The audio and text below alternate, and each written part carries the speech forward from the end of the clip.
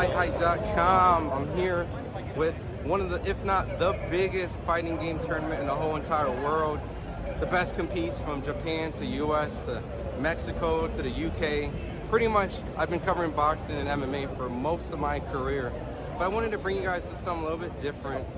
This is pretty much a tournament style for fighting games. Yes, you heard me, fighting games. From Street Fighter to Mortal Kombat to Tekken, you name it.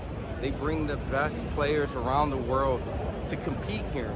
And they do it in a really cool convention, 3-day event, where the first day is competed with pools, as well as the second is the finalists, which they would determine on Sunday, where they would compete in the big arena, in the fight capital of the world, Las Vegas, just like boxing and MMA. So just wanted to give you guys a small little introduction to my world and just let you guys see what I got going on.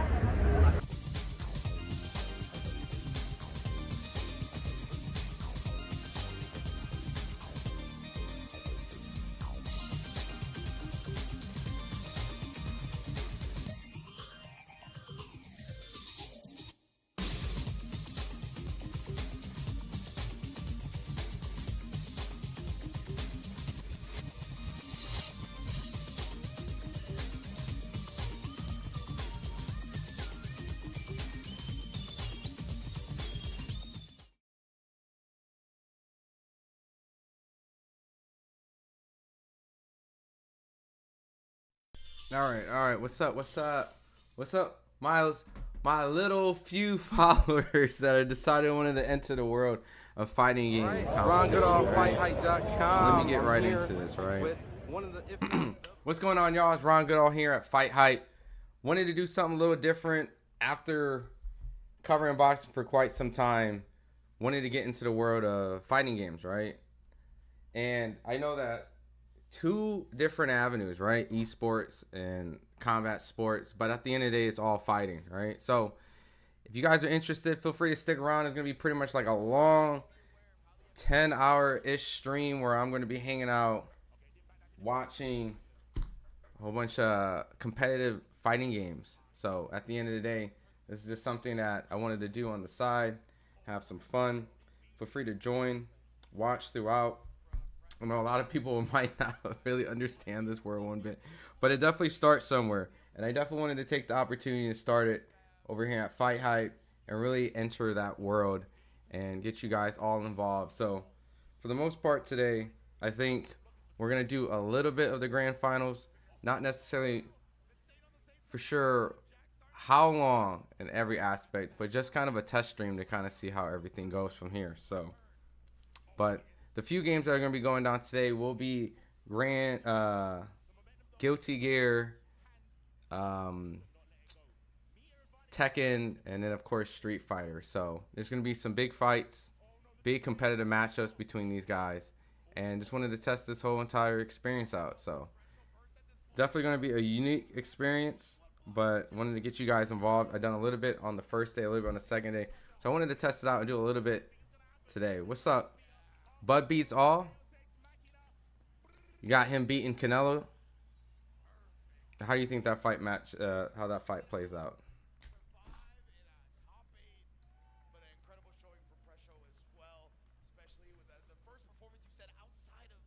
So let me get this schedule really quick here. Evo schedule 2025.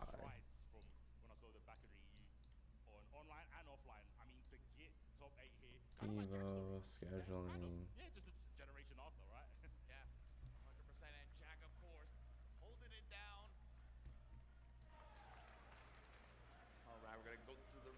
Of course, presented by PlayStation Tournaments. And yeah, man, I thought honestly, Jack looked like he was gonna run away with it, but Pressure, she battled back, put a game on the board. I thought we were going to do a final game, honestly, with the way Game 4 was going. Yeah, there was some really like awkward and clutch. So sometimes, you know, you can be dealt a decent hand. I think sometimes with the whiffs, not lucky, but it was the case of Jack was like, in case I didn't really play wrong, too much of Guilty Gear. And that is a sign of a top player, right? It's not a case of like, oh, I wasn't ready for the mishap happening, like we said with the 2D into, sorry, the 2K into 2D. Let me know for the guys that are coming in, if you guys ever played some Street Fighter, Tekken, Mortal Kombat, anything like that. This is pretty much the biggest fighting game tournament in the world. Going down in Las Vegas. Today's the grand finals. You can react as quickly as you need to take advantage of the match, and Jack had all of that in spades. Yeah, phenomenal match. I'm glad we got the replays, like you said, from PlayStation showing those this going super, right here. super sick. And Boom, boom, we're going to need a boom. break because Let me get the these schedule matches up. are insane. My voice needs a break, for real. Also, for some of you that's coming in, I saw the Oscar Duarte fight last night. Yeah, Kenny Sims. Did you feel like the right person won? The Jojo Diaz and Regis Prograis. Did you guys think it was the same decisions that I thought? I thought that literally both fights could have been a draw. What up, the Shark? What's up? How long does the tournament usually last? So let me pull up how the event schedule works out. All right. So it's kind of similar like boxing amateurs, right? Like the nationals. They have pretty much 3 days, which has a whole bunch of different fighting games, but 3 days of pools. The big games like Street Fighter and Tekken, pretty much. Yeah, you play Tekken and Mortal Kombat. Yeah, so Tekken had a big pool. So Friday, people had to play through their pools, as well as Saturday, they had to play through their pools. Top 24. These are all the different type of games that went down. The yellow is the top 8, so this had the finalists. But then today, Saturday, where they're playing on the big stage, you can see Tekken 8 top 8, Street Fighter top 8. It is pretty much a 12-hour event that lasts from 10 a.m. on the West Coast to 10 p.m. Or even later than that. But there's a lot of games, a lot of stuff. What's really cool about it too is they also do a whole bunch of game reveals. So a lot of the games with DOC or game announcements usually happens here when it has involves like Tekken or Street Fighter. It usually has the big epic moments that everybody waits for. Who's the new character? What's the new game that comes out? It always happens at Evo. So, and to kind of give you an idea a little bit of what Evo looks like on a grand stage. It's a lot of pictures out there that kind of shows you what type of intensity this is, right? I mean, these pictures might not do it justice, but they've held it and hosted at places like Mandalay Bay. It's packed like an actual boxing or MMA event. You never played Street Fighter ever? Never? That's crazy. Obviously, I'm sure you heard of Street Fighter and everything, so pretty much the granddaddy of them all. But yeah, it's just this crazy event where they sit 2 people down, they use their skill sets. You know, it doesn't require the physical combat sports, like using their body, but it's the same thing. It is the same thing. I have a feeling it could be a draw. You think so? You think it could be a draw against Canelo? Crawford and Canelo? I don't know, man. I think it's either going to be a Crawford decision or Canelo by potential stoppage, you know? I mean, for it to go 6-6, then they would have to run it back. They would have to run it back. And honestly, I think a lot of people would be kind of sad to see that fight become a draw, because we've had, that would be, I think, the third big fight this year that ended with a draw. Gervonta Davis versus Lamont Roach, Pacquiao and Barrios, and if Crawford and Canelo would be a draw, jeez, bro, it would not grow the sport. I never heard of it, but never got to, I've heard of it, but never got to play it. You never played no Street Fighter, like no Hadokens, no, you don't know Ken, Ryu, Cammy, Blanca, none of that. That's crazy to me, man. Well, today is gonna have all of it. Like, it's gonna have all the top players, all the fighting games, duking it out, and then possibly this week I'm gonna drop the footage of me and Terrence Crawford playing Street Fighter and Tekken, so to kind of follow up with Evo in this instant. So I think it's going to be a really cool experience to kind of enter this world of esports. I've been wanting to do it for quite some time. In addition to covering boxing, it's going to be a journey.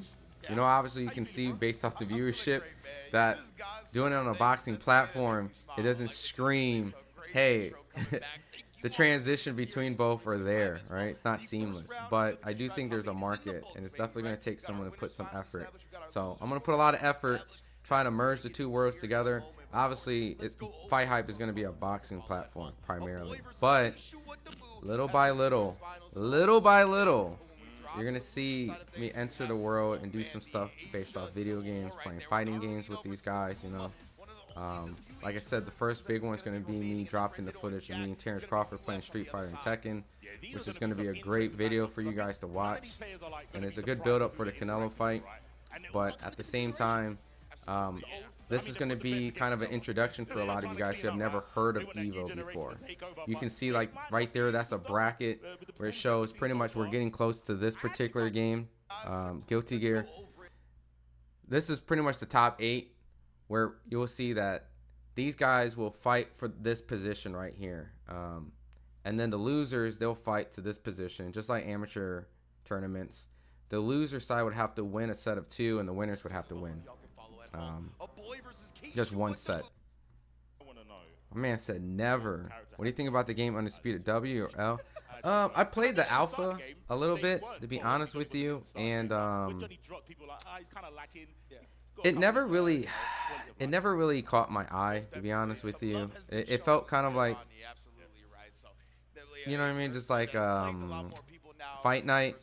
I'm looking for a boxing game to push the genre forward, because it really just feels like an updated roster, but nothing's different from what boxing games have always been. So what is that, Garland? What's Garland? Plays by different rules in a lot of Guilty Gear characters via the hover dash, via the accessibility to these mix-ups, like the length of mix-ups she can go to is just different. She can bully you with plus frames via the MLA on the guard break. 2 words isn't widely recognized meaning for Garland. I don't know what Garland means, my guy. I like how you described the high level play. Me, I just want to crack, bro.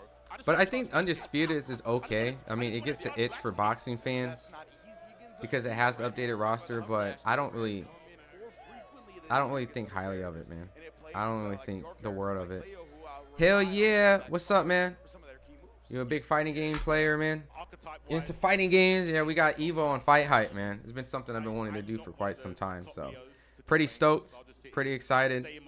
And watch these good games. Let's see, maybe I need to have a pocket soul. I was gonna say, yeah, the good thing about Tatuma, right, is that he's playing Soul Bad Guy. No charges necessary. You just gotta have the DP. I'm actually curious on what type of game announcements that's gonna go down I'm very interested to see how he goes about checking Daru, right? Are they gonna just mainly rely on like fuzzy jab timing defensively after like certain hover dash setups? Or the guy wearing in his neck. Beat, you know, to the button itself. Oh, you're saying what he was wearing? It probably was a Garland. Yeah. Oh, this. I'm assuming it's something related to the characters of this game. Some noise for some Guilty Gear again. The graphics not bad, but Fight Night gameplay's better. For sure, for sure. They're the ones that mastered it. You know? Undisputed is trying to add to it, but I need a whole new different fighting game when it comes to boxing. Like, I really need them to innovate and change how people look at boxing games. Almost to the point where casual fans have to get into it. Yo. straight through. Yes, sir. MT, oh my, there were so many layers. Bro, it's hot here already, man. I don't need any more layers. Jump, throw, and then punish on the way down. So, this is what we talked about, right? Where you have to be ready for multiple scenarios. I think there could be a huge opportunity for him. But what's really interesting about the state of boxing games is that there's actually the co-creator, or I would say the creator of the original Street Fighter. So the original maker of the first Street Fighter, not Street Fighter 2, but the original maker of Street Fighter 1 and the Fatal Fury games, which was its rivals, has partnered up to essentially make a boxing game. So I'm curious if the next boxing game is going to play more like a fighting game like this, because that would be really different and really interesting. Like if the boxers had superpowers and they're able to do special abilities, or they would find a way to kind of change the genre slightly.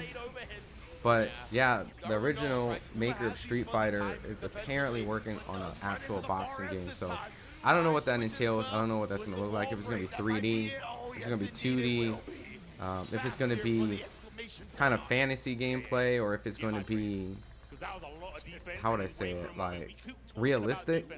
I just don't see it being something that's going to be realistic. I think it's going to be more of an arcade like game, just because of the games that he's made in the past. But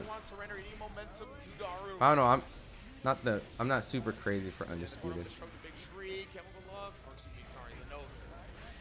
Nice and meaty. There's a double chemical, another one. Shout out to Jonesy. Ooh, the fadeaway. Punishing when nothing too significant there. Then Daru with a dive bomb to disrupt the neutral, and that's gonna result in the kill. Felt really slow paced that match. Yeah. So after this game, we're gonna get into Fatal Fury, then we're gonna get into Tekken, and then we'll end the night with Street Fighter 6, which is pretty much the granddaddy of them all. So it's gonna be a long stream. We're gonna put in about over 10 hours today. So maybe just trying strategies round for round and then going, oh, this one works. Let me apply. Daru need all the smoke. Oh, the counter hit again. Daru's Do you play any video games, my guy? Any fighting games? Do you ever grow up playing any fighting games? Presses like a punch or a kick, but he's gonna block. Like that timing was. What's also interesting for a lot of people who don't know is that a lot of these fighting game players, they came up playing on like the arcades, right? Kind of similar like how old school Mortal Kombat games or Tekken or Street Fighter. So they play on arcade sticks, right? So they'll have like something like this, what I have, right? They'll have the little arcade stick with the buttons, and it's kind of traditionally known like that's kind of the preferred controller to play these type of fighting games. Obviously, you can play with other things with like your controllers. You can play with other versions. They have something called, what you call it? They have something called hitboxes, essentially. Right? Let me turn this clock down. Where you use your fingers to move up, down, left, right, while these buttons right here will be your hit button. So this is also an alternative. But you'll see a lot of these players have their own custom controllers and sticks. You only play Tekken? Which Tekken did you play? Daru a couple of times as well. Something to keep in mind as we watch forward. Man, Salvatore Ganache holding it down. Oh, the 6H in a row from the 2H word. So for a lot of people who don't know, these are the best video game, essentially best fighting game players around the world, from Japan to America to the UK. You know, it's essentially, this would be like, the best way to describe it is like, imagine if we had a day where like Terrence Crawford fought Canelo, and Shakur fought Tank, and Devin fought Brian Norman, and David Benavidez fought Bivol, and Inoue fought Nakatani, and Janabek fought Carlos Adames, and like, that's what this is. Like, all those, like, imagine every fighter, every champion, they all fought essentially against each other to determine who's the best guy. That's what's going on with this. Mid-screen damage. Thank goodness you went in the corner, but you are now. Can't afford to get hit. Daru, where's your escape plan? Oh, caption off. We praise nature. Go to the trees. That's always the answer. Man, let the H2O flow through your lungs. Breathe life into you. Daru now. Man, she escape dodging. Both players here, though. You can feel the tense air. That BRC forward drift. Oh, we picked it up. Yeah, we're a soul player. Stop playing with me. Base hits! Oh, indeed. It's a Tuma. He's been baking in those moments, right, of pausing to give Daru that chance to reversal. He finally took it, but the Tuma was ready once again to survive into losers. Love seeing the crowd hype. Definitely. Hey, yo, can y'all give it up for Daru? It'll be real cool, though, to merge the two worlds together, man. Favorite. Everybody loves Daru every time he's coming out. Because I know a lot of these fighting game players, they do watch actual boxing and MMA, you know, because that's the real version of fighting, right? But you can't put your body through physical combat over and over and over and over and over. These guys are able to compete on a more regular basis using similar tactics, you know. And everyone loves a good old school fighting game, you know what I mean? It'll be hard to imagine to see anybody who grew up did not play any form of Mortal Kombat, Tekken, Street Fighter, anything like that. Potentially even getting closer to getting first place. I don't know what to say. I keep having to reiterate it. Chaos, yes, sure. But the consistency from these players turning out big tournaments, biggest tournaments, should I say, and still getting here. 100%. Like, the level of competition in the modern day fighting game, right, is so high, especially for games like What up, Glaves? So that, my boy said, bruh, DS Gaming will body you. What's up, man? Who's DS Gaming? I mean, if he's a pro gamer, probably Glaves. Is he that guy? What does he play, Glaves? What do you play? Do you play any fighting games, man? I wouldn't say I'm super nice. I would say like I'm a hardcore casual. You know, I could beat the average Joe in fighting games. I could probably compete decently with people. Like, I've been playing fighting games for quite some time, but I wouldn't say like I can compete at Evo or nothing like that. I wouldn't say nothing near like that. But however, I think, you know, it's a pretty fun passion on the side. So information so quickly in these hectic games that you can see Tuma, like you said, trying to make. I mean, I hope a guy that's named DS Gaming would be good at gaming. You know what I mean? Their opponent is going to be between Red Ditto and Jack. It's the next one we're going to get right now. But we'll see, you know. Jack, have it on good authority that. I mean, if he plays fighting games, let me know. But if he doesn't play fighting games, not gonna have fun. It's a whole different gaming scene, brother. Fighting games and shooting games are a whole different night and day. So if he's a FPS shooter, man, I don't know about the word body, man. Can get set up from full screen as comfortable as he does in other places, right? But of course, what up, Ish? Game from Happy Chaos has been Heaven Sent, what's up, man? Any games you're looking forward to besides GTA 6, Hollow Knight, Silk Song for me? Damn, my brother really dug in his bag. Honestly, to tell you the truth, I am looking forward to Silk Song. I actually started playing Hollow Knight a little bit for the first time this year because I know the hype about Silk Song is pretty big. So I'm trying to just beat that game before that game comes out. I heard there was a demo coming out. GTA 6 is going to be really big. Hollow Knight, Silk Song for me, been in development for 6 years. I was in high school. Yeah, dude. Very long time that game hasn't been in development. So, but there's this fighting game, Marvel Tokon.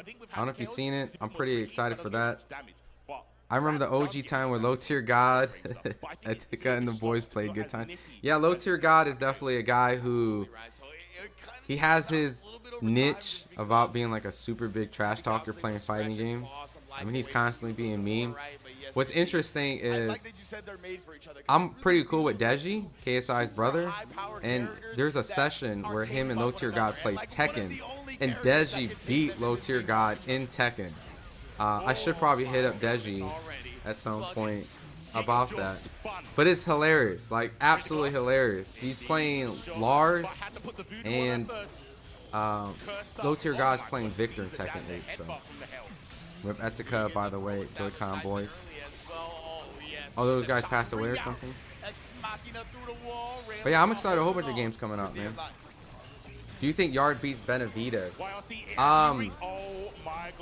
I think Yard has the attributes to make the fight competitive. You know, he's a 175-pounder. He's athletic. He's strong.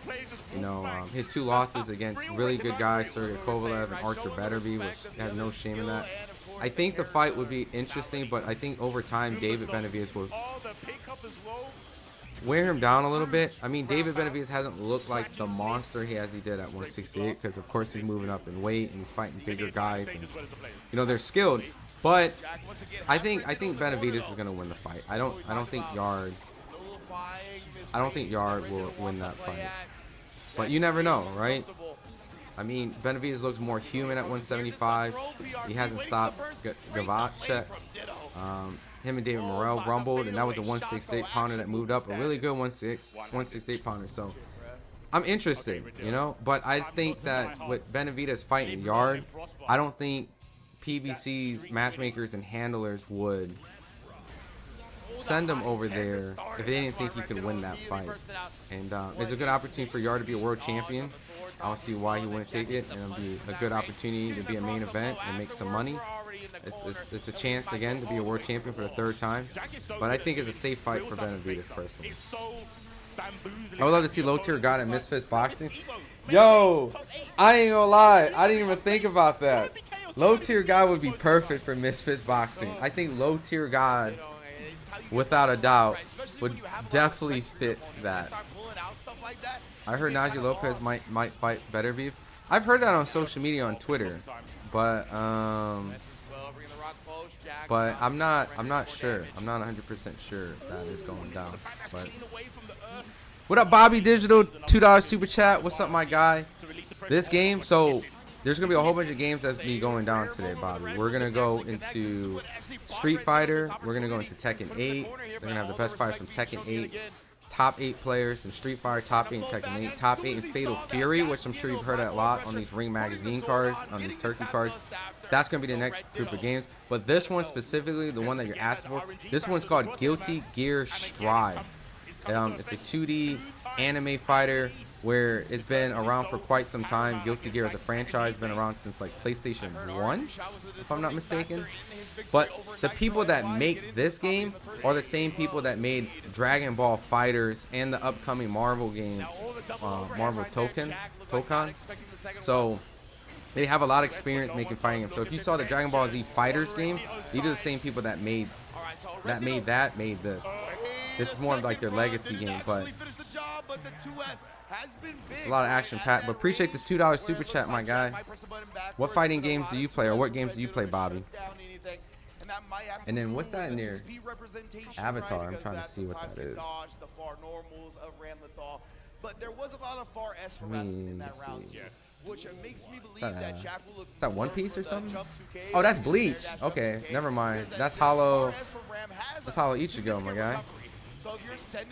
My guy's a Bleach guy, man. That's what's up. I started trying to get into Bleach, to be honest, not too long ago. It was hard to get through the bounce fillers part, like with the vampires and shit. That shit was kind of hard to get through, but I'll eventually come back. I heard a lot of good things about Bleach. My girl loves Bleach, so. Trying to tap dust the finisher, but finds the kill anyway. Like Red Ditto, not surrendering to the panic or anything like that. But yeah, it's Guilty Gear. But with the Najee Lopez and Betterby fight, I don't know how true that is. You know, that's a huge step up for Najee Lopez. I remember when VR and AR were super hyped. Now people are just hyped for GTA 6 and Switch 2 games and the new Xbox handheld. I didn't really do a lot of research on the Xbox handheld. Heaven. I know GTA 6 is going to be pandemonium. Everyone's going to be so obsessed with that. I do have the Switch too. I mean, their whole digital key card stuff is I'm not a big fan of. I like how the Switch 2 has been built. You know, I've been able to play Street Fighter 2 Ultra again. I've been itching to play it. There was a Switch 2 exclusive, but you know, we'll see. You know, a lot of these games, they're doing the digital card route. I'm not a big fan of it, but You saw solo leveling in Super Cube or Hell. I've seen Hell's Paradise. I haven't completed it. Hell's Paradise with the ninjas, that was super sick. Solo leveling is awesome. Everything about solo leveling is awesome.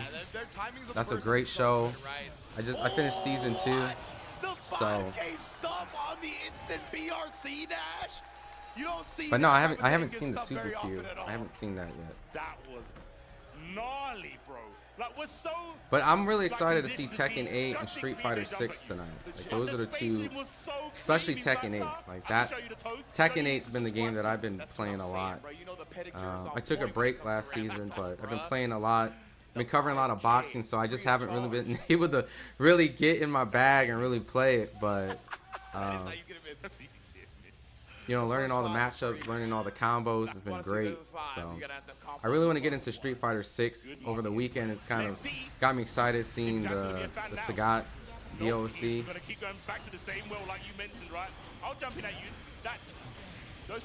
It's just too many fighting games out there to just even spend time learning all this stuff. But when you got a lot of life, you might as well do it because not a lot of reward is coming out from Ranlithal starting with that combo or starting with that. They've actually they're coming out with an Invincible video game, an Invincible fighting game that's coming out.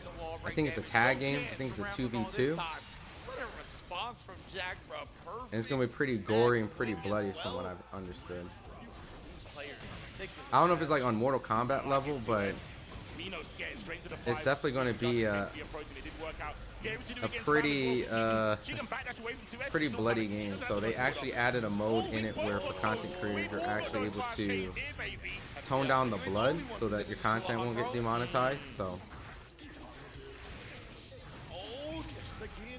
backdash escape for Red Ditto, and I mean, in the blink of an eye, Jack has tied up this set 2-2, and we're going to the last game.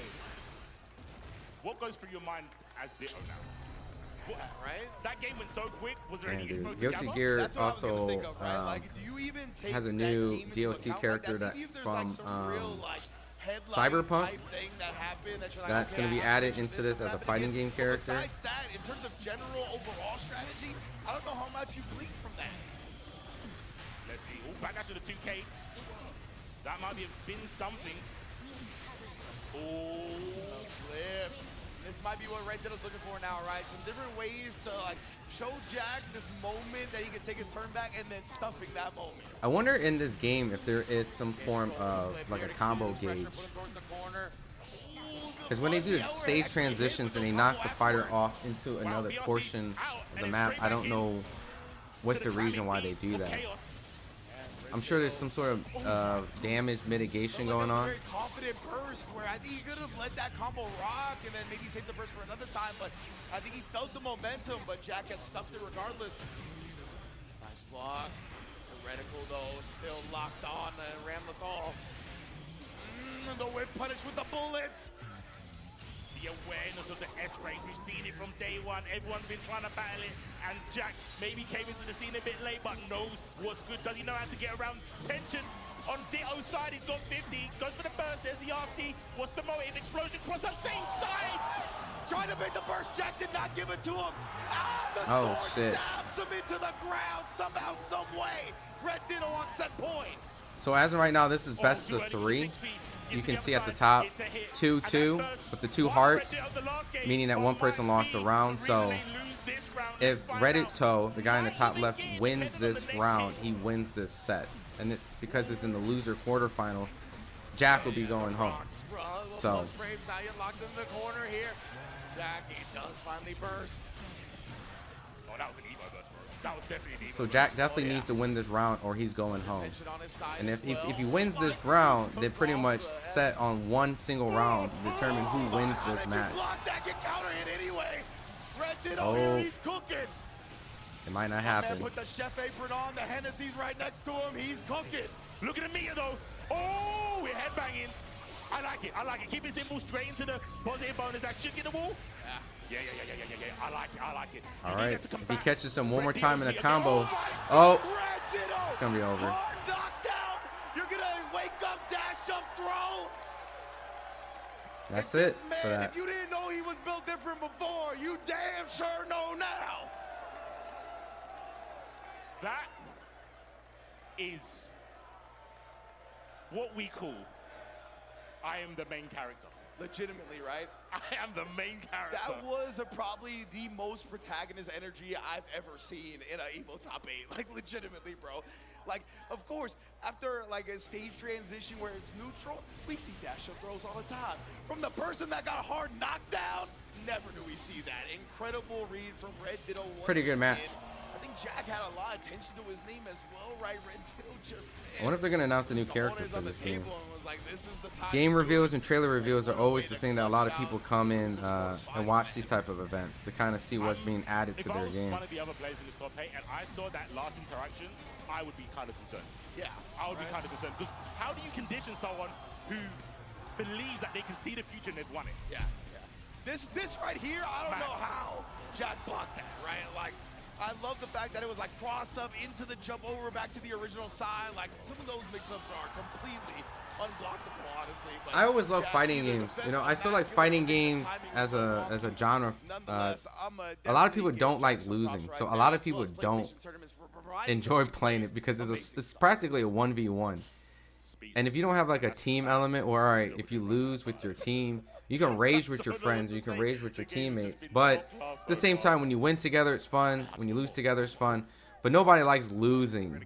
Like, so for the most part, people, I don't think, enjoy playing fighting games for the most part, because you're gonna keep getting your ass whooped to the point until you stop getting your ass whooped, and then you start doing the ass whooping, and it's just a relentless feeling. It's almost like big bro beating up little bro until little bro actually takes the time and dedicate himself to play it. So. Evo Connections Trivia Challenge coming right up, where you can see if you know more about Evo than some of the biggest names in the FGC. Some of the prizes include some Evo online merch store gift cards, even some hardware from the con, like the Daija Fight Stick or their Rig headset.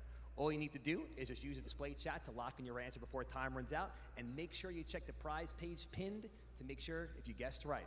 Good luck, everybody, and I'll see you again soon. Hello, everybody. Welcome back to Evo Connections Trivia, presented by AT&T. I am here with the man, Majin Obama. We are going to ask him some questions. He has 30 seconds to answer them, and we're wasting no time, my man. We're going right into it. Straight off the bat. Yeah, I'm wondering if they're going to do gameplay and show the new character, King, Armor King, from the previous Tekken game. Because they showed it in the trailer. I'm not well versed in the time before that. All right, let's throw up What year did Evo move to Vegas? Give me some guesses. 1997 feels good. 2003? Is it? Yeah, I'm a historian. I think it's 2003. It's definitely mid-2000s. Okay. For sure before 07. My first Evo was 2009 in the Rio, and prior to that, I believe it was at Red Rock, also in Vegas, but not on the Strip. 1998, yes. That's going to be my final answer.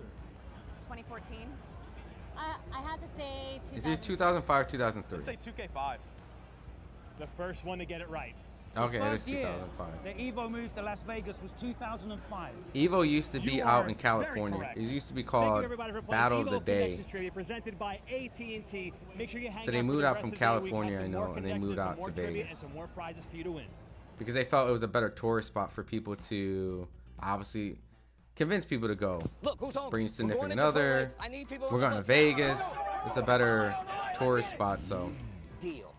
If you can guess how many beads I have, I'll commentate your Chipotle order. I'm guessing around 1,000. Now that's meaty. Of course you go with queso. That way your burrito. But yeah, man, I'm real curious to see if they're gonna show some gameplay. That's top tier. Some gameplay of Armor King, man. That's just what I need in my life. Fire is laughing right now. But I'm telling you guys, like probably in the next 10, 15 years, all this esports stuff is gonna be just taking over. Not today, man. Like all these kids, they're so heavily involved into playing games. Colleges are starting to put scholarships, and they're starting to integrate a lot of these things together. They're getting a lot of ads and promotions. There's a lot of money going behind them. So it's much more than just playing. It's being a part of this community. Now, I don't know how much on the competitive scene is going to be like where everyone's going to be making money, but you know, the whole idea of players being able to get notoriety and then being able to be a content creator is pretty huge, you know, in this aspect. winning one of these tournaments allows you to be kind of a big face in the industry, and it just takes you to another level. So, and this is also their first fight stick that they're pushing out, a wireless fight stick, which I'm curious to see how well it works and what the latency issue is, because you already know. I feel nobody like likes using wireless competitively. but we gotta let the people know where we're gonna be at. Let's just do the meme real fast. You know, my heart meme, get the engagements and everything like that. Yipes. So you understand me. It's not about the engagement. I'm just always thirsty for a drink, especially for this White Claw Zero Proof. Yeah, but that was corny as hell. But I'll drink to that. Cheers. Cheers. Yeah, I'm thirsty.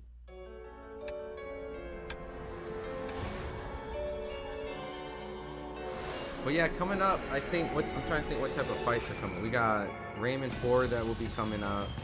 Moses will fight Dillian White. Trying to think who else. Moses, Dillian White, Raymond Ford. Let me pull that card up really quick. Raymond Ford.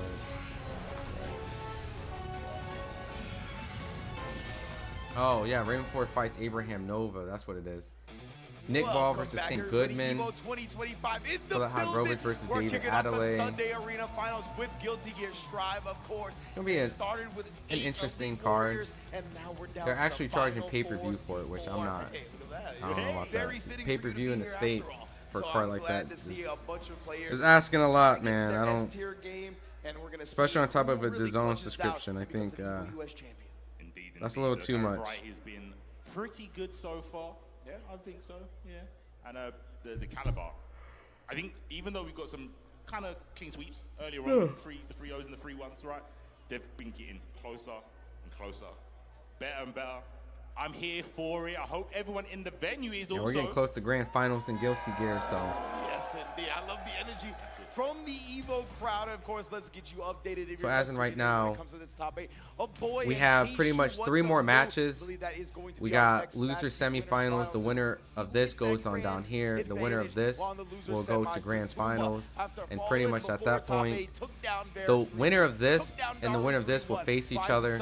Only the winner up here has to win a set once, while the losers down here has to win 2 sets, because the fact that they've already lost and was sent to the loser brackets, just like the boxing amateur scene. So it's very important for this bottom to be in a good groove, because they're gonna have to win 2 sets essentially to what could be the best fighting game player in Guilty Gear. So we're watching winners finals. They're gonna send. He's gonna send the losers down there. Actually, I lied. There's gonna be. Here it goes into losers. 3 more matches. 1, 2. No, 4 more matches. 4 more matches. So this determines who goes to winners grand finals. Losers of this will still be able to get an opportunity to fight in the finals. They just have to fight their way back into grand finals by facing the winners of the losers. I don't know if that kind of makes sense. If it's a little overwhelming. He has done wonders for his results in gameplay, and you can see it here in winners finals. Definitely think from these two players, from their last match, they must be feeling like really, really strong. I don't know if it's a case of confidence in that their game plan, or things are just falling into place. Like we was talking about the matchup with Keishu against Daru. He knows Daru. Yeah. He knows Eno. Yeah. He's shown that he knows Daru now. Absolutely, right? Yeah, these two are coming to the plate now. Boy, able to take down Red Ditto, right? Confidence got to be through the roof. Yeah. Red Ditto hardly ever losing sets nowadays, coming off of the Arco Tour Championship. And then Keishu, yes, he knows Eno, and we talked about how if you know Eno, then you know Daru, and you look up to Daru, right? So taking down one of your potential heroes in the aspect, that's got to be a big confidence booster as well, right? You definitely got to be feeling yourself like, who's going to stop me now when the person that I idolized for this game, I just took down? Yeah, I didn't think about that, actually. I didn't think about it. That is a crazy moral boost. Yeah, man. I will see who. I mean, I think both of them are going to play extremely confident in this winners finals. Obviously, both high damaging characters. Johnny is going to be a little, I think, scary. Could be to swing into Potemkin at times because like a lot of the hits are. All right, as of right now, what these two guys are doing, they're doing something called like button checks. So They're just pretty much, they plug their controller in, they make sure all the buttons work, they configure their layout to make sure that it works fine, so there's no excuses when they play each other. Once they're good, they can confirm that they're both fine, they're okay with it. And once they're good, they're good. So every time these players get up, this is exactly what they're doing. They're just setting, confirming, and making sure that they're ready to rock and roll. So we didn't know, and it's our job to know. Yeah, exactly. Like pull the wool over our eyes. He was doing so many things, being so active and neutral. Like it was just hard to keep track of every single thing, and that tension snuck by everybody but Keishu, right? So when you're that locked in, when your processing speed is that high, yeah, it's scary for anybody else going up against you. You know what else is scary? Armor. Yeah. Pop busters. Yeah. Hella scary. Oh, let's get it. Winners finals. Let me hear some noise, Evo. That's what I'm talking about. Maybe a boy versus Keishu. What the move? And we say it's going to be a scary set, considering we got Potemkin versus Johnny. Yeah, the drastic movement from Johnny is going to be tough to get around the Ric Flair chop. Fares. Oh, that hammer falls. Yeah, that's another thing, right, is that he's a dash blocker. He's not a runner. So because of that, there's going to be these moments where you might be able to move just a little bit in with other characters. Johnny's not going to be able to do that. And instead gets his dash, but Potemkin buster. Damn, you mean that shit look easy. Ow. Oh, dear. Oh, no. Oh, my gosh. You can't even backdash. He did that without RC on deck. He doesn't care. And this is what we're saying about. These are the kind of movements, choices, battle calibrations in your mind of, I can't move. I'm doing so well, there's no option of it failing. Oh my goodness, and they're just locking him down with the Garuda impact, tapping the dust for the RC, heat knuckle conversion, and that small meter. More life coming to Potemkin's side. Cards into play, goes low. Oh, invincibility and armor. Maybe we need to rethink this character. Oh, what backdash! Off the slide head, not gonna let him have it, but that's what we were talking about, Hammerfall. You don't got the mirror to blow it up, then you're just gonna get bullied in this match. Tap does, he's still going with it. I gotta look at the tier list of this one to see who's considered OP. In a way, Keishu was asking for that. He was blocking way too well. Yeah. He was blocking way too well. I'm so glad you said well. Not too much, but too well, because he was. That's legitimately how I looked at it too. And at that point, a boy was like, all right, brother. Fast pass to the front of the line. I'll take you there. You're asking for me to grab you, right? That's when you block a dodge, you're actually asking to get grabbed. Yeah. Oh, the buns of steel, bro. Caked up. A boy likes that too. He'll do a lot of these reversal moments where you have a gap in the instant jump to H. You have a brain you cannot lose. So this dude posts him, and this giant guy on the screen is apparently top tier. Looking at these tier lists. Let him know my name.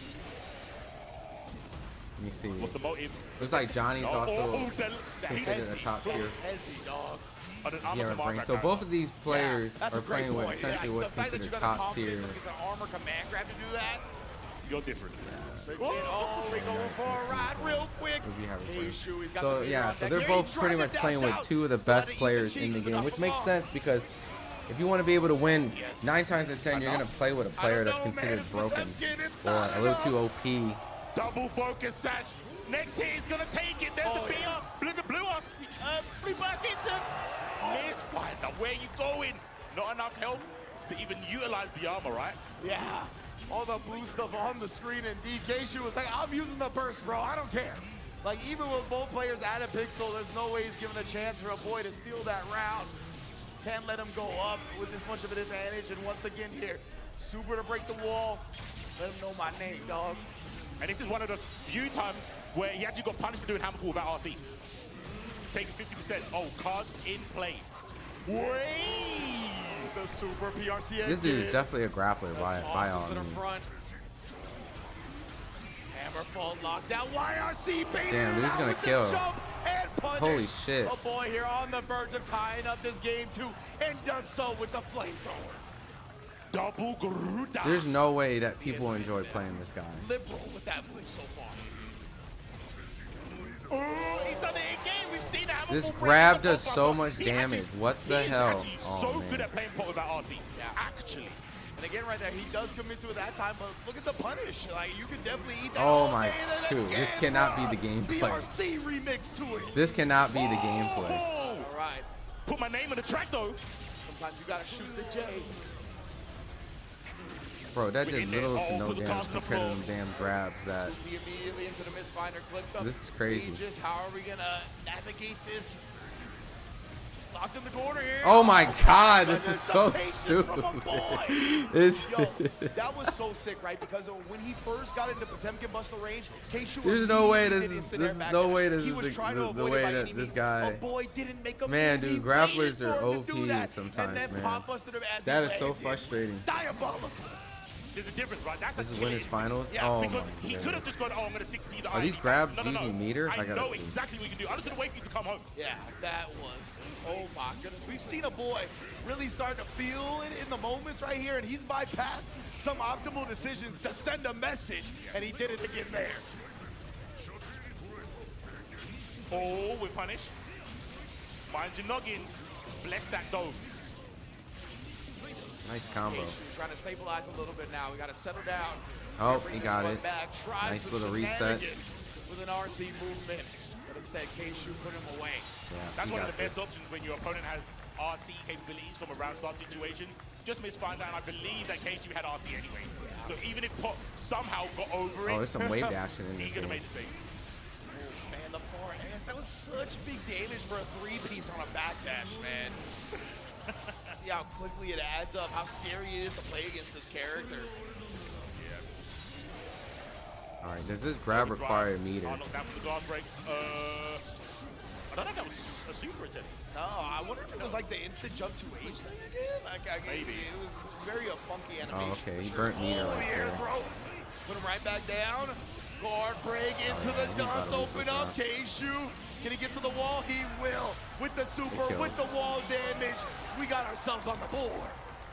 King of Hearts. Oh, yes. Show some love to the king, to Johnny's, Keishu. Duel 1. Doing his thing. He's the KOJ. Okay. All right, let's Space see. leveled up drastically now. And a think big he might have misfire downloaded him a cancel little bit. pull up after that first hit from the Hammerfall got absorbed. In case you keeps that on deck here. Oh, that was nasty. Try that shit in my queue again. Say it's not so. By Johnny of all people. His character's got some sauce and stride. Let me tell you what. Oh, Ooh, the quick shit. RC5K. You trying to press back on me? That was such an omega offensive PRC. Yeah. So, he doesn't care. He's actually like abandoned. He's abandoned the fact that I don't care what tools you have. I know what I'm doing, I'm gonna do it well. Yeah, this it dude looks has like not that, been able right? to get Like, a Keishu grab might have been in his since own head a little bit about how to play the matchup the rather second than round. just imposing his will. And we're seeing a switch up now where it's like, all right, can you really deal with my offense? And right now he is testing a boy, and the results are not looking good. And he's Just aware of getting that no grab. RC from a boy that is showing some crazy force. Oh, did he grab him? Fire my card up, brother. Oh, wait a minute, backdash gets clipped. That can all go down. Oh, he dropped. Oh, it's over. Interesting choice. All right, it's Even gonna be as we start to 2-2. think about it as Keishu takes the W here. All right, is he gonna be able to reset this? Oh, dang. Thinks that he messed up. Sliding in that Yeah, situation he is dropped. kind He of dropped. He dropped his combo. It looked like messed up or dropped, some type of word like that. Definitely some type of execution error. I don't think the slide head was the intention at all. Well, nah, there's no shot. I heard Dizzy, there's just no way. There ain't no way. Oh boy, is that one of the other characters he plays? Nah, Oh, I he's can't gonna do a imagine character that we change? put it out here. 2-2 winners finals. When you've been a Pretty much, if he Potemkin player for so loses long, the this character's match so right strong here, right now. he will be You've sent already to put losers. 2 W's up. And I will say the last 2 matches were convincing for Keishu, but not to the point where it was like that Tatuma match that we saw earlier versus Bear. 2-2 in grand I finals. wouldn't say it's quite that level, but it's close. So I No, think the grand boys finals, still have winners a finals, my bad, chance winners here finals. with the Potemkin. I like that he stood on this character. Yeah. Just went for the costume change. Had to swap up the gums. Flick in for a card, maybe? Yeah, legit. Yeah, right I now, told you the man. spacing from There's been an Keishu adjustment with the Johnny has player. leveled up after like the 3rd game. Yeah. I really like just even whip punishing with a misfighter from long distance. The RC that we Nice. talked about is going to be so important to have that on tech. But a boy, of course, Oh, he got him in the corner. To put Johnny in the corner. Now you've got no meter. The hammerfall comes through. A couple of jabs on wake up, buy you some time. Duck it. Oh! What can the character not do? Oh! See the corner. Yes, sir. Say my name. Say my name. All right, it's not gonna kill. Destiny, Johnny. Oh! But it's gonna be close. He's gonna have to get him one more time. Be anyone's anyone's round. Putting up the Aegis as well. Oof. Just jumped right Oof. over the Oh, ICBS he whiffed. chased He down missed. and too He got late. punished. Keishu has turned this set around. Oh and shit. taken the He lead. went from being 2-0 to now potentially winning winners finals. Backs away. Wait for the landing. Oh, that's a big start. Damn, dude. He is getting cooked. Got need to overdrive. He's fine with that because he's taking about 50%. Oh shit, dude. of This the dude's big about to boy get a jump reverse kick. sweep. Look at this now, just pulling him into the corner here. He's in the Avoids corner. The deflection and the slide head for the knockdown. This could be the He beginning. does not have any meter. Yeah, man. Sinister. Not to respect being shown right now, trying to FD, but again, he's going to use the flip to nullify that. Nice, the backdash flipped again, but not for the Oh, it's he. Oh, dude, he's choking bad. He's choking the bad. spacing from Keishu, how are you so locked in, man? Don't He get is completely locked in. It's It's over with. It's over with. He's going to grand finals. He's at grand finals. The composure. From Damn, the dude, he just cooked. He just cooked that cheesy grab. Because a lot of people That consistent cheesy grab over and over and over and over. He broke out of that nonsense and was able to overcome it. Keishu clutching it out in the scramble. Yeah, boy definitely looked like he was starting to figure it out, right? Yeah, like if we got another round, I think this match, it was so close. I think it would have kept going back and forth, right? But Damn. it's the nature of the beast here. It's best of 5, baby. We only got a certain amount of games, and Keishu was the one that clutched it out at the very end. What a set. Damn, that was a good set right there. The energy was there. I think at the start, Keishu was a kind of hesitant to try certain things. And, I mean, the archetype of foot is that. Understandable. Exactly. Very Mid-finder, understandable. single hit move, has a lot of recovery. Yep. I get it, but the switch up was so clean. And even on the both side, he was noticing like the 2H and the 2S's hit twice, so he knew where to YRC. Precisely. But then, Keishu said, I'm just gonna do that. Yeah. I just won't give you that opportunity, right? I'll take that option off the table.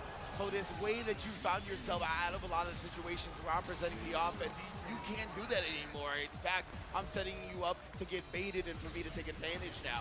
And yeah, we talked a little bit about it at first where it felt like Keishu was trying to be extremely careful playing around pot. Then he went down 2-0 and was like, I gotta play how I got brought here in the first place, right? Damn, I gotta that was a good bring what brought me to the dance I can't even be here mad in at our that. last match. And that's exactly what he did. Keishu's aggressiveness, really being able to turn up and take down a Cool. boy. So after this, even we'll have with the scramble at the Fatal end. Fury that'll be coming up, Yeah, the replay. which I'm been really PlayStation interested tournament, to you learn a can little bit see about this- that yeah, like I game. said, this is the confidence. It was a And then case of course I know what after the we got matchup is. Tekken 8 and Street Actually, Fighter. Let me let you deal with what I'm doing to you. Yeah. That's all it came down to.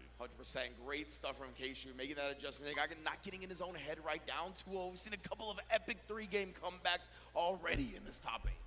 Hopefully we can get some more. Hopefully close games are inbound as we move on in this bracket. I mean, again, I think sometimes when you're in these situations, especially on our loser side, you have to look to the future and who you're going to go up against if you win. But sometimes that could be the step that you trip up on because you wasn't paying attention. Yeah, it's a balancing act, right? Like, you can afford to look past your next opponent, but also, like, you got to start preparing mentally for the next caliber player because everybody in this top 8 is elite, right? They all have the capability of winning the tournament. So it's going to take as much mental preparation as possible to get past them. And you want to start that early, but then as you said, you might get jumbled in your mind. You start juggling points about this player. Man, if I had more time to play some fighting games, man. It's tough, man. That was an incredible showing. I would definitely give Guilty Gear a shot. I'm just thinking, again, when you're backstage and you're seeing these matches and you're seeing the intellect in the virtual combat arena, which is this crazy game of Guilty Gear Strive, what's going through your head? And I think someone like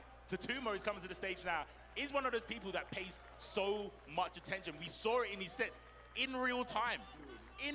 After losing, Do you know how hard it is to not lose your head in those situations? But it seemed like he actually got stronger. He's literally got blood of a Saiyan, bro.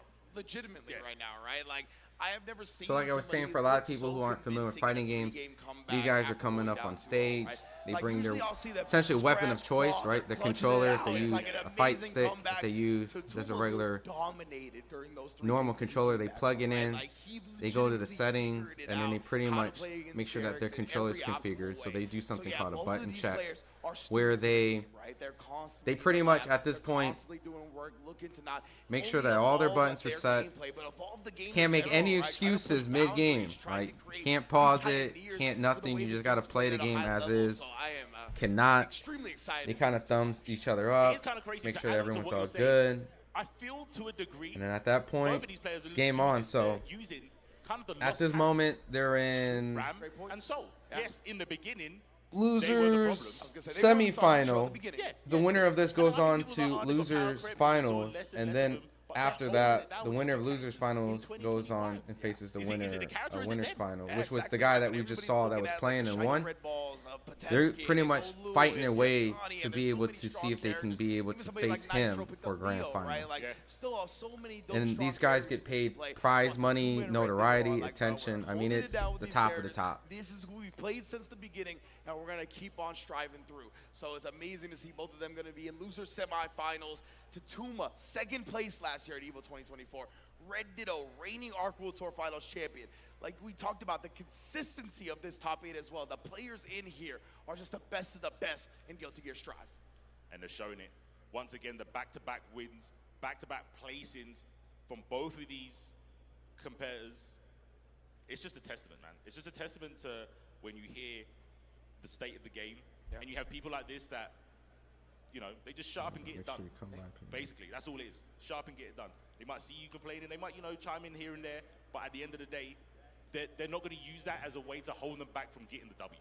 Yeah, definitely not. They have leave all excuses to the side. They're all about the gameplay. They're all about showing out on the big stage, on the bright lights. That's what they've been doing time and time again. Now, when it comes to the matchup, I am a tad concerned with Tatuma. All right, here we go. Oh, yeah. Oh, okay, let's get into it. I am a tad concerned with Tatuma just because Red Ditto has Jonathan Tene, right? So loser semifinals. So bad guys in the world. Obviously, another lab monster. He doesn't just do things. He's got reasons for everything, right? And I'm sure he explained those to Red Ditto for this matchup. Yeah, the fandom knowledge. Jonathan Tene. Yeah, man. Let's see if he can give the energy. I got some more respect today from Raynon. And that knowledge that you said might backfire. Nice juggles. Red Ditto might be looking for what Jonathan told him. Kill? And Tatuma's like, who's Jonathan? Yeah, exactly. Damn. Right? That's another balancing act. YRC beat That was a pretty easy round right there. But yeah, that's another thing, right, is that you have to take that into account. But remember that you're not playing that player anymore. So some decisions might be different than you see earlier. So while Red Ditto juggles that, he mainly just going to be looking for matchup stuff, I imagine. Push block, burn meter? Oh, he almost punched him. I love the creativity to try and blow that up, though. Like I said, we saw the dash block. I just think they didn't get the IB they wanted. Yeah, exactly. Tatuma is a dash block monster. Like, he's always trying to gain ground in any type of block string. Tap, tap, who's there? Damn, dude, he is stepping on him. The dust as well. Red Ditto off to the races here. Damn, this is about to be a perfect. Very close to closing it out. Still alive, though. Oh, this is a bad. How did you get a throw there? There's no shot. How did you get a throw? I'm so confused. Never mind. Little bit of a fumble there. Damn, dude, so much pressure. And again, Red Ditto saying, this is my tournament. Just wake up back throw. Against someone like Sylvia, back to the wall. We've seen what that character can do with one counter hit S. Red Ditto, there's no hesitation in this game, right? He understands the sentiment that he who hesitates is lost, and he never is second-guessing himself. Sweep the ground, control that space. Oh, there's the IB. Clean reaction as well, going for the 5K, knowing that one of the quickest, fastest options to go for. Racking up the risk here. Oh, yeah, he said, no, no, no. None of that, please. Oh, the fade away. Nice combo. Gets the confirm. Oh, to the other side as well. This just is a ridiculous. Not expecting the cross-up. Why is that so ambiguous? Yeah, right? Like this is ridiculous. Like he is just styling on to him. the other side the last second. Kind of just appeared with a close S for that ass. Oh, wasn't close enough as far as that time was. Take to the wall. Yeah, with the wild assault. Easy peasy. Jump deep. Oh no, just another DP. Oh, yeah, beat him to the bite immediately here, Red Ditto. That's what it's talking about. Going up against Soul in that neutral range. Difficult. Chunk of health. Remove. Oh, in the end, 5P, I'm guessing. Oh, the scratch and sniff bring to the ground. Jump keys all day, every day. 6P into the Mortabato. I'm gonna alley-oop to myself real quick. That's the all-star game alley-oop. Oh, the backdash BRC overhead. Red Ditto sends the sword. Yo, he's giving us throwback tech. Legit, yeah. Throwback tech. You remember this one, guys? Bringing out all the Ramlethal classics. Are you ready? Are you ready for the old stuff? Bet you guys forgot. And goes back to what you were echoing, though, right? About how both of these players Damn, have dude, stuck he's with the characters. one around. Doing it, even though these characters aren't the most popular in the meta right now, right? And that's something that is an advantage when it comes to their player skill, is that you might have forgot something. You're over here trying to lab how to defeat Gold Lewis, how to defeat Potemkin, how to get out of this scenario. You could slip through the cracks when it comes to Ramlethal stuff at the end of the day. Displaying the dash blocks like you was mentioning earlier, Rich, getting the IB early on, but still out of range for anything meaningful. This time, you know what? We'll just get out of range and put ourselves back in it. Yeah, exactly. Oh, I was gonna say, that's another thing that's pretty strong about his game. Okay, it might be the first round. He might actually get something. Or autopilot type match. Right now, Tatsuma shutting down anything that he wants to do. Oh, very delayed on the IAD. Didn't get hit, wasn't too confident in the OTG. Okay. Just so nice. Won his first round. Twice. You already know. Tombstone to 6H. Pulling people away, but wow, just a slight walk back from Ditto. We're punishing the dash button attempt with the Tomb and a 6S stuffs Red Ditto's attempt. And he conditioned him to block, so you see Red Ditto didn't wake up with the button here, but still getting countered. Damn, what was the adjustment? Go to 6P. Oh, he saw the IB, DP, dust doesn't kill, no asbestos today, but the Fafnir will take the last remaining bit. Is this going to be a repeat like how the last match was? This is his prime situation, though. Talk to us about it. Bro, Tatsuma, why is he like this right now? Another instant block air on the 5K. Like, legitimately, when he makes adjustments, it feels different than other people, right? Like, he is hard calling out timings, IBing, DPing the thwarted, but Red Ditto right now, he's going to start trying to stabilize yet again. Don't full press. Oh, DP stands for don't press, never forget. Oh, he whiffs. I mean, you can press from long range. Yeah, punish. Long range pressing, that's fine. Oh, it's definitely right there. Red Ditto just sent the sword, kind of pulled Tatsuma with the spacing. Maybe Tatsuma thought he was going to go with a flip or a Garo or something like that. Garo. Damn, dude, this pressure's crazy. Backdash, chased it. Nice grab. You can smell the fear. Swipe with no swords. And Red Ditto, all right, he's one round away from going to lose his finals. Oh, the confident walk forward at Radstar paying off, getting underneath the jump, but the big swipe doesn't connect correctly, and now you're getting your face punched in by Frederick. Bro, the corner, right? Red Ditto choosing a burst here, right? Has a round to sacrifice, so you might as well do it now so you can ensure a burst if that third round comes. Yeah. By the way, S again, saved another one, couldn't get much jump in. Oh, the dash forward, and maybe going for a 6B because it was counting. Yeah. Maybe a little bit too late. Definitely, it was one of those scrambling moments that Red Ditto couldn't get his blade out in time. Not gonna kill. But that was a good button choice by the 2 minutes as well. It's a nice downwards hitbox for that jump button. Nice. Ooh, and then go straight through on the Bandit Revolver here. Takes the heart away from Red Ditto. All right. One round to beat the 5K. Oh my gosh. We'll see if this goes to losers finals right away or.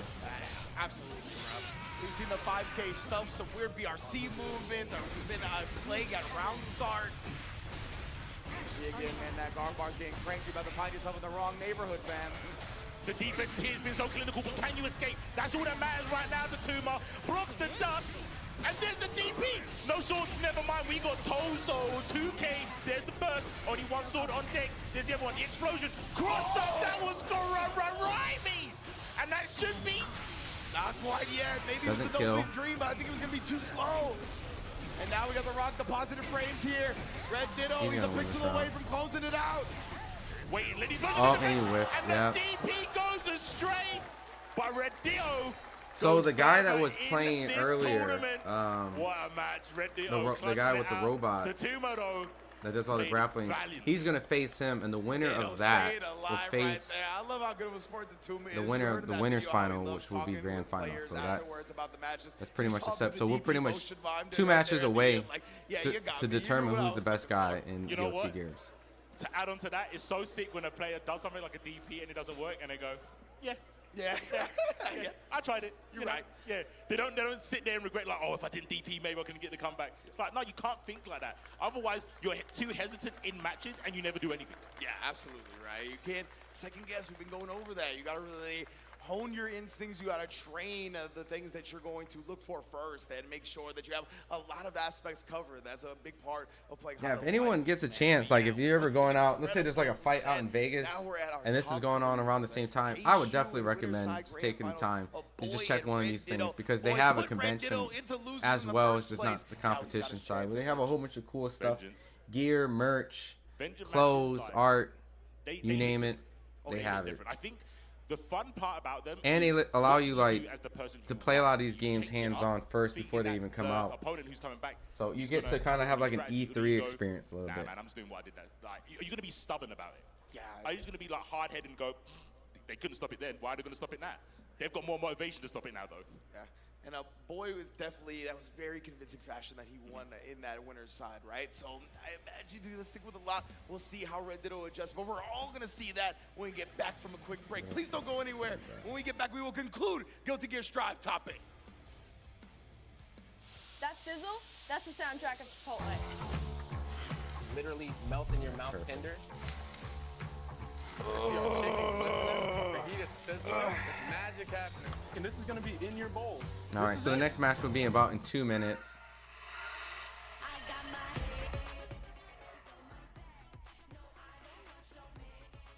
Oh boy. I'm just really hoping that they reveal Armor King's gameplay for Tekken 8. I can't wait for Tekken 8 top 8. It's about to be crazy.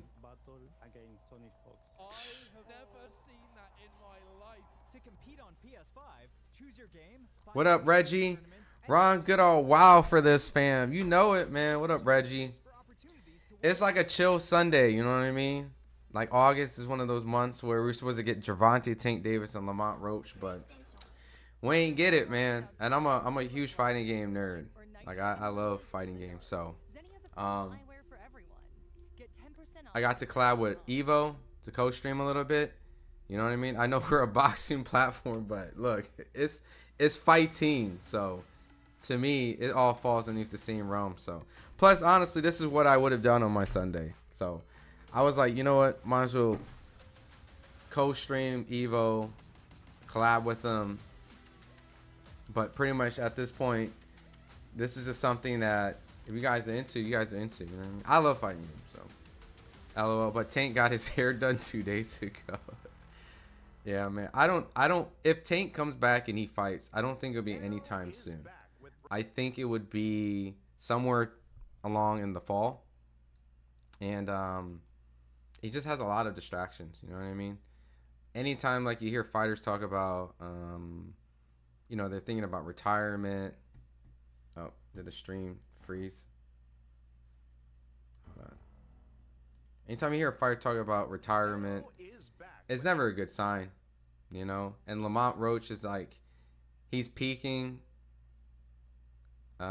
He's a dub, no offense. What do you mean a dub? Brand new, officially licensed designs by DC for the FGC.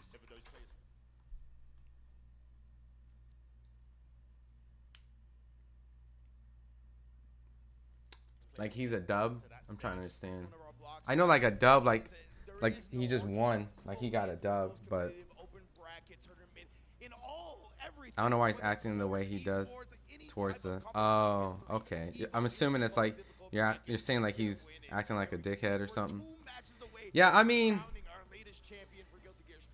I really would love to see Tank face a T.O. or Shakur, or, you know. I mean, Devin is at 147. I don't think that fight's ever going to happen. But for the most part, if he doesn't get his mind right, he's not going to be in a good position with a lot of those other guys. So A dub in inner city term, New York lingo means he's lacking. Really? Like, that's a New York slang for dub? I always heard like, I just got a dub, right? I just won, right? I'm gonna get a dub before I go to sleep. Like, I'm playing a game, I'm gonna get a dub, you know, like a W, right? Short for W. Like, what is the definition? Like, what is the meaning behind dub though? Doing stupid-ish, making himself look like I do. But why dub though? Because I always associated dub as like winning. That's from the Bronx? Okay. Good to know, man. Because I've never actually heard it used in that fashion, man. Reggie, you play any fighting games? Did you ever grow up playing like Mortal Kombat, Tekken, or Street Fighter or anything? Because that's what this pretty much is. This is like the greatest fighting game players. Like, this is like if Tank, Shakur, Teofimo Lopez, Devin Haney, like Ryan Garcia, they all went into a tournament to really determine who's the best. Like, this is what this is. And they do it in Street Fighter, Tekken, and Mortal Kombat. And we're watching in real time. So this is a live stream of them. Now you get called a dub. That's how we speak in New York. Is how we speak. Got it. So like, he's a dub versus getting a dub. Like when we say it's brick. Got it. Got it.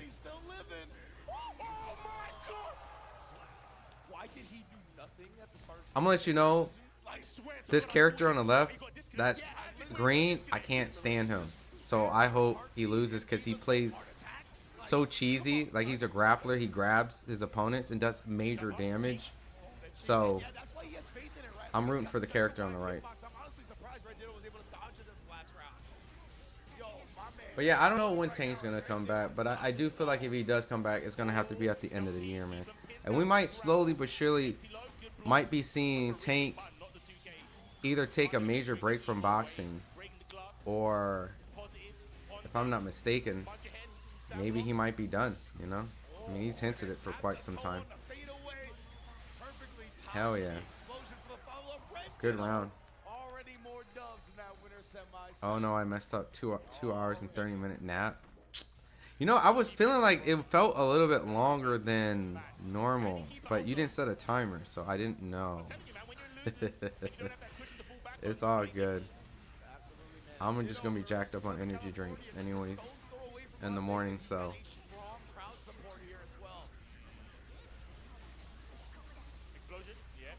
bet you feel good. I bet you all feel good. 2.5 hours, man. Sheesh. I just copped the Street Fighter collection for my kids, but I don't rock with esports only because I miss the arcades, bro. Standing in the line with, bro, to fight the toughest guy in the spot. Yo, Reggie, that's what I'm saying. Like, that's, I'll be telling my girl about this all the time. Like, look, I'm such an arcade head. This is one of the fight sticks that I've been playing with. This one came from Kwamba, which was cool because they gave it as a sponsor for a video that I'm gonna drop with me and Terrence Crawford.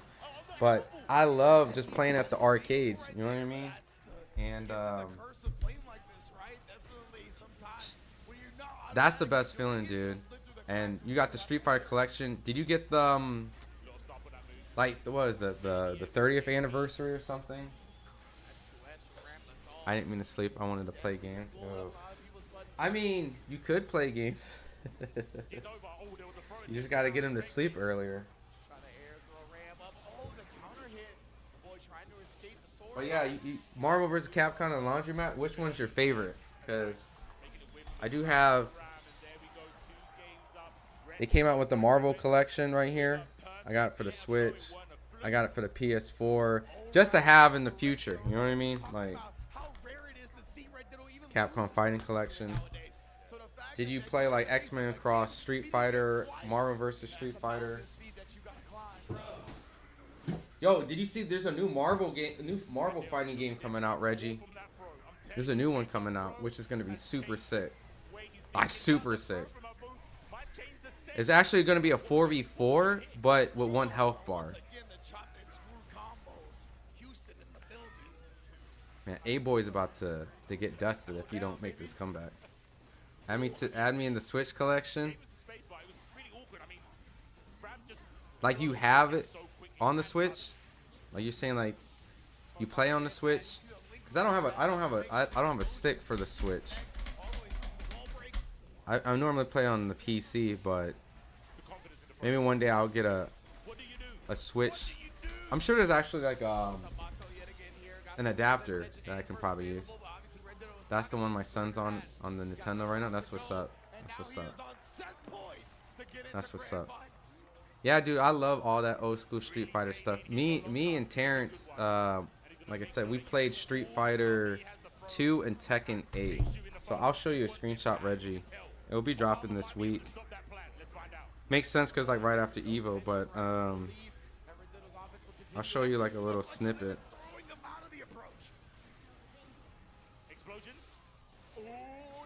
I just gotta see who wins this match right here real quick. Yeah.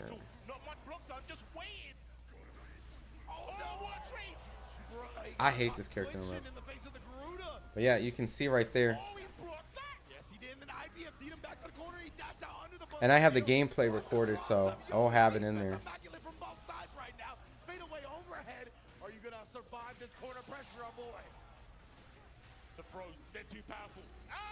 So that'll be dropping. I hate this character, by the way, that I'm watching on this, all them grabs. Did you ever play Samurai Shodown? Of course, man. Of course. You played on Super Nintendo? I love Samurai Shodown, bro. There's actually, I think, 6 Samurai Shodown games in total. But the old school ones, man, they would have that eerie music, all the blood. It's a slower paced fighting game, but dude, I hate these grabs that I'm watching. This character as a grappler, I swear, if he makes a comeback.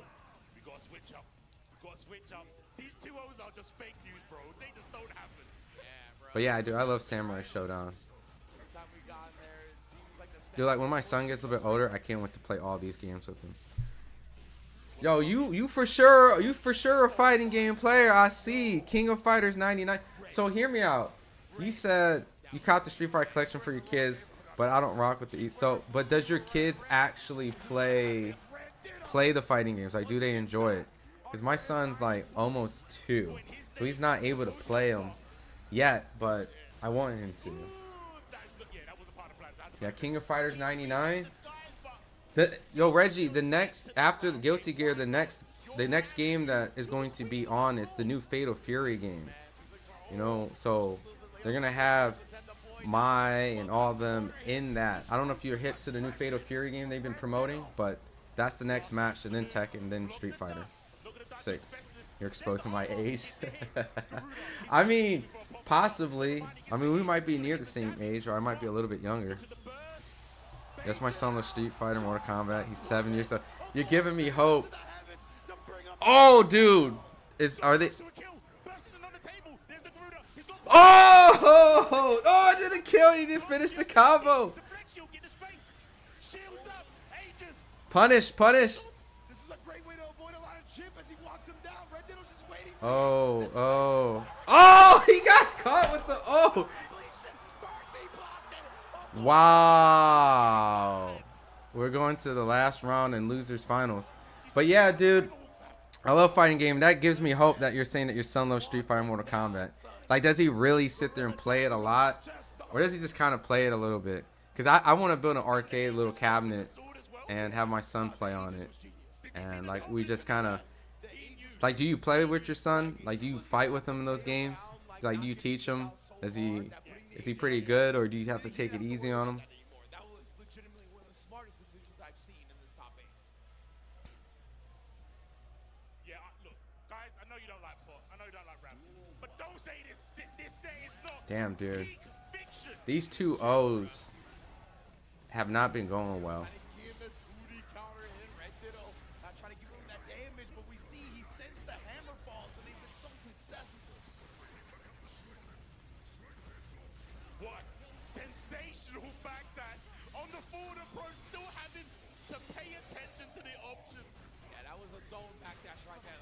All right, does he open him up?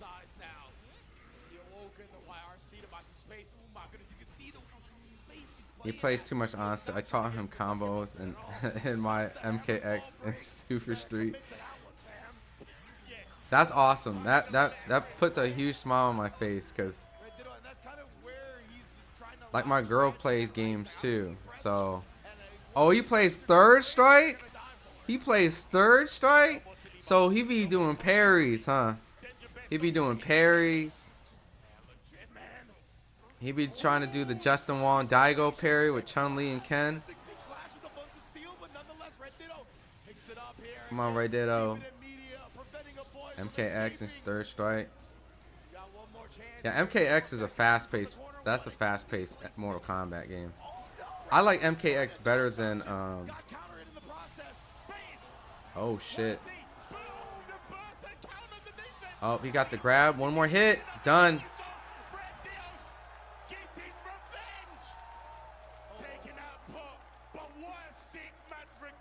All right, next match is going to be Grand Finals. Thank God, man. I cannot stand that character on the screen. But, dude, if he plays Street Fighter Third Strike, hey, your son's on the right path, man. The soundtrack on Third Strike is so phenomenal. Like, one of the best soundtrack of video games, period. Not just fighting games, but video games history. He said he wants you to play. He said he wants to play in Third Strike and Switch. He's sitting here. Shout him out, please. Yeah. What's your? Let me know your son's name or whatnot. I don't play on the Switch. I don't even have the collection on the Switch, but I have it on Steam. But I do know that version has some sort of input lag a little bit. So if he, how would I say it? If he, if they come up with like a newer version of Third Strike, Reggie Jr. All right, man. Shout out to the phenomenal RJ Reggie Jr., Mr. MKX, Mr. Street Fighter Third Strike himself, the one and only, the future of EVO World Championships. I'm sure if your son's really into like the whole EVO or fighting games, he should definitely check out EVO. Like, you know, my goal is one day to try to maybe bridge the two worlds together. It's very pipe dreamish because the two worlds, like, for whatever it's worth, like, everyone played fighting games, but for them to be interested into fighting games like the way that we're talking about it, it's kind of tough, you know. And I feel like a lot of the boxing fan bases, they're a little bit older, all right? Like 30s, 40s, and above. So they all grew up in the arcade like us. So I don't see why wouldn't they be interested to see some form of it. But I get it. It's not the same. But I love me some fighting games, man, just as much as boxing. And even though I'm like nowhere near as good as I was as a kid, let alone like nowhere near as good as these guys, it's still like enjoyable to watch, you know. He should try Street Fighter 6. You know, I know that Street Fighter 6 has been a very popular game. In this tournament, they have the most entries. Then Tekken 8 had the second most.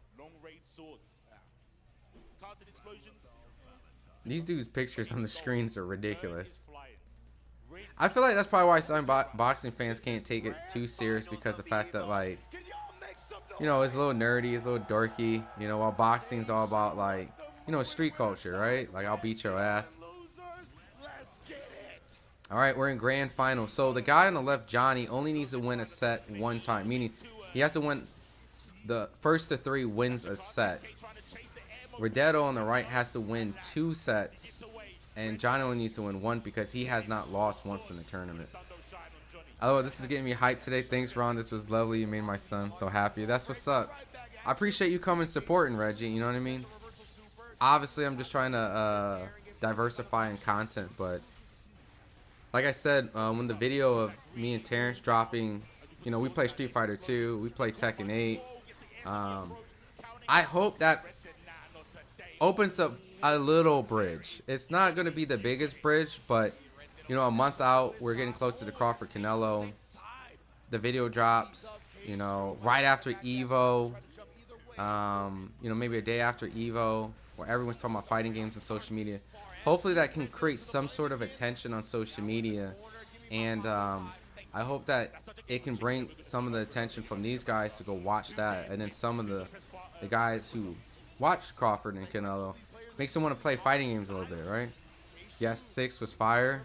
So yeah, so did you see the Sagat trailer that came out? Because Sagat looks sick in Street Fighter 6. I'm not gonna lie, that makes me actually really want to play Street Fighter 6. I met some nerds who can box though, cough cough. So I'm saying, dude, it always feels like the nerdy ones know how to throw hands, dude. You know, we be watching animes, we be playing fighting games. I'm just saying, you know. I was always told as a kid, like, the kids that watch anime and all that, usually the ones that know how to throw some hands. I know the perceptions because they're nerds, but you know what I'm talking about when we grew up. Because not everyone knows how to fight. I'm sure you know how to fight. You know what I'm saying?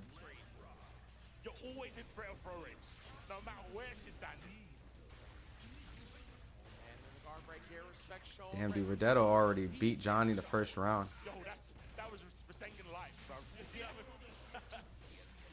Two U.S. players. Shakur likes playing games. I believe in MMA. Robert Whitaker has a Twitch. Shakur. So I know what Shakur likes to play. He likes to play. He used to play Madden. My buddy actually played. We set up a thing where he played Madden for a money match, and my buddy lost, I think, a couple $100s. But he ended up switching to playing a lot of Call of Duty. He plays NBA. He plays like a lot of sports games, Call of Duty. But damn, dude, Redetto is about to reset this bracket. Teofimo plays Mortal Kombat. Mario Barros plays Mortal Kombat. Fandora plays Tekken 8. Javante plays Def Jam Fight for NY and Vendetta. We've talked about it. Shushu Carrington plays Tekken. I'm trying to think. Deontay Wilder plays Mortal Kombat. Rolly Romero plays Fortnite. Devin Haney plays Call of Duty. Damn, dude, Johnny needs to win this round.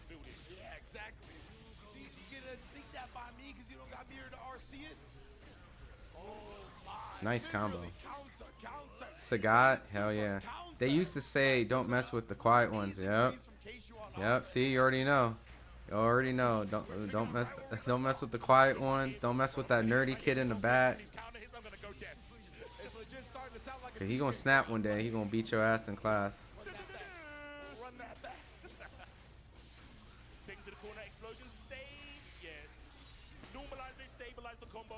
Look at the tension. This is the massive mind game. We saw the start of the overdrive, but didn't lose the bar and the RC because got interrupted. Indeed, man. That was good stuff from Ditto. A commitment actually paid off huge right there. Oh, and the Keishu gets clipped. Damn, dude. Redetto's putting in work. Oh. Oh, nice grab. That's going to win him the round. I'm familiar now. I wasn't earlier. I'm familiar with the grab game. I'm familiar with the grab game. Yeah. And right there, I really loved it because he had just gotten clipped. So pretty much the guy on the right, Redetto, if he wins this next match, he resets the bracket, and then he has to win one more set. However, the guy on the left, if he wins this set, which he's 0-2, meaning he has to win three matches in a row, he will win the whole tournament. He's in the winner's side while Redetto's on the loser's side. So Redetto is one match away from resetting the bracket, meaning that at that point they're even, and whoever wins the next set wins the whole grand finals. And right now, the rate that is going, Redetto is dominating, and he might end up potentially at this rate, unless he makes an adjustment, he's gonna win this grand finals at this momentum. Do you rock with emulation? I just modded my PS3. Yeah, I mean, everyone's messed with emulation, you know. I used to mess with a lot of emulation. I actually kind of want to get back into trying to get into physical media, not too much. Damn, dude, Redetto's about to reset the bracket.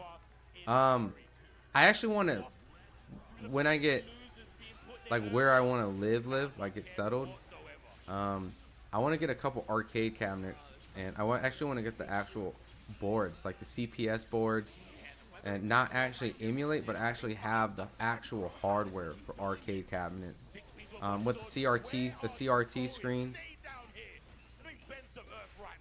With emulation, I've been enjoying Super Smash mods. Oh yeah, but yeah, you can mod. You can do a whole bunch of mods, like Super Smash 64 or Melee mods.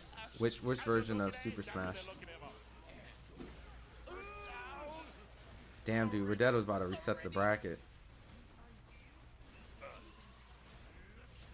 Damn, dude, Redetto's doing his thing. Oh, oh, oh! Just like that. Redetto just reset the bracket. He won the first set. So at this point, whoever wins first to 3 now will officially be the Evo winner for Guilty Gear. What did he do? 3-0. I mean, it feels like Keishu barely got chances to play. Damn, dude, that was a one-player match that I just watched. Has just been picking his buttons, getting to the space that they're both trying to attack that much quicker. Goes back to the dash speed, goes back to the range of the normals. It's just a little bit in an advantageous spot compared to Johnny. And when Red Ditto has a little bit of advantage, he will stretch that to seem like a Grand Canyon size gap. We're probably going to see that in a moment. Being on this stage, oh, the throw attempts. No one was home to give you a hug back. All right, let's see. Oh, beats the burst here in Ditto. He's doing his thing right now, bro. Picking up where he left off from the reset bracket. Oh, the tap. Got the hit, went for the mix and blocked it. Taking the corner as well. Oh my gosh, up back and Johnny really needs to get in the zone, because if he doesn't, he's going to end up losing this whole thing. He just got 0-3. Absolutely, man. Great awareness from Keishu, starting to sprinkle in some adjustments here. Trying to stem the bleeding of Red Ditto. Staggering away, there's the YRC. Same side, dash up low. Keishu, nice patience. PRC to make it safe. Nice air tech. Man, protected his neck with an air throw right there. Baits out the Mortabato as well. It's still anybody's round. What a stop sign of a 2K. Oh, okay. Like he All got right. caught committing that time. It was the way from Keishu as well. It's like, I know you're going to press the button. 1, 2, 3, bang. All right, Keishu. Maybe some of the timing, the instant block immediately. We got a lot of that stuff up here for the arcades. I'm currently living in CT New England as like a treasure trove, LOL. But yes, Melee 64. I've been doing crazy stuff like Zelda 64, Sonic 64. That's crazy. Sonic 64? Like, is it just like a mod of the Mario? I mean, the Zelda games with Sonic skins over it? Did you ever play Mortal Kombat Trilogy on the N64? Because it was a different version than the PS1. Did you ever play Killer Instinct Gold?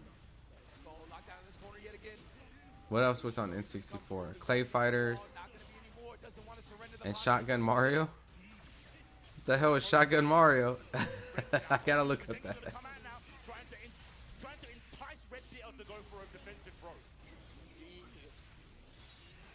saw that at the end. Even when Keishu did the little hezzy button, it felt like Red Ditto committed to the throw in that instance as well. So doing a good job trying to read these moments. Oh, my queen. I'll take it to the club. With those toes, 100%. Oh, mine's a noggin though. Oh. I saw the bar there, by the way. The club and the cards too. Yeah, I got you. That's why I said it directly to you. You know. Yeah. Back throw in the corner as well with the RC. Took away the first. Johnny looks like he's actually switched the momentum back in his favor. He definitely stopped the bleeding.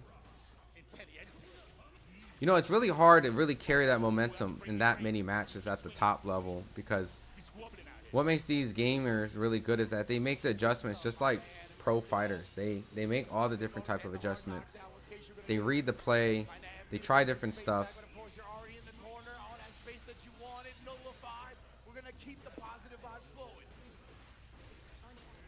Oh yes, N64 More Kombat Trilogy was horrible. Yo, so they have a Mortal Kombat collection that's coming out, Reggie. I don't know if you know. They're gonna put Mortal Kombat 1, 2, 3, Ultimate 3, MK4, and MK Trilogy, and they have another announcement. And they're also gonna put like the Super Nintendo versions of like and the Genesis versions of those games too. So you're not just gonna have the collection of the arcades, but like the console games. They're gonna be rollback netcode, and the trilogy for PS1. That's what they're putting in the collection. They drastically reduced the load time, so like you're not gonna have that weird buffer like from Shang Tsung changing. You're not gonna have those ridiculous load times by going through the menus. They fixed all of it. So Shotgun Mario is my son's favorite. I'm gonna look it up right after this match because it looks like the way that Johnny's playing, this Johnny player is playing, he might win grand finals. He made the adjustment and he's one match away from winning this whole thing, and he's winning this round so far. The pressure is insane. It's 2-0.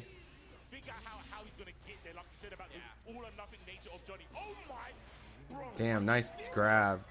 One more round and it's gonna be it. We're gonna be over with Guilty Gear and we're gonna move to Fatal Fear. We're gonna announce our Guilty Gear Grand Finals winner.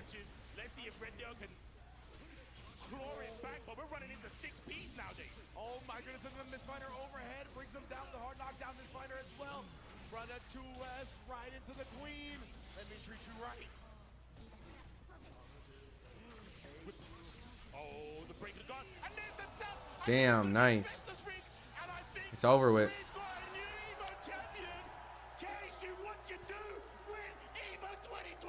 He is hype. Like a big old happy kid. Take my money. Yeah, he's winning easily. He was gonna cook though. Yeah, Reggie, I'll pull up the MK collection so you can see it. The thing looks sick, and they actually have a couple of different versions of it. Insanity. Man, incredible stuff right there. To weather the storm of the 3-0 reset from Goodall, to not get in your own head about it on the grand final stage. Incredible composure. What up, Base Chad? What's up, man? You just missed a good match right there. So let me pull up Mortal Kombat fighting. Combat collection. So let me show you this, Reggie. This thing looks sick. You can actually pre-order it. They have the standard version, the homeboy Hat B boy won his Evo. I would be happy too. So they got 3 versions. They got the standard, the deluxe, and then like the big collector's edition. So you can see right here, this is the deluxe edition, which is going to include, I believe, let me see, it's going to have all those games that we spoke about, and you can get on like the Switch or the PS. So this is definitely something you should get your son, all right, and introduce him to the OGs. But so if you get the standard edition, this is what it will look like, right? And then for, oh yeah, so this is the standard edition right there. But they also have different ones. They have the Sub-Zero Blue, Smoke Black, Reptile Green, Scorpion Gold. Where's the other combat collection? I'm trying to show you the. Where is it? I'm not gonna show. Oh, right here. So this is the collector's edition right here, which they're only gonna give you, I think, a month to pre-order it. But this is to hold your controller. I guess Goro controller holder. They're gonna give you some pins, some arcade tokens, a lore book, the whole shebang. And then the other one, the deluxe. The deluxe is gonna have pretty much the steelbook, arcade cabinet cards, mini marquees from like the arcade flyers, and you know, a touch your mic card. So, and also a magnet. So, and like I said, it's gonna include Mortal Kombat 1, Mortal Kombat 2, Mortal Kombat 3, Ultimate Mortal Kombat 3, Mortal Kombat Trilogy, Mortal Kombat 4, and the respected console versions like the Genesis, the Super Nintendo, even like the Game Boy. I think even the Game Gear at some point. The only new person was Precho. Yeah, legitimately. She made her debut, had a great showing as well. So I'm pretty pumped for this, man. I'm pretty pumped. And they reduced, and Mortal Kombat Trilogy also, I forgot to say that again. Mortal Kombat Trilogy from PS1, and they heavily reduced the lag. So all that loading's gone. Shang Tsung transforming to whatever character, it'll be instant. It plays just like how the PC port came. Yeah, it does look pretty nice. What up, Barry? If they have cameos in the new MK, it's over.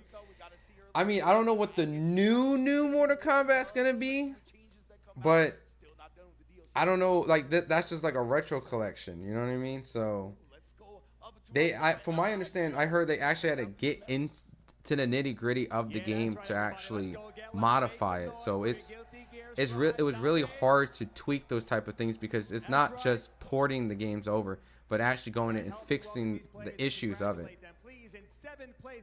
We need a new Savior version, like a new Sabat. Yeah, dude, the new Mortal Kombat 2 movie looks kind of eh. I'm not really. That's pretty effing nice. How much do these guys make per match? So it's just like placements, right? So it's not.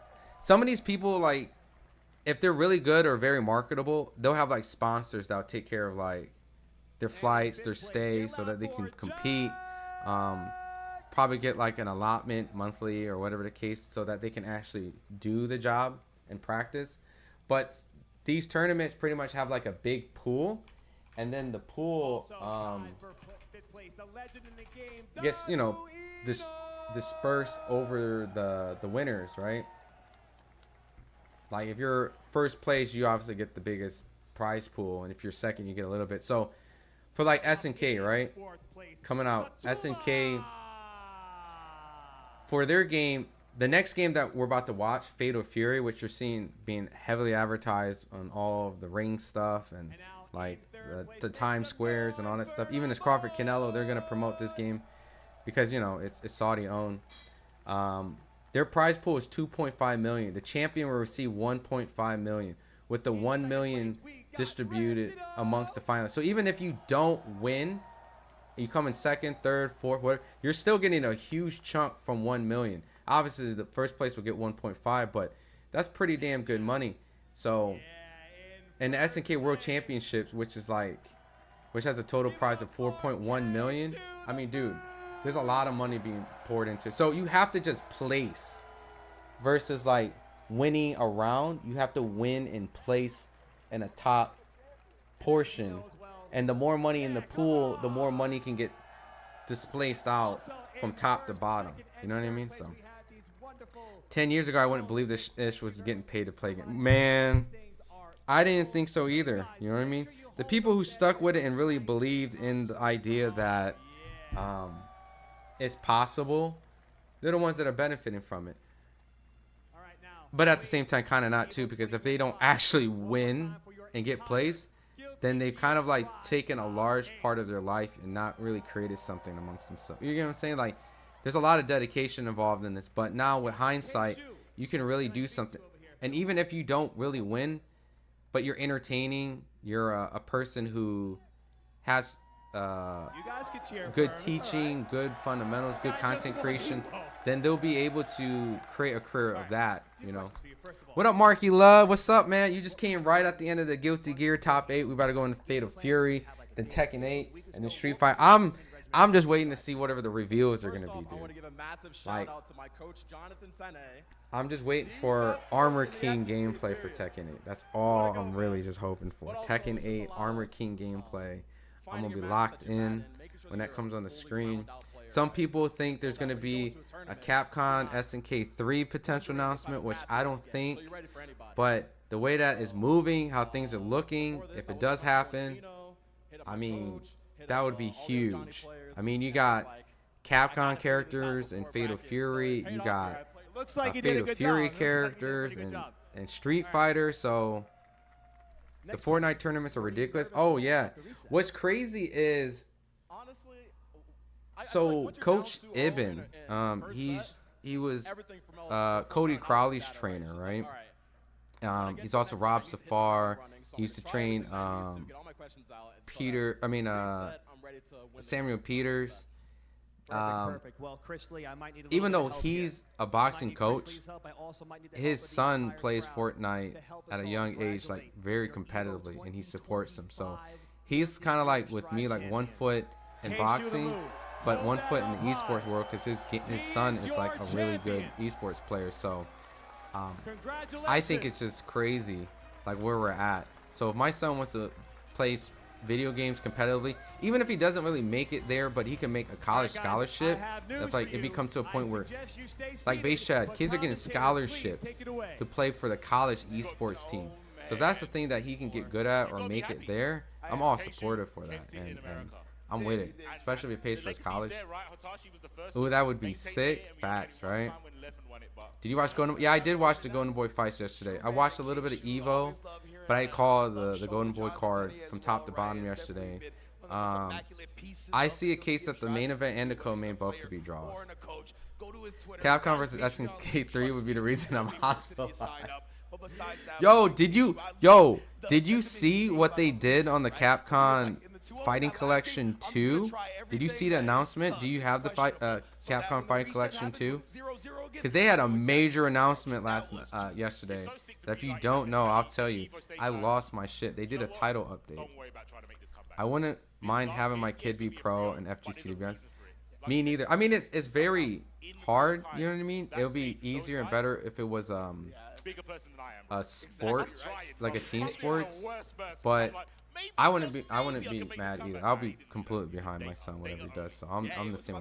Yo, and if your kid ends up playing or my kid ends up playing, they can end up playing together. Who knows? You know what I mean? They can help train each other on some Dragon Ball Z stuff. But Reggie, I don't know if you're familiar with Street Fighter Alpha, right? So Street Fighter Alpha 3 Upper was the arcade version, right? But if you're familiar with Street Fighter Alpha 3 Max, right? Street Fighter Alpha Max 3, they added 4 characters to this pretty much the PSP version of Street Fighter Alpha. They added like Ingrid and Eagle and everyone, so they had 4 characters on the PSP, and it was only on the PSP version. So people have been wanting that to be ported over for some time. So what they did, Reggie, is they ported over. Is this a boxing channel or a gaming channel? It's a boxing channel, Barry. But today we're doing Evo. We're doing Evo today. So they took the characters from the PSP and not just ported the PSP version of the game. They actually took the frames of those characters and added them into the arcade ROM, and so it's added in there for no additional cost. So you're playing Street Fighter Alpha 3 Max, if you look it up, on Upper.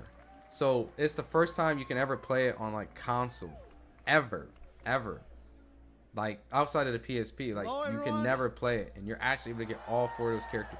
You're pretty much getting the definitive version of Street Fighter Alpha 3. Like Reggie, it's gonna be insane. Like I'm not saying that it's gonna change the world, but for people like me who's been waiting for that, it's so awesome. So I'm super stoked. I'm super excited for it, man.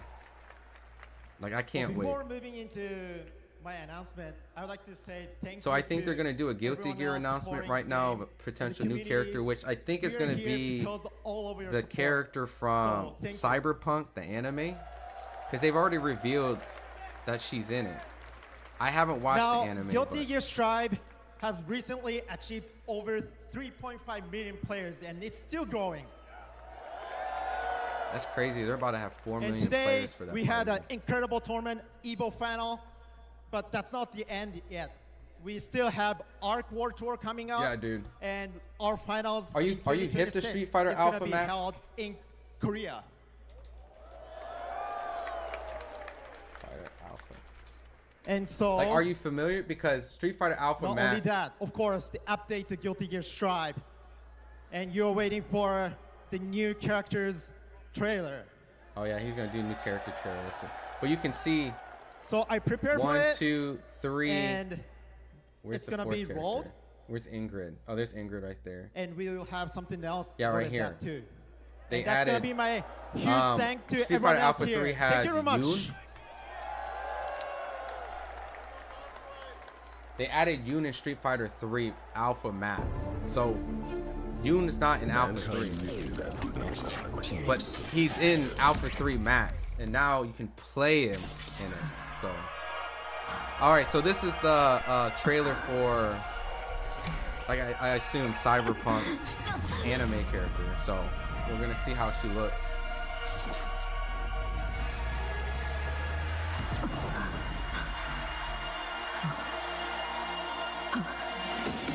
So I'm not gonna be familiar with her moveset because I didn't actually watch it. I haven't watched Edgeland.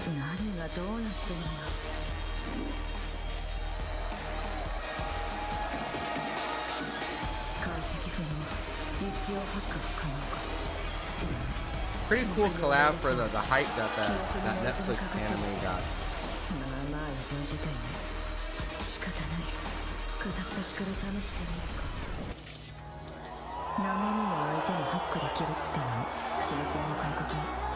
Is that like something you actually control in mid combo?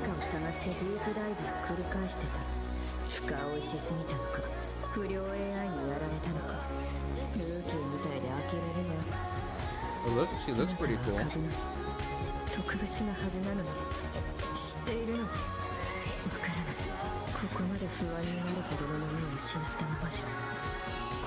So yeah, so if you look up the trailer, that's what's being added. The Alpha Max 3 characters in that collection. What up, Coyote? What's up, man? What's up, my guy? Unique DLC, always cool no matter what game. The music's on point. It does look sick. It does look sick. I love good crossover in any game, like you just mentioned, because it for sure adds an element behind it where it's unique. It adds a new flair to the game, a new personality, especially if you're familiar with that crossover. So, and it's always hype, man, because it's like if you're really into fighting games and you're into that particular show and now they're crossed over, I mean it's sick.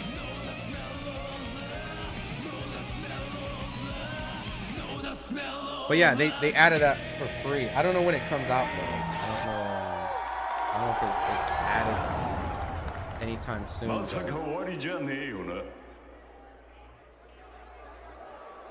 But yeah, dude, I'm so hyped for the Yo, can I Alpha get Max some noise 3 for that trailer?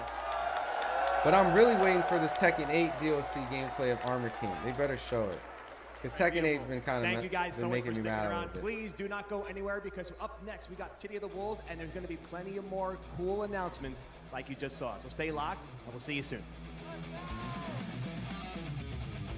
So yeah, we're gonna be waiting for Fatal Fury coming up. And like, I'm sure you guys seen Fatal Fury commercials. If you Fatal can guess how many Fury, beads I have, I'll commentate your Chipotle order. I'm guessing around 1,000. presented by Chipotle, making me hella hungry. Now that's yeah, I live meaty. close to a Chipotle. Of course man. you go with I just had to queso. get some That way your tacos the other burrito will day. match your That was play pretty- style. You can tell he's pretty been hungry, having man. that I was craving burrito for technique. something like that. Now that's top tier.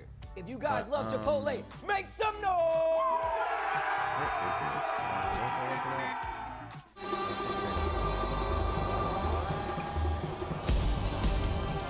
Oh yeah, Fatal Fury. Fatal Fury. City of the Wolves.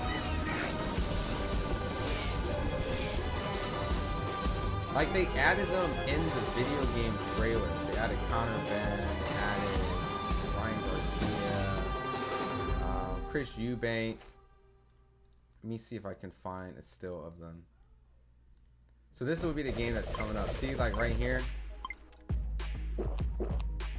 This is Fatal Fury. I don't know if you guys caught on to it, but when they were doing it, this is Ryan Garcia in this game. They have one with Chris Eubank and Connor Ben. Did they make one of Devin? Like, it's so weird. I don't even, you know what's the funny thing? I don't even know if Ryan or Devin or any of those guys even know who the hell these characters are that they're fighting. Like, Like, they got Devin fighting him. Having, like, Terry fight Devin Haney. Yeah, see? Devin Haney, Ryan Garcia. That would have been crazy if they actually added those guys as playable characters in it. Which makes me wonder, like, is that the direction that they're going to try to make the next fighting game? Oh, they got Devin Haney doing, like, a charge move. Or, like, burning a meter. See? So, like, it's there. Like, the bridge is there for boxing and fighting games to merge. But I just don't think they're doing it 100% right. So, I want to be the one that tries to figure that out. Yoshimitsu time. Yoshimitsu's a dog. Yo, there's this play that happened to Evo where, you know, when Yoshimitsu gets the sword and he stabs himself, he actually won and clutched the round, like stabbing him, hitting his opponents. Didn't they say they were going to make Ryan Devin or some other in the game as DOC? I mean, I haven't officially heard it, right? So at Evo, like, we're going to watch Fatal Fury top 8. If they do an announcement and they were like, our next DOC would be Ryan, Devin, Chris Eubank, and Counter Ben, because they already made the models. I'm going to be scratching my head like, I'm about to play a video game where I played as a kid with kids that I cover now in the sport of boxing, and they're in this game who they probably have no idea the significance of being in a Fatal Fury SNK game. On our recent trip to their headquarters in Osaka, this is the arcades, right? We all knew, we were lucky enough about to those see some of this arcade history cabinets that we grew up with. firsthand with a I personal wonder if tour those of their kids in-house even museum, stepped up to an featuring all arcade sorts of cabinet and really SNK-related played a fighting memorabilia game, you know? and artifacts. I'll have to ask Devin, you know, or Ryan or something. Honestly, give the spot to Usyk. I feel like hearing him in the voice in the game. I think it should be Usyk. I think it should be like Crawford and Canelo's, like those guys. Clearly, they're about to promote Fatal Fury on the Netflix Canelo Crawford card.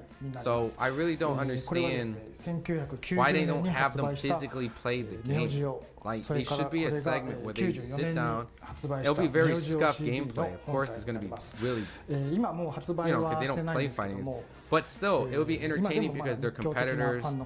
You can already start building a rivalry like, ha, I beat your ass. Like, you know how funny it would be if Canelo beat Crawford in Fatal Fury and Crawford's looking at him pissed as hell? Like, he's mad that he lost the game. He would be heated, bro, heated. So, and also because the game is being played at a level that doesn't look too complicated, it will be a good entry point for those guys, you know, people to get into it. So, I don't know, I feel like the way that they're doing it and they're just slapping it on these fighting cards, you have to get the fighters engaged, at least if you want to get the boxing fans. This is pretty cool. They got the Samurai Showdown artwork right here. Me and Reggie was talking about Samurai Showdown and King of Fighters. This is some old school SNK artwork. They actually, for Evo this year, they have a new artwork from the same artist that makes the drawings of these.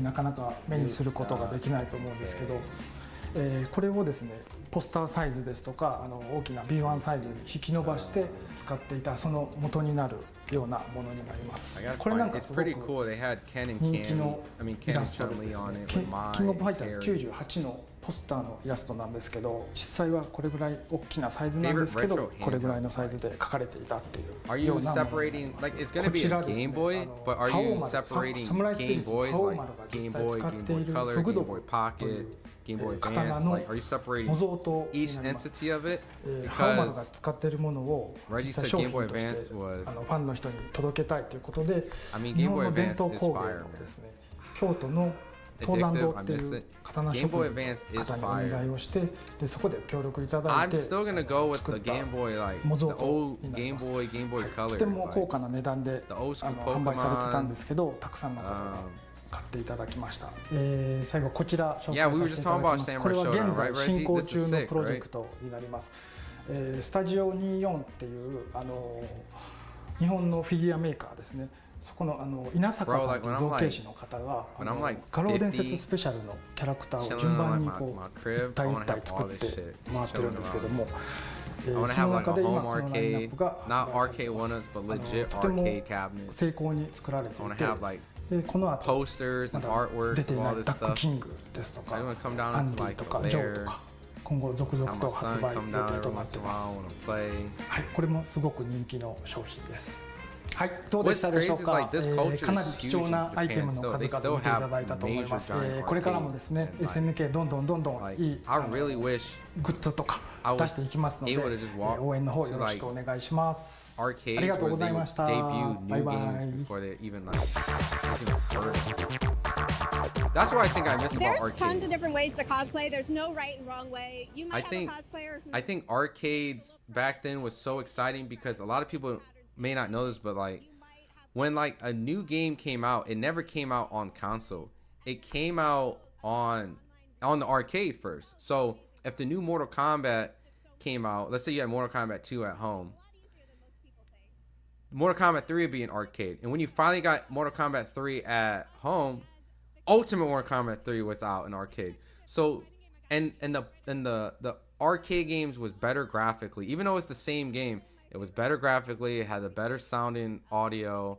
It had the big screens, the giant CRTs. It had the arcade buttons and everything. The superior experience, regardless if you had it home, was always better in the arcade. And so the experience was like, I'm going out and having to play the newest games in person, and you always had people willing to play the game with you. So, yo, this segment is coming after they mined our data. What do you mean? Oh, you saying like, what do you mean like? Like you talking about after this segment we're doing? Yo, what up, Rob? Yeah, that Shinkaro art go crazy. Yo, did you see the new art though, Rob? Did you see the new art they did for Evo? For the here, I gotta. Let me pull it up. It's pretty sick. They just came out right here. Because obviously they did the collaboration with Fatal Fury, right? Yeah, right here. This is Rob, check this out. This one just drops. This one dropped with the whole collaboration with Mark of the City of the Wolves and Street Fighter characters being in it. They just came out with this, and even Evo's merch. They have it on like shirts and hoodies now. So his art does go crazy, man. And he's actually at Evo right now doing signings, Rob. So if you were in Vegas, he was doing signings of all his artwork. People bring in posters and stuff, see? So the collaboration. So you can go online if you want to get this hoodie. It's a pretty cool hoodie. That's on the back. You can see Shakiro's signatures on the hoodie. So, yeah, I'm a big nerd, bro. Like, I just love this shit. I love covering boxing. When I don't do boxing, I'm in this world. So, I love collecting figures, especially the ones that you compose. Hell yeah, dog. I mean, I have a crazy wall of Funko Pops. If you ever watch when I do my interviews and Zooms and wonder what's on the side. This is like a wall of Funkos. I got figures too. But I don't have like too many figures, you know what I mean? So, cause I'm always on the move. So when I get settled in, I want like a whole like a lab room of just figures. Check out the new True Mind brick. Is amazing. So many games will fit easily. Oh, I think I might have seen. Are you familiar with like Retro Emulator? Because I have a couple around me. I have to see. Is the Trimu brick an emulating device? Because I'm familiar. I got a couple of those. Let me see if I can pull.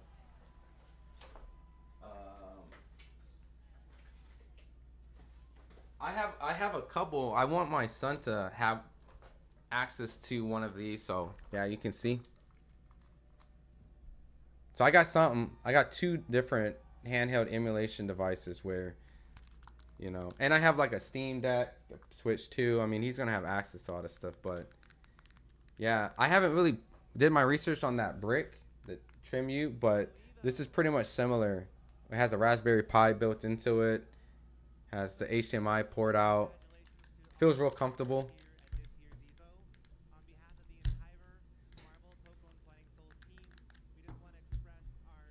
Most gratitude for everyone's amazing reaction. So check this out. I think this is they're gonna show more footage of the new Marvel fighting game.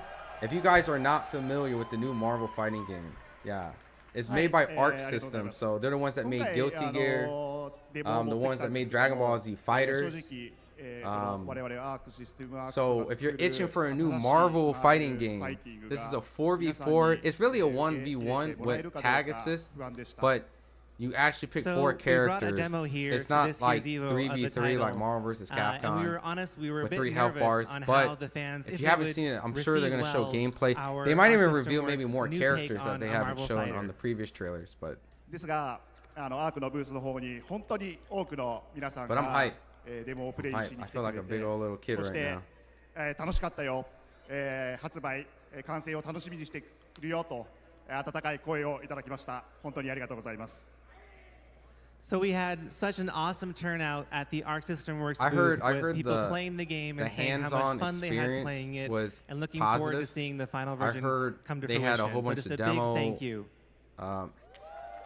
Demos at Evo where people were playing it and the line was crazy for it. There were so many people in line to try to play the game. 開発中なんですけれども、このゲームもっとエキサイティングなゲームにするためには皆さん FGC の皆さん、マーベルのファンの皆さんの力が必要です。僕たちも精一杯頑張って何年も5年も10年も続くマーベルファイティングを作っていきたいと思ってますので、これからも応援をよろしくお願いします。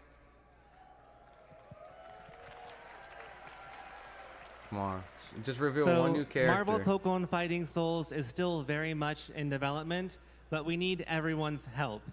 From the fighting game community, to the players, to the Marvel fans, we want to do our best to make this an even more exciting experience than it can possibly be. Beta that we can play. For the next 10 years, we plan to keep making this game the best experience ever, so please, we'd love your support. We want to make this and work with you. Thank you very much. I definitely would have loved to play this if I was at Evo this year. Because everybody loves Marvel. Thank you, Yamanaka-san. And at Marvel Games, we just want you to know exciting. that we love the fighting game community. So it's an absolute thank you. So it's an absolute honor to be here on the Evo main stage alongside our friends at PlayStation Studios, Arc System Works, and among the fans at Evo. That's probably sick.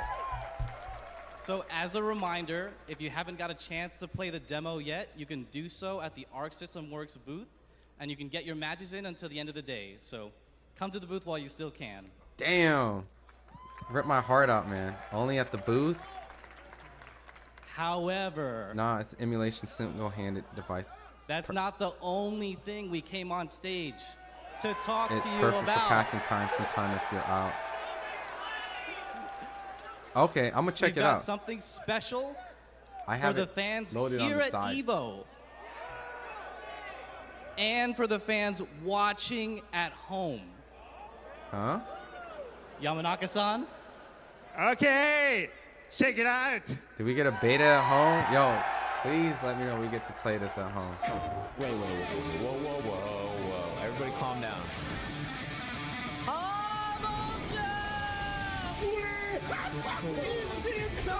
We're getting a Marvel fighting game. Are you kidding me? It looks phenomenal. All right, let's see.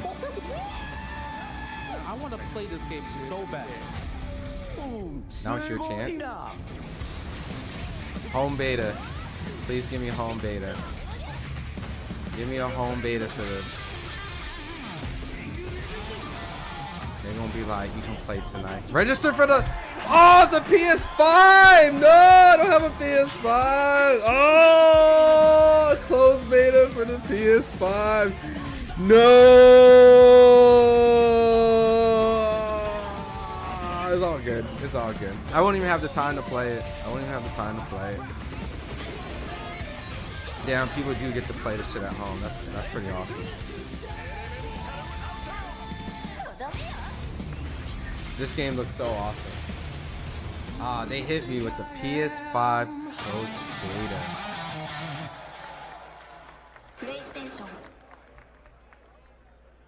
Ah, that hurts low key. What about them Steam players, man?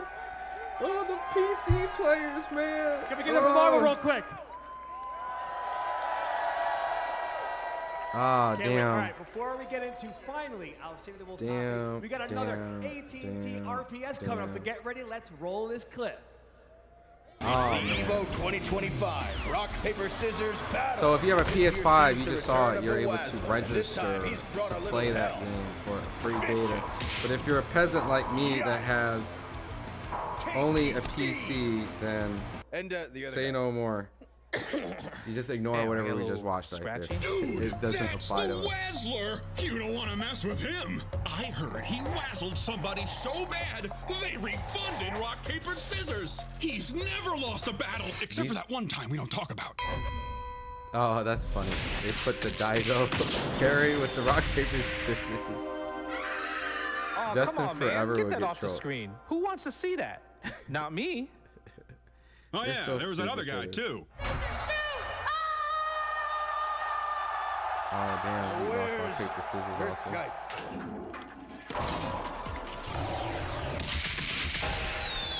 Round 3, fight! One day, man, one day we'll get the two worlds bridged together. All right, you guys know what time it is. We're going to play some rock, paper, scissors. Everyone should know the rules, so we're not going to go into that yet. But These guys just are really for about to playing rock, on paper, stage scissors here, on stage. you're going to get a Nikon silver stick just for being up here on stage. All right? If you win, you will get a PS5. Whoa! All thanks to AT&T, by the way. Thank you very much, AT&T. So, with that said, sir, man? My name is Chris. Chris, what's going on, Chris? Can we get up for Chris, please, real quick? Come on, Chris.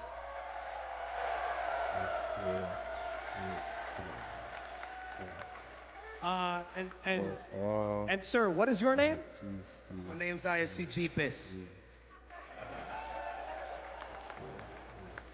Okay, so I know we're all familiar with the rules, right? We're going to do 1, 2, 3, shoot. Proud, do you understand? You're with me. 1, 2, 3, shoot, okay? This is one game, no 2 out of 3. Obviously, the ties, we'll do it again, okay? I need your help out there, so we're gonna do 1, 2, 3, shoot. If you guys wanna square up, do your thing. Think about it a little bit, think about it. Look, yep, there we go. It's only the best Marvel 2 player in the world, no big deal. Let's see. You can outguess him. You can outguess him. You want me to hold you back? You got it? Oh, Good? with Muscle Games, and it's All its right, own all right. identity. Let's line up. The guy in the red's gonna Proud, pick I scissors. need your help. Are you guys ready? Wait, you guys ready? Ready? Saying Yipes is gonna be 1, rock. 2, 3, shoot! Oh. The Marvel champion prevails. All right, guys, hold on. Let's please still make What's some funny noise though for is the Chris. stuff Please, like Chris, this don't wouldn't, worry. I don't know, what work Again, in yep. boxing. Remember, he still gets the Nacon prize. Because He gets like the we stick. are very that in the was boxing hot. world, we're not He into still all the gets the nerdy prize. stuff. Oh, Like, we there like it the is, man. trash Hold that up talking. high. Show the crowd. We want Thank you very much, Nicole. disrespect. We want trash Boom. talking. We want, at least here in America, that's what we want. So. All right, congratulations, sir. To get Don't these forget guys your into hat. the It's a sport very of important boxing, part of I your think outfit. there's a huge way to get them interested. Now, everybody at home. Because they me and appreciate here, you guys think you the could beat science IFC behind Yipes and fighting. rock, paper, scissors? All right, so if you're playing from home, when you see the timer go up, lock in your answer with exclamation point RP or S. Again, exclamation point RP or S in the chat command before the clock hits 0. If you pick the right answer, you might be eligible for some prizes. You can check the prize page in the chat if you guessed right. The prizes include, just like we saw, some Evo online store gift cards and even products from Nikon themselves, like the stick we just saw, and even their rig headset. So thank you very much, Nikon, and thank you, AT&T. IFC Yipes. I got a question. Do you think you can outguess everybody in here? Do you think your Marvel knowledge, your guessing game, I don't know if you guys call it really guessing, doing an AT&T rock, paper, intuition. scissors. This is Do you think hilarious. your good intuition can take out the Evo crowd as well as everybody at home? What do you think? Well, I've dedicated my life's work to be a scumbag.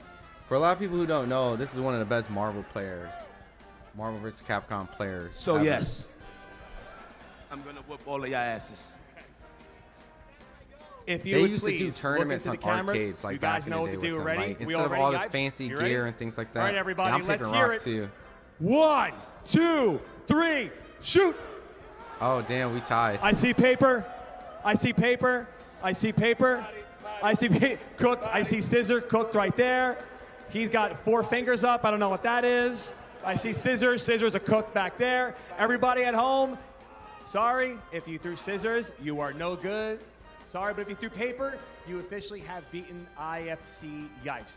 Everyone, can I please get a round of applause for IFC Yipes? It's pretty funny. Love that guy. All right, I know we're all here. I know we're all waiting. The announcer is also a former one more Evo player. Quick break, and then we he will won be Street back Fighter. with City of the Wolves Top 8.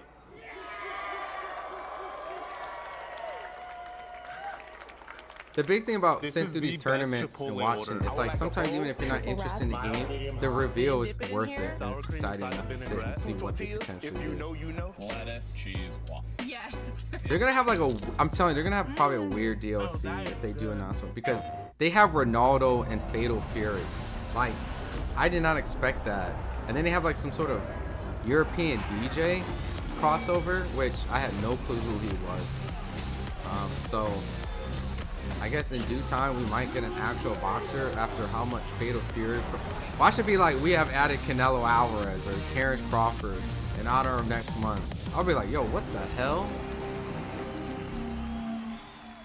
I'm gonna really have to play that.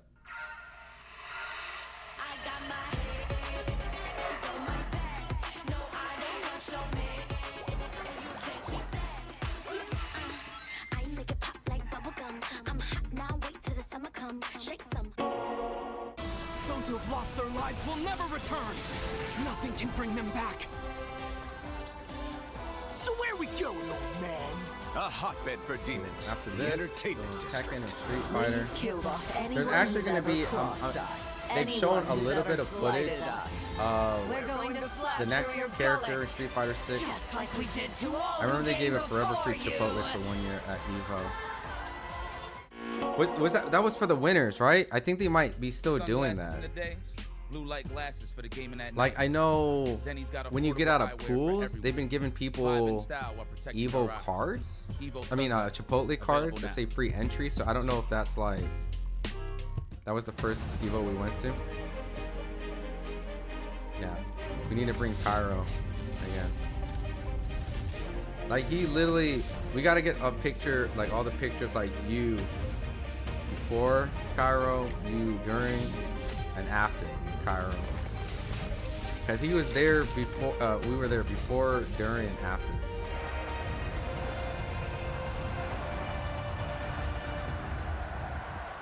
John, Wooly, your recommendation was to go out into the world and participate in a fighting game tournament. What happened? My only experience with a fighting game in a tournament Yeah, this would be was cool when my one day. co-host on the podcast Versus Wolves.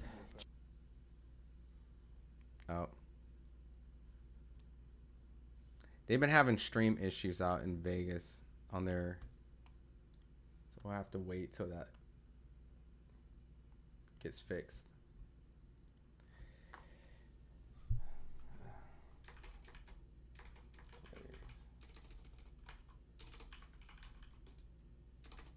Stay strong.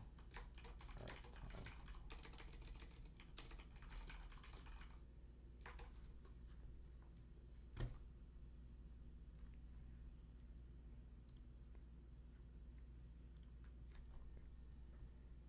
All right, let me get this. Boom, boom, boom, boom. All right. I think their stream. What's going on with their stream right now? Game in a tournament was when my co-host on the podcast Versus Wolves challenged me to enter a fighting game tournament. Is their Twitch stream working? Let me see if their Twitch stream's working. Played Tech was like Chun-Li fan art than I have playing Chun-Li. You know, and that is kind of what it is to me. It is like the aesthetic. I don't think level I play fighting games at, I never need to be the best at them or anything. I just need to be good enough to have good matches with people I care about. The level I play fighting games at, I never need to be the best at them or anything. I just need to be good enough to have good matches with people I care about. To be someone who really, really loves fighting games, I don't think you need to be labbing. I don't think you need to be looking at frame data. I think all you need is to love this shit and to love those characters. And I think especially, you know, in the last like 10 years, like the rise of social media and fan spaces, you can Who's see my guy that that was a big love King of Fighters? everywhere. Like one of my favorite things is like when a new character comes out, like say Aki from Street Fighter 6. It's very unique and that just, they you know, brought this giving guy it like into 6 or in 7 this hours segment. and people are already doing all this crazy fan art of her. And like I love that side of it so much. Her cutscenes, her voice acting, all the fan art of her. That is what brought that character to life for me. I've never quite nailed it down, but someday I want to do a video about like what is so fucking awesome about fighting games if you never plan on competing in EVO. There was a moment in Tekken 8, I don't want to get too spoilery, but a character takes a certain fighting stance, and the significance of them taking that stance blew me back, you know, 20 through 25 years of playing Tekken. You know, I was thinking about playing my buddy in Tekken Tag. I was thinking about when Tekken 4 came out, and like, while it's not the best game, it had the sickest aesthetic and still does. I thought about every new release of Tekken, where I was in my life and what it meant, and like kind of growing up with these characters in a weird way. And I think that is what fighting games can be. Now we're at the point where, you know, Ryu's old. You know, Ryu is like, he is the sage kind of master now. You don't need to be able to parry Justin Wong. Yo, sorry, the baby had cost him out of strike. You be good, bro? We ain't going nowhere, dude. I'm gonna like, be here for a minute. Combo loops and like, this like is part of the process to kind of all that stuff is slowly awesome, but surely and it's grow still great, and it's still fighting games. interest, but I think what fighting games are now the is fighting just, game it's a community universe while of stuff, introducing with the and boxing it's community. something that like I am always up for, like I'm gonna trying be to here get for the people whole shebang tonight. まあ自分が住んでたところはすごいまあ田舎だったので、まあいわゆるヤンキー不良がすごい多くて、でまあ時代もすごい昔なので時代的にもこう不良がいっぱいゲームセンターにいるので。こう行っちゃダメな場所っていう風には言われてたんですけど、まあ自分はやっぱりゲームをしたくて行ってたので、こう怖がりながら行ってたんですけど、やっぱりすごい不良は多くて、でまあ昔のゲームって結構こう。Fatal Fury, Tekken 8. These fights, Virtual Fighter and Blitz Blue, King of Fighters going on right now. あったゲームなので、まあそれでこう不良たちを倒すと調子乗んなよみたいな感じで絡まれて、椅子が飛んできたり、灰皿飛んできたりはまあありましたね。In 1996. 先ほど言った小学5年生の時に初めてゲームセンターに行ったんですけど、その時にキングオブファイターズですね、96が一番最初で、まあすごいなんかかっこいい、子供の頃の自分からするとすごいこう魅力的なキャラクターで、まあ3キャラクター選んで遊べるっていうので、なんかすごい魅力的に感じて、はい、そこでこうどっぷりハマった感じですかね。KF96 が一番最初です。一番最初はその町のゲームセンターで、その時キングオブファイターズ98ですかね。で初めて大会出て、まあ当時からゲームセンターではもう一番強かったので、まあまあ優勝するだろうと思ってで出場したんですけど、まあ10人ぐらいかな、10人ぐらいのトーナメントだったんですけど、決勝戦で負けてしまうっていう、なんかそれは自分にとってすごいショッキングな出来事ですごい鮮明に覚えてますね。まあそれが一番最初の大会ですね。まあやっぱり今のエボリューションもそうだと思うんですけど、やっぱり今までの大会ってまあストリートファイターだったらストリートファイター、鉄拳だったら鉄拳っていうその一つのタイトルのこう全国大会っていうのはあったんですけど、やっぱりこう複合でこういっぱいのタイトルの中でこうやるっていうのは、 You know, I don't know how deep you are in SNK games, Reggie, but have you ever played a game called Neo Geo Coliseum? Because I used to play it on the Xbox 360. That was my Neo Geo Coliseum was like the version like their まあ東京はやっぱり自分にとっても青春ですね。もう自分が本当に10代後半から20代前半ぐらいがまあいわゆる闘撃の全盛期だったので、もう本当に攻撃で勝つことだけを考えて生活してたんで、当時は。まあそれだけやっぱり特別、自分にとっても特別ですし、やっぱり日本の格闘ゲームシーンにおいて、やっぱり攻撃があったからこう、And SNK games like King of Fighters and stuff, their bosses were so hard. 本当に大事なイベント大会だったと思います。I don't think brings back any type of memory.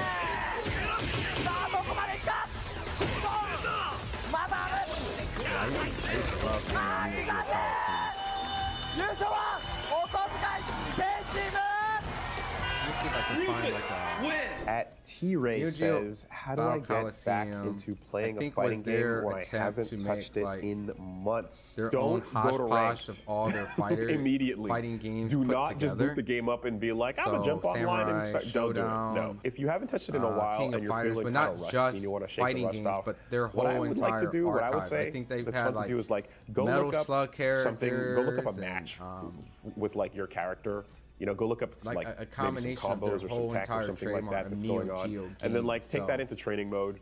You know, practice a bit, see if you can like learn that new combo, and then go into go into casual matches and see if you can like pull something like that off. You know, I'd It say also makes me wonder, labbing did a you little guys ever bit play with to feel Mugen? out the I think someone characters, like, brought this you know up what the it other used to day. be and stuff. Getting some of that 'Cause timing Mugen back, was for and then playing sure it in a low stakes match like online is a childhood probably like the staple of best mine way to to be get able to go reacquainted. back and play all these games. Ladies combined and make gentlemen, like legit welcome back crossovers to Evo that never would exist, like Mortal Kombat versus Street 2025. Fighter and things like that. I'm your host, Hollywood, Rob TV, and right now we are about to witness history. Fatal Fury, City of the Wolves, only 8 players remain. I know you guys are ready to see our top 8 players, but what do you think about perhaps bringing on somebody from the SNK community? What do you guys think about a little announcement? Oh, okay, an SNK announcement? Nah, I don't sound like you want it. I said, do we want an announcement from SNK? I'm convinced now. I'm convinced now. With that being the case, let me go ahead and welcome to the stage the SNK community leader, Gibby Zaya.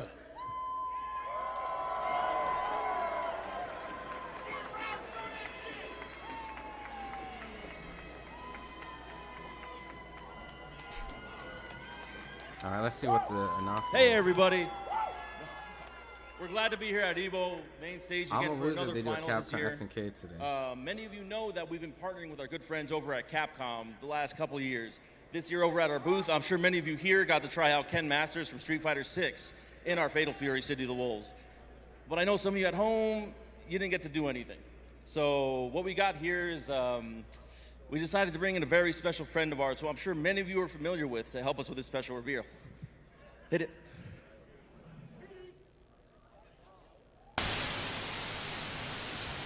All right, this is Ken. Wait, is the audio all messed up? Oh, their audio feed's pretty bad, so let me turn this down. So that's Ken and Terry in City of the Wolves.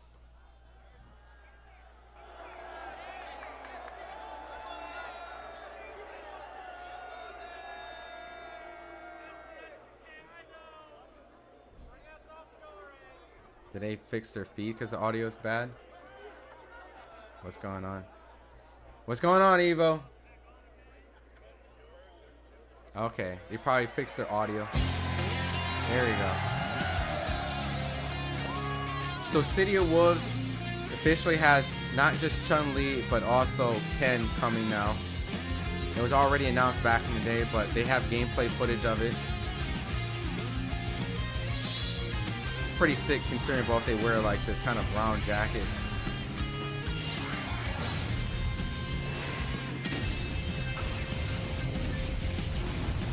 Pretty cool collab.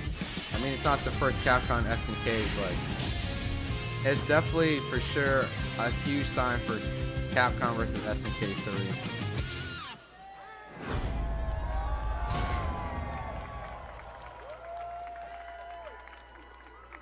SNK の小田康之です。画廊伝説シティオブザウルブズをプレイしていただきありがとうございます。本日は皆さんにストリートファイターとのコラボキャラクターケンの配信日をお伝えしたいと思います。気になる配信日はこちらです。 These fighting games have such a rich history.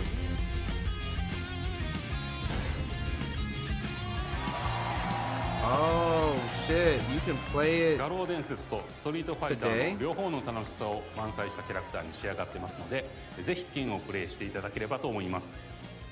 画廊伝説シティオブザウルブズをこれからも盛り上げてまいりますので、皆様応援よろしくお願いします。では配信開始までエボ2025画廊伝説シティオブザウルブズ決勝トーナメントをご覧ください。Hold on. How about that announcement? Ken Masters in a few hours? How we feeling? Absolute insanity. Love seeing the collaborations with Street Fighter and Fatal Fury. That said, ladies and gentlemen, of course, both of these series have a storied history. Fatal Fury, City of the Wolves, taking over the world right now. But I believe that it's about time for us to see our top 8 competitors. Fatal Fury, City of the Wolves, Evo, are you ready? Then let's go ahead and get into our top 8.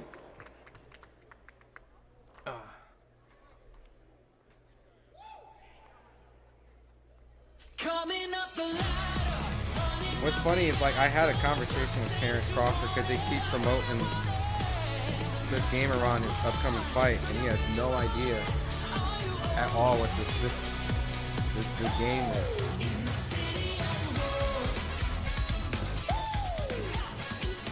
Because I asked Terrence Crawford, I was like, yo, you want to play some City of the Wolves? He's like, what's that? I'm like, the game that's been promoted all over your fights. Oh, so I showed it to him, and he was like, oh, it looks like Street Fighter. I'm like, you never played this? Never anything? He's like, nah, I have no clue. I'm like, what?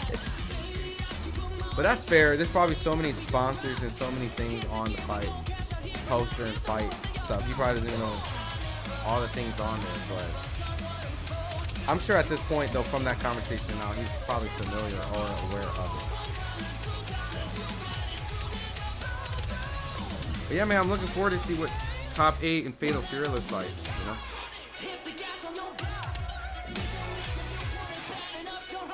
I wonder what if the person who won Evo, the Fatal Fury, played Ronaldo. That's pretty insane, man.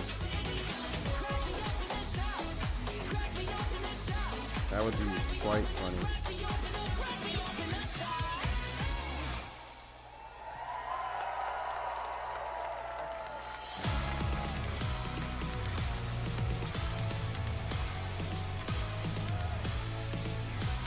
Ladies and gentlemen, for the first time, we have Fatal Fury. Oh man, don't tell me this stream is gonna be doing this. Do I have to go on the Twitch? Do I have to roll over to Twitch? Do I have to roll over to Twitch?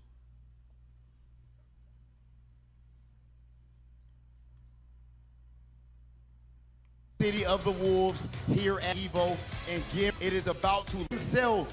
All right, their feed on YouTube kind of, it's not doing that great. Self, of course, always doing it with a smile on his face, but his opponents cannot say the same. If it does that, that's not us. Oh, dude!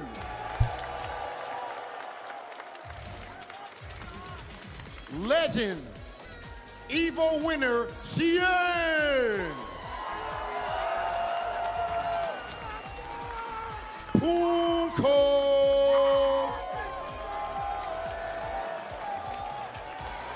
The crowd said, take your shirt off. Kubo! Is there going to be a whole group of Japanese players in this? And last but not least, the prodigy, Fenris! Is this whole top 8 Japanese fighters? Ladies and gentlemen, this is our 8 competitors, but there can only be one Fatal Fury Evo 2025 champion. Ladies and gentlemen, Evo 2025, are you ready?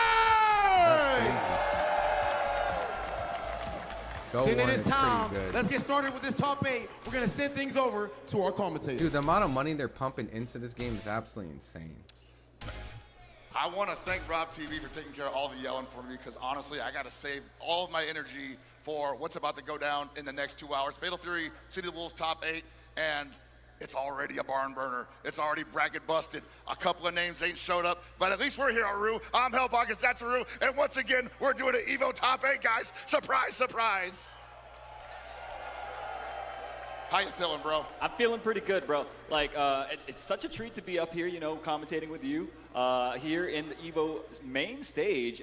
Thank you all for attending. You know, it's a little bit early in the day. You guys, I'm sure you guys had a late night last night, but y'all made it here I to did watch not. some I don't know what you're talking incredible. about. I was a good boy. Oh, yeah, you're So okay. after Okay, I Fatal definitely Fury, saw we're you gonna in the get straight casino. into, Well, yeah, I was second, sleeping. I'm and in then a after hotel that, we're room. Come Street on. Fighter Okay, 6. So. Okay, but no, it was definitely a dramatic evening previously because the top 24 was, as it tends to be in semi situations, an absolute tornado of great play, upsets, domination, and a bloodbath, really. Yeah, it really was. I mean, you take a look here. We got the top 8 bracket for you guys. We got Lagia versus ET coming up in the winner's side. We've got Goichi Japanese, versus Koji KOG. Taiwan, Japanese. On the loser's side, we got Shen versus Punko. Kubo Korea, versus Japan, Fenrich to round it out. These are, I mean, you look at these names. These are all incredible fighting game players throughout multiple different disciplines. Every single one of these guys has a storied history. Oh, yeah. In So the we genre. got Oh, yeah. And honestly, man, 5 some people would Japanese say player, 1. This is guys coming from a KOF 14, KOF 15 background, so must have a lot of experience with each other, with each other's styles. But this is a different game, Cow Pockets. It is indeed, and then right now it looks like ET might be getting the better. Ooh, as I say that, but the early drop, it is the first game of the evening. These things are likely to happen, unfortunately. Yeah, another unfortunate drop for a lot.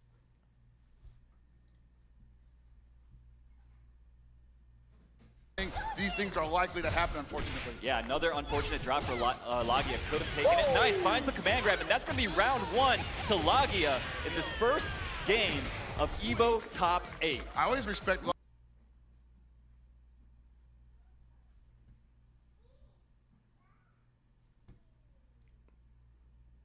Lagia for being able to hold on to the game plan even after some of the spaghetti falls on the floor. And you see right there, that's a prime example of that. Nice rev guards, but gets thrown. I mean, we're seeing ET go for quite a lot of throws. Nice run under. That was so incredible.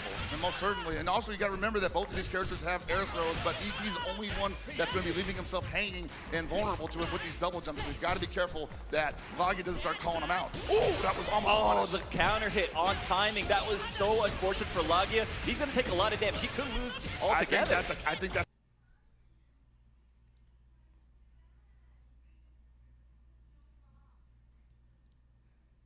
It's a round right there, Aru, yeah. And I want to believe that he wanted the air button there, and it ended up getting it on the ground, and ET hit the rev blow. And all right, I'm starting to come back. Sorry, y'all. From both these guys, using a lot of, you know, the air JDs, those aren't free, man. They are not at all. But you need to do that if you want to make the top 8. Advancing. Oh, made it whiff. Wow. Okay, finds another opening. I can't believe it, Aru. He dropped the first counter hit, gets the second counter hit. Maybe ET might want to calm down a little bit right now. Yeah, I mean, like I said, this guy, he's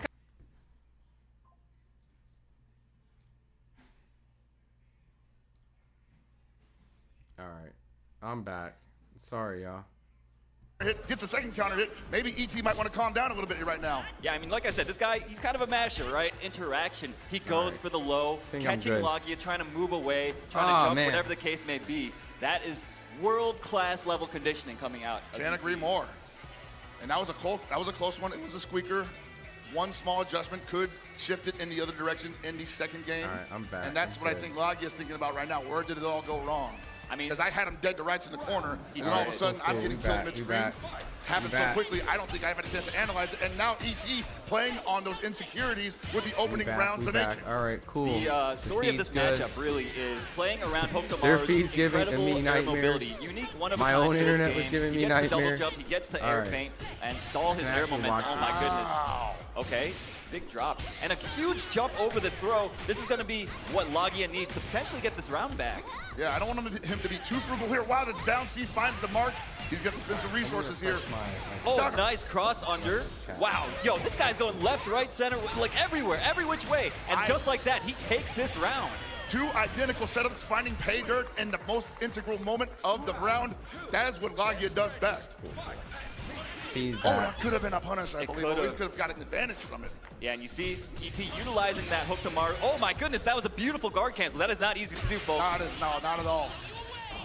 That's gonna hurt. Wild punish. First one of the evening. And yeah, ET in a lot of trouble here. So much damage on the board. You're gonna get a hard knockdown in the corner, and you gotta be careful of the rev command grab. Looking for it. CDP. Big Big punish, counter hit, link into it. Right, Didn't go for Rev on spinning, unfortunately. Breaks it. You got caught again, mister. Logia is putting out hitboxes at just the right exact frame. His timings are immaculate at the moment. He's kind of he's figured out when ET likes to press the offense, when he tries to take back his turn. And Logia is just setting traps for him all day. That Oscar DP Duarte and Kenny that Sims DP fight break yesterday. rather, just catching him Covering Evo on the Grand offense. Finals today. Yeah, it's such a great idea for him to be going for that the DP break, because if ET is going to possibly try to jump, if he's going to try to press a button, the worst thing it'll probably do, it'll trade or it'll just get hit. He won't be able to just defend against it if he's in the air. One thing I noticed, Logia going for the rev guard almost every time that ET goes for a jump in, and that makes it so that he can't JD. And oh my goodness, hold up, wait a minute, that was an incredible DP. Absolutely psychic with that DP right there. That command grab has been represented. We are seeing this man strike throw ET when it's normally the other way around. Nice wake up DP. All right, remember this is 1-1. The winner of this will be moving on to the winner's side. The loser of this goes down into the Shark Tank. Ducks the EX Shuriken. Nice rev guard. I mean, Logia hasn't got much life to play with, but he finds a big hit. This is not going to be enough, but it's going to do so much damage. Dude, this character, he gets the hard knockdown because Rev Arts do hard knockdown either way, but unfortunately didn't get enough damage to really deter ET from smashing that low B standing. Yeah, Logia made another bet on timing, doing the DP break there, but ET blocked it and used those plus frames to get some lows to take that last round. Gotta believe that's not how Logia wanted that round to end. Not just losing it, but just losing it like that necessarily. Absolutely, yeah. I mean, he's making some big reads, and ET seems to have adjusted. You see that big low B from the kid? Apparently so far, it's actually deceptive. Top tier. ET has only had one throw attempt punished, by the way. I mean, in this game, so much of your damage comes from reading this throw and jumping over it. So far, Logia has not found much success. And I gotta believe it's because Logia is so committed to the rev guard here, and it makes it harder to take the button. That's a big punish, but he drops and didn't believe in the link, and now he's in so much trouble. He had to guard cancel that. He's gonna have to do that possibly 4 more times because there's absolutely no reason for ET not to just do lame, safe pressure here. Logia, though, I gotta say, his defense has been incredible the last 20 seconds or so. He's gonna need it. Oh, and the empty low, that was incredible. That is such a huge gamble on ET, and that's what he's so used to playing. That is so the play. That is so an ET play. Is he playing in like a recognized Logia was on the back foot. basket bin? He was trying to defend, look for his opportunities in a very patient manner, and he really just preyed on that kind of He like that put his slowness. fight He was like, stick listen, I'm inside gonna of a subvert your expectations. I'm gonna crazy. look like I'm gonna go high, and then I'm just gonna go low. Yeah, and I imagine for Logia, that's probably one of Just the to make sure more that people don't annoying see player his matchups, that he has to deal and with what on buttons the he's regular. pressing. Sure, yeah. I mean, I'm sure both these guys, of course, have seen each other over the years. ET, yeah, give it up for ET. Yeah, most certainly. These guys are always playing each other. Give it up for ET, give it up for Logia as well. We're definitely not done with either one of them. And I can't wait to see what they do next, because this is definitely just a fact-finding mission right now. Gathering data, as it were. Yeah, you know, obviously they were both in winner's side, so Logia does have another chance to rally in the loser side, but it's not going to be easy. I mean, these guys, you take a look at the bracket. Look at all these names that are in the loser side of the bracket. I would not want to face any of them. You got Shin, you got Punko, who is absolutely on a tear all weekend. You got Kubo and Finrich, who has been just showing up the tournaments to stomp on people's guts because he's already qualified for like everything right now. Yep, yeah, he's just coming to get that experience, play the best of the best in tournament settings, and get that always trophy, doing really well. obviously. Get that trophy, obviously. Of course, the Evo trophy, highly coveted, the highest honor in our community, right? So much money involved man, into like, this it game. is definitely a war of attrition, though. Millions and I've had millions a couple of of dollars, conversations, which is absolutely insane for a pool for a fighting game. But we're close, and they've been telling me that this year has been unlike any other because of this game and because how little time they had to get as good as they did, but they still managed to do it. But still, you gotta gas somewhere, you know? You're all human, and these guys just happen to be better this weekend. That's right. Yeah, I mean, it's really it comes down to the smallest of things. Your condition during the weekend, on even just a given particular day, your tournament path. All these different factors can influence, who we're seeing in this top 8. Speaking of, we're going to take a look at the victory path here, presented by White Claw Zero Proof of Goichi, voted by y'all as the tournament favorite. 51% of you beating. Man, their YouTube feed is getting killed. All right, let me pull up a Twitch stream on the side just to make sure. Close this, close this, close this, close this, close this.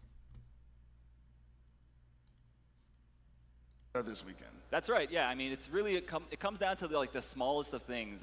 Your condition during the weekend, on even just a given particular. Dang, dude, they're voted by y'all as the tournament favorite. 51% of you, beating Kubo most recently.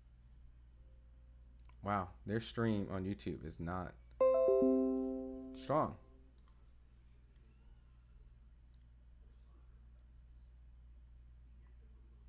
All right, special events. Where is it? Lee, who's also made his way into this top 8. Times with overheads. Something like that. That was pretty nice. Don't do that just yet because we have got some more top 8 matches for you coming up very soon. All these sponsors can't make I think even on Twitch, together, Twitch, right? All their that stream stuff. is You guys know how rough it too. goes. We know how it goes, man. It's top 8. It's all pomp and circumstance, and while we want blood, we have to be patient. Patience is the name of the game, especially in this game. I mean, let's just talk about the game. Sorry, so it's not just rewards YouTube. defense, It's also on Twitch. in a way that I think a lot of other games games currently out don't necessarily do as much. So I think it's been really a breath of fresh air for me, at least. For a lot of people, I think that would agree with you. It has been a breath of fresh air because of the defensive options, but that doesn't mean that the offense is any slouch. Obviously, you have characters like Kind that seem to live and breathe on just ridiculous offense that makes people just second guess, like, hey, how am I even going to get around this? Billy Kind, obviously, another one of those characters that just forces you to play maximum City of the Wolves defensively. And speaking of those two characters, we have got Goichi and Koji KOG up on the stage. They're setting up. I think they're done with the button check. We've got Kind versus Billy. This is going to be an incredible matchup, I'm sure. Both these guys have been grinding so hard. They both want this so much. Kind, obviously, an offensive powerhouse. He sets up these orbs on the screen whenever he gets knockdowns. And basically puts you into extended pressure. It's really difficult to know when it's your turn. And this should be a pretty significant match because this, I believe, is something that we could have seen at CEO 2025, but we did not because Goichi took that one off. All right, finds the auto combo starter, gets the hard knockdown, sets up the orbs. What have we got? Goes for the overhead, and it's still his turn. Nice jump over the throw from Koji KOG. And that's something that you're going to see probably pretty early on. Usually the throw is represented pretty often by the Kinds as part of the mixed routine. Oh, nice dash under. That was beautifully done. Catching the jump, landing recovery, and Koji KOG, it's his turn. He's in the driver's seat. What in the world? That was such incredible movement. I think at that point he thought maybe I can get a jump B, but he might have been too low to the ground for it to activate, so he just ended up getting a landing punch instead. Wow, what are you swinging at? Staying in the corner. Nice anti-air, though, from Koji KOG. That is not easy to react to, y'all. Not at all. And you see Goichi getting pushed out of the corner, and this is not where he wants to be as Kind because Billy can definitely just play this range. Damn, take I a heard couple hits Goichi from that extended. pretty good at this game. He's trying to challenge the Panzer. Damn. That was OD. Goichi, he just sends it on that, gets the counter hit launcher on timing, basically. Noticed that KOG wanted to press a button there. So I mean, my he probably thought, like, well, whatever, even if he blocks it, it's a neutral skip. I get to rep cell into the launcher anyway. The throw bait, huge throw bait, paying dividends here for Koji KOG. Gets the knockdown, no, drops the combo, and taking a huge punish. I don't know what he wanted there, but he's paying for it now. And you're he's able not to going to lose the start life lead, medium but he is at hard. the end of your health bar to have some sort of Rondo advantage. explodes at the perfect moment, and now Goichi in complete control of the second round. That was looking mad melty blood, bro. Oh my God! Damn, what a comeback. What the hell? Damage. My goodness, this character is out of control. Koji can't believe that happened. Yo, this dude actually has the thing to cover his controller as well, I can't too. believe it either. I thought we had, more match to commentate, but here we are. Okay, they're just going right back into it. Goichi looks mad focused, bro. Scaling is a funny thing, my friend. Yes, sir. Oh! Extended hurt box again. I think maybe Goichi's been studying where the Billy buttons possibly are most vulnerable if he swings too far away. We are seeing such impressive matchup knowledge on display here. Remember, this game is mad young. It's like 3 months old right at this point. These guys have labbed and practiced so hard to get to this point, man. Yeah, and it's only, like you said, 3 months old. There's still so much ground to cover, but dude, you got to be able to win Evo. And the moment he gets to close D, but he didn't believe in it. And now I think Koji might be a little shook. Oh, nice anti-air. Goichi, his defense was looking a little shaky for those last 3 or 4 interactions. I think so too, and like, by the grace of God, he's still on the screen. How many times he's gonna try to throw bait and Goichi's just not gonna bite? That was incredible. Okay, finally finds him standing. Not a kill yet. I swear, if he gets a comeback from this. Oh! Every time. Don't test him. He'll try it at least once. The overheat finds the overheat. What a block. KD all this. And now it's basically his game. Throws out the double fireball, finds Koji jumping. Almost no way out of that situation there. Yeah, that is a checkmate situation. What on earth? JD, when you're in overheat, maybe thought he could thread the needle by hopping in between them. Also managed to save the super bar, because if he just sends out the super from that range, that's also a checkmate. That wasn't a counter hit, so that pole vault didn't end up finding the mark. Dude, Koichi, I mean, obviously, you talk about this guy's defense. This guy, hold the phone. And it feels like Goichi is going to lose the life lead, and all of a sudden he comes right back. Yeah, got a little too far for the close knee to come out. Getting the hard knockdown with the throw, getting another throw. And that's got to be rough because those little mistakes happen, like, and what is Kane gets to take so much advantage of a situation like that. And you see the hyper there, making sure that the Billy doesn't get overheated for blocking the entirety of that super. These JDs, though, gonna save a lot of rev bar for him. Yes, okay, managed to save himself from overheat with those two clutch JDs. Not enough yet, Aru. Not quite enough. Another amazing JD from Koji KOG. This defense is out of this world. He's fighting. He's trying to get out of it. Oh, big whiff, but he got hit by the falling Lanze. Is he gonna catch? Is that gonna catch? It's not enough to kill, I believe, but this last hit does so much damage. Koji KOG's defense bailing him out of certain death. And a huge hold on, he whiffs. Oh my God, that's so unfortunate. The jump C was just a little too slow to punish the Red Panzer. That was so insane. He played like the best round I have ever seen defensively. Koichi like, yo, my bad, bro. My bad. Oh my God, bro. I feel it for both of them, honestly. Damn, bro. Is he having like a meltdown? KOG always a character. Very emotive guy, this one. Yo, he played like, I get it, man. Yo, I feel it. Damn. Dude, he put it all on the line with that last round, in seriously. He played, like, you cannot oversell just how well he played. He's about to write a very sternly worded tweet that amounts to buff jump C for Billy. Please don't. So stupid. These guys are so stupid. All right. Good sportsmanship. I mean, both these guys, of course, have known each other for a long time. Yeah, dude, he had you, right? Should have had. That would have been such a sick comeback if he came back from that ridiculous situation. Oh, but man. You know what? Goichi is just that good. Yes, Goichi is that good, and like honestly, I thought Koji played very solid in the end there, but that was just one of those things where like the timing was just a hair off, and that happens to everybody.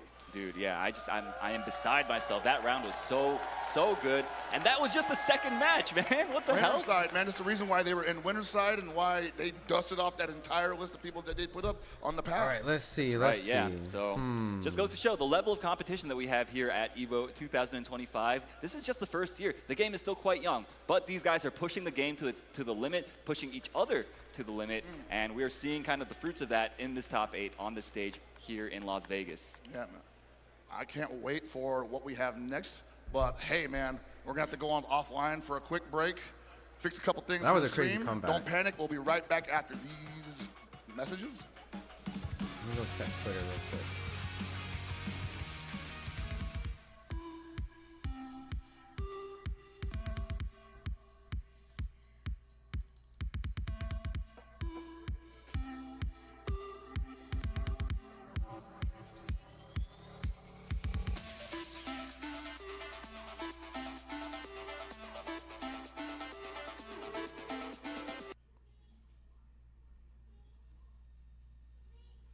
Damn, is their stream getting eaten up again?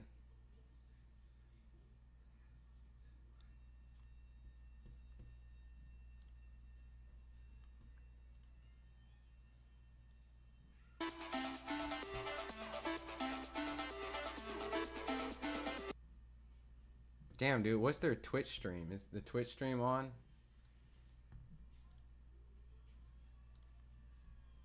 Nope, their Twitch stream is out. This is crazy. They're having major stream issues, man. Alright, they're back. I think. Dude, I swear, if they're gonna have a stream crash at like the most pivotal moment, oh. So far, it's mostly been it hasn't been on a grand finals, so. Yeah, a lot of the chat's not really happy about that.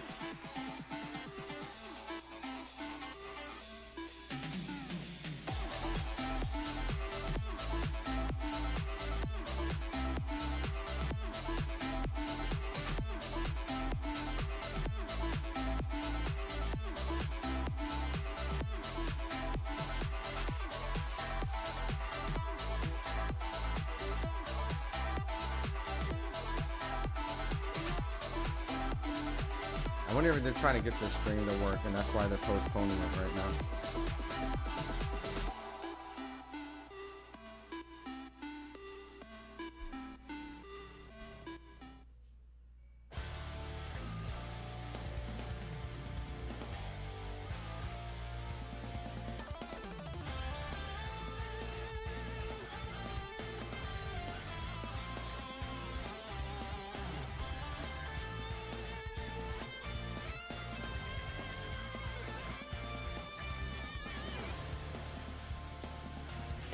They're getting their stream probably fixed.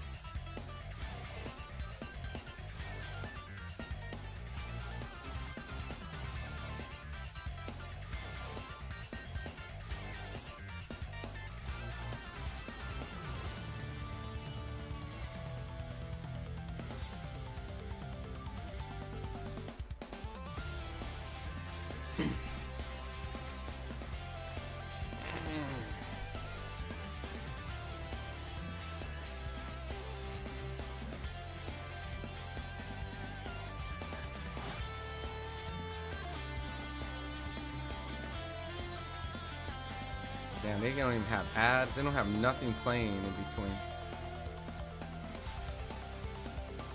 They're probably doing a full reset or something.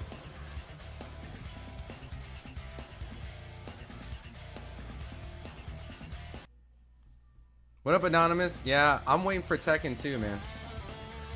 They're having streaming issues right now.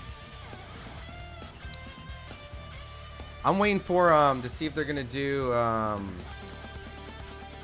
an Armor King gameplay reveal, because I know they shown a snippet of him in that trailer, the last one, when they showed the Fakrum, but you know they have to. Like, you know they're gonna show Armor King, but yeah, I'm definitely waiting for Tekken 8. I'm gonna be into Street Fighter 6 because I'm trying to get into the game, but I'm for sure locked in for Tekken 8. Like, I'm watching every single aspect of Top 8. You know, the thing is, like, I've heard there's been a lot of issues in the second season of Tekken 8, which I haven't really played too much. I played a lot of season 1, but I haven't really played Tekken 2. I mean, season 2 too much because of a lot of stuff I've been doing covering boxing. But I want to get back into it. Armor King's for sure gonna be a huge reason why I want to get back into it. I heard Anna's pretty broken. The crazy shit that I've seen her do.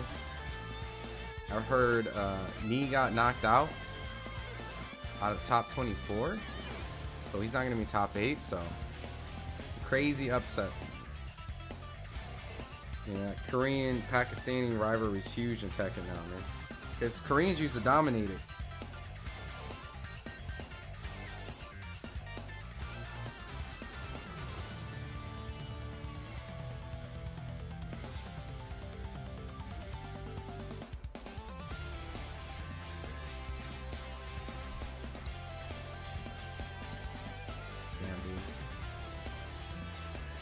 This is about to be late. This stream's about to be late just because of the fact that if they're having all these technical issues, man. There's so many breaks off these Evo streams right now.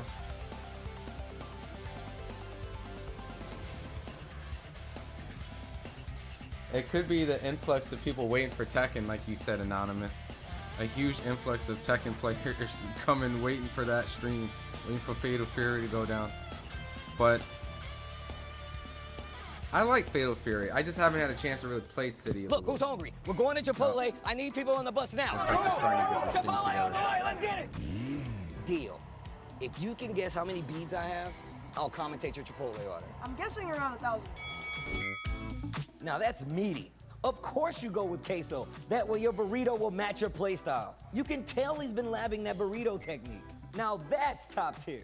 If you guys love Chipotle, make some noise! I wonder how Chipotle and Evo like linked together. Like, I wonder how that became the thing. I won PlayStation's Road to Evo and went head-to-head with Arslan Ash. I want PlayStation, go to Evo and battle against Sony Fox. I have never seen that in my life. To compete on PS5, choose your game, find PlayStation tournaments, and register. It's that easy. Sign up for PlayStation tournaments for opportunities to win unique prizes and much more. Yeah, man, I heard the Marvel Tokon beta was only for PS5. I'm a little sad, I ain't gonna lie. Look at Vaya laughing right now. Oh, he's doing a dance. What is he doing? Man, he's just too ready, you know. Not today, man. Oh my God! I've been checking some of these Evo stream series, and they've been pretty cool. Like the document Terry's that they put together. So it's much more than just playing. It's being a part of this community.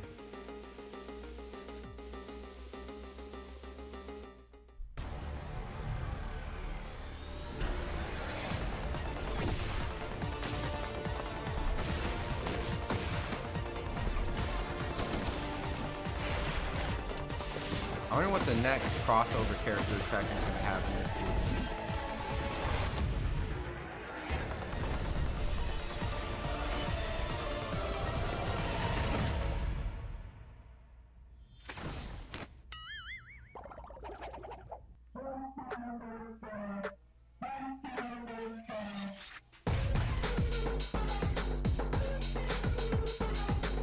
All right, next round's going to be in 18 seconds.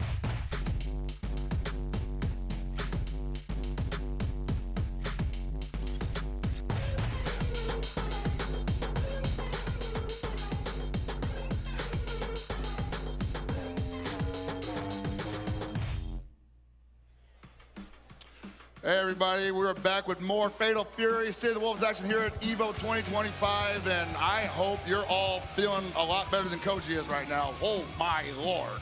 That was a crazy set to take us into that short little break to fix these technical difficulties. I am hearing that they are fixed now, so thank you all for bearing with us during that short downtime.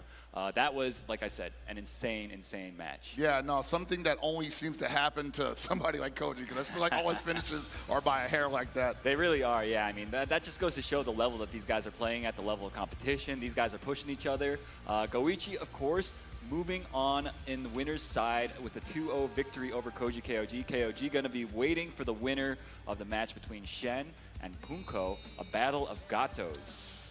You know what? I'm just glad Gato's in top 8. I'm pretty sure the viewing audience, both behind us and at home, wanted to see a Gato all weekend in top 8. Now they got two of them fighting each other. Oh, baby. That's right, yeah. We're guaranteed one of them to move on, but that also conversely means that we're guaranteed one of them to fall. Yeah. Which is a bit sad, but, you know, that's just how tournaments go. Hey, man, fan favorites can't stay fan favorites forever. Someone's got to go down heavy. And you look at the path that Shin had to go through, taking these guys down heavy, from Shadow X to Chris G to Nemo. Goichi almost had a spot on him. Masao, Zap, Vader PE, Maestro, Matt, Taka, and Horseradish. Poor guy. Yeah, had to open a weekend up like that. I know, it's tough when your first match is Shen. So shout outs, of course, to White Claw Zero Proof for providing us with the victory path. As you can see, we've got Weibo Gaming's Punko. You see his path. Obviously, many fewer names on his path. That means he didn't lose quite as early as Shen did. So he had a bit of an easier path, if you can call it that. I mean, you look at these names: Kindevu, E.T., Xiao Hai, Koopa. Xiao Hai.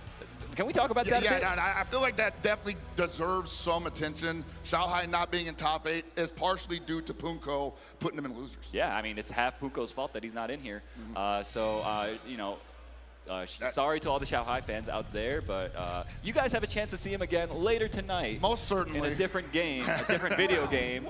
But that's a story for later. Right now, we're going right into Punko versus Shen. Gato versus Gato. Losers round 1. Loser of this goes home. And it's pretty much going to be, I feel, a meaty setup fest. And we've been seeing Punko absolutely immaculate with these guard cancels the entire weekend. I wonder if Shen can match that energy. Yeah, so of course both these players playing the same character, but you'll notice Shen, he likes to go for the command grab quite frequently, more so than compared to Punko. Whereas Punko, he is the DP master. This man reversals in the craziest places.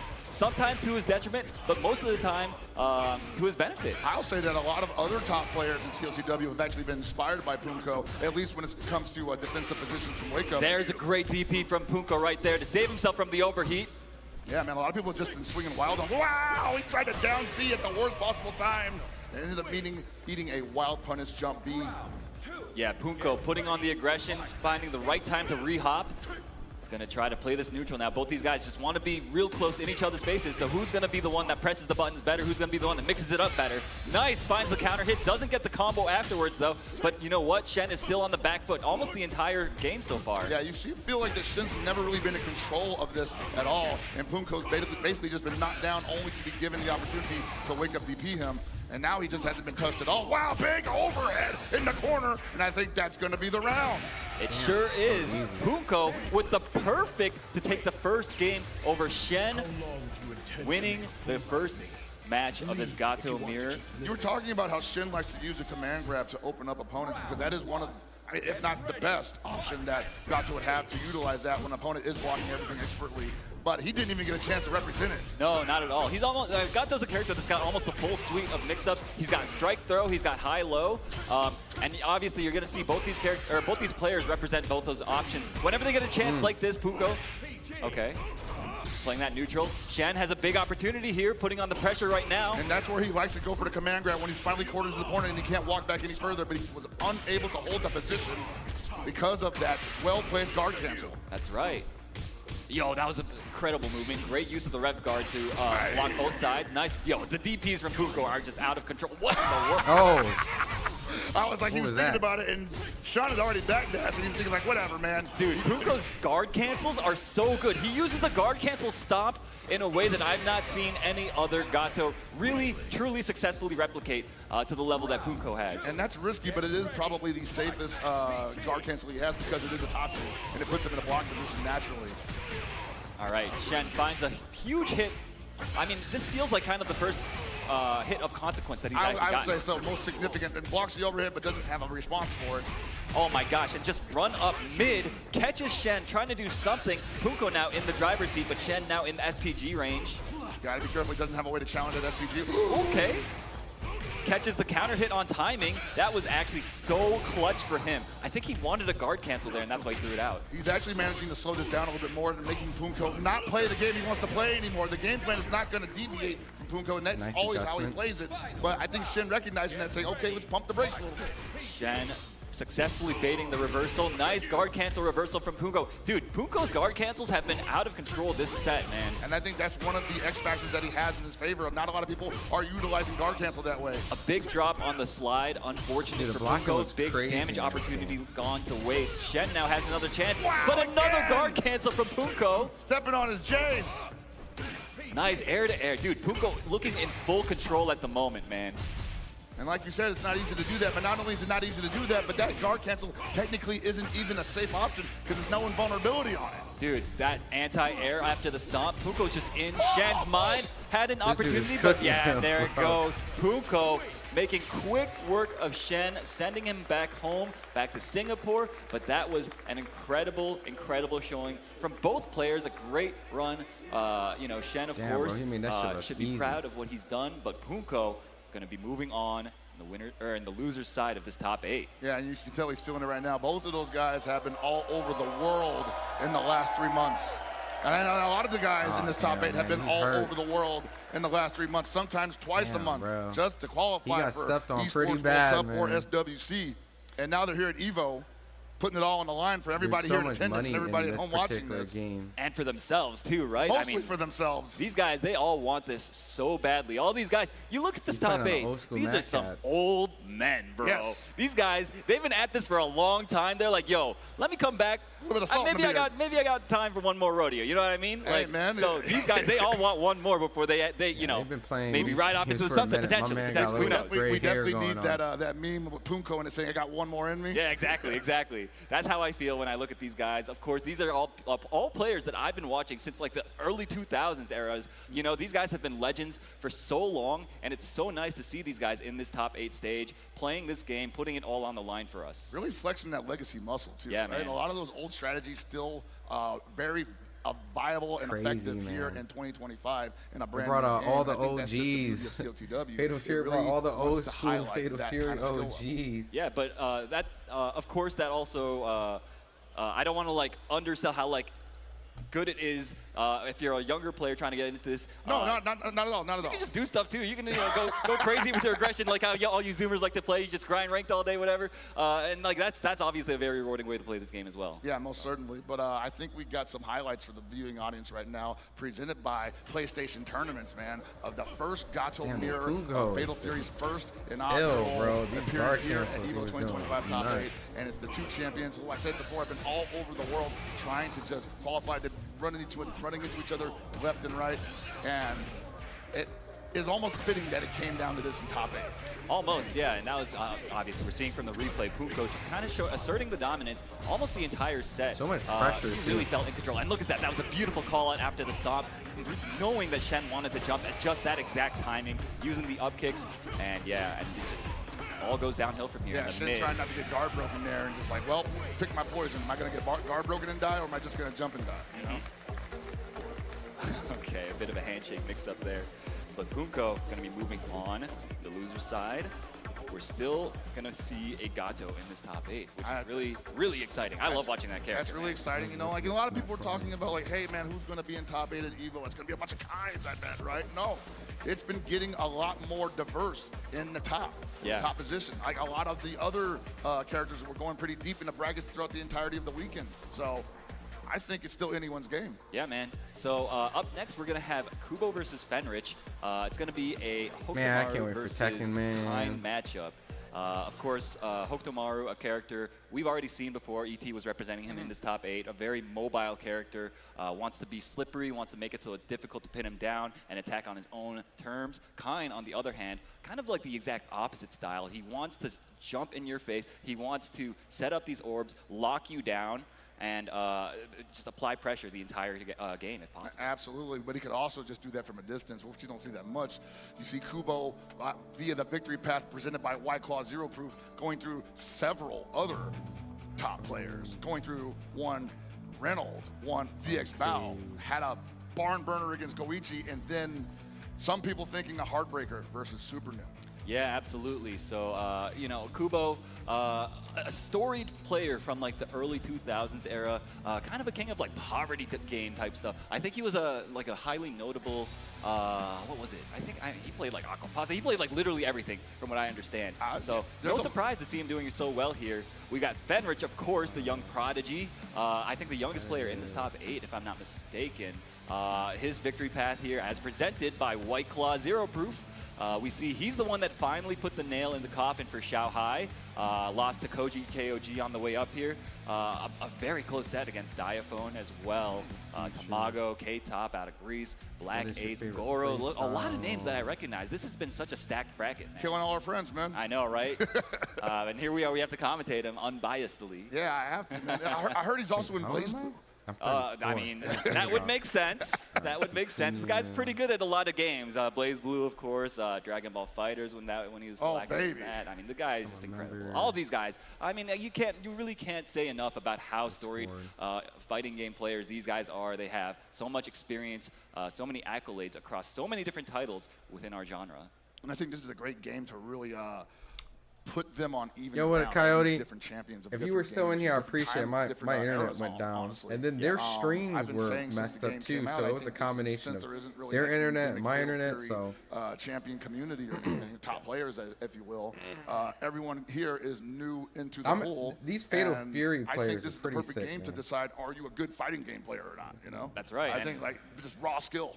Yeah, clearly these guys are all phenomenal fighting game players, and we did receive word that Fenrich is indeed in the winner's side of the Blaze Blue Central Fiction bracket. So, I mean, does that surprise anyone that knows ball? No, not really. Not at all. But, honestly, I'm just surprised that he has time for both right now, because this has been a busy weekend. There's a lot of drama for a lot going of these on players too. A right lot now. of these guys, multi-game With all this specialists, Terrence able Crawford to play and Snack, and place people are well in teasing a lot of Terrence. different games. So it's been Why does one of the pretty, casters kind of sound like stressful, Dana honestly, White? seeing these guys run back and forth. I'm stressed for them. You know. Which one do you think sounds like Dana I White? think Kubo probably the only person on stage right now that didn't have to go all over the globe. The last time we saw him, he was getting 5th at EVO Japan. He kind of does a little bit. As far as I can tell, He dormant does until sound this like weekend, Dana a where he's little now fighting for the advancement in the loser side of top 8. So pretty consistent.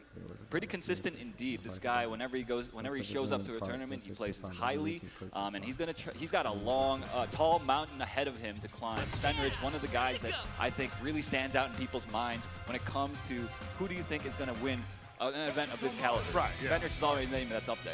Name up there. Goichi is always a name up there, but I've seen Kubo in a couple of those conversations as well. So maybe, quote unquote, surprises. I don't know. Either way, it's time to get it on. I wonder what the announcement for Fatal Fury is. Are y'all ready? A nerdy young Dana White. This is the last of the first round top 8. Those guys are entering boxing, man. Yeah, loser of the this next does big go fight I'm home. attending is going to be Canelo Crawford. Here. Can you comprehend? I'll be out in Vegas for that fight, which is going to be a crazy Of course, time. SWC spot on the line as well for the winner of this event, right? I might go live every day. Qualifiers in here, so may not have to necessarily win the tournament to get that, but you know you want to anyway. Of course, finds the hard knockdown to Fenrich. I'm starting to see who you the see that OP orb extending the characters pressure of this game. sequence, these plus frames going crazy. Kubo finally finds an opening. And I like the way that Fenrich backed up from there because he knew that Kubo was like, you're going to jump out of here. You're probably going to double jump. I'm going to be waiting for you. Your trajectory is not going to carry you over my head. Yeah, that's the thing about Hook Tomorrow is the fact that on defense, oh my goodness, and just like that, Damn, dude, Fenrich finds the hits that he this needs. dude is playing on defense, like he Hook is Tomorrow not messing has to around. kind He of wants block to it out eat your very ass. honestly. He does have a bar now for the Kubo is reversal going in. available to him, but this character, if you can get him to stop jumping around, you can potentially put the hurt on him. And at the same time, it's both risky and smart to utilize that against Kine because Kine gets to stop his offense at any moment, and you have to catch him when he's trying to move. Oh, it's not Kubo that's on, man. And yeah, you see Kubo just trying to make space and now trying to engage on his own terms, like I said before. This is Hokutomaru's game plan right here. That was That's crazy, a pretty dude. big hit, and he's got, well, he had Fenrich on the ropes for a second, but Fenrich finding the backdash into the Panther, and that is one of the things you just have to do sometimes. Oh my goodness. I can't remember. Is this character from a Beautiful previous? throw from Fenrich gets the party started, and once more we see Kubo in the corner. And wow, what a beautiful punish on the landing frames, timed perfectly, and just like that, Yeah, Fenrich they're is going to playing take mad aggressive. game 60-second one. timer is nuts. The scaling's a little too much, but you're not too far off. There it is, chips him out. That was basically a very textbook Kine round. Like this guy, he just sets the traps, he extends the pressure, he hits you until you crack, and then he cashes out for incredible amounts Damn, of damage. dude, so much What's interesting pressure. though is that usually a lot of Kines are so aggressive that they These don't want to combos give you that feel space, almost like especially touch if of you're death open to like jump out. But Like you saw granted, Fenrich there's no just, like, infinite measuring, I've backing seen, up, but they because he feel knew that very. Kubo knows where the Like windows if they are. do Doesn't want to give him an one opportunity reset, for a reversal.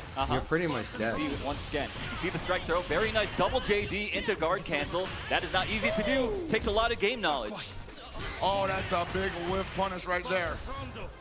And you see these hard knockdowns repeatedly, putting him in bad situations, but Kubo finds the cross-up, gets a big combo here, goes for the hard knockdown with the double rev blow ender, builds a lot of bar as a result, but he keeps getting his jumps punished as he lands. Fenrich's timings are immaculate. You have to be careful of all that over jumping. That is absolutely what's like spelling curtains at Some this point. He's chipping, getting hit on the way obviously maybe down. some pokes, but three Oh good my gosh, a combos. huge Pretty jump much but no dead for a punish. while. Went for the jump deed. Unfortunately, does not have a cross-up hitbox on it. Dude, look at him, he's just hunting him down. Dude, he is For the playing guard so God, aggressive. what in the world? Kubo was trying to play so evasively, but Fenrich just found him at every turn.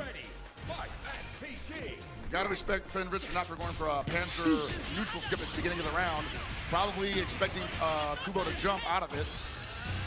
Finds the hard knockdown with this combo. Kubo gonna put on the pressure here, finally in the driver's seat, but just like that gets, okay. And he gets out of the corner with that. Yeah, you see like Kubo just unable to really get anything super heavy started, but he's still also somewhat in control of this round. Fenrich not really able to nail, well, wasn't able to nail him down up until that lance, and now Kubo in a lot of trouble. Yeah, is so a little annoying. too short for the punish, luckily for Kubo. Fenrich's neutral is just too clean. He is not letting Kubo, look Oh, at that! He's not letting shit. Kubo get away with any jumps. He's punishing the landing frames every single time, it feels like. And that's a scary thing though, have to face against, because that means you just can't block anything. And just like that, Fenrich moving Can on you not air block in this 2-0, not allowing Kubo to get away Or with is the that movement just that we so the falling frames that attribute he's catching to them on? Hokutomaru, that we so often complain about, at least myself personally. I hate trying to catch that little cockroach, right? So, but yeah, I mean, Fenrich just makes it look so easy, bro. I mean, he's seen so many different scenarios as we've already probably all have, but he's able to apply the pressure while taking all those scenarios into account. That's why he's a master. Yeah, indeed. So yeah, Fenrich looking so ready for that. that was just, I mean, that was a clinic. There's not much more to say about it. We've probably got the two best kinds in the business in this top 8, and it's such a treat to watch them at work because the way that they structure their offense, the way that they find these hits, that's definitely what separates them from kind of like your middle of the pack kind players. Yeah, right? you're not seeing them just trying to maul their opponent on defense and crank up the rev gauge and go for the guard break afterwards. They're absolutely measuring the opponents and all the movements that they're making, and if they find something that might be troublesome, they are a little more tepid. But we're going to go and see some highlights, by the way, of PlayStation tournaments to see this masterful play at work. Fenrich having had a tremendous year so far, even though it's only been 3 months. I feel like he's playing for 12 months already with the way he absolutely took apart Kubo. Dude, these punishes on landing, man. We saw one just now. I wonder what the way next that season like of they DLC leave is gonna just be for enough this. gap in their strings so that you feel like you can press a button, realized this but is they will already already? be there hitting you with the frame trap. Oh my gosh, and the empty jump low, sneaking it into Dude, he was going in, field bro. there. Fenrich basically just in complete control that entire set. Man. The I guy might is give this massive. game a Goodall chance tried his because best to regain control, and he had some highlights there Ken's as well, in the but it game just now, wasn't enough so to really put the brakes. it'll be pretty on easy for me to kind of at all. transition. And so that's unfortunate. But we got another break to go to.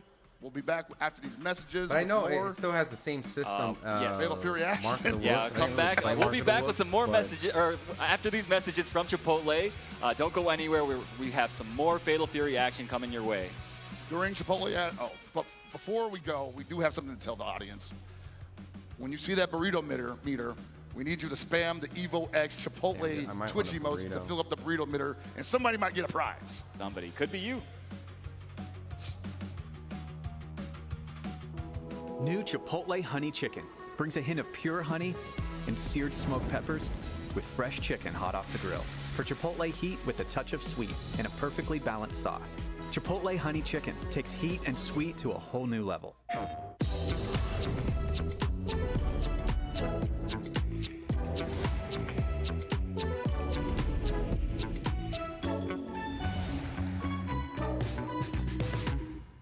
PlayStation.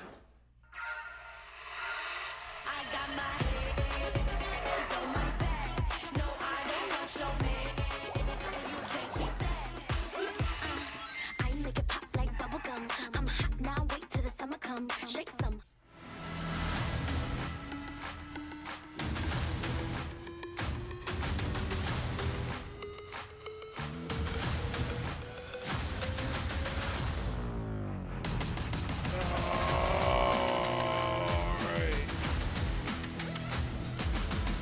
After this, 2 more games, man. I think I forgot what I wanted to do.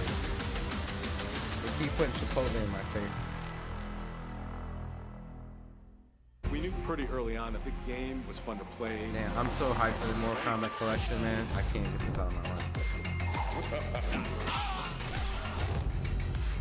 It became something that added to the mystique of Mortal Kombat.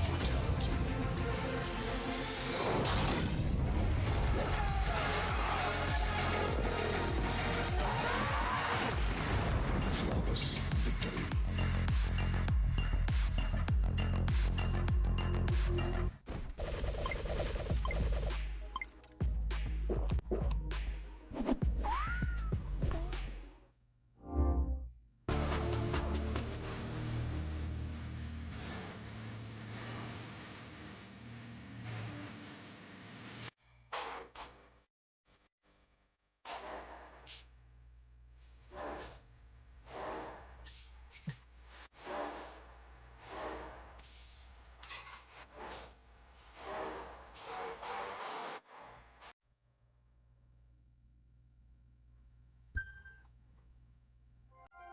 My name is Alexander Fregoso. My tag is Bean. I'd always played fighting games growing up, but it was never past like a casual level. Mainly just play with like family offline.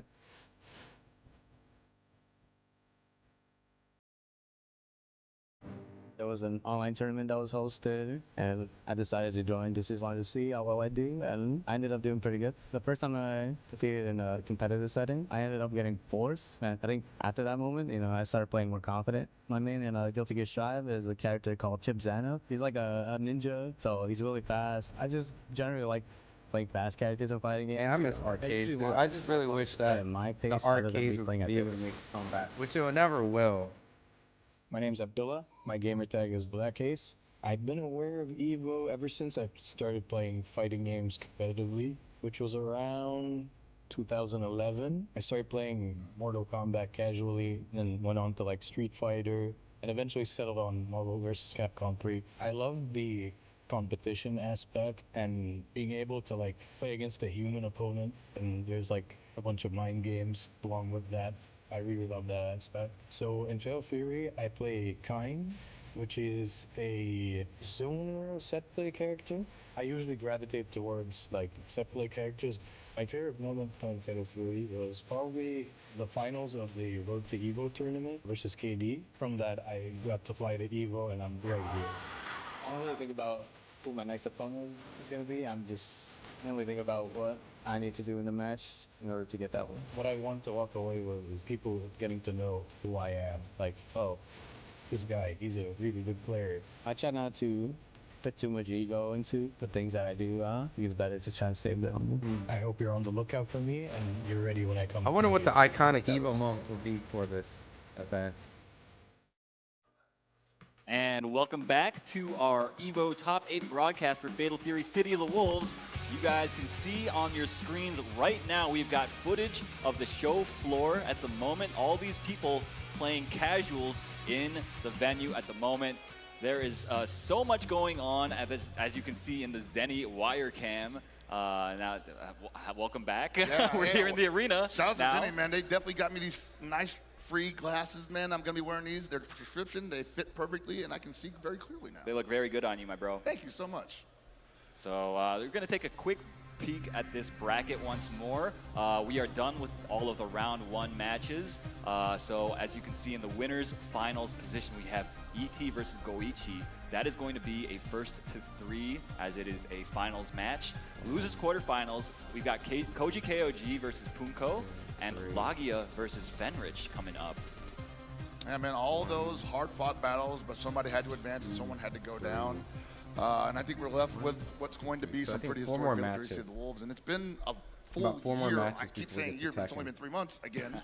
But it's been a full schedule of great City of the Wolves matches culminating to this moment. And we're really just halfway through it, you know?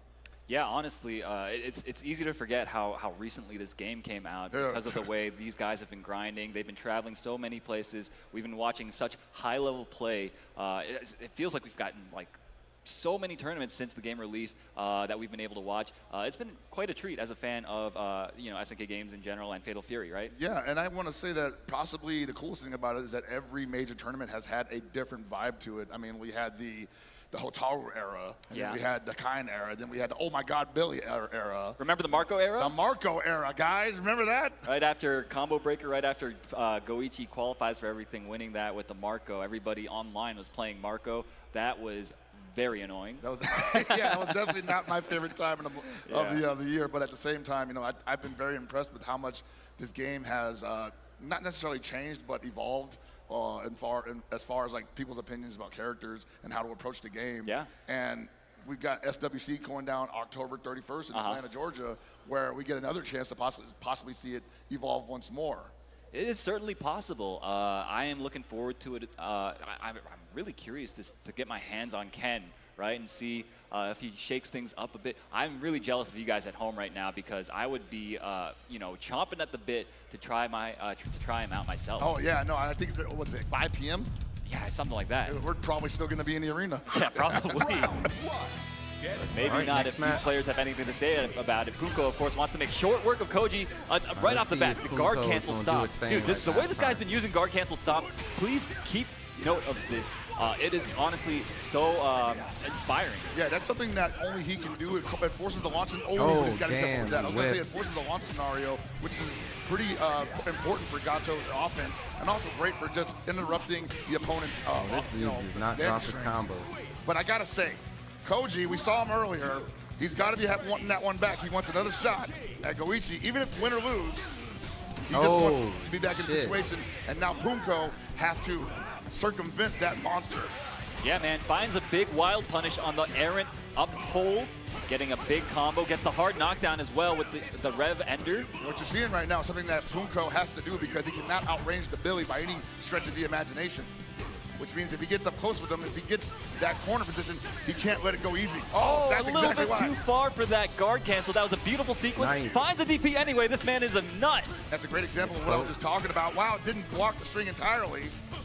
This man, I want to believe in myself the way that this man believes in himself. Using the 6B, catching Koji KOG out of the air, sniffing out the fact that he wanted to jump out of the corner. I tell you right now, Koji KOG gonna possibly be a little gun shy on defense here, probably not gonna pull the trigger on some decisions he needs to make, and that's gonna be great for Punko as he takes the corner position.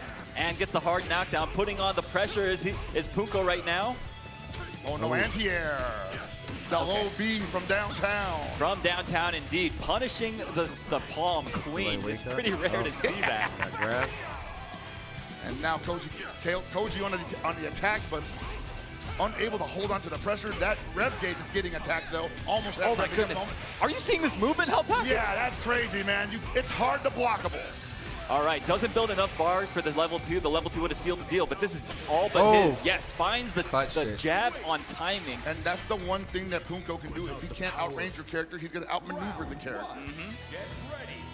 Yeah, dude, his offense is looking unstoppable at the moment. And you see Koji KOG, he's like, look, I'm tired of playing defense. I'm going to take the fight to you this time. Oh my God, the backdash? That was so beautifully spaced. From a rarely represented sweep from Billy, how did he know? Is on point. Okay, soft knockdown here. Still manages to press the issue, does Punko? Okay, gets punished. He was still back turned at the end of that, so yeah, that was a free punish. Wow, he just does not want to hold any pressure whatsoever. Absolutely not. He says, whatever, man. You leave that window for me, I'm definitely going for it. Checking the dash with the down A. Whoa. Okay. Didn't believe. Dude, another guard cancel stop. Punko, it is just firing on all cylinders right now. That makes you afraid to press a button, man. And chasing the backdash as well with the 6B. Dude, this guy is playing a mile a minute. Like, imagine not being able to press a button as Billy Kane against Gato. Because you're afraid of the guard cancel stomp. Yeah, that's not a world I want to live in. Oh! That is crazy. He didn't have enough time to recover and block that. Maybe went for an anti-air. It just didn't have time to start up. Had to do that. Finally finds a good answer on defense, but it did cost him. But oh my God, yo, Punko just does not care. I told you, if there's a window, he's jumping through dude plays so Great aggressive. JDs from Koji KOG. Keep him in the game. And you see his red meter is like looking so dangerous right now. Finds another hard knockdown, does Punko. Punko basically one mix-up away from moving on. And once again, Koji sniffing out the over-aggression from Punko, but that's his last reversal. Flailing each other out. Nice JD. Oh, Finds nice. the counter hit. This should be it. Punko with the most masterful play, moving on over Japan's Koji KOG. Koji fought valiantly, but Punko smelling blood in the water early on into that matchup, not letting go of his leg, teeth burying into his kneecaps, ripping him apart, bro. Two matches back to back might be a problem. It might be a problem indeed. Punko obviously has been grinding so much. He's looking so practiced. I love the way that he played that matchup. He was like, listen, I'm just going to suffocate you as much as I can. I'm going to force you to use those bars of yours to go for reversals rather than to do combos and stuff. I'm gonna make you feel scared the entire time, and that's exactly what happened. You know what that reminds me of? What's that? Some good old-fashioned Mark of the Wolves. Oh yeah, definitely. You know, what up, D. Murray? Nah, JD, this is Street Fighter will be on later, but you know the game Fatal Fury that you always see on like. Yeah, for sure. All right, so we're gonna go into some highlights from the last match. Presented by PlayStation Tournaments. It should be all guard cancel stomps on it lately, honestly. Not because it's cool to watch, but because he was patiently waiting for his window to utilize it. That's right. Finds the opening here with the big strike throw mix-up, going for strike this time. Gets the hard knockdown, and what we got, look at that delayed jab, catches Koji trying to mash at just the right time. Got 6B, and you see, this is what I'm talking about. Koji was forced to use reversals over and over again just to get Punko off of him to get some breathing room. Absolutely. He just wasn't able to. That big 6B so you remember how they called that victory for Punko.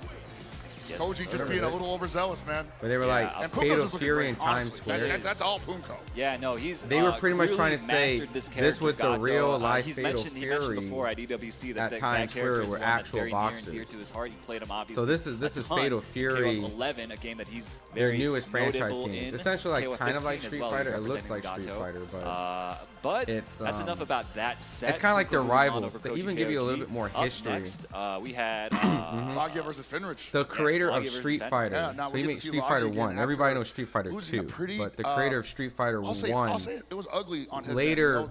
ET dominated. left to create and it looked like he was what he felt was more of his off balance. ideal version of the fighting game. Like he wanted a bigger story, things like Hopefully, that. after taking So he the ET, made Street Fighter, Lagia has got his head on abandoned straight it. They and took feels a little on bit better Street Fighter about how and he's made going it to for play what out it the is rest now. of this evening. And he Yeah, made though, Fatal Fury on I like top what of you it. So point out he's the about grandfather Lagia. of Street Not Fighter and necessarily Fatal feeling Fury. all there in that And set. I think we talk a lot let me about how see. good his defense is, his Creator defensive execution, of more Street specifically. Fighter And and he was Fatal just kind of going for like Fury kind of lazy Apparently he's defensive supposed to be options, making a very boxing often game, against ET, right? not calling out the Takaishi, throws, let me using a see lot what of it rev is. guard, not going for a lot of JDs and guard cancels, and things let me of see if that I can sort. find a picture So of him. he really needs to get it together, especially against a character like Khan. So who right just here, wants to give you a little bit impress more the entire context round. on I top was going of to it. say that, you know, I did Which not I don't know have what my the bingo card the that boxing Goodall game will be will representing the be. best Like of I don't defensive know if options it's going to here be more today. like how When Street Rocky had Fighter done that at CEO and Fatal previously, Fury I is. thought it would just be more of the same.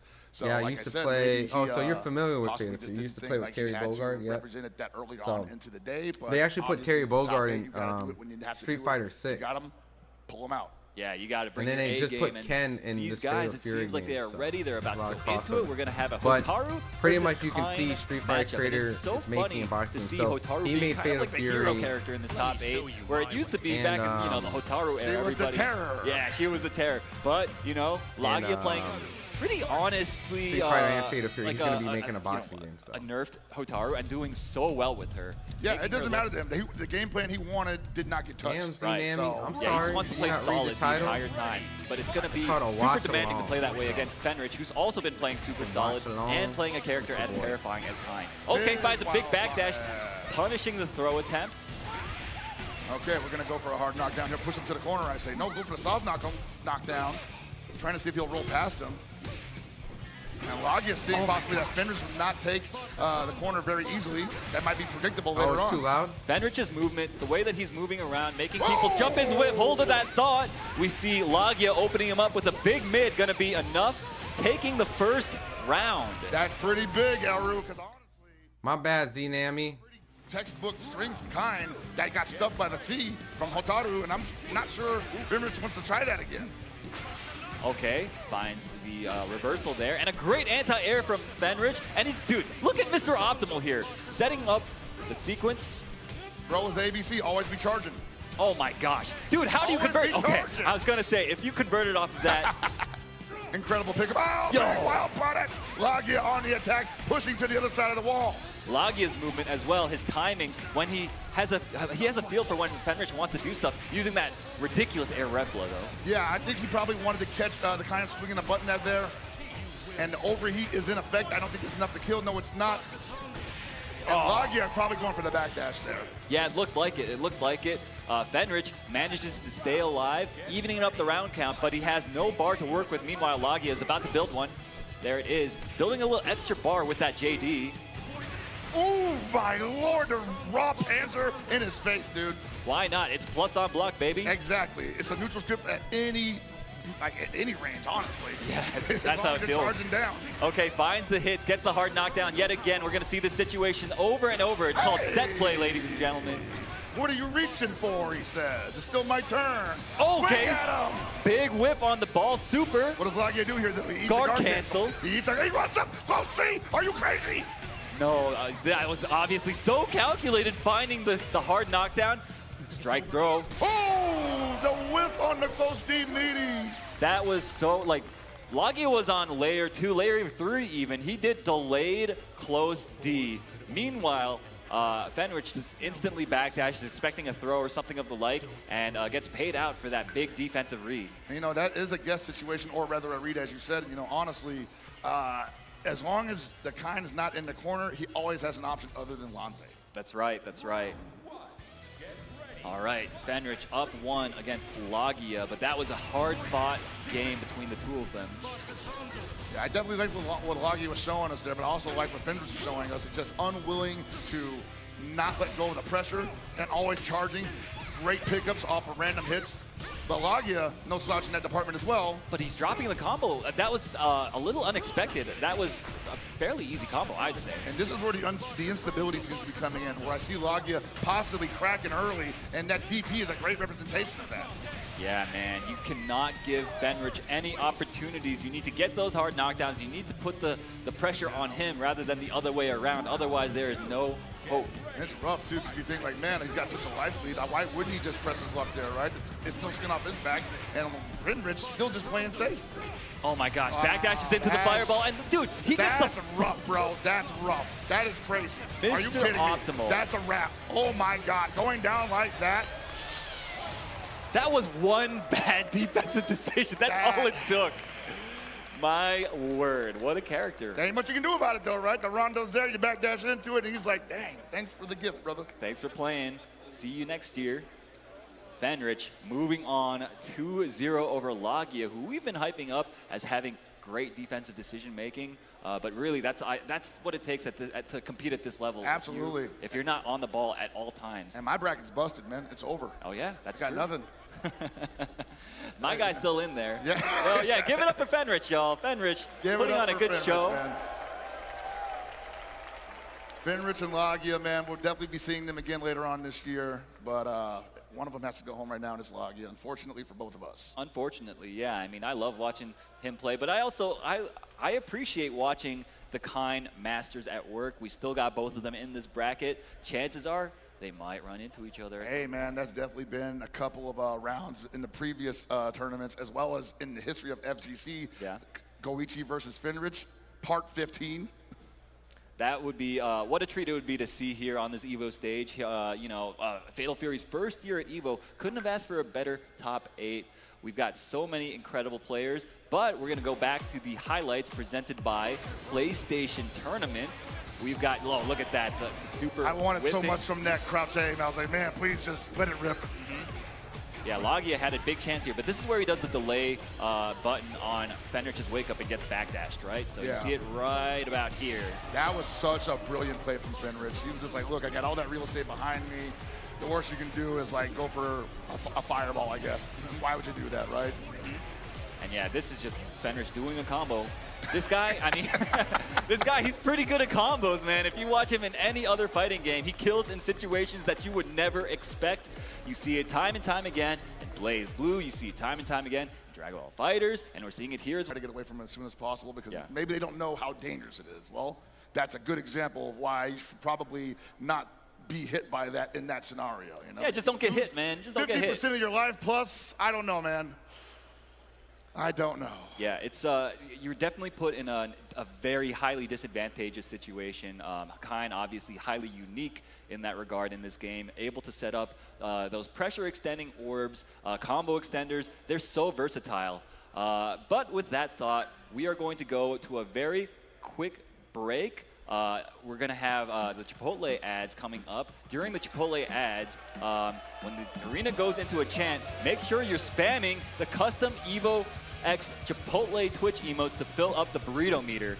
Because when that meter fills up, the viewers, that's you guys at home, are going to unlock bonus Chipotle text to win giveaways for free food after the break. So make sure y'all are going crazy in that chat. If it doesn't fill up this break though, don't worry, you'll have more chances in future breaks to fill up that meter, but might as well get it done now.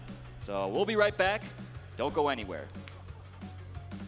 All right, Look, who's a hungry? couple We're more going to matches Chipotle. and we'll I get need people on the straight bus into now. the grand finals. Chipotle on the way, let's get it. About 2 minutes and 30 seconds, the next match If will you can guess how begin. many beads I have, I'll commentate your Chipotle order. I'm guessing around 1,000. Now that's meaty. Of course you go with queso. That way your burrito will match your playstyle. You can tell he's been labbing that burrito technique. Now that's top tier. If you guys love Chipotle, make some noise! Well, Vaya is laughing right now. Look at Vaya laughing right now. Oh, he's doing a dance. What is he doing? Man, he's too ready, you know. Not today, man. Oh my God!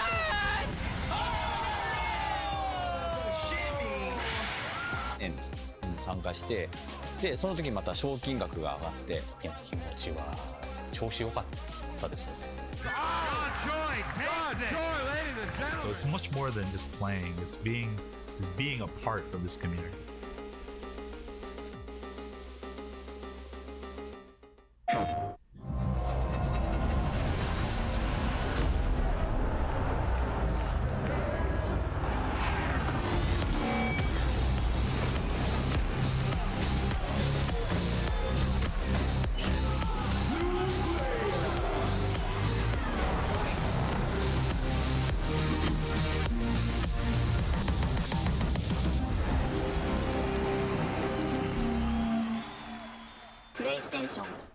All right, Jay, you ready for this block? You already know. I feel like we've been killing it lately, and everyone's been loving it, but we gotta let the people know where we're gonna be at. Let's just do the meme real fast. You know, my heart meme, get the engagements and everything like that.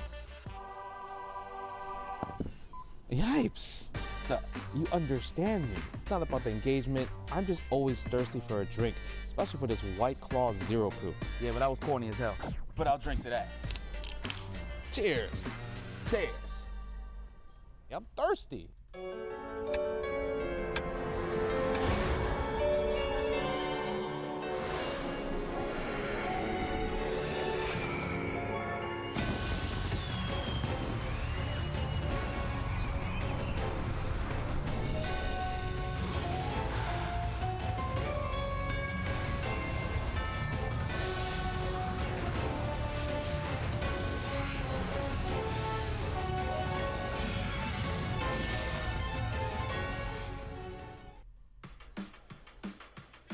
And we are back with more Fatal Fury City of the Wolves action here at EVO 2025. And congratulations, guys.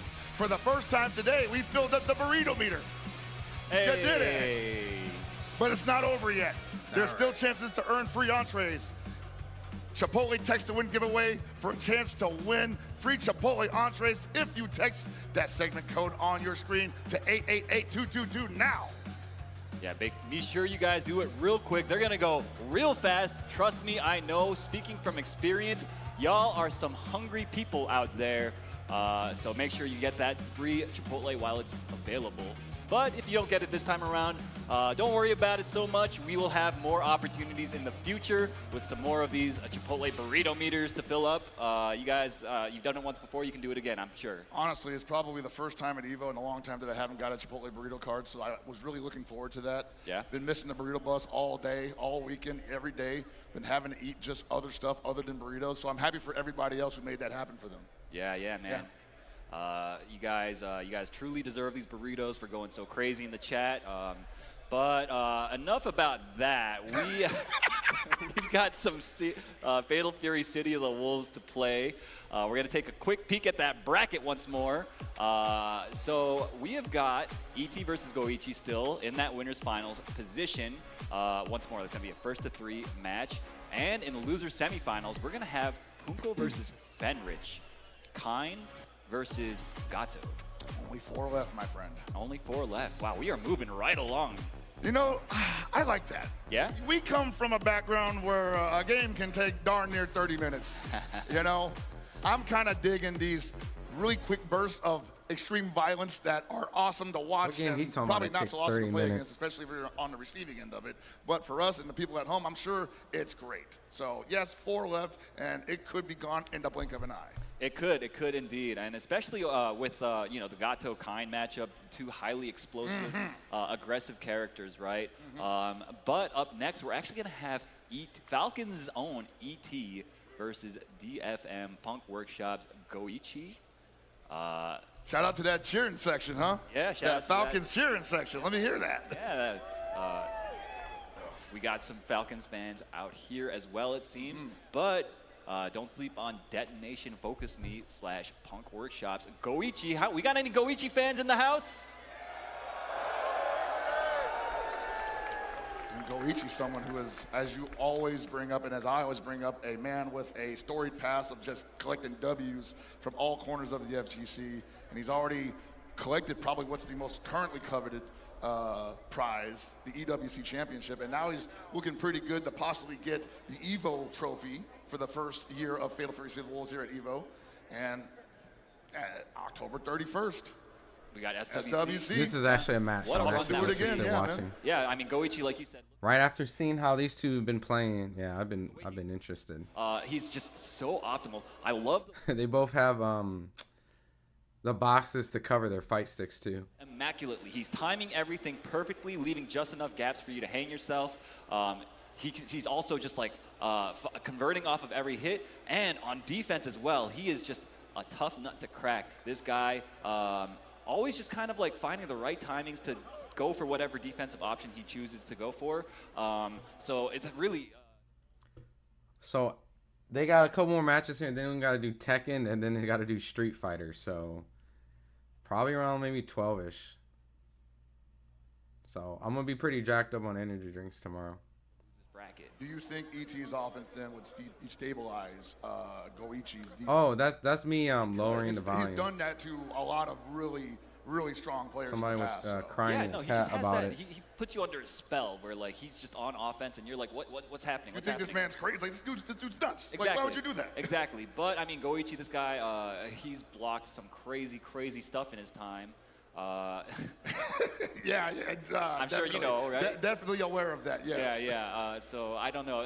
It's going to take a lot for ET to kind of overwhelm this guy, Goichi. But, you know, stranger things have happened. Both these guys, highly successful fighting game players. So it really comes down to the interaction by interaction decision making. And all we see right there, the Red Bull section in the house right there, a bunch of SNK cosplayers. And I think I see King Jobber. That is Jobber. That's and Rome himself. Shout outs to y'all. What's up, folks?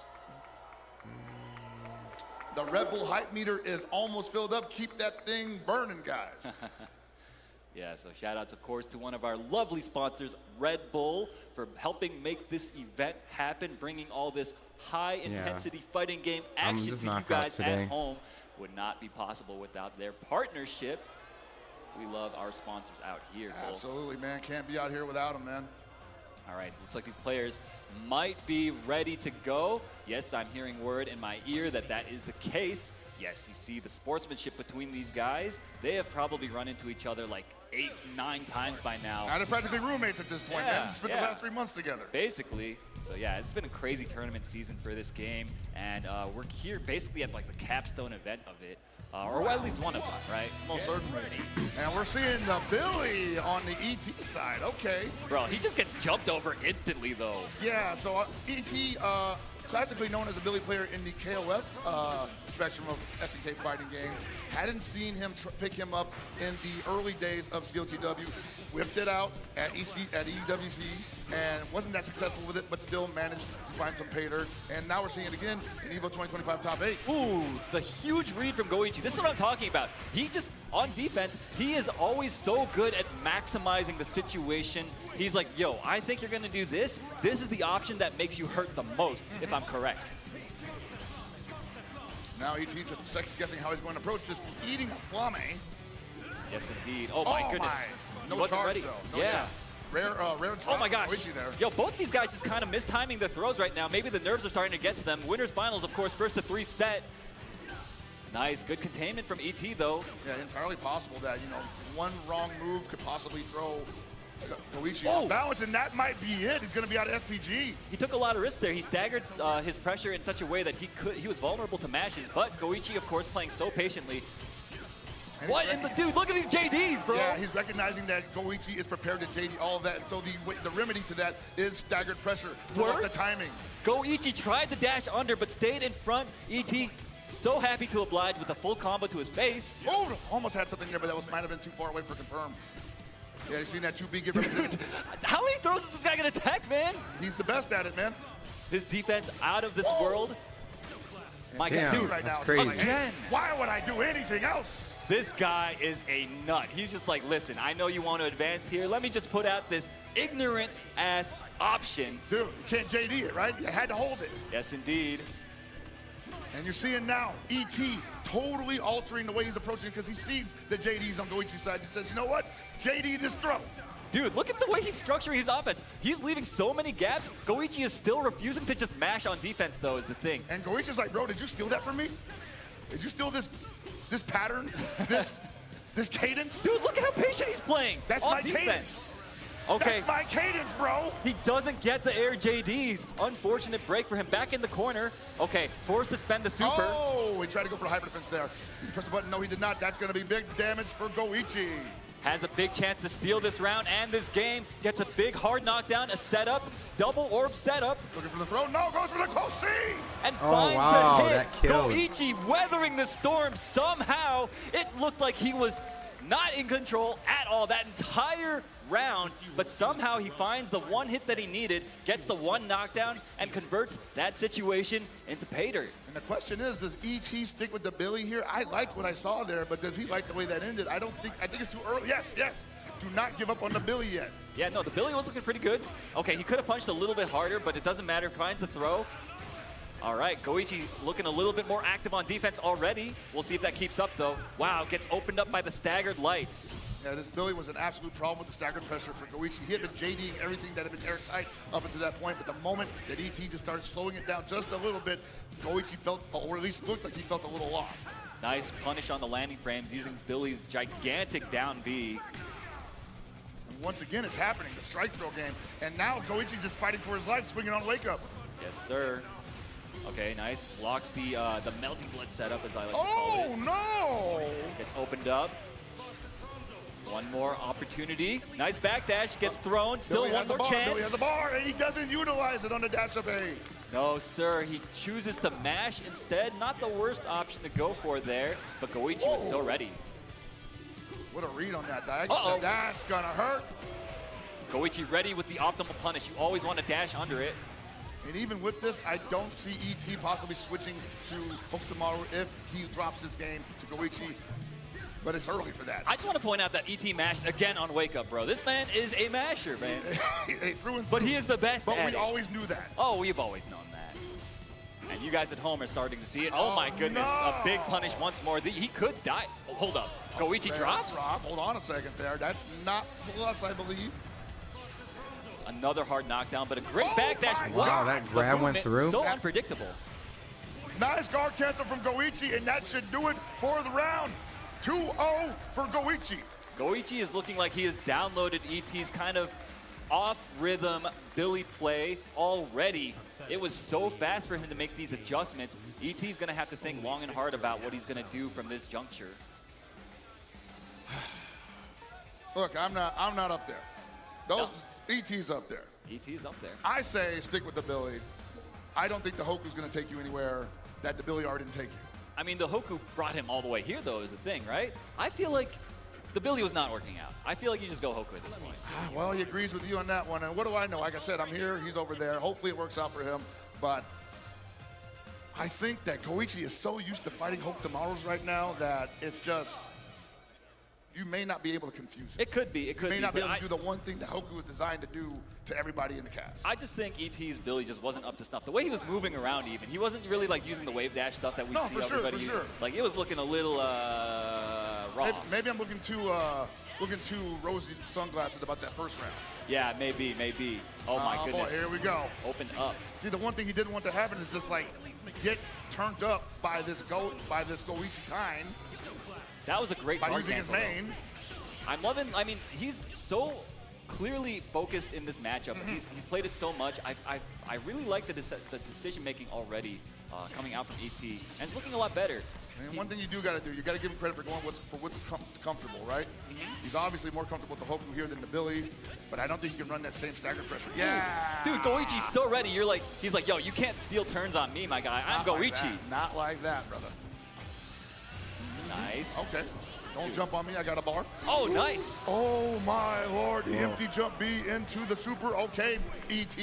I see you. Stealing it away. That looked mad KOF, bro. Absolutely. Like using the whiff jump in to misdirect. One of the classics. Yep. All right, he's going to block it out. Very nice.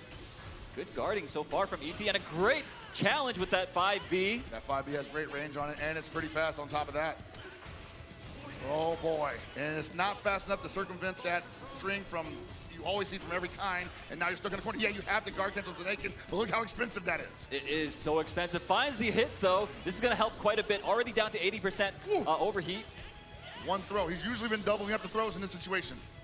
Nice. I'm loving the pressure sequence, though, from ET. Mixing it up, and a great challenge with the 5A. Wow. This is looking so good already. How does he open up here? Oh, no, that's it, maybe.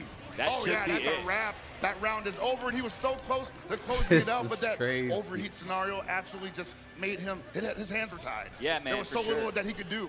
For sure. Resource. Oh, my goodness. That was the deepest cross-up I have ever seen. Dude, Goichi finding just the right moment to mash out. Yeah, those auto combos on block are not nice if you stagger. Whoa! Oh, my goodness. How does everyone get hit by everything there, man? You end up flinching, and it's just going to blow up at the perfect time. It's like a jump scare, man. It is. Oh, and that should do it. Finds the counter hit down C, and that's Damn, all Goichi she did it. wrote. Goichi Going to grand moving finals. on into the winner's side of the grand finals, finding himself once again one step away from being the champion on one of our biggest stages. Yeah, most certainly. That looks so dominant all the way through. 3-0. ET got close a couple times, but as you said, it looked kind of shaky, unstable. Yeah. Goichi maybe looked a little unstable for like maybe 2 minutes, and I was just like, you gotta grab those 2 minutes by the horns, man, because I think that's the only time you're ever gonna see that from him. Yeah, it was honestly crazy because like the way he approached that first game, he just didn't do anything on defense. For the longest time, he was like just downloading ET's habits with that Billy, and then once he got that download, it felt like, you know, in game 2 we saw he just had nothing. More comfortable, more comfortable. Yeah, he just ET couldn't get anything done with that Billy. We got Hokutomaru, didn't also do that much. It was much better, of course. We're gonna take a look actually at that set once more. We've got the PlayStation Tournament's highlights coming at you. We see Goichi doing a combo, putting up that setup. I forget what happened here. Oh, he gets hit by the second orb, right? Yeah, oh, no. but now he's a dash up C because I think ET tried to just jump away from the orb pressure and the dash pressure. Just his feet didn't leave the ground fast enough. Okay, get the guard cancel flash kick. Yeah, beautifully done from Goichi. Great defensive option. That is not easy to do. You got to hold charge while not blocking it. That was a mystery. Yes, that was indeed.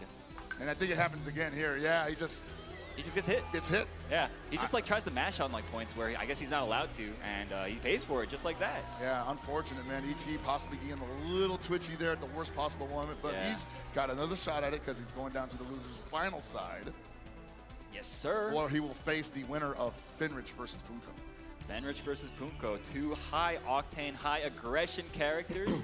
That will, of course, be our next match. It's the loser's semifinal match, so not a first to 3. It'll be a first to 2, like the rest of this tournament has been. And this is going to be, there's so much on the line here. Getting that podium placing, it means so much to these guys. You get that nice, shiny Nacon stick, right? Shout-outs to our sponsor, Nacon. You guys see it on the screen right there. Love those guys. Love our sponsors. So, yeah, I mean, we're gonna see some crazy Fatal Fury. We're big only swings, gonna get better. Big swings all over the place. But the only difference between them, though, is that Gato can only really swing from one range, while Kain can swing from so many different ranges. Yeah, that's right. It's on Punko to get inside. Yeah. I mean, Gato, of course, people describe him as being a little bit stubby. A little stubby, and it's, you know, it can mount up, you know, especially against characters who are designed to play at multiple ranges like that. Exactly, yeah. And Kain, of course, always has the threat of just randomly doing the rev horizontal charging move. I forget what it's called. It's basically a thrust kick. It is, basically. I mean, he also has that, too, in his rev flow. So he's got two different options to just jump scare you from all the way across the screen. We got Fenrich coming up to play once more. Two legends of the fighting game community about to go at it for to see who has the honor of advancing into the losers finals. Generational battle, man, on deck. Yes, yeah, that's a good point. Fenrich, a relatively newer school player compared to Punko, who's been around forever, man. Dude, like KOF 11 was like the first foray, and hasn't looked back since. I don't think he's really ever changed his game plan ever since then. It's always about maul, right? Yeah, high octane, high aggression. Fenrich, of course, more of like, he's got like that nerdy aggression where it's like super studied, you know? He's got like, yo, I know that if I do this, your only options here are this, and if you do this, I do this. You know, all that type of, he's got it all labbed out. That's the scariest stuff, though. It is honestly, scary, yeah. especially in the hands of a person that's playing Kain, because that is a character that is designed to put you in those situations repeatedly, and we're seeing time and time again in this top 8, people just get opened up by that layered offense that Kain is able to present. Absolutely. And the only X factor I see here is the one that Punko has been representing the entire day, the guard cancel stop. But also being represented is that Red Bull section in the center of the arena. Beautiful people, beautiful seats. Best seats in the house, as they say. Hype meters filling up. Yes, sir. Yeah, Hope y'all enjoying yourselves. Shout outs to Red Bull. They've had a presence here at this event, handing out those drinks for us. They definitely have saved me on our long commentary blogs. Hey, Friday was rough though, right? I was like, where are those Red Bull people at, guys? Oh yeah, no, I was definitely looking out for them. Sniffing them. And they were helping us out, that's for damn sure. So thank you guys once more to our sponsors, our lovely sponsors. Couldn't do this without y'all. So I think we are gonna have our match underway soon. We got Punko Weibo Gaming's Punko versus Cyclops Fenrich. Yeah, man, I imagine that both of these guys just can't wait to get started. Both of those dudes are patient people, but they don't want to give each other too much time to think about what's about to happen next. So. Yeah, definitely. You want a little bit of mystery, right? Yeah, sure. Fenrich, I believe, from Osaka. At least he's repping the Osakan team. Punko, of course, Korean. I want to say Seoul since most of the country lives there, but who knows? I've always wondered, like, where do they vacation usually if they're all in Seoul? Jeju Island, I guess. Okay. Remember that KWF13 tournament at Jeju Island? Yeah, dude, that was so sick. Yeah, man, I wish I could have gone. I wanted to go too so bad. So, all right, I think our players are getting set up. Yeah, look at that. We got the button check underway, making sure everything is working as intended. Yeah, man, both of these guys, again, probably been seeing a lot of each other on the road. Oh, yeah. Spent a lot of time probably in the hotel in Riyadh for EWC. Yeah. And I still feel like there's an air of mystery between a lot of those competitors that we're seeing each other so frequently because, again, this game's evolving month to month, tournament to tournament. Yeah. And I gotta believe that some of that tech's being protected, you know? You think so? I feel like they would put it all on the line in one of these big events, right? I would agree. At a big event, sure, but in between them. Sure. The only people that I know that would expose that are the ones that are creating content around that put it on YouTube, like those Shanghai concept matches. Punko's sometimes doing that. Yeah. Sometimes you see E.T. and ZJZ and Lagia and M-Dash and all those guys playing each other on Shanghai streams. Speaking of playing each other, though, these guys are finally about to go at it. We've got Gato, Punko's Gato going up against Fenrich's Kind. Let me hear y'all. I'm ready. Yeah, I'm waiting for Tekken 2. That's coming up next, Zero. And already Fenrich has gotten started. Punko on the ropes. How are you going to get out of it, brother? Oh, my goodness. You're on your back against Kind, the worst position to be in. Here it goes, man. That's the vortex, the blender, as it were. Great patience from Punko, and finds a way out. Okay, great, JD. And the stagger pressure is preventing the opportunity for the guard cancel. The counter hit. Yeah, Tekken will be up next. I wonder if they're going to show gameplay of Armor King. Taking round one in dominant. How's your day, Zero? And talk about trigger happy. Paid for it dearly. Oh, no! Once more getting counter hit launched by a special. Punko finding himself once more in this familiar corner. In his face, man. I don't even want to call that disrespect. That's just immaculate setups. It is indeed. We've got Kind doing his thing, you know, setting it up. Oh! Nice. Wow, that was really brave from Punko. Yeah, I think that was his only real option because he wasn't going to go for a DP from that distance. Yeah, but Fenrich altering his wake-up timing and just mashing the jab, making Punko mistime his meaty. What's up, Coyote? What'd you end up getting? Did you get some Chipotle? It's important that you bring that up because, man, there's so many different ways to alter your timing, and this game is based all around being able to correctly time your opponent's attack so that you can take advantage with a JD guard cancel. Agreed, yeah. And that's why it's so dangerous to try to mount offense on people that are soft knocked down. They can choose to roll forward. That would be cool. Been good. Been following Tekken at Evo this weekend. The competition's getting better. Everyone leveled up. Yo, I heard Nee got knocked out. The whole Korean-Pakistan rivalry is huge. I heard Nee got knocked out, what, top 24? Or didn't make top 24 or something? Hope you're having a great weekend. Yeah, I love Evo. Have you been to Evo, Zero? I've been to Evo 3 times. I plan on going back pretty soon. Miserly with his meter, which I don't blame him for. He said, I need it for damage, bro. Oh, yeah, he does. Burger and fries? That shit sounds good, man. I need to get some food tonight before Tekken starts. The Gato stage. Punko on his last tournament life. This is all it comes down to for him. There. He's like, get away Yo, from me. And he just bets it all on that DP.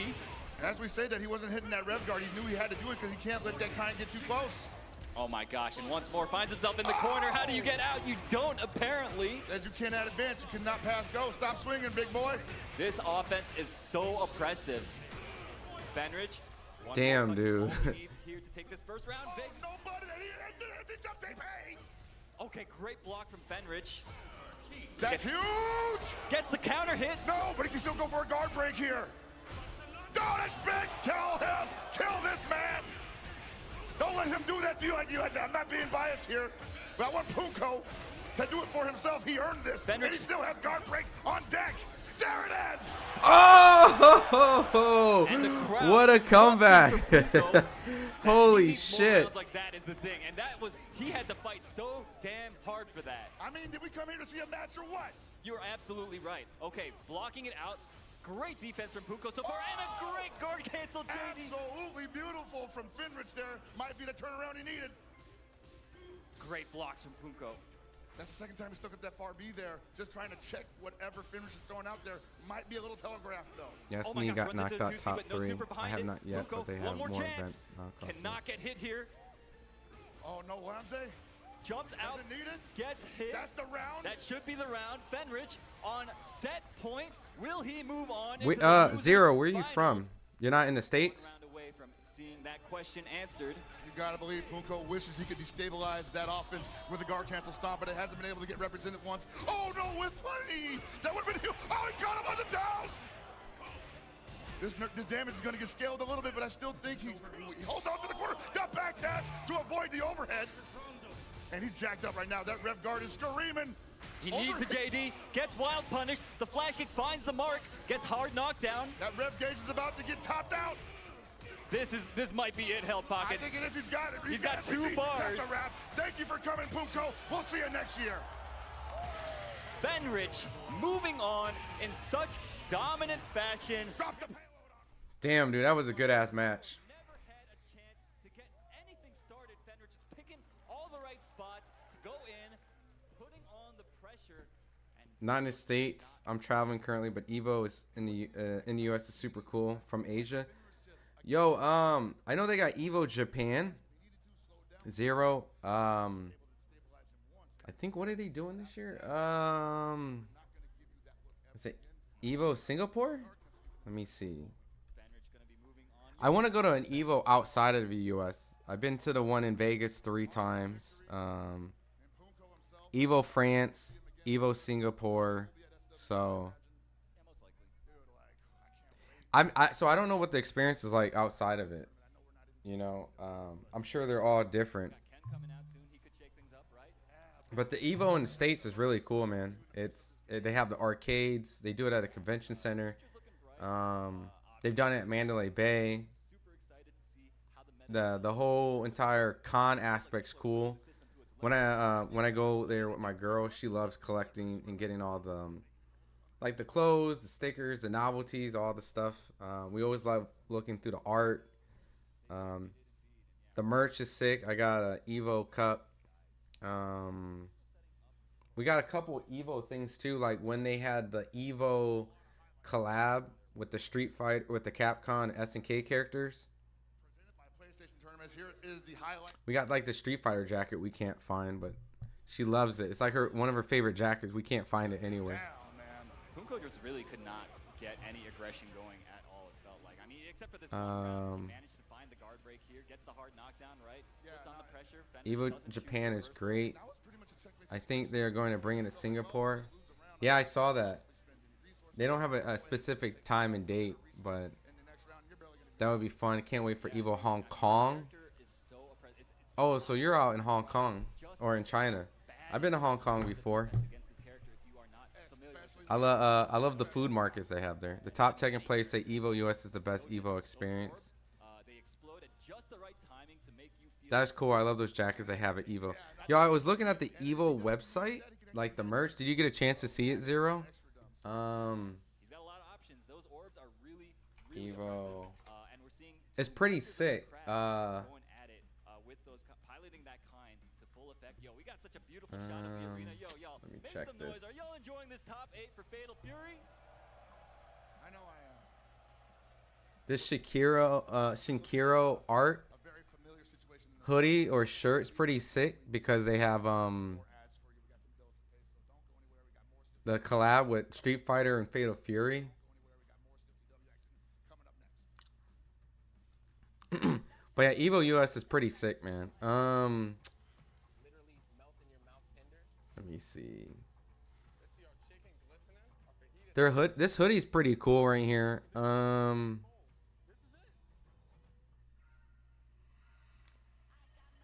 They got this thermal mug, which is okay.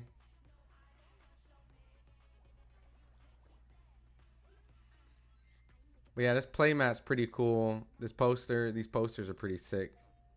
A lot of SNK. I think they have Tekken. They got the Tekken posters there. The OG Tekken 1, Tekken 2, Tekken 3, and Tekken 4. Wait.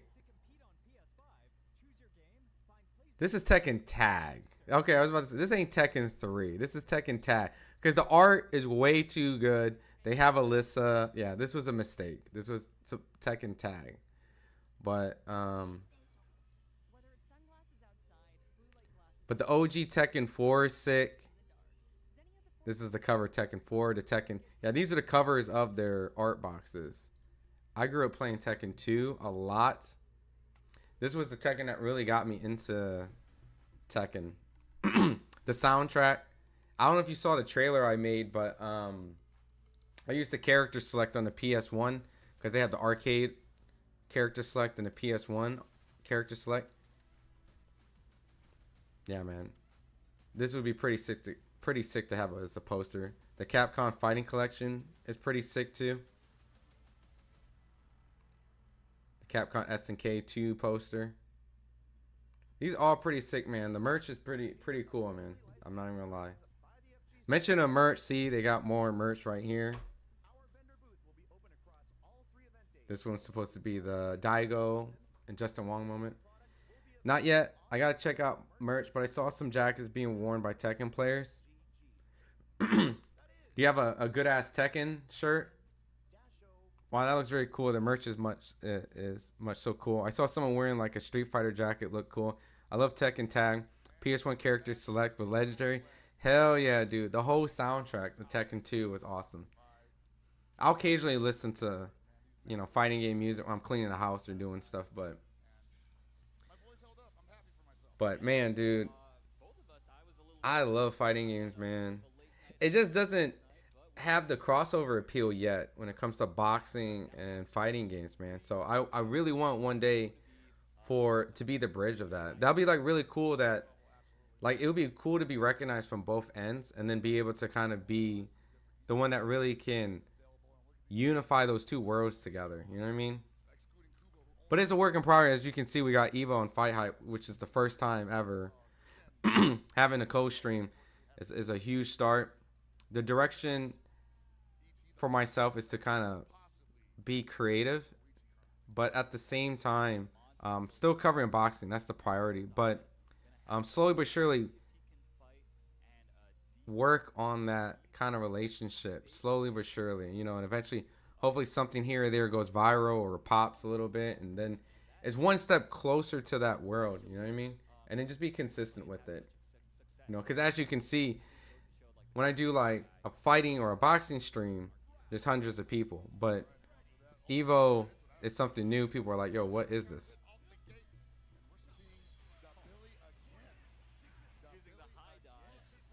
So this is losers finals, and then we'll have grand finals, and then we'll get ready for Tekken, which I'll probably look to get some food. I'll leave the stream up, but might look to get some food.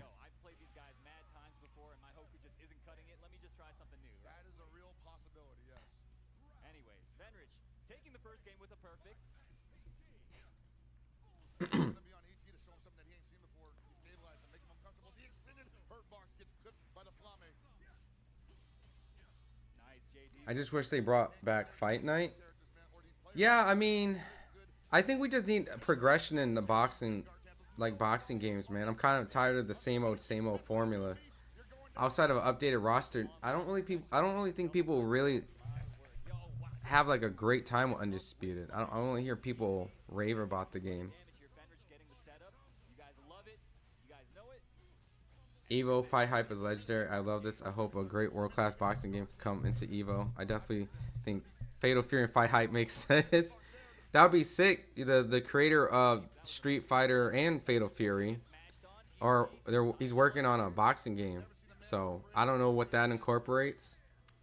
I don't know if it's gonna play something like this. I don't know if Fatal Fury is gonna have like a boxer added to it, you know, like a Crawford Canelo or something. But it'll be interesting in the direction where it goes.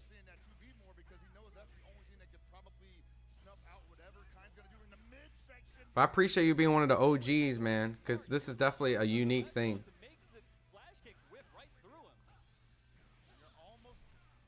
Up one, ET. Oh, man, the empty jump throw. Hello.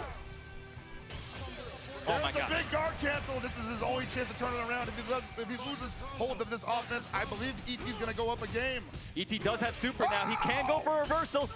Fendrich needs to be careful, and he gets chipped out. Maybe just hit at the end, going for a hyper defend. That was his only option. Yeah, he did not want to get chipped. He did not want to spend too much bar on rev guarding. I don't blame him, but he missed.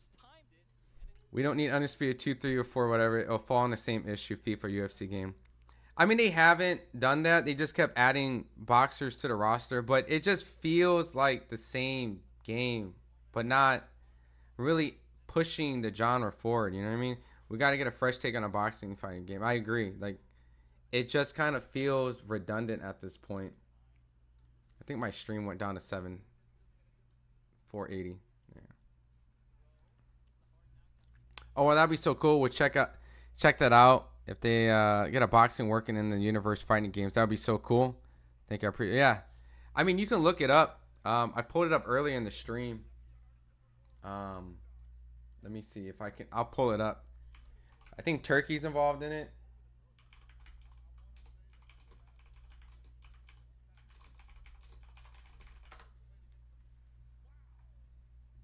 I'll show it on the stream after this match.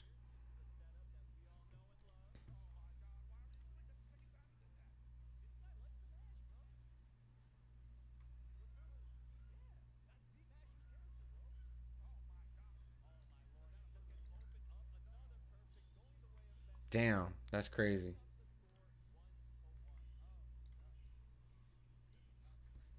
Yeah, you can see right here.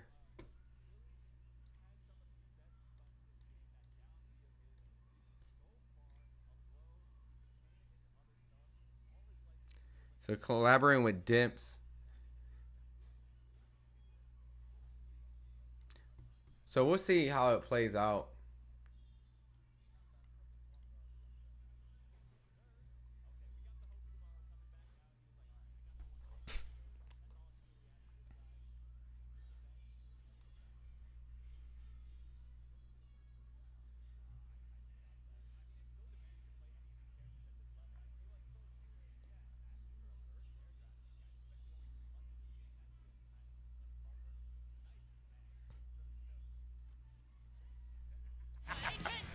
Oh my gosh. Early on the throw, but hey, what the heck kind of response was that? I'm not sure. Both these guys kind of making some mistakes here. Going for a throw break.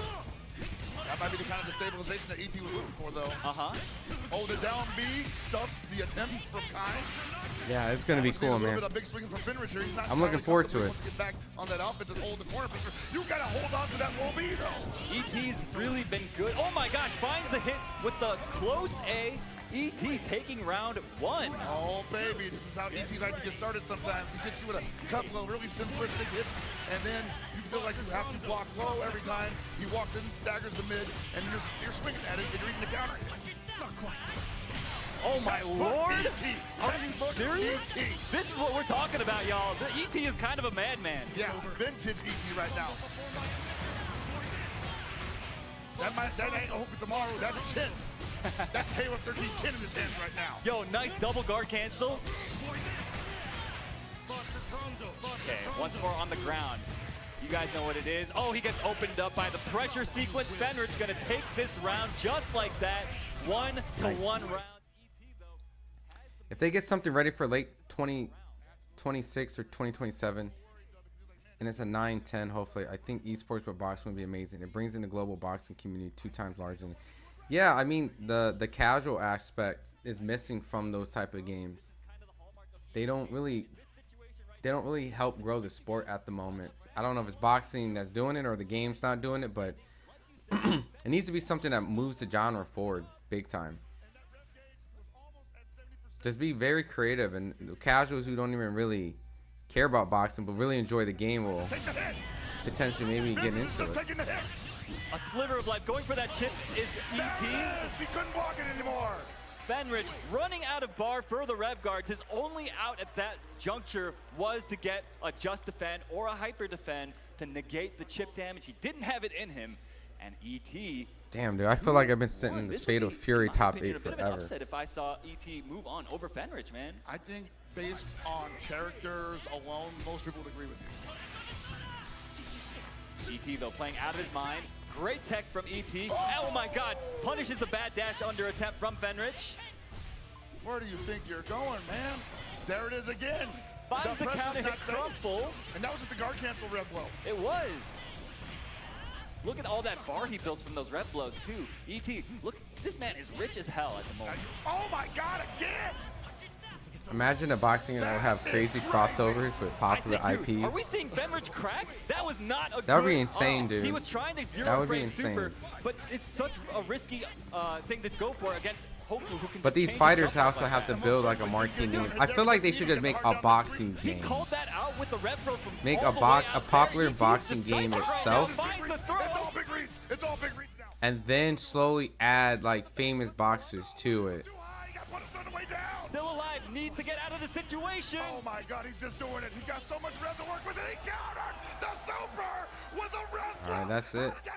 I have no clue how fucking. That's not supposed to work This guy is crazy, bro. The way he used those rev blows that round was nutty as hell, but it all worked.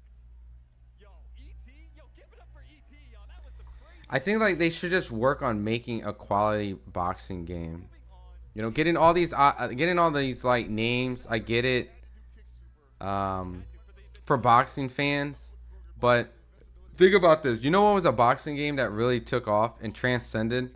Obviously, they only had one big known boxer in it, but it was the Mike Tyson Punch-Out. Everybody played Mike Tyson Punch-Out back in the day, and for that alone really was something huge alone just in gaming. So if they were able to do something and then slowly added, like imagine if Mike Tyson Punch-Out back then started having like DLC or adding characters like, you know, Chavez and Sugar Ray Leonard and Marvin Hagler and like, you know what I mean?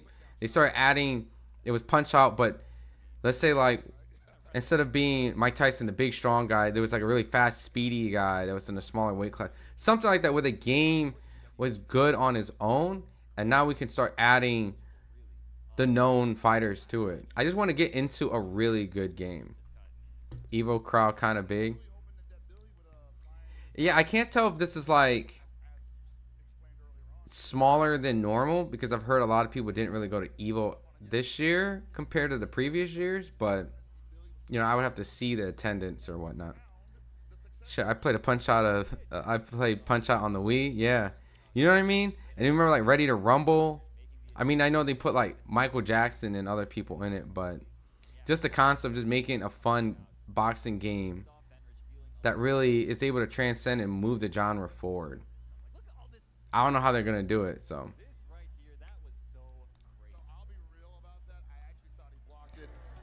I know you can't JD rev blows, but I was like, dude, did he just like block it and throw it to super and somehow get hit? But nah, that's just a bad trade essentially. Yeah, man. I mean, ET was just in that mode. He was like, yo, I'm in rev. I've got meter. Let me just press these two buttons here right quick. That just goes to show you how successful he is at destabilizing some of the best minds in the FGC, where he makes Fenrich, who, as you pointed out earlier, kind of a robot, used the wrong response in that scenario. Yeah. I mean, he really looked overwhelmed on the defense, which is, you know, it takes a lot to get him or any of these players to that point. But ET is the guy to do it, you know? So, and just like that, we got ET versus Goichi in the grand finals, the run back. We are about to crown our first Fatal Fury Cities of the Wolves champion. Crowd, let me hear y'all.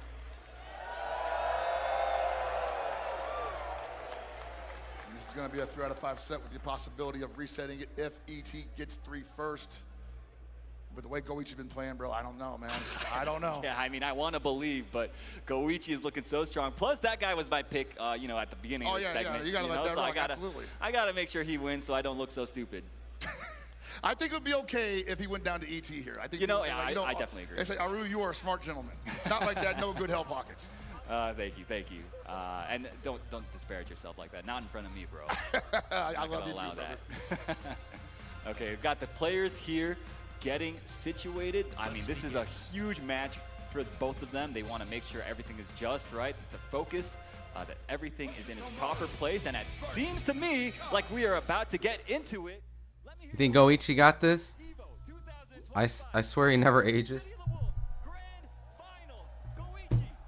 He's been really clutch with these last couple matches. Voted for Goichi to take this all the way, and so far he looks so good for it. But ET just has one of the best games of COTW I've ever seen him play. Okay, we're getting things started with the throw conditioning right off the bat. That's a hallmark of ET's play. He wants to go for the throws. He wants to make you fidgety on the defense. Goichi's the one that sent ET in losers, I believe, too. With that staggered heavy. But he's also been fidgety himself, getting hit by a lot of rondo pressure that he did not have to take like that, just there. Look at that. That's going to be the round. That optimized combo. Goichi. Damn, bro. Yeah, Goichi was the one that sent them to losers, so. Yeah, no, so that's the manual explosion that not a lot of people see often because you usually don't see them go for this. So that was very direct, very deliberate on Goichi's part. All right, you see him trying to space him out, trying to zone. Use those teleports to keep him guessing as to where he's going to appear. Oh, trying to run a beep out there. Oh, a big wild punish. Managing to get Goichi to guess wrong on defense right off the bat. You got to think that that's going to be sticking out in his mind. God. The empty jump low, opening up Goichi, the master of defense. And you know these kinds always be charging. That is a very dangerous option to go for as Hoku. And Goichi not pulling the trigger. Oh my gosh. Gonna pull the trigger here. Oh no, drops the combo. Doesn't matter. Anyway. Yeah, finds the hit. ET once more in the blender. Yeah, ET can't hold on to this much longer because he's gonna get guard broken. Bro, look at this chip damage. Guard broken. Oh my lordy. Dude, he put so much pressure. He broke his guard and just couldn't get out the corner, bro. He couldn't get out of the corner, bro. He put so much pressure on him. He broke his guard, and he still wasn't able to react to even poke out. Nothing. All you can do is just hold back, and yet, oh my lordy. Going right back into it, and a sloppy jump. He backdash out of it. He gets it back anyway. And it looks like ET already losing one of his best tools, the Red Blow. And once again, not JDing anything, and I'm not blaming him for that. Very hard to do. Very difficult. But you need to be able to do that against Kine in that situation. Using the plus frames to once again get that throw conditioning in. We saw already he successfully throw baited Goichi before. Oh my goodness, he just gets hit and converted. Yeah, look how much damage that last hit does because you failed that hyper defend. It's over. Okay, he was going for the strike in that situation. Nice fight, sneaks in the low after the run. He needs 3 more touches. Oh, that's the big one. Oh! Finds the Does it shimmy, kill? Gets the whole entire combo. This should be enough. Yeah. ET taking the first round of Damn. this game. Good 2. punish. I want to say the second time he Good did that timing. setup where he gets the counter hit, then goes for a vertical jump. It acts like he dropped it, and the opponent goes for a throw tech, and he gets a wild punish. Yeah, you got to think Goichi's going to start adjusting to that, but ET might be a step ahead of him. That's the type of guy this guy is. He lays traps. That's so hard to see, though, because by the time it's already happening, you've got counter hit. What if he decides to go in with the counter hit finally? Good grab. ET is so good at the double JD into guard cancel, really bailing him out of these situations, but of course it is so expensive. Oh. Baytech as well as C with the double jump. What have we got here? He's got a bar to spend. He spends it. It's over. Looking for that close C again, possibly. No! It's Get away over. from me, he says. Oh, it didn't kill? Is it your turn yet? Nice tech from Goichi, a huge read from him. He's got another chance at life. A great air JD. Any amount of chip will kill him. Look at these JDs from Goichi, man. He's just sitting there. He's got no meter to... Oh! Are you serious? I swear, if he kills Just off like that, this. he is in danger of losing the entire damn round off of that. He's got no reversal. He's got no reversal. That rev gauge is screaming. It's overheated. He's gonna get guard broken. Oh! Yo, he almost got guard broken. That's crazy. He almost got guard broken if he had his guard broken. Oh, whoa. Bro, he aura farmed hard for sure. That was crazy. That was crazy. You described it best. The aura farm for sure.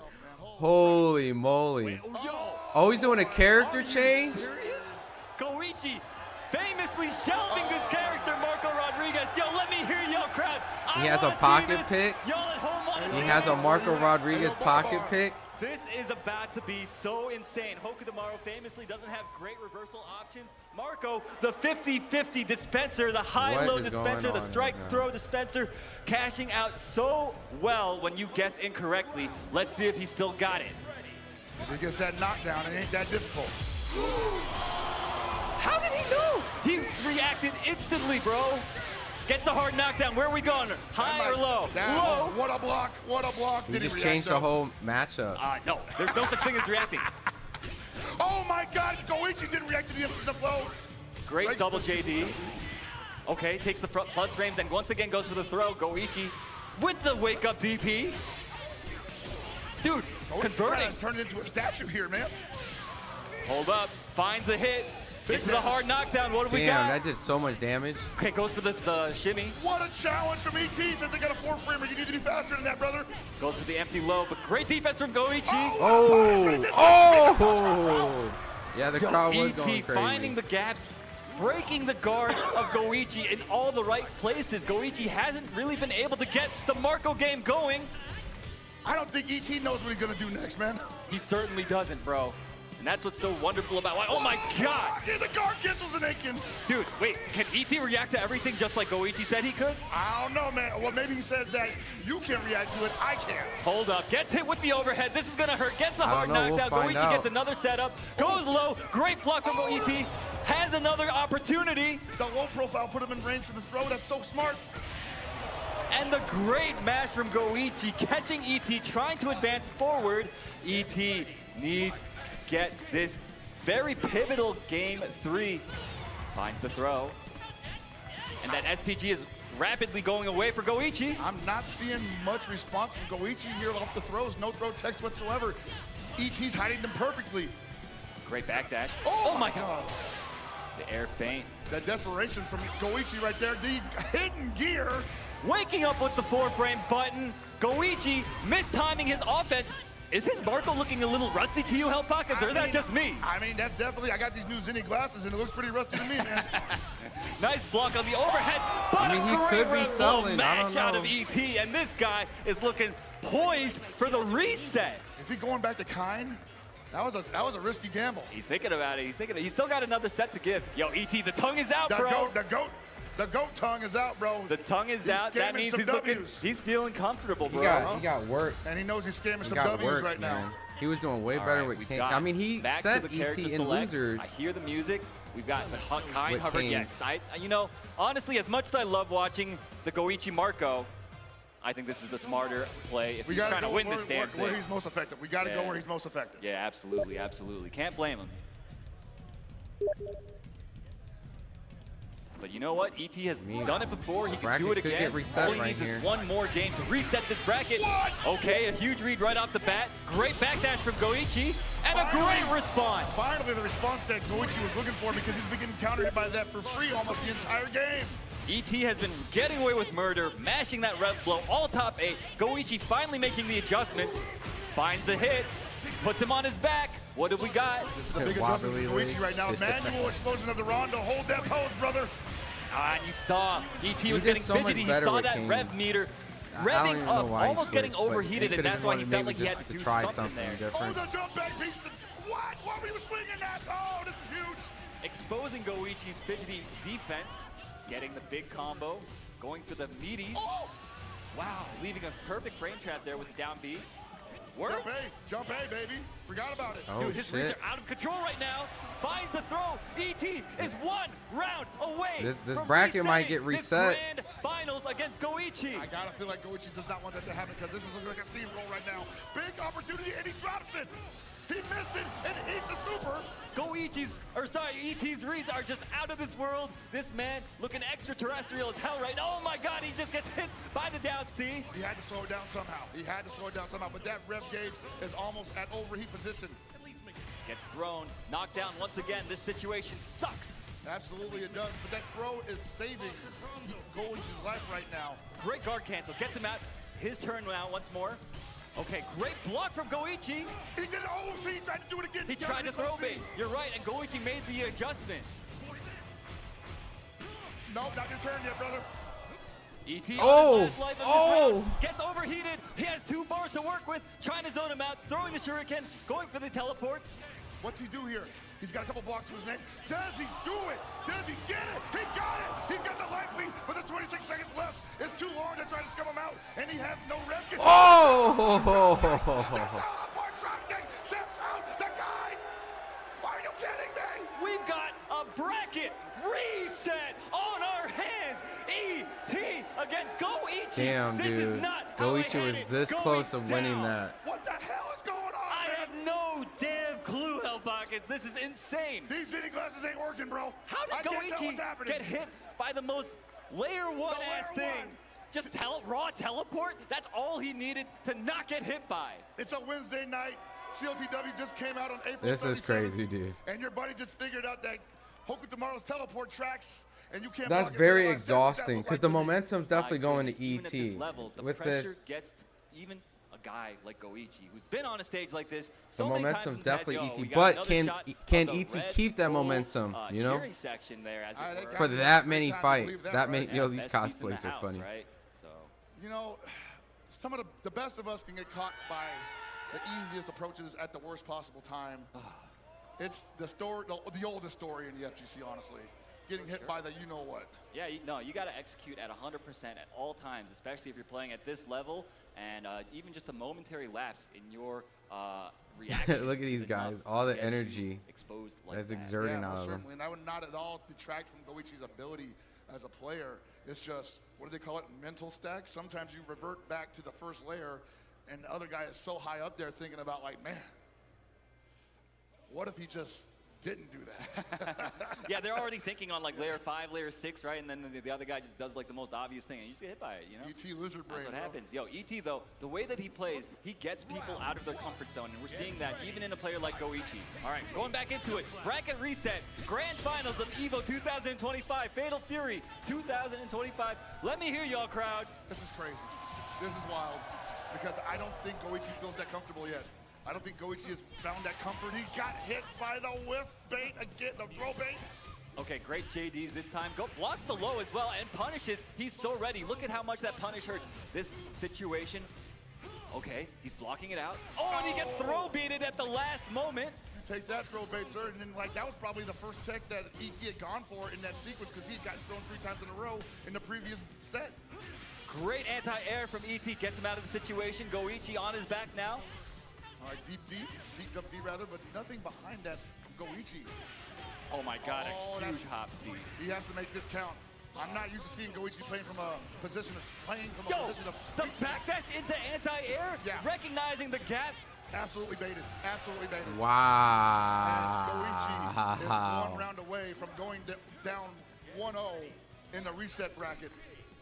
Oh my goodness. Okay, goes Can't even get crazy rev blow, man. Oh my God, again, the double JD into guard cancel. Oh, big opportunity. Huge jump over the shuriken. Take him out of SBG, there you go. No longer has to worry about the red blow masher. Whoa. Hitting the shuriken. That's crazy.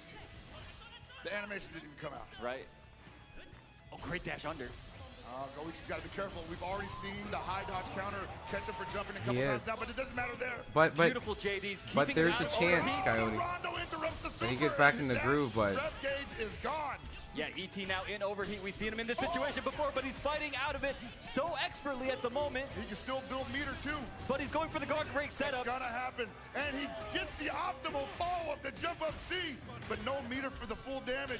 Man, what a challenge. That setup is cheap, bro. Yeah. It is cheap. it's really hard to gets keep the that guard momentum break, for that long, guaranteed. even though ET has been coming back really strong. It's so exhausting to just keep winning and winning and winning and winning. The level 1 stuff is still working in the reset. That's not a good sign for Goichi. Goichi out of the SPG now, gets hard knockdown. Great blocks, great block on the overhead as well, but ET, never mind, almost steal the turn. Love it. Still gonna be an SPG. Oh, maybe not. He still is. Oh, he's out now, but still, man.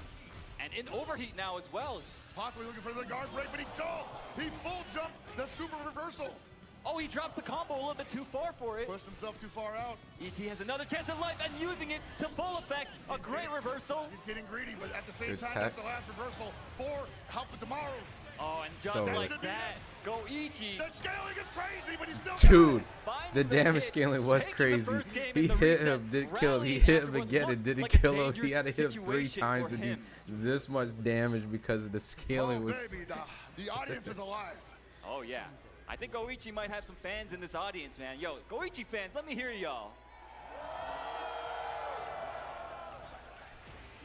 I'm sure the chat's going crazy too because they all voted for him. Oh, true. Yeah, 51% of y'all. And Goichi turning up the thrusters. ET might be out of gas, you think? juice. Might be out of juice. That was a lot of brain power he just expended for no My gain. God, and this for pressure. no gain. The way Goichi is just turning on the aggression right now, ET was so not ready. Yeah, see the Normally, he's momentum, good about so hard finding to the right moment maintain to that. mash, Now here's right? ET But trying to Goichi just mentally did get not himself give back him the into it after opportunity just to coming maximize back. himself. Is the champion gassed? Okay, great punish, but drops the combo. What? Word? No, no way. Dude, no way. No way. what was that Oh, rude. sequence? No way. No, come on. Okay, ET, 55% red bar, gets a huge jump. Okay. Lucky break for Goichi. Still manages to get his own somehow. He's going to get overheated in this next sequence.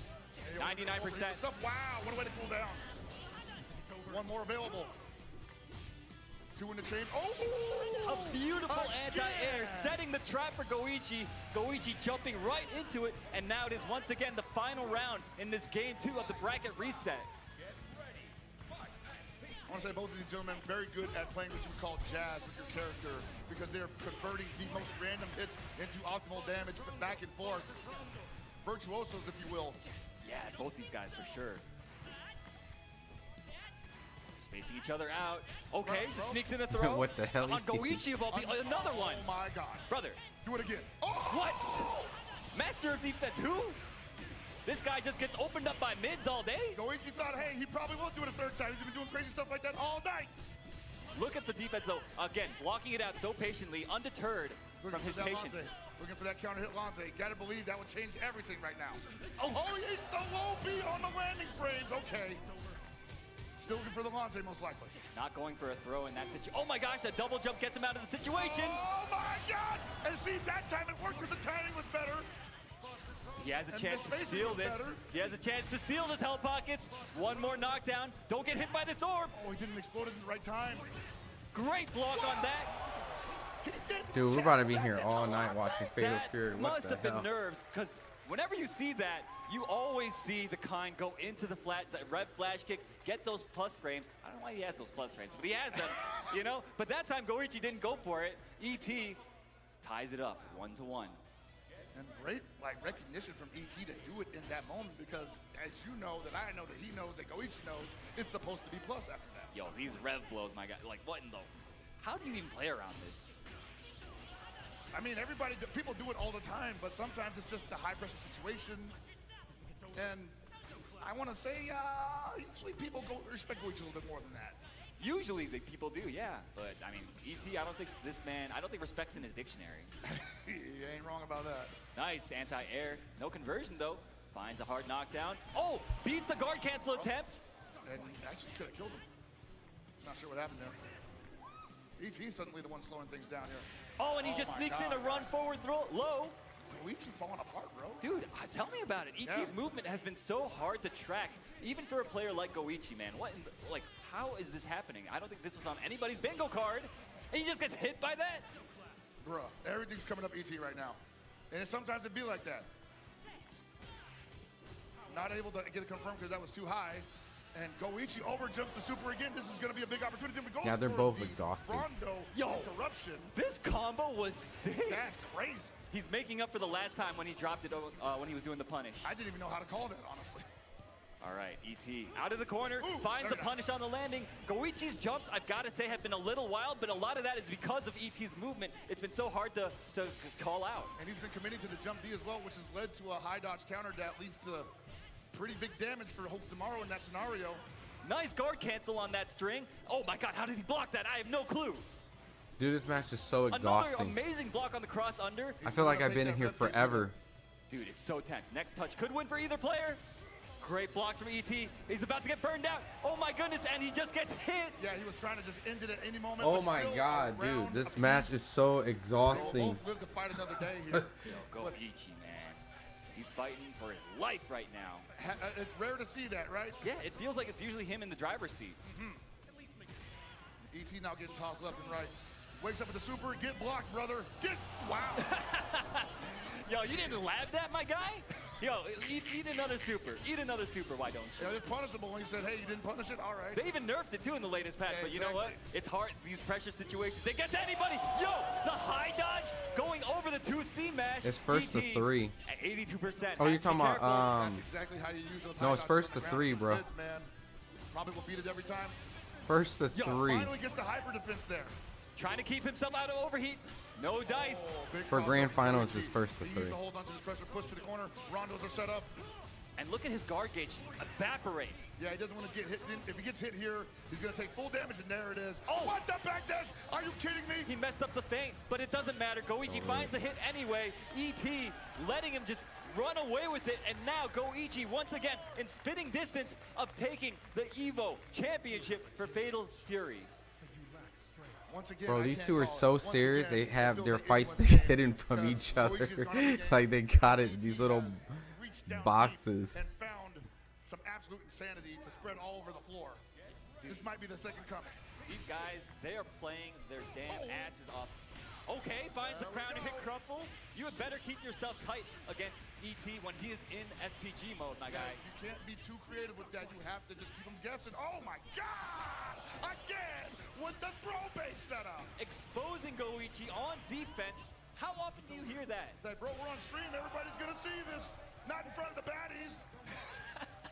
ET taking the first round with a perfect. He needs this game to stay in the running for this tournament. Those are the boxes you put in Cubby's facts. Right, those are. Shut it down one way or the other, but still, he's in SPG. That red glow is on deck. Oh, you just got punished for that, but nothing behind it. Oh, word. Oh, a big drop from Goichi's side. The nerves are definitely getting to. Oh my God! ET's crazy playstyle has got Goichi successfully off kilter. He has like, I don't even know if he's even possible to calm this man ET down.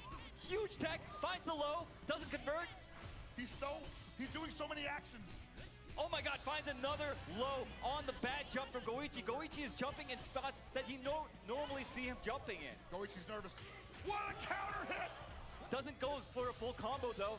ET has another chance at life. He needs this. Wow, the guard cancel. We're about to go into the last round in grand finals reset. It is 2-2. And ET has changed his gameplay style completely. He went so all over the place that Goichi's just not even like used to his cadence. Here you go. Final game of the tournament. And Goichi's starting this one out strong.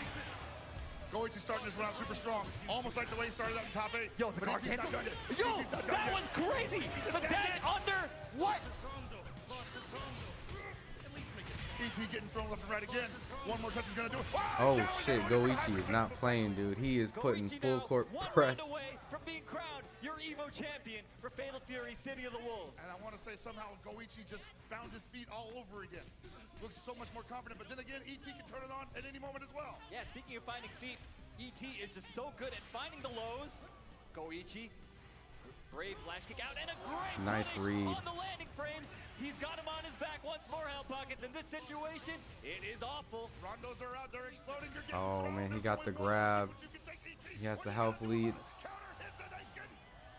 Guard cancel finds a way. Just the front side. He's got meter. This is enough. We're going. He's gonna kill. Oh my God. ET, one round away now as well. Double Ricci, as the players like to say. Holy shit. Grand final reset, final round of the final rounds. And one miss. Oh, he got the punish. He was just close enough for the 5-frame punish. Oh my God, he gets hit by the orb. No meter though. Damn, that orb is fat. ET has one more opportunity. One more opportunity. He has to make the most of that. He has to make the most of that. The guard cancels are out of control for ET. The gimmick finds the throw. The ref gauge, he's looking for the throw tech again. Wanted to do that meaty close D. How does he pull himself off from that distance? Oh my God, the chase down from Goichi. He's gonna get overheated. He's gonna get overheated. Is the guard break coming? No, he challenges the guard break string. He has 1 bar left to keep himself You read the alive, grab? and it's gonna come down to when he uses it. What does he do here? Will Goichi bait or will he not? Will he bait or will he not? He's gonna put himself in the string, but Goichi will not loop the pressure. He knows it's coming. He knows it's coming, but the sweep is too slow. Anything can happen. 29% left on this overheat. ET fighting for his damn life. Very unlikely that ET does not get touched in this situation, but he's about to get pulled down. Oh, caught him doing a projectile. It's your champion. And the crowd erupting for Goichi once again, showing that he is the best Fatal Fury City of the Wolves Insane. player in the world at this moment. From EWC all the way in Riyadh, all the way to Las Vegas, one desert to another, this guy is unstoppable. Damn near untouchable, man. I have almost never seen anything like it, except in other This dude's games gonna that be he's so played. rich. He's bringing the legend of Fatal Fury. Yeah, this guy's pretty dang good at fighting games, bro. Not too bad, I say. Dude, ET was pushing him. I have not seen Goichi struggle so much. I don't think even at EWC, ET just had him on the ropes for many times. Yeah, most certainly, man. ET was like just, in this case, almost undeniably allowed to run his game plan. Yeah, man. And I'm not sure if Goichi had played him before, so no, he hadn't seen how the man worked previously, but maybe he's just like, that's the kind of crazy I don't want to deal with 3 games out of 5. Yeah, no, definitely. And you could tell that it was taking a toll on both of the players. They were both making some mistakes. Goichi, I saw, like, he was making all these crazy jumps, getting punished over and over and over again. And that's kind of a mistake that I don't expect to see very often from these guys playing at this level. No, that's definitely the sign of the humanity that we all experience Really at that kind of show. situation. You know, some of us take longer to crack than others, and Yeah. Goichi took damn near 3 months. Yeah, tell me about it. And who would have thought it would be ET of all people to push him like this? But that was such an incredible set between those players. I'm definitely going to have to go back and rewatch it at home. Legendary stuff, absolutely. Well, we got some replays, I believe, man. Oh, so we get to rewatch it right here. Yeah, man. Whew, that match was so exhausting. Counter hit, man. Yes, sir.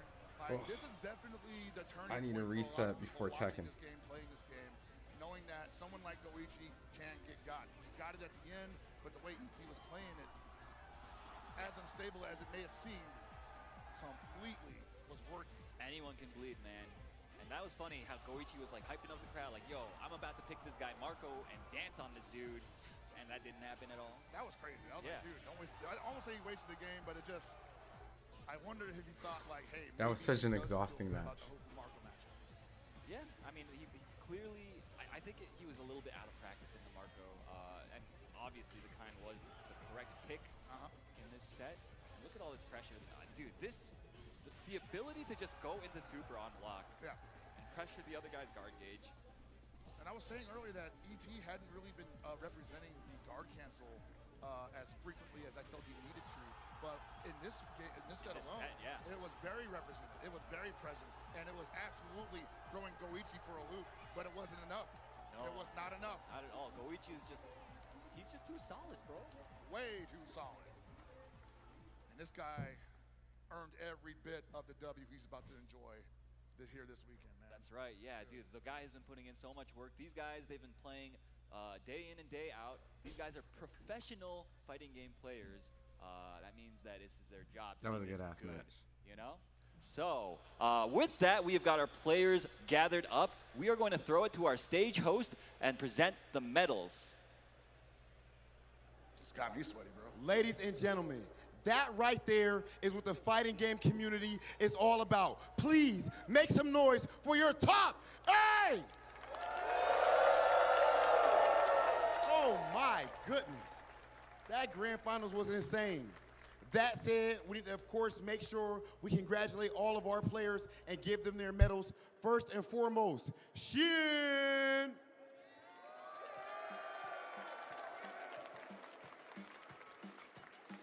Tied for 7th place, of course, Evo champion. Also tied for 7th place, Kubo.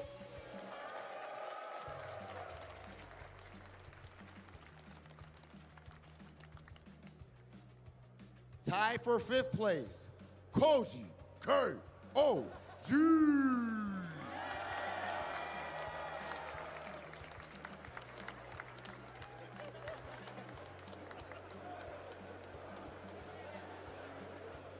You gotta love that man's energy.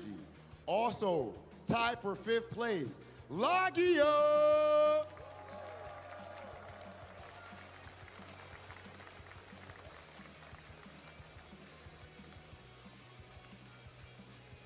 And 4th place, you know him, you love him, the legend, Punko.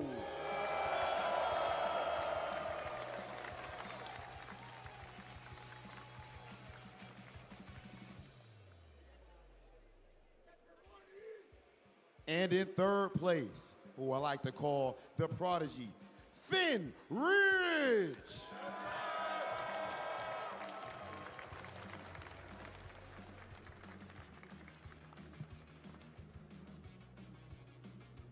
And in 2nd place, multi-time champion. Ladies and gentlemen, you saw that grand finals in the reset. Put your hands together for E.T.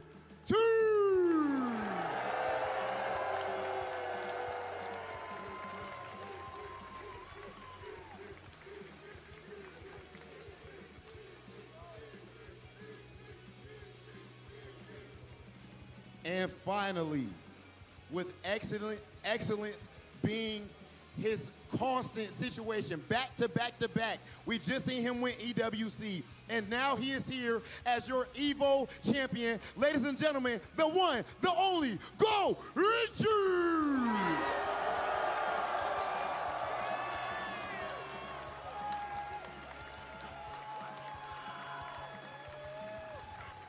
Said I spoke too soon. It's all good, bro. That was a good match. Go E.T. It could have been either person. Go E.T. I'm debating on what I should do. And now, for our top 3, we do have something very special. Nacon has provided fight sticks for all of our top 3 competitors. If we could please get those to the stage.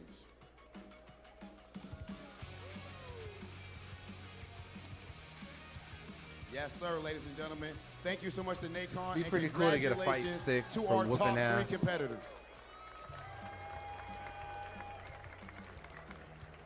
Now that said, there is also something else very special.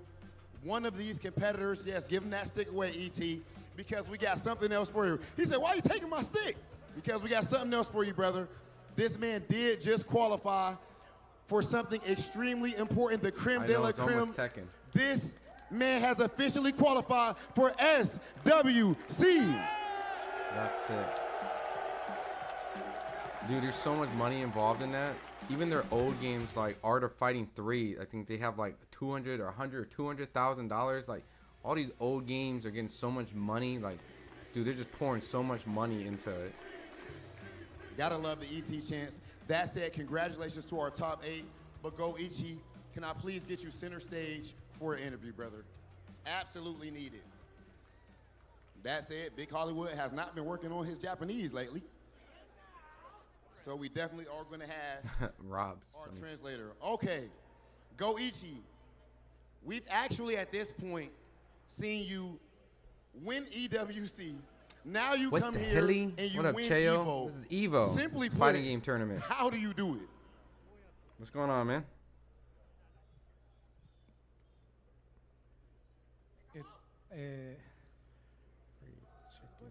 自分が強すぎるからです。It's because I'm too strong.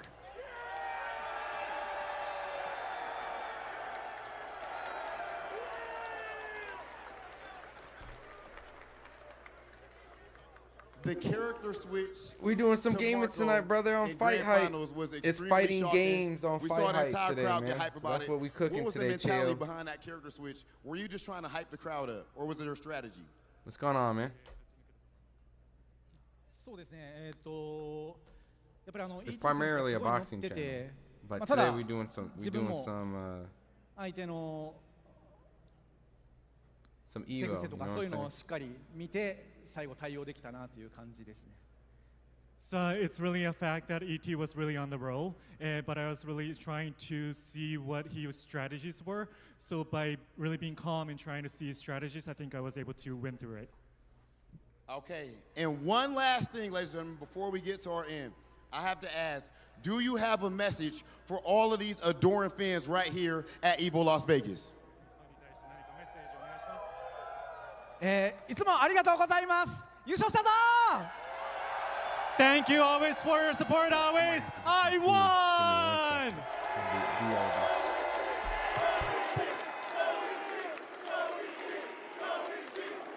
Can we please have Chris Lee bring out his trophy? Of course, my man does get his medal. Goichi, not yet, brother, not yet. We got one more thing for you. Let me back up. The aura is too strong.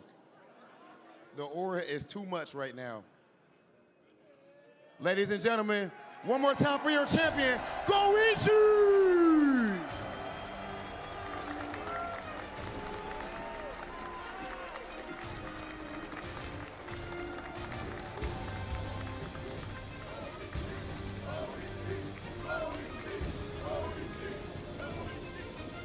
And ladies and gentlemen, that is going to be it for us here on the stage. We're going to send things to our commentators. And there you have it, man. The first year of Fatal Fury City of the Wolves here at EVO Las Vegas 2025 is in the books, and Goichi takes it home. And a nail-biter, too. Couldn't have asked for a better set between those two players. The entire top 8, amazing. All the competitors that were here this year were amazing. It was so stacked. Hopefully we see many of them continue to play and return next year as well, and in other future tournaments throughout the year. Because this tournament season is not over yet. The tournament is not season. We still have SWC to look forward to. There are more qualifiers that have been announced in the future. And if you're trying to get in on that right now, the game is on sale, 40% off. It is the best time to jump in on City of the Wolves that there ever was. So please, if you have even a tertiary interest, go give it a shot. Yeah, why not? I mean, it's 40% off. You know, you can't argue with that value, so. Now you cannot, man. I definitely need that kind of value all over the place right now. My pockets are screaming. Think about it. We got like what? Like $4.1 million up for grabs at SWC. Imagine just spending, what's 60% of $60? My math is 30. Don't ask me, bro. My phone's over there. We're going to say $36. So you spend $36, you get pretty good, you qualify, and then you win what? Like $1 million or whatever it was for winning this? Crazier stories have been told, I promise you. Think of it as an investment, right? So, could be you.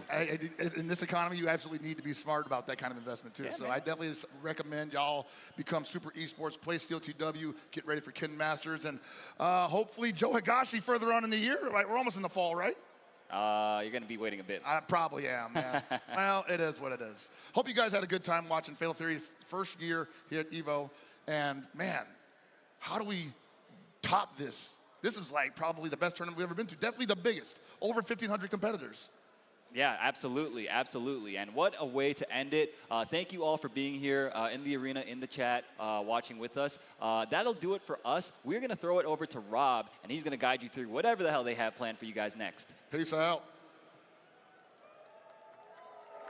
Ladies and gentlemen, the energy that we just had for that Fatal Fury top 8 was absolutely insane and, of course, expected. Legendary grand finals, but I guarantee you the buck is about to keep rolling. After this, we have, oh, excuse me, I got too hype and it's messing me up. The aura is too much for Big Hollywood even right now.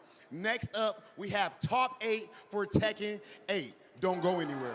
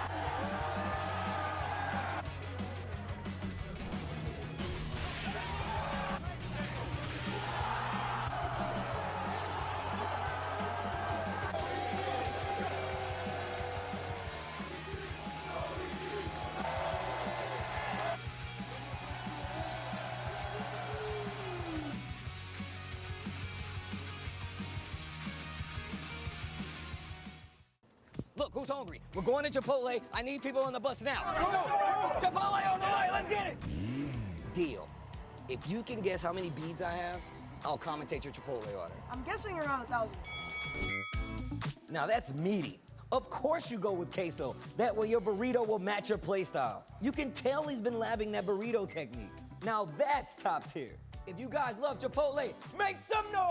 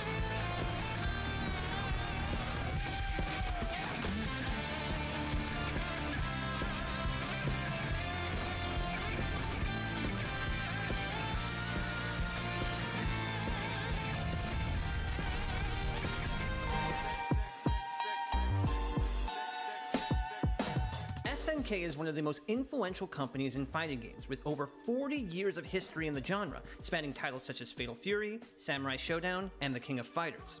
On our recent trip to their headquarters in Osaka during EVO Japan, we were lucky enough to see some of this history firsthand with a personal tour of their in-house museum, featuring all sorts of SNK-related memorabilia and artifacts. ハロー SNK のショールームへようこそ。今日はですね SNK 大阪の、本社ビルの中にある SNK のショールームの中から、非常に貴重なアイテムの数々を紹介させていただきます。かつて SNK が発売していた家庭用のハードウェアの機械になります。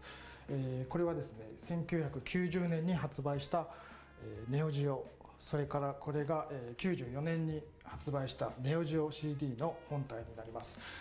今もう発売はしてないんですけども、今でもまだ熱狂的なファンの方が集めたり収集したりっていう形ではい人気の商品となってます。こちらはですね。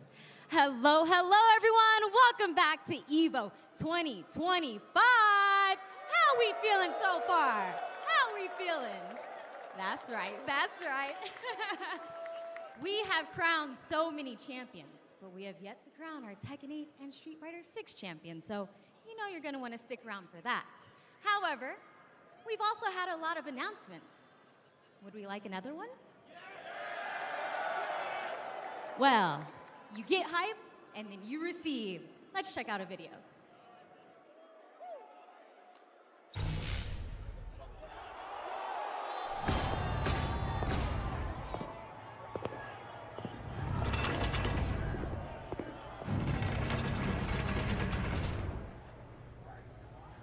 Ready, go!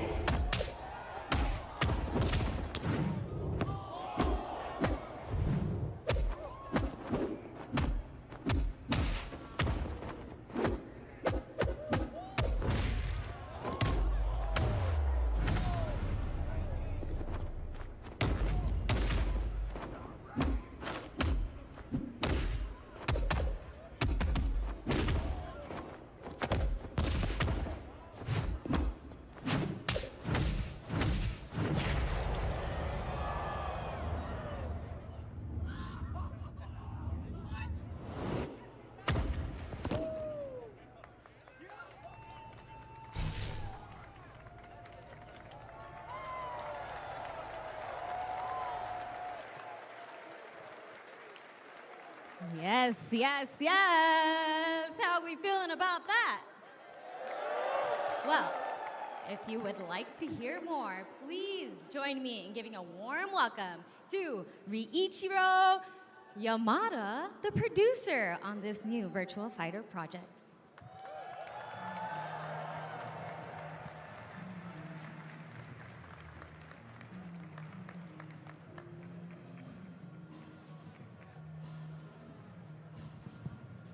Hello. Hello, Las Vegas. This is the first look combat gameplay of new Batch Fighter project.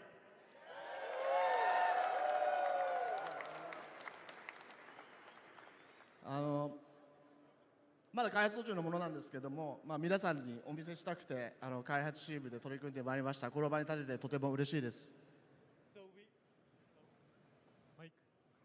So things are still under development, but I really wanted to show you this here at EVO because we have working so hard to make this happen.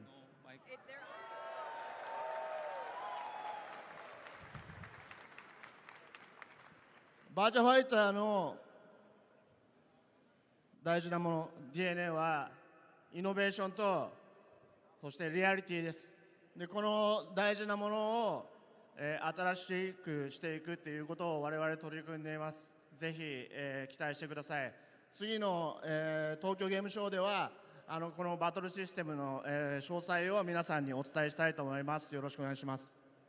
So what we treasure most is innovation and reality, and we have been working so hard to further pursue this, and we will be sharing more details, so please check it out later on. はい、そしてもう一つ、ファイティングコミュニティの皆様に、一つ情報をお伝えしたいので、私の方からレガシーバーチャルファイタープロジェクトプロデューサーの青木の方を紹介させていただきたいと思います。So we have more Virtua Fighter 5 Rebo project info, so please allow me to introduce Mr. Seiji Aoki.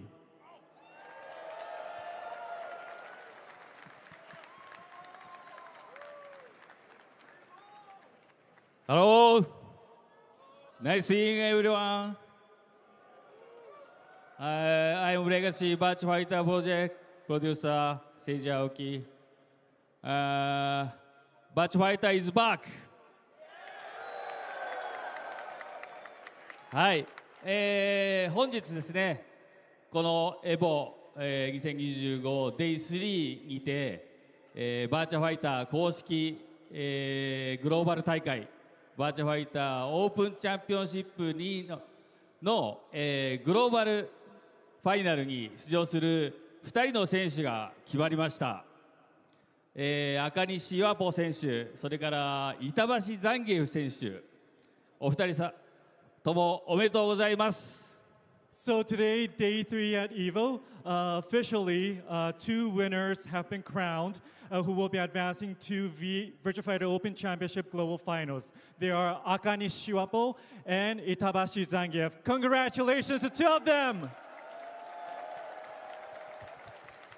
はい、そして、Day1 ではですね、Steam 版バーチャファイター5レボがバーチャファイター5レボワールドステージに進化しますと発表させていただきました。プレイステーション5、Xbox シリーズ XS、それから Steam 合わせまして、10月30日に発売予定でございます。また、9月上旬にはクローズドベータテストも開催いたしますので、ぜひご参加いただければと思います。So on day 1, we share some details of the upcoming Virtua Fighter 5 Rebo, which will evolve into Virtua 5 Rebo World Stage, coming to PlayStation 5, Xbox Series XS, and Steam. That is all coming at October 30th, and a closed beta test is also scheduled to begin in early September, so please be sure to check it out. はい、それでは改めて、新トレーラーの方をご覧ください。So please look at our latest trailer. Please watch.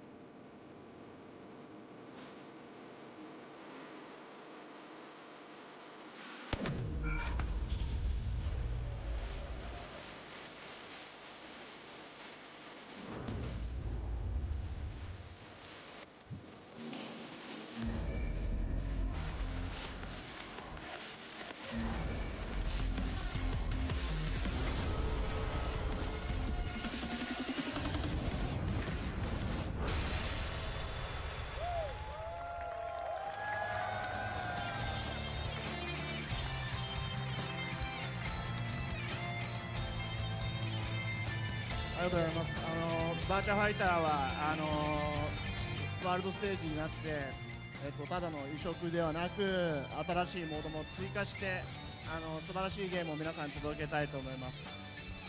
So Virtua Fighter evolving into World Stage will have a lot of functions and specifics. So we really hope you enjoy Virtua Fighter World Stage. しかもですね、このゲーム自体はベースバージョンがこの会場で買うハンバーガーセットよりも安く PS4 版を持っている人にはさらにチーズピザよりも安く皆さんに提供することができます。So the base version will be cheaper than the lunch set that is sold here at the venue. And those of you who have the PlayStation 4 version, it'll be cheaper than a slice of cheese pizza. まだバーチャファイターをプレイしてない方もぜひこのゲームをプレイして次のニューバーチャファイターまで待っていてください。よろしくお願いします。So those of you who have not played this game yet, please do try this, and we look forward to seeing you in our competitions. Yes. Thank you very much. Thank you so much.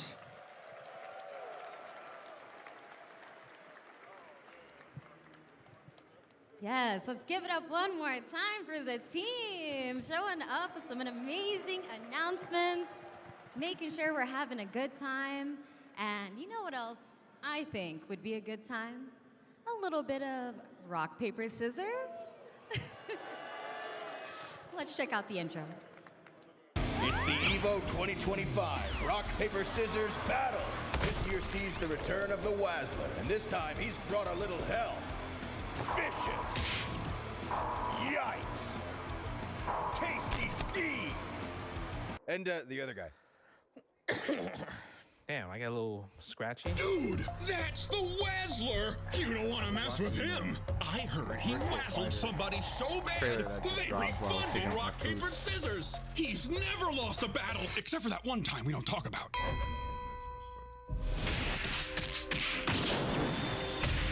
Virtual Fighter was so much fun at arcade here. Oh, come on, man. Get that off the screen. Who wants to see that?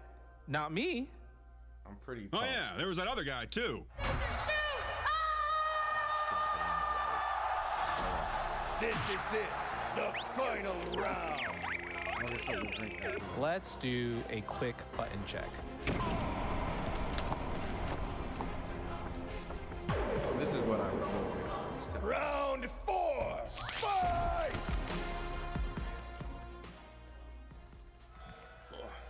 That's right, everybody. It's time for the Rock, Paper, Scissors Challenge presented by AT&T. We've got Justin up to bat today, and we also have Marcel here trying to defeat the champ. And we had some friendly banter backstage before this. So far, the record is 2-1 in favor of the boys.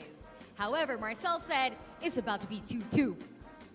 So we'll see, we'll see. And the rules are simple. It's gonna be 1, 2, 3, shoot. One and done, all right? All the pressure. Just for joining us, though, you will get a fight stick from Nacon, the Deja fight stick, the silver one.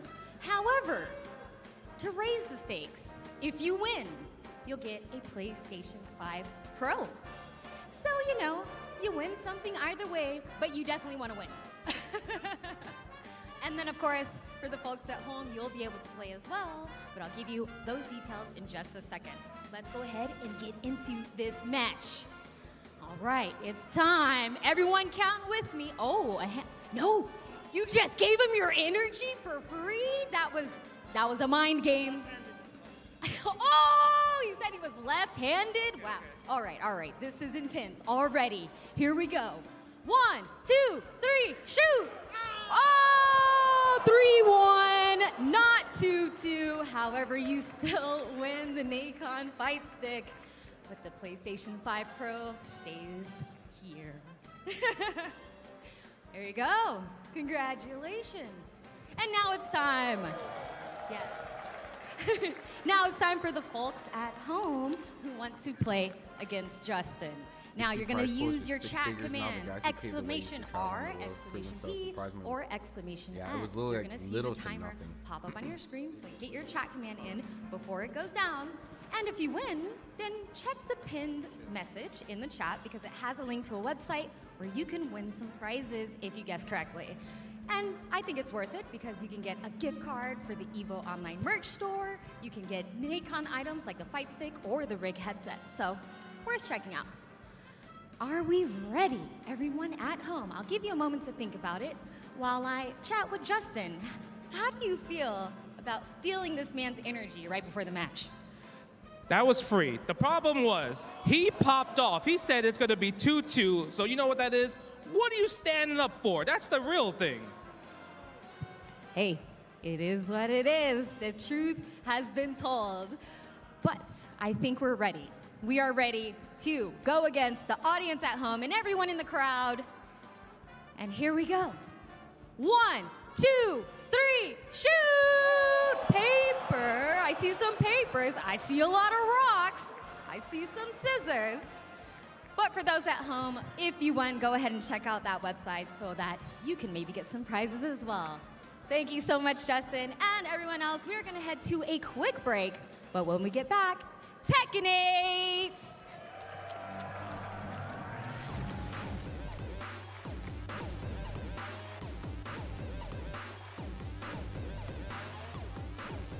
This is the best Chipotle order. I would like a bowl. Triple wrap. Mild, medium, hot. Then dip it in here. Sour cream inside the vinaigrette. 2 tortillas. If you know, you know. Lettuce, cheese, waffle. Yes. Oh, that is good.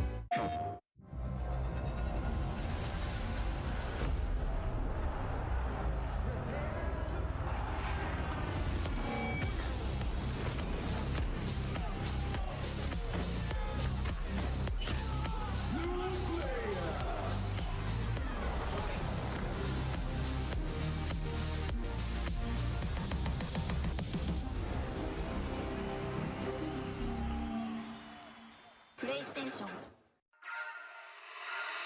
I got my hands on my back. No, I don't want your man. You can't keep that. I make it pop like bubblegum. I'm hot now, wait till the summer come. Shake some. Those who have lost their lives will never return. Nothing can bring them back. So where we going, old man? A hotbed for demons, the entertainment district. We've killed off anyone who's ever crossed us, anyone who's ever slighted us. We're going to slash through your gullets, just like we did to all who came before you.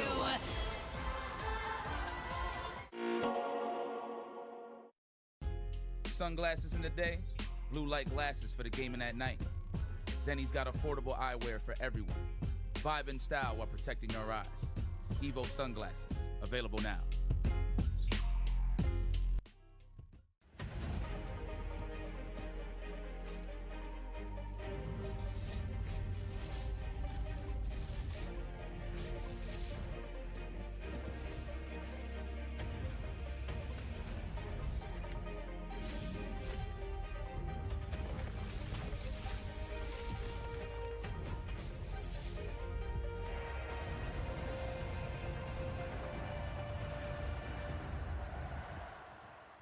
John, Wooly, your recommendation was to go out into the world and participate in a fighting game tournament. What happened? My only experience with a fighting game in a tournament was when my co-host on the podcast Versus Wolves challenged me to enter a fighting game tournament. I played Tekken and it was really intimidating. Sometimes I think I don't have the confidence to engage in a certain situation, and fighting games definitely expose that. I always know in fighting games I'm never quite aggressive enough. With any fighting game I will just pick the character I love. I'll just be like, they look amazing, and Reina was basically Heihachi Mishima as a cool girl wearing street fashion. A guy sits next to me, he takes out a hitbox and I'm like, oh geez, okay, here we go.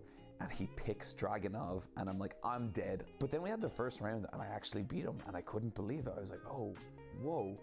and then we had the next round and I won that, and the next round and I won that. And I wasn't like watching the dude or anything. It was coming down to it every time. That was such a good feeling. I feel like when you fight someone like enough times, you eventually get a sense of the kind of person they are in a way that you would not from just a conversation. And that was like the high, and that was the moment where I was like, I get why people do this. The thing I always say about fighting games is I have spent more time drawing Chun-Li fan art than I have playing Chun-Li.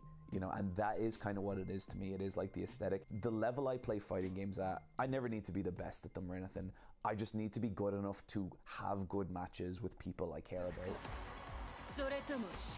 To be someone who really, really loves fighting games, I don't think you need to be labbing. I don't think you need to be looking at frame data. I think all you need is to love this shit and to love those characters.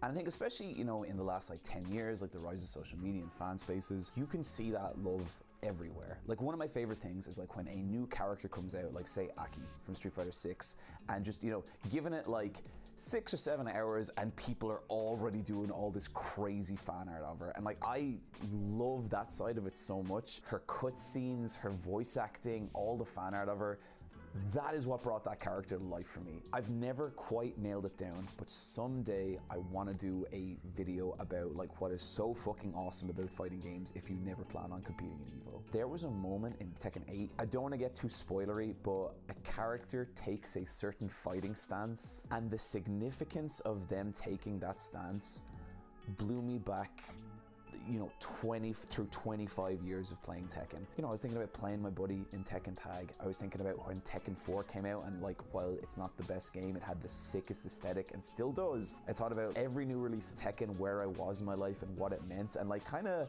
growing up with these characters in a weird way. And I think that is what fighting games can be. Now we're at the point where, you know, Ryu's old. You know, Ryu is like, he is the sage kind of master now. You don't need to be able to parry Justin Wong. Like, you don't need to be willing to spend dozens and dozens of hours, like, you know, learning combo loops and like vortex traps and all that stuff.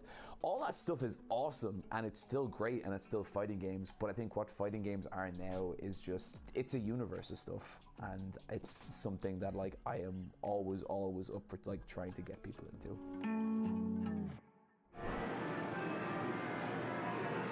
まあ自分が住んでたところがすごい、まあ、田舎だったので、まあ、いわゆるヤンキー不良がすごい多くて、でまあ時代もすごい昔なので、時代的にもこう不良がいっぱいゲームセンターにいるので、こう行っちゃダメな場所っていうふうには言われてたんですけど、まあ、自分はやっぱりゲームをしたくて行ってたので、こう怖がりながら行ってたんですけど、やっぱりすごい不良は多くて、でまあ昔のゲームって結構こうなんですかね、まあ A パと言いますか、こう相手をこうワンタッチでそのまま倒しきるみたいなのがすごいあったゲームなので、まあ、それでこう不良たちを倒すと調子乗んなよみたいな感じでこう絡まれて、椅子が飛んできたり灰皿飛んできたりはまあありましたね。はい、In 1996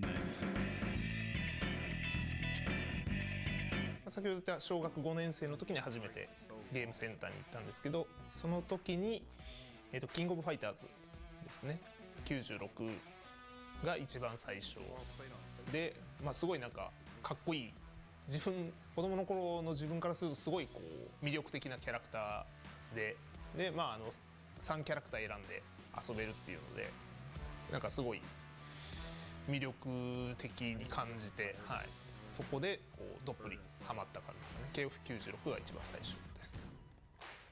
一番最初はその町のゲームセンターで、その時キングオブファイターズ98ですかねで初めて大会出て、まあ、当時からゲームセンターではもう一番強かったんで、まあまあ優勝するだろうと思ってで出場したんですけど、まあ 10人ぐらいかな、10人ぐらいのトーナメントだったんですけど、決勝戦で負けてしまうっていう、なんかそれは自分にとってすごいショッキングな出来事ですごい鮮明に覚えてますね。まあ、それが一番最初の大会ですかね。まあ、やっぱり今のエボリューションもそうだと思うんですけど、やっぱり今までの大会ってその、まあ、ストリートファイターだったらストリートファイター、鉄拳だったら鉄拳っていう、もうその一つのタイトルのこう全国大会っていうのはまああったんですけど、やっぱりこう複合でこういっぱいのタイトルの中でこうやるっていうのはもう日本だと闘撃が多分初めてだと思うんで、なんかそれがやっぱりすごい魅力的で、こう自分がプレイしてないタイトルでもこう興味を持ったりとか、自分でこのプレイやってみたいなとか、闘撃はやっぱり自分にとってはもう青春ですね。もう自分が本当に10代後半から20代前半ぐらいが、いわゆる闘撃の全盛期だったので、もう本当に闘撃で勝つことだけを考えて生活してたんで、当時は。それだけやっぱり自分にとっても特別ですし。Welcome back to EVO 2025, everybody! The time is just about here for Tekken 8 Top 8. Are we excited? That's right, that's right. Well, trust me, you're about to get a whole lot more excited because we are welcoming to the stage Harada and Michael Murray!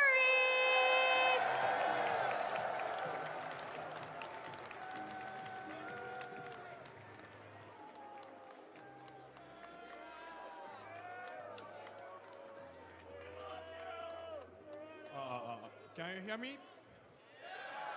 Can you hear me? Okay, all right. Okay, guys. Maybe we have one trailer and 50 pages PowerPoint. Slides, Okay. yes.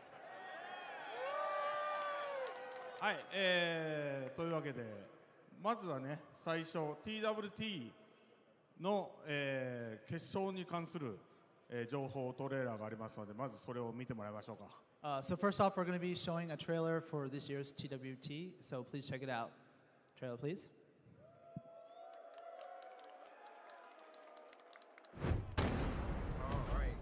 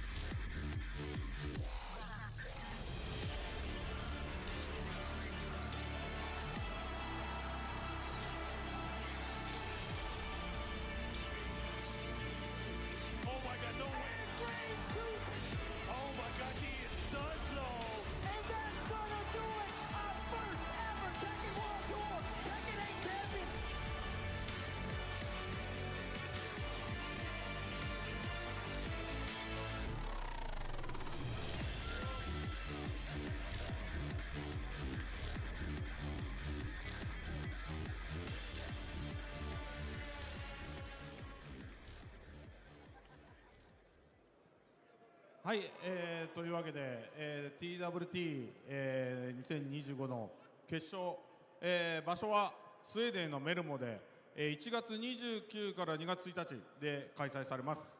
So we're heading back to Europe for the Tekken World Tour Finals in Malmö, Sweden, which will be taking place January 29th through February 1st.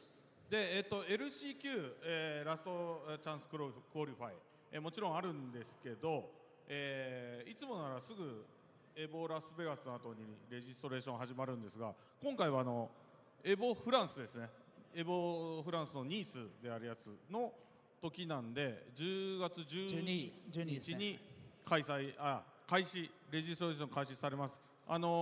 いつもすごい勢いで埋まっちゃうんで、できるだけ皆さん早めにお願いします。And so obviously we'll be having a last chance qualifier as well this year. And it will be opening up October 12th, so around the same time as Evo France. And always these places get taken up pretty quickly, so once registration opens, hurry up. Okay, guys. We're not going to go away. We're not going to go home yet. Yeah. You want to see some battle footage of Armor King, right? Okay. Time to Armor King. Okay? Okay. 見てもらいましょう。All right, let's check out the trailer, please. Take out it.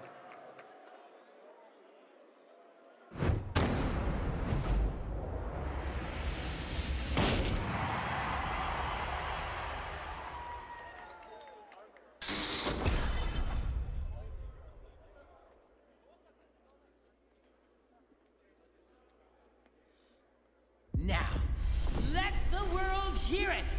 Shout his name. Thirsting for revenge, the jet black villain returns to the ring.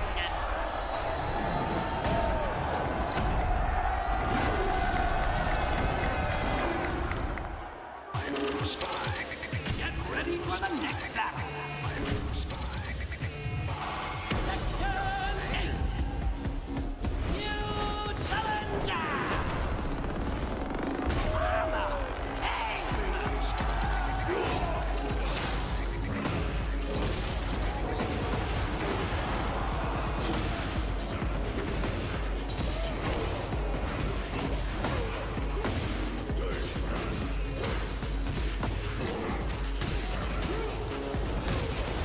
I'll show you just how scary boxing can be.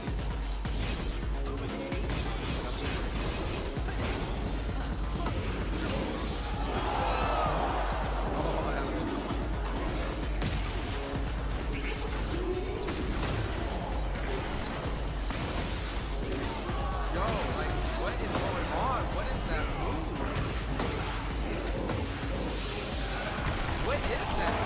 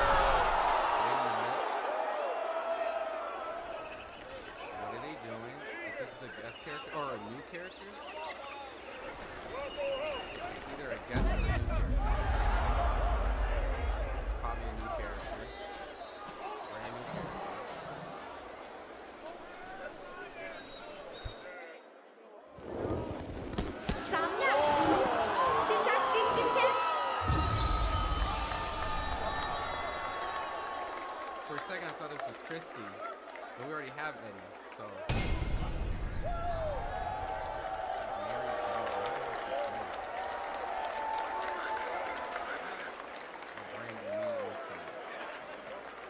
Thank you, thank you. はい、というわけでまずアーマーキングですけど、ここに書いてある通り10月13日エボニースのレジストレーションがTWT の LCQ のまあでもこれ PDT だからヨーロッパの時間がちょっと違うんで。そうだ、PDT だから。アーリーアクセスは13日で、オフィシャルリリースは10月16です。よろしくお願いします。So October, you'll have the registration for LCQ opening up, but not just that. From October 13th, these times are Pacific Daylight timing, by the way. We'll have the early access start for people who own the character or the character and stage pass. And for the general release, that's going to be starting October 16th. Hope you guys can wait that long. Okay, next slide, please. Okay. はい、で、この、完全新規のオリジナルキャラクターですけど、名前がこれにちょっと国によって若干違うんだけど、日本語的にはミアリズなんですけど、じゃあ英語っぽく。はい。Okay. So brand new character to Tekken universe. We've just seen a glimpse today. The pronunciation is a little bit tricky because it's the local language. In Japanese, they say Miyarizu, but in English, it's like Miyarizu. Yeah. Okay. It's again, Miyarizu. 覚えて帰ってくださいね。Miyarizu. はい。で、このキャラクターは、鉄拳でも初めてのアフリカリージョンなんですけど、マダガスカル島ですよね。アフリカ大陸の右側のマダガスカル島の出身キャラで。おそらく格闘ゲーム史上では初めてのマダガスカル出身キャラクター、格闘ゲームの歴史の中でもビデオゲームでも多分メジャーなゲームだと初めてのマダガスカル出身キャラになります。And so this is the first time that we've done a new character for the African region. So Madagascar off the coast of Africa. And also for fighting games, maybe the first time we've seen a character from this country. で、マダガスカルのファイティングゲームコミュニティにも協力してもらって僕と、ディレクターの中津が実際マダガスカルに結構長く滞在して、そこで取材したり、現地の人の話を聞いたりでずっと今もつながっててそのマダガスカルの人たちと一緒にデザインを監修してもらったりして、作り上げたキャラクターです。And so Nakatsu and Harada actually went directly to Madagascar after connecting with a local FGC there. And although they didn't know we were creating a character at the time, they were both able to ask a lot of questions about the country and their people and working together with them to design this character. はい、また情報これから出てくると思うので皆さん期待しててください。So please look forward to more details at a further date. はい、じゃあこの後トップ8楽しんでください皆さん。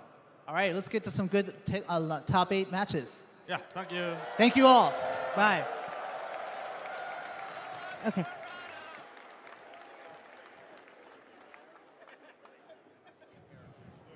There we go. What a way to start Tekken 8 Top 8. We are finally here. It is finally time. So if you're ready, let's go ahead and get this Tekken 8 Top 8 started. We're going to start with the intro. Saudis before Turkey. What up? What up, Pedro? I see you're a man of culture, fighting games.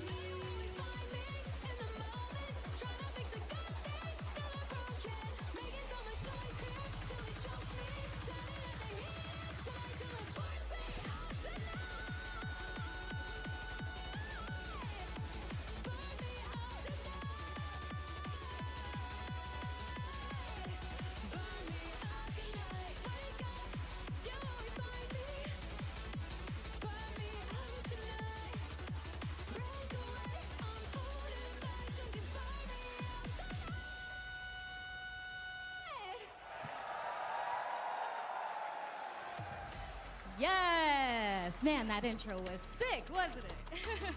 Loved it. But now it's time to introduce our top 8 competitors for Tekken Top 8, starting with Nobi!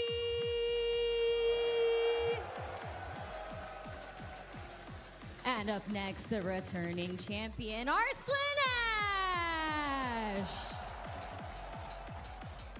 And up next, we have Low-High!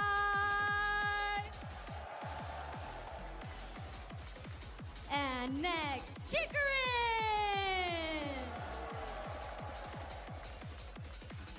And we've also got Mio-Il!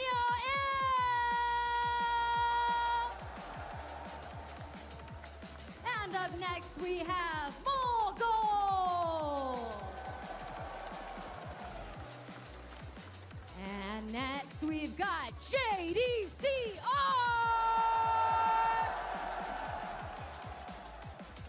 And last but not least, we've got Atif!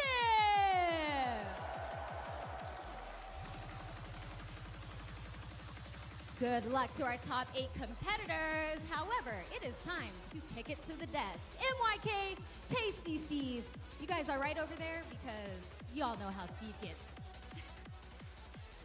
Well, we've reached the Tekken 8 portion of EVO 2025. My name is Tasty Steve. I'm joined by my brother from another mother in the Tekken world, MYK. And you know we got to start this right, MYK. Yes. Let's talk to EVO 2025. We got to hear from you guys. I know we got it started. EVO 2025, if you're ready for some Tekken 8, make some noise! Yeah! You know why I'm here. You know why I'm here. I know you're ready for some Tekken. So let's get to it. But first, we got to let you guys know all our replays powered and presented by PlayStation Tournaments. They told me not to read it, but it's on the screen. We need to talk about our top 8 predictions. Absolutely. And look, you need to tell me, MYK, you're esteemed. I call you a Tekken archaeologist. You know it all. You are one of those guys. Who would you say is going to be the winner here in this EVO top 8? This is such a tough call, right? But I gotta go with Arslan, man. He's the 5-time EVO champion for a reason. There's something that happens to Arslan when he's on the EVO stage. I'm gonna call him Final Form Arslan. Wow, Final Form Arslan. I mean, 5 times already in the bank. I gotta go with somebody who has been always on the radar. Right after Arslan, I got to go with Atif. Atif is one of these players that I feel like it's way too hard for you to even say you have a read on him. I don't think there's any player out there that can say I have a clean beep on what Atif can do in any tournament, but that's just me. Yeah, absolutely. Those two guys have been killers here and consistently placing in. They're definitely ones to look out for. But just so you guys know, you guys can make predictions at home too. Presented by PlayStation Tournaments. You guys can use the exclamation with the number button in the chat. Vote for your favorite player. Who's going to win? Well, look, I love to see the chat be wrong, so make sure you type it in correctly, put your names by it, so I can come and make fun of you later. 10 seconds left. Get your votes in now. Get your votes in now. It looks like there's a lot of people favoring Arslan, of course, the 5-time EVO champ. But JD, surprisingly, you know, he made top 8 last year as well, but we can get to see him on the stage. This year, he's going to be up playing on the stage. 31% for JD, 34% for Arslan Ash there. And it seems like the people at home have made their decision. Arslan Ash, they believe, will be the 2025 EVO Tekken 8 champion. But we need to see if this is really going to be the result. But we need to talk about PlayStation Tournaments. The PlayStation Tournaments EVO warm-ups are still going on today. Compete in the same titles featured at EVO 2025. Sign up directly from your PlayStation 5 and win some exclusive prizing. Do it now. Good times, more tournaments all the time. Shout outs to PlayStation. Yeah, I don't think a lot of people know that. Like, we've evolved, even with EVO, letting you guys sign up, potentially get to the EVO run, all on your PlayStation. So shout outs to PlayStation, and shout outs to you guys for actually signing up, because I know a lot of high-level players that have done so. But you've made your choices on who's going to win. Let's look at the match layout. We're going to start with the top side. First match, Japan versus Pakistan. It's going to be Nobi, who, look, historically claimed this is a Japanese game. That's right. Going up against the 5-time EVO champion, Arslan Ash. And then, of course, we got Low-High, one of the best in the business, if you ask me, going up against an EVO Japan champion in Chikarin. Who do we have on our loser side? Dude, there's so many EVO champions just on the top side. But, of course, going to the loser side, we got Mio-Il going up against Mogul teammates.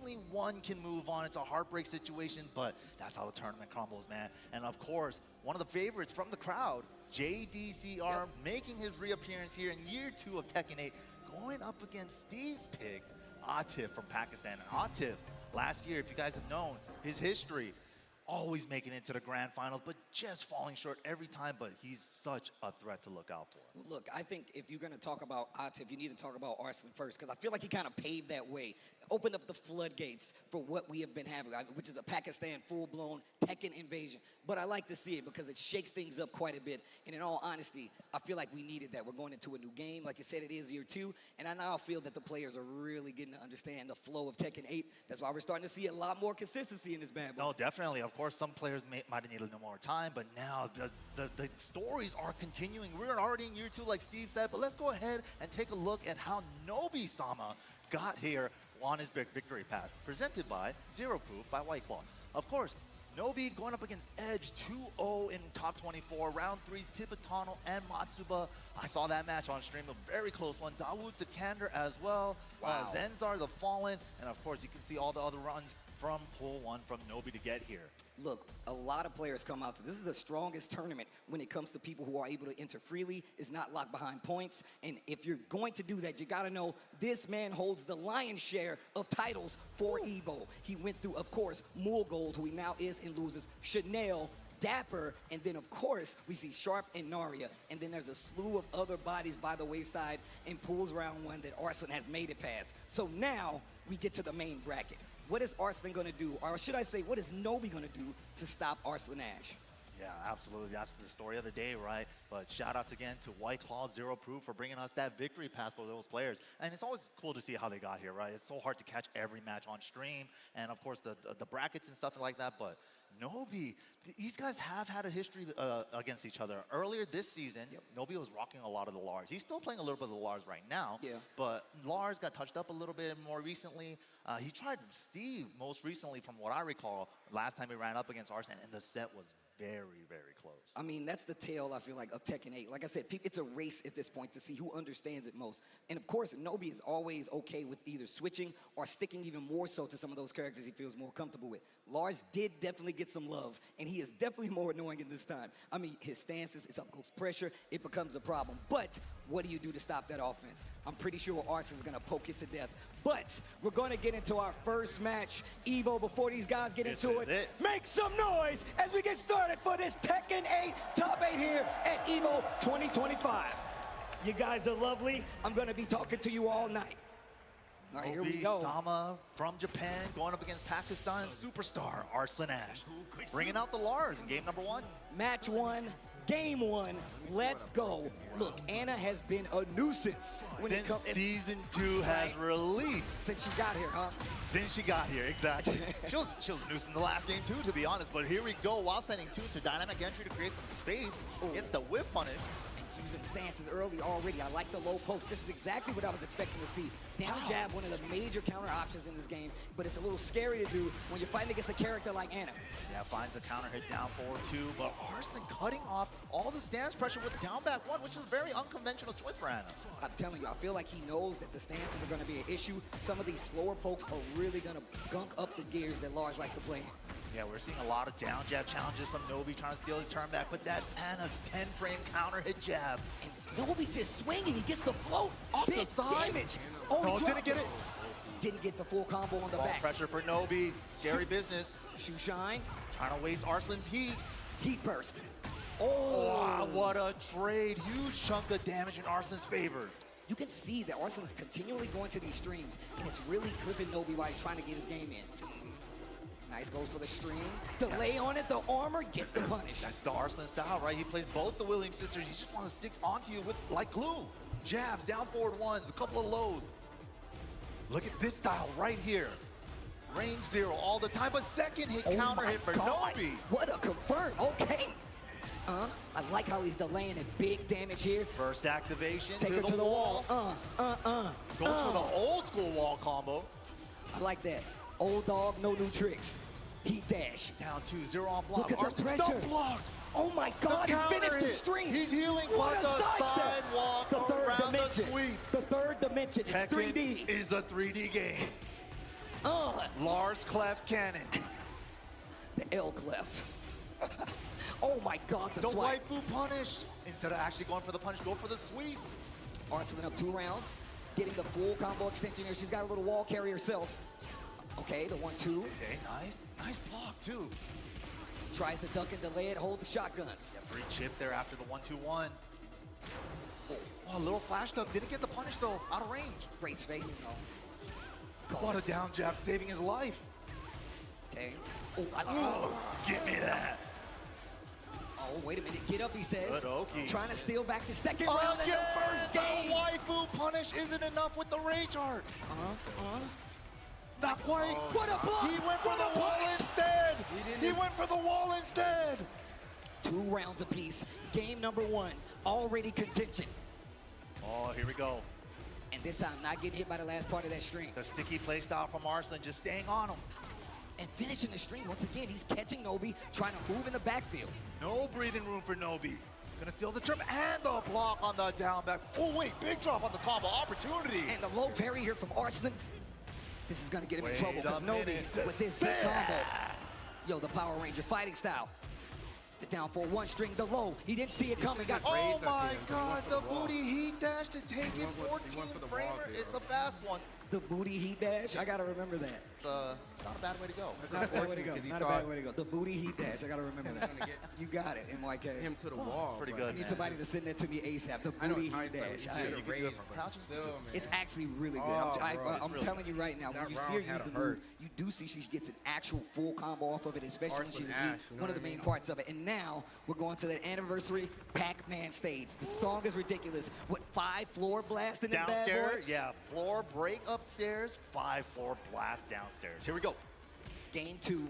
Oh, and if you guys remember Anna from Tekken 7, she was a floor break monster, so here we go. Is this first hit? And then boom. All right, they're fighting around the middle. Little punish on the down forward 1-3. Oh, wow. Gets to pick up on the combo here.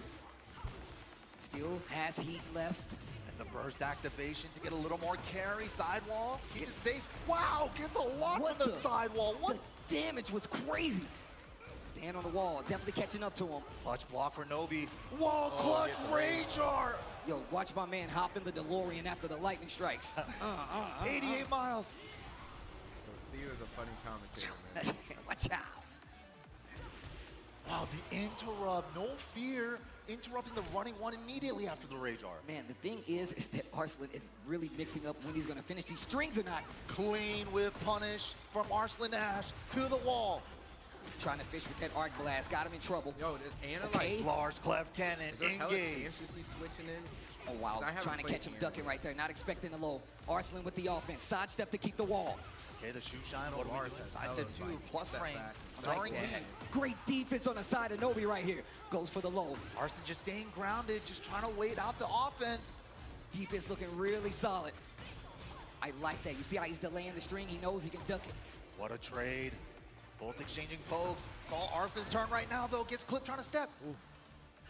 Oh, and the slide, the low, very reminiscent of how when he's using the Nina, he goes for the wipe the it was floor. like the at same end. timing and spacing he used the Nina slide. The similar moves has little different notations between the sisters. I love that they still play to the fact that they're twins and they have similar movements, but not Right. the same. Oh, low parry. Different, but not the same. Here we go. Are we finally going to break the floor? Yes, we are. Okay, okay. Cherries everywhere. No! Oh, the burst doesn't hit. Sidestep burst to activate. Okay, little down 4-1. Just a little mid check, but the heat smash, one of the fastest in the game, 13 frames. And that will do it. Arslan Ash takes out Nobi. Nobi's gonna go down to that lower bracket, awaiting whoever comes out of that first round one. But Arslan Ash trying to go straight to winners finals. And you know what I said, man, final form Arslan when he's here at EVO. In prime position once again, winners finals position. Arslan, ridiculous, man. I mean, look, having a 5-time record as an EVO champion puts a little pressure on you, but also puts a big target on your back. I think Arslan is one of the few players out there in any game that has always risen up to that challenge in some way, shape, or form. He might not get it the year of, but that next year after, he's definitely going to get it. And one of the hungriest competitors out there. But also, you can't say anything bad about Nobi just yet because he's still in the tournament. Absolutely, Nobi not out of it. That's winner side action, but we still got a lot more stuff, man. Another battle of Evo champions, Oh my actually, God. right? Low-High from Tekken 7, Chikurin from the first one, the first big one, Evo Yeah, Japan yeah. for Tekken 8. I mean, look, if you're going to talk about anything, we need to talk about the character choice. Chikurin using the Lily to get that W. And Also has a throughout, pocket Clive. and the pocket Clive. He's always been that guy. I mean, even back in Tekken 7, he had the Akuma, he kept the Geese. He always plays those characters that he knows he'll have even a knowledge example or an advantage with when he plays up against you. So I want to see Low-High, though. I feel like, look, I always call him the next generation of Korea, but look, he's an older guy now. He is still ridiculous. I still consider him one of those players, but he's already risen to the challenge multiple times. Definitely. And I like to see him back on this stage because we know how passionate he is about Tekken. You know, the thing about Chikurin, too, that I always admired as a player, like even when like Leroy came out and then they nerfed him a little bit right after Season 3 in Tekken 7, initially, right? He still kept trying to optimize that character. And I still see the same training habits when I see his Clive, right? It's like, oh, people might have written him off. No one's really playing him like that. He's taking that character to the next step. Lily as well. Like, he's the one that's kind of like pioneered this Tekken 8 Lily style, right? But Low-High, I feel like he's been kind of on this soul-searching path early on in Tekken 8, right? But let's go ahead and take a look at his victory path. Shout-outs to White Call, zero proof on how Low-High got here. And you can see right there, JDCR 2-0 up at the very top. And then we have one of America's strongest warriors, Joe Crush down there. Hafiz Tanvir, one of the players, one of my favorite players to watch, absolutely here. And that's crazy that he got that W. The USA's very own Jimmy J. Tran, also in the path of Low-High, going to the side. And of course, what is that, Duet? What is it? Due to side effects. Due to side effects, there you go, too many layers. But also, yeah, that just reminds me that Jimmy played against Low-High and the Law in this tournament. Wow. I mean, Brian Fest. Two of the strongest players out there you have to talk about. But Chikurin, let's look at his road and how he got here. Obviously, Atif, the first and the largest name up there. That was crazy. That was a crazy set. He brought out the Lily, and he was able to get the job done against Atif. That's the reason why he's sent to the loser side here in the top 8. And of course, TWT champion, current champ, ranked you in round 3. Akil 9, Mr. Croft, super strong Ling Xiaoyu player from EU. Yep. So many strong players. I mean, Leo look, from Strike Miss, I was from about NA to say, as well. Look, So many strong players. just look at these names. Chikurin already living up to the challenge. And on top of that, once again, we talk about Evo. Man, the Tekken Evo brackets are always stacked. This one is no different. It's one of the reasons we have a TWT champion up here with Chikurin. But Low-High is going to be the opponent, and I would love to know what Vegas thinks. So I'm going to ask you guys a very important question. Vegas, if you like Low-High to take the set, make some noise. Okay, MYK. How do you guys feel about the Evo Japan's last year champion, Chikurin? Okay, all right, that was a little bit, I heard it go up just a little bit for my man's over here. Well, we're gonna get into it right now. Once again, Low-High, no stranger to this stage. Chikurin, no stranger to this stage. Only one of these players is gonna stay on the top half of this bracket. The other one swimming with the sharks. Let's see what happens first, though. I'm curious to see, because it seems like Low-High in this season, Season 2, he's kind of locked in the Brian Fury, right? Season 1, he was still kind of messing around with the Shaheen and the Steve Fox, but all right. The Clive? The We talked about Clive it. from Chikurin's side. By the Firebird's flame, forevermore. Thorble, pull up. And he's got a very long jab is another thing we really need to talk about. Of course, and a weapon character as well, so he has extended range on his like down forward 2 with punishment. Big damage. You know he's got these combos. Gonna try to take it to the wall early on. Activation all the way. Going for max damage. Oh my goodness. Leave the body Oh, smoking. that's GG's 2-touch round. Two-touch round. And just like that, round number 1. And he's finishing the streak. This is Korea versus Japan, by the way. Long-standing rivalry in Tekken between these two places, so it's always good to see them go head-to-head. It's a Minimum Tekken 20 years. 20 years plus right now. Okay, full extension. I like that, playing a little defensive on the side. Confirmation on the down forward 1. Where you stepping? Nice. Chikurin has defense. Back 2 right there. Cannonball, get me off the wall. First active. Gotta watch that limit meter on the side right there for Clive. Oh, tries to sidestep. Big damage on Brian's side. Wall pressure as well. Snake Eyes used up. He's still there. Just pressure Yo, with the the 1-2-1. double step from Chikurin. Yeah, he doesn't overcommit to the back turn wall splat. Down back 4. But the rage art is good. The specialty, the Low-High rage art.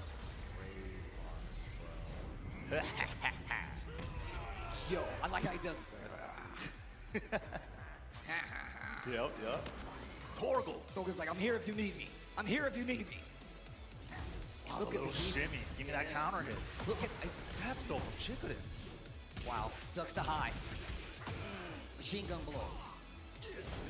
Going for the bid that while standing 3. Nice duck. On the back too. Big call out from low high. Combo City. Go straight into the heat engager. To the wall. Damage ender. Oh my god, the super hatchet. Help into the regular one. Just in case you forgot.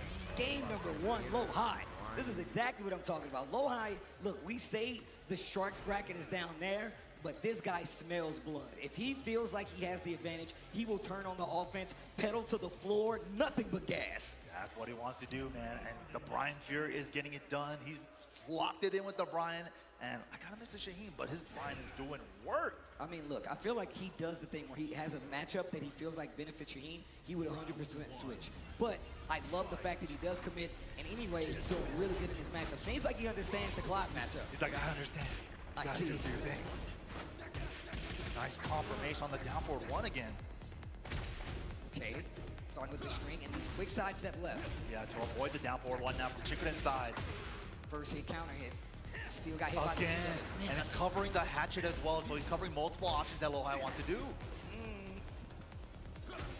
Defense getting heavy on the side. Wow. Low High, big pickup here, and still gonna get the full combo. Heat, big damage. Huge damage. Not too big, but good situation for Oki afterwards in heat state. Right, looking a lot better in this second game. We start to see the sidestepping really pay off in that game number 1. Low High was just able to turn on the offense, especially when it came to the wall. Look at the way Low High's adjusting his offense though, like dash before and finds an orbital. Spin that heat now.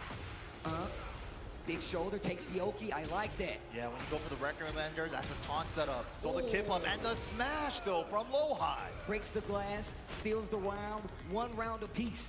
Game 2. For the mid right here. Oh, nice. Engage. Lane dash. Gets hit by the Phoenix mid again, but this time at the wall. This is gonna hurt. Yeah, that Phoenix shift stance, a great way to get in, great way to extend combos, of course. A great knowledge check tool as well. Oh, gets the Snake Eyes off that power crush, but the counter hit string, nicely done off the 2. How did he catch that, bro? I don't even understand. But, Mike, you know what time it is. The floor is lava. Oh, and they're going for it. The 1+2 throws, give it to me. You said the floor's lava. Well, why don't I just go for this throw? Get off me, bro. Oh, Chikurin gets to use it first. No more floor for you, Low High.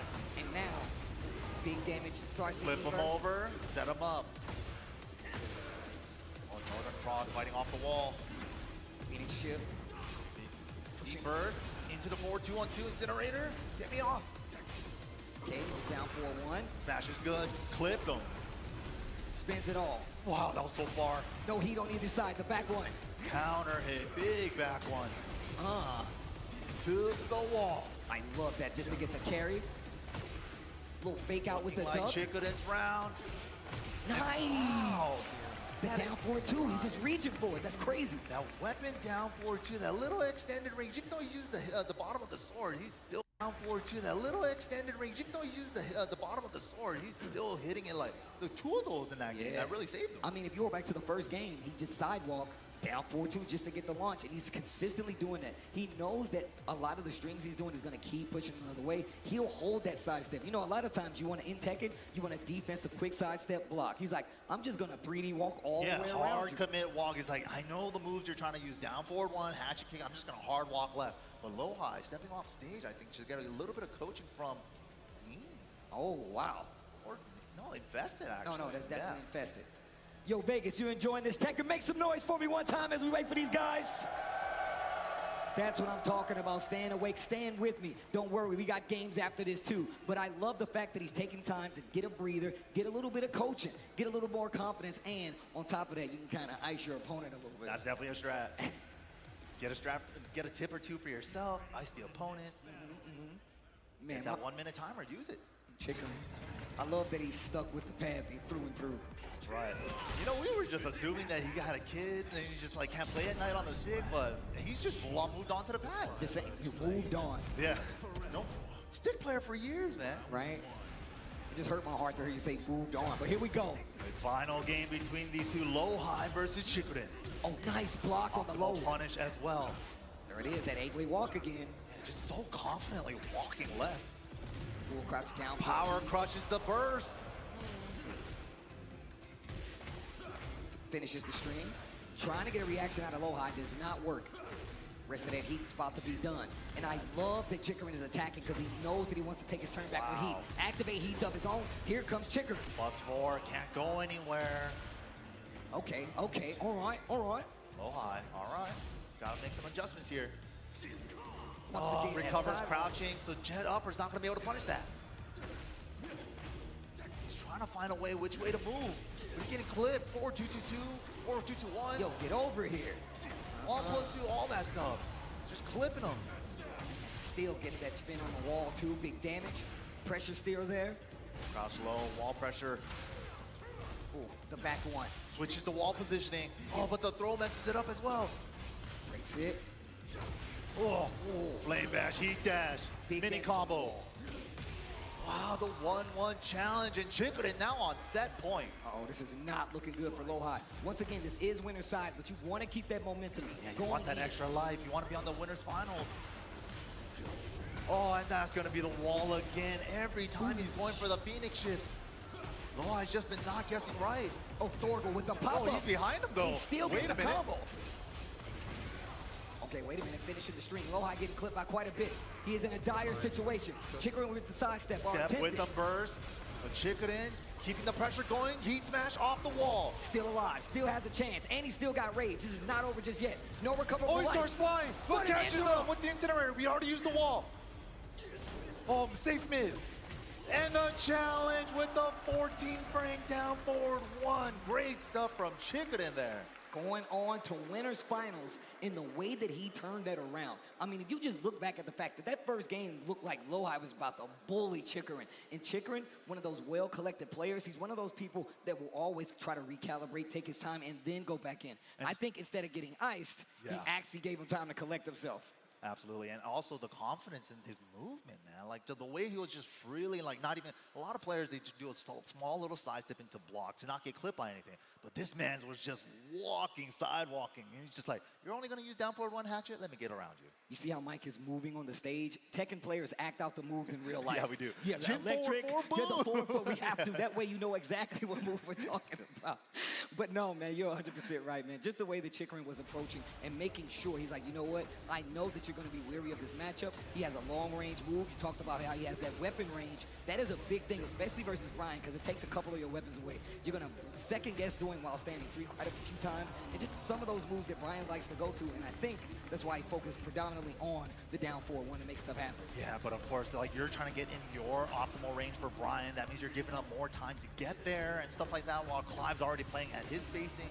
So rough game number 3 there for Low-High. Chikurin definitely felt like he just caught on to what to do in neutral, and he was just controlling it so well. Well, shout outs to PlayStation Tournaments for that replay, giving us all the insight and some cool shots from the previous match. But this is the halfway point, especially for this top half of the bracket. But we do have more, an entire lower half of the bracket. But Vegas, chat, we will be right back after this message. On the other side of the break, we got Moil versus Chikurin coming up. Or excuse me, that was wrong. But let's go. Bye. Look, who's hungry? We're going to Chipotle. I need people on the bus now. Chipotle on the way, let's get it. Deal. If you can guess how many beads I have, I'll commentate your Chipotle order. I'm guessing around 1,000. Now that's meaty. Of course you go with queso. That way your burrito will match your play style. You can tell he's been labbing that burrito technique. Now that's top tier. If you guys love Chipotle, make some noise! I won PlayStation's Road to Evo and went head-to-head with Arslan Ash. I want PlayStation go to Evo and battle against Sonic Fox. I have never seen that in my life. To compete on PS5, choose your game, find PlayStation tournaments, and register. It's that easy. Sign up for PlayStation tournaments for opportunities to win unique prizes and much more. PlayStation. Well, Baya is laughing right now. Look at Baya laughing right now. Oh, he's doing a dance. What is he doing? Man, he's too ready, not today, man. Oh my God!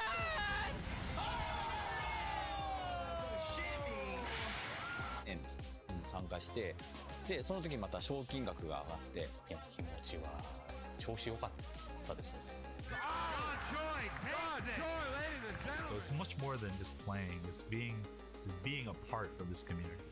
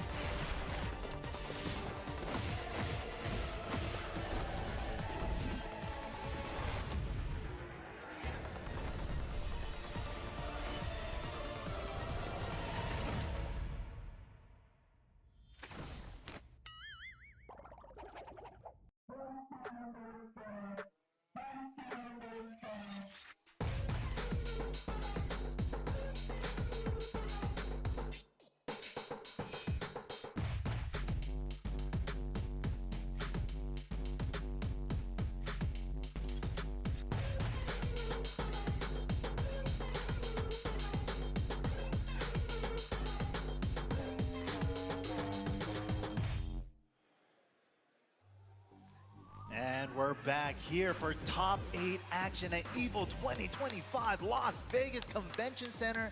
And man, the action has been phenomenal. But we're going to be going on to the loser side of the bracket. Coming up next, we got a Korea and a same team kill. Man. Yeah, it's going to be scary, bro. I mean, look, obviously we talked about we do have a lot of Japan, we do have a lot of Korea, we do have Pakistan, but this is definitely going to be a team kill. 2 of Korea's best going to have to go head-to-head to see who lives in this tournament. But once again, let's take a look at the bracket. We see the Lohai, Nobi waiting in that losers quarterfinal. We're going to go to Moil versus Mulgold to see who's going to take on Lohai.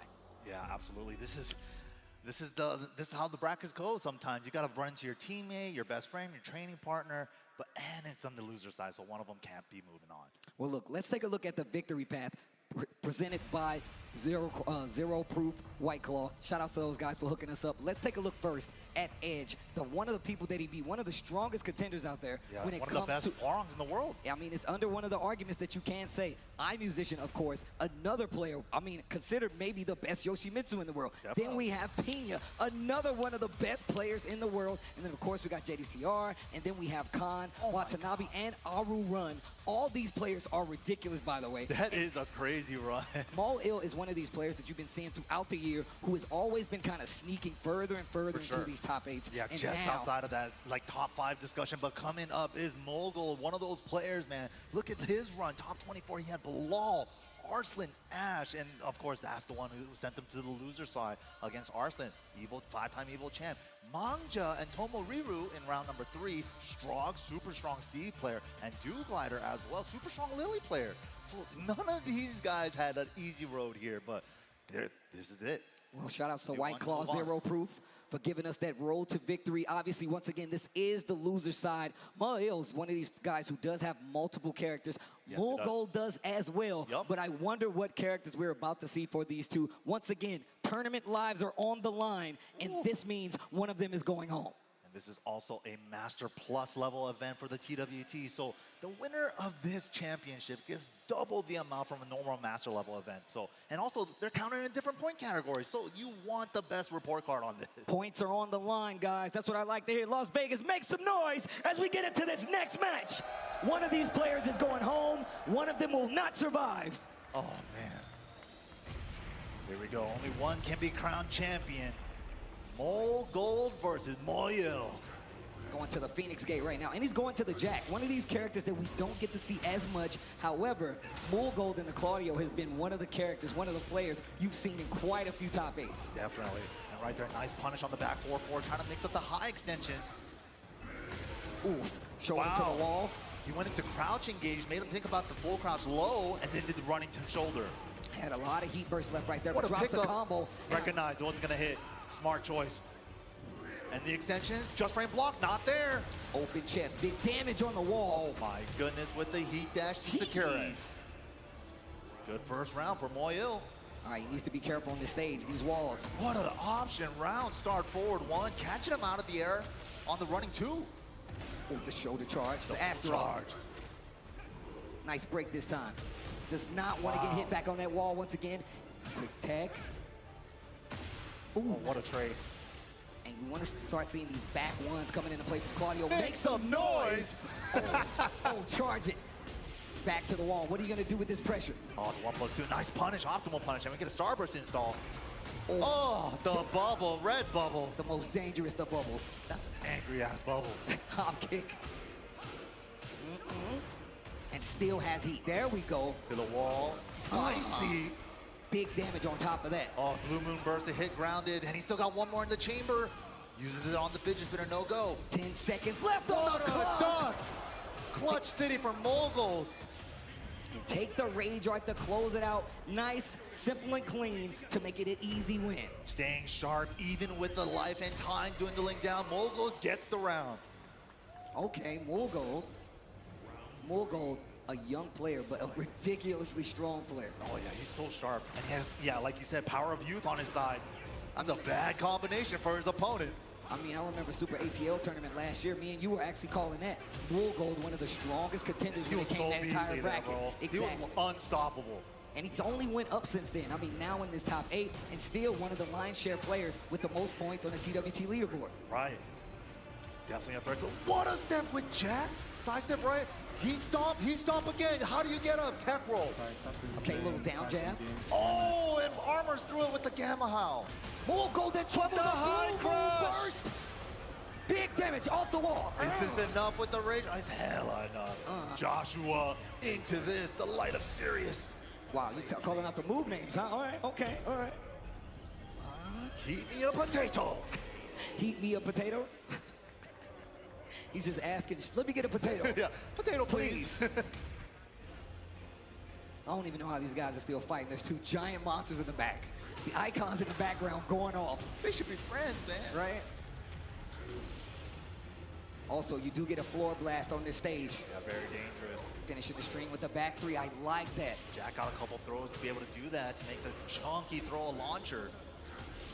But is he going to get a chance? He's so backed up in life, man. He's got to make the life deficit. Okay, Mogul pops first and gets the heat dash on the back 4-2, and that should be the game. Nicely done. Wow. Okay, okay. Yeah, Moyil was trying to probably think about where can I safely activate here, especially, but Mogul didn't even give him a chance. He's like, oh, your light's too low. Let me just pop first. I mean, look, I think one of the things that Mogul understands about Tekken 8 is when to use his heat. I feel like he has a strong understanding on his placement of his heat. And if we talk about just how strong Claudio is as a character, we haven't seen much back 1. We haven't seen a lot of side step forward. And I think it's because Jack has a natural kind of those long-reaching 2s. He gets to move forward a lot. You're looking for down 4-2s. Like, there's a lot of things that makes him have to respect that range. So I feel like he's going to play back a little bit. Yeah, exactly. And of course, Jack, a big body character, not really able to sidestep that well, even though we saw one really clean one in that set, which is very rare for that big body character. But a lot of, like Steve said, a lot of back and forth, a lot of range control with that extended big body jab. But, man. And you saw Moyil going down there, getting some help from Ulsan, came up and gave him some words of wisdom. Another, one of the strongest players in Korea and in the world. They're all teammates, man, DNF boys. It's just rough sometimes. It happens. It's hard out here, man. There are no friends in fighting games.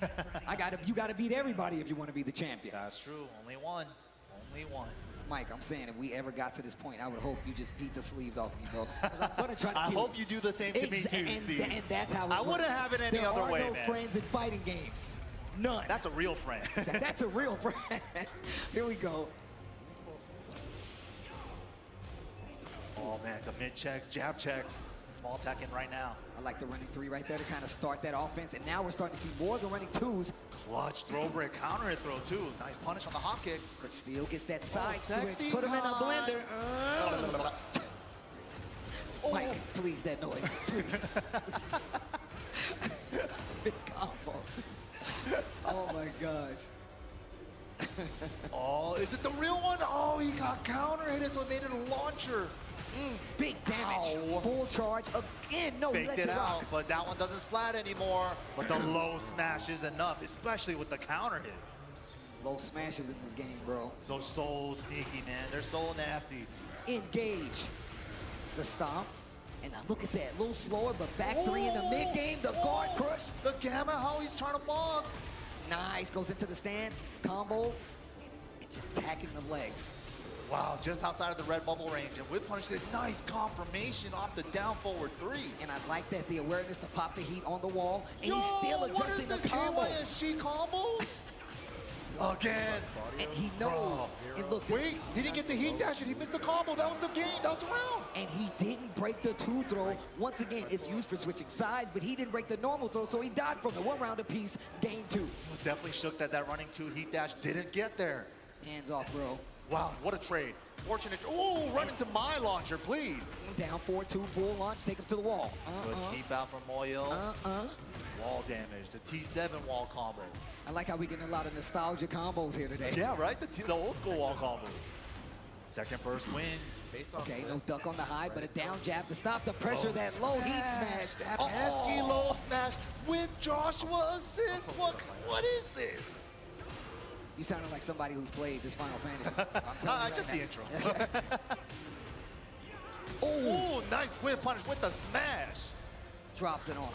Oh, and the side step 2 is enough. Moyo fighting back. Okay, okay. Claudio apparently only has 7. Back to the explosive floor. Before they did the update. Yo, they are going to war. But King has 100. You think this is over? I'll destroy this whole castle if I have to. The fist clash, it says fight at the same time. Up forward 2+ frames, just keeping the pressure going. Remember, that floor blast is there, so whoever gets a big combo first, probably going to use it just to take it away from the opponent. Oh, just the back threes, just lockdown. Oh, wow, goes for the mid. Almost got a combo off of it. No floor blast just yet. Second hit counter. Blue Moon burst. Okay, safely activates after. Starting to add up. Heat dash. Wasting his timer. He still got a sliver though. Uses it on the heat dash. Oh, the shoulder. Life just about even. Oh, clutch break. Get off of me. The twin piston keep out of nowhere. What a call out. And gets that second round in the bag. One thing I love about Goodall is that what he does is he is efficient. He won't go for the crazy combo to get the kill. He's like, I got rage art, I'm doing it. That was insane. If that was blocked, he was dead. He was dead, He bet the farm on that one. But up a game, so why not? Down the trade though, in Moyo's favor. Flavor? The Moyo flavor? Oh no, missed the blue uppercut on 2P side. Practice too much on 1P. Oh my god, he tried to backdash. Guard, help. Punish, nice. Fishing for it, good interrupt, just interrupt. Doesn't want to wait it out if he finishes at the 3rd or the 4th. Oh. Red bubble punished. Second time he's done that. Big damage here on this combo. Not gonna kill, but man, is it gonna hurt. Long extended heat dash combos. Can we get there? There's the floor. Where's the wall? Just cashes out with the rage art. Get rid of the gray. One of the best utilities of Rage Art, getting rid of the gray. That means they can't recover that life and they eat all this damage. Look at all the red on Moyo's bar. Moyo in trouble. How are we gonna do this? Running 1+2, pressure. One throw for the side switch. No break on the 1+2 in return. Oh my gosh. Throws are actually starting to become quite the thing. And I feel like we love to see how people are mixing that in their matches because they want to call out that armor and get the throw on top of it. What a set though right there. Oh, that's a great point that you bring up, Steve. Like utility for throws in this game is so important, right? Especially with activation, with heat, the heat burst, power crushes. You got to counter those with hard call outs, sometimes with throws. So it's always an option that you should throw in there. Well, look, once again, you have to pay attention to exactly what's happening when it comes to these armors. They're really strong in this game. Heat dash being there too. It has created quite the circle of offense when it comes to tech. They added a lot more moves, I heard. But once again, there was loser side, so you have to understand one of those players did go home. And look, Much love So to I him. was Thank like, you you know, for I showing could up. probably And always of pick course, up we're going to see him on the Claudio 'cause it's TWT. not So really make some a lot of noise, moves. guys. But Going then out his still a Lars top 8. 101, but Still a top 8 Lars is showing, not an easy obviously. person to Absolutely. play What a based great off showing. the- Moyo, super strong like player, learning man. his Definitely stance. cannot So, count yeah, him that's a out. cool cut. I mean, look, he's definitely come with more characters. You know we're going to see him further down the line on that TWT. Now, we go further into the Sharks bracket. That does set up Low-High versus Mulgold, another Korea versus Korea team kill match. But now, we get JDCR versus Atif. It's Korea going up against Pakistan. This is about to be a banger. I talked about this with Majin Obama at Combo Breaker. Shout outs to my guy. I know he's here somewhere, probably riding a bike. But it was more about the fact that you do see just how strong Atif is when it comes to this world of Tekken. And he pointed out that, look, who is going to tell him that he's not on the up and up, man? I like seeing Atif in this position, but I also like to see JDCR back up on the stage for a top 8 showing. Yeah, it's so good to see JD up here, but let's go ahead and see how these players got here. Shout outs to White Claw Zero Proof. JDCR, one of the prediction favorites, right? Look at this, lost to Low-High, this is why he is in losers, but 2-1 over Tibetano, the mix-up France champion. We have 2-0 over Moyo, 2-1 over Ulsan, which was one of the most lucrative Tekken players from last year. 2-0 over Anakin and Tails, and so many more in round 1. Look, all you got to do is look at those names, bro. This is what I was talking about. If you look at Tekken brackets, they're historically some of the most stacked brackets. JDCR had to make quite a run to get here, and you're looking at it right now. But let's take a look at Atif. Goes up over Mangja 2-1. Of course, Chicorin, oh, actually, he lost to Mangja, so it was 2-1. Lost to Chicorin, yeah. And then, of course, we have Farzine, Book, Kagemaru, Dweebus. Bro, that's actually crazy, man. Jay Georgium as well, 20Z. This is a bracket that you have to pay attention to because, look, Chicorin is, obviously, like we said, a TWT champion, has multiple characters. Farzine is just one of the strongest players out there in the world, and Book has been on the up and up too. So if we're gonna talk about a route, you still have to talk about Atif. And Atif, I mean, arguably probably second best in the world behind Arslan, and that is arguable.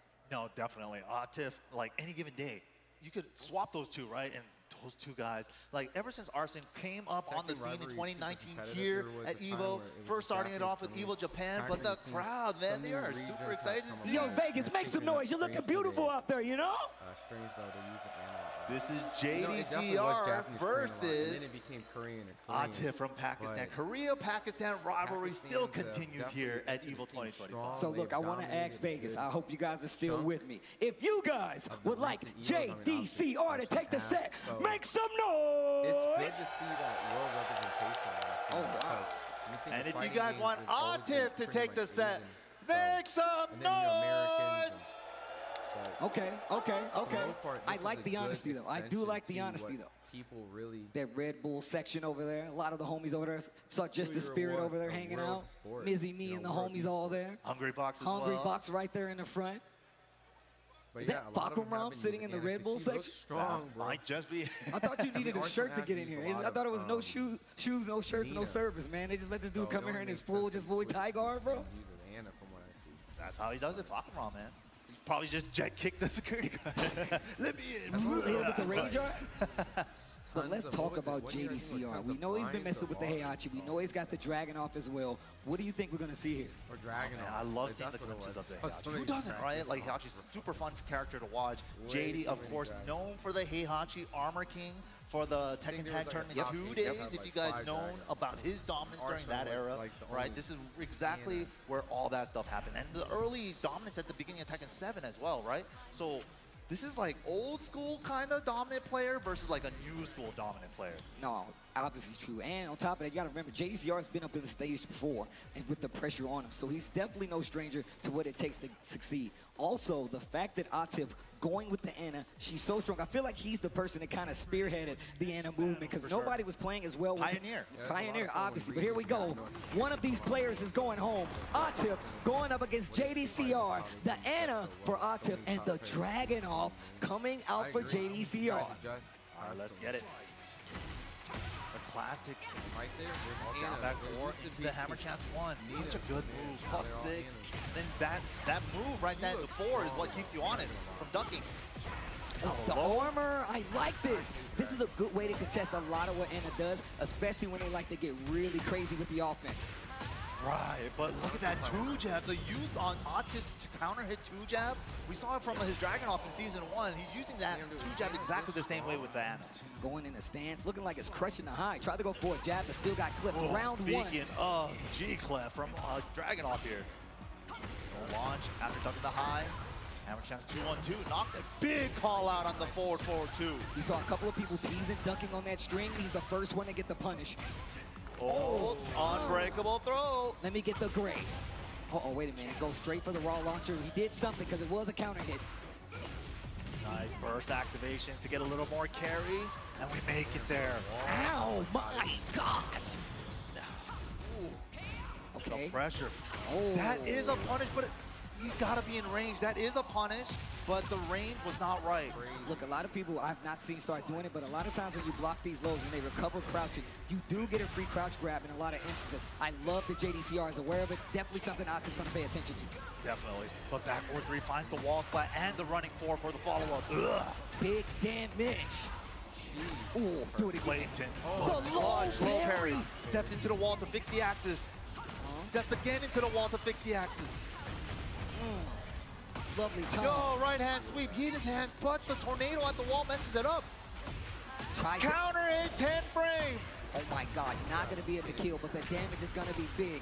Man, you got those? Yo, Atif with the back turn combos. Good catches him crouching. from JD. Catches him crouching, and of course that defense the entire run. Looking amazing. Counter hit 10 frame again. He's so good at using that. That was crazy. He gets like 2 or 3 around, it feels like. What a sidestep. Gets the heat engager of his own. Running 2. Pressure City finishes the string. Nice sidestep with punish with the down 4-1-2. The stance pressure is adding up. JD getting smothered off the wall, fights out of it with the smash and the unbreakable tackle into the 2 follow-up. Okay. JD still in trouble. Life lead in favor Light of Atif. punish, very light punish. Oh, but the sidestep down forward 2 should take the round. Sidewall saves lives. Oh my gosh. Down 4-1. It was getting tense. It's okay. It's all right. We're all scared too. It's all right. Tense, man. As soon as that sidewall comes in, it's like, are they gonna live? Are they not? It's terrifying, bro. You like in some of those situations when you're not paying attention, it's really easy to be like, where's the wall on this stage? What combo do I have to do to switch it up? That's another adjustment piece of Tekken 8 because we have these crazy stages now with wall blasts, etc. But JD going to the edge of the stage to get some coaching from who I believe was that John D? Is that John? Yeah, Johnny D coming up for some advice here. I can tell by his arms from all the way over here. They're Tekken players. They're reenacting the moves like we were talking you see about. Look, he's like, you gotta hit him with the. You gotta hit him with one of these, bro. You gotta hit him with one of these. You gotta hit him with the slide. How do you know feel about coaching at Tournament 0? Bro, stop flexing, bro. Look at the traps. Oh my God, right now. Yo, can I get a he's dumbbell? about to tell the I need a cameraman. dumbbell now. He's about to tell the cameraman, get my good side. He's like, my right arm is bigger. He's like, if you ever take pictures with me, make sure you stand on my left. Oh my gosh. Yo, shout outs to John Ding, man. My man was playing amazing this entire year. Just was recently playing in the tournament and was playing amazing. Was in Evo shape for sure, but that should just tell you it's a testament to how crazy this tournament is. Yeah, you know how much these players, how much this means to a lot of these players, man. They're taking it really seriously. Here we go, though. Oh, man. The music still playing in the background is getting me hyped. This is crazy, man. JD, hopefully, after that advice from John Ding, maybe you can make the adjustment. Hydration, though. Yo, drink the water, though. There you go. Got it. You got it. That includes everybody here. Make sure you're drinking water. Follow the, you see this? There you go. There you go. Drink some water. There you go. They gave you water bottles for a reason. Drink the water. And it's hot as hell outside. So make sure. It's a desert. It actually I don't know is if a you guys know it's a desert outside. Drink water. It's like, look how long it's taking to get to the next. All right, here we go. JD, let's see. Secret training ground, sticking to the Dragunov. Once again, one of these guys going home. Damn, did he even show the screen yet? Steve just heard the song. He's like, I already know what stage it is. Dude, that's how he did it right there. That's actually true. I know these songs way too well. Running 2. Counter hit, 10 frame, 2 jab again. The hammer chance 1, that link, nasty work. Engage, the ignition switch. Full crouch low, nice block, optimal punish. Big side out with the low. Okay, going for the mid, still mixing in the lows. Heat dash. No resources left on either side outside of heat. Swings into it. You gotta swing sometimes, but she has 2 follow-ups after that down forward 1-2. It's not the only person we saw do this. Arslan was doing it earlier. He was finishing streams. Nobi was running right into it. Seems to be a recurring thing with the character. And if you don't, you're just gonna get pressured all day by her hammer chance stuff. It's facts. Big damage here. Heat dash. To the wall. Perfect carry again. Oh my gosh. Flip over route. What are we doing with it? Hammer chance 1+2. Keep them locked down. You're not going anywhere. Down jab saved my life, but the trade immediately. Not enough to get the kill. 2 rounds straight right now. Arslan, Atif looking ridiculous right now. Oh, jeez, the 10 frame, like you said before. How does every round he every hits? round. Every round. At the starter, too, nonetheless. I don't understand it. He just has everybody's timing like that. Chip off the gun. Heat burst. JD in trouble. The down forward, Speaking of, sidewall though, so he adjusts. Sidewall turned into a straight wall into unbreakable leg grab. And no recoverable life because of that. The gray's gone. Oh, what a nice side step. And that's the wall. And it breaks. He's going to be able to get a big combo here. To the next wall. Here we go. Oh. And we still got Tornado. Regular wall combo. Oh, the damage. JD's got a chance. Wake up Rayjar. And the patience from JD to block it. Bar fight brawl. Get out of here. Hey, take it outside, you two. Okay, starting with the low this time. Ooh. Hammer chance 1. Engage again. +6 on block. Why not? Lovely Tom. Doing work. Oh, the rolling 3. Help. Help. Okay. JD in trouble. Getting out of trouble with burst. First smash is minus, so he went for his after. High crush with the QCF2. This might do it. JDCR goes home. Atif stays alive in the loser side of the bracket. Vegas, do me a favor, make some noise. JDCR. That's a legend right there. A legend. Absolute legend. I mean that guy is a legend.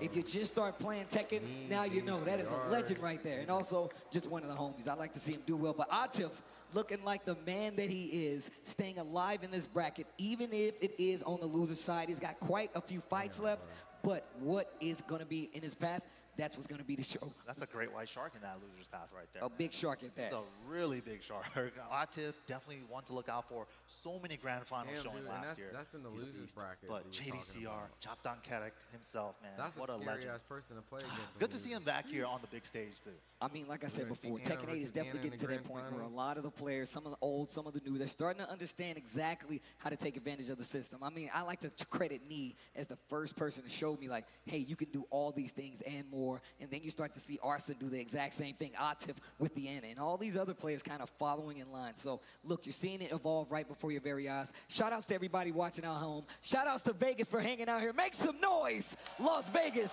if you're enjoying this Tekken 8. It's been a great time so far, but we still have plenty of Tekken left, so make sure you guys join us on the other side of this break when we have the rest of our Tekken 8 bracket. See you soon. New Chipotle Honey Chicken brings a hint of pure honey and seared smoked peppers with fresh chicken hot off the grill. For Chipotle heat with a touch of sweet and a perfectly balanced sauce. Chipotle Honey Chicken takes heat and sweet to a whole new level. I mean, I really keep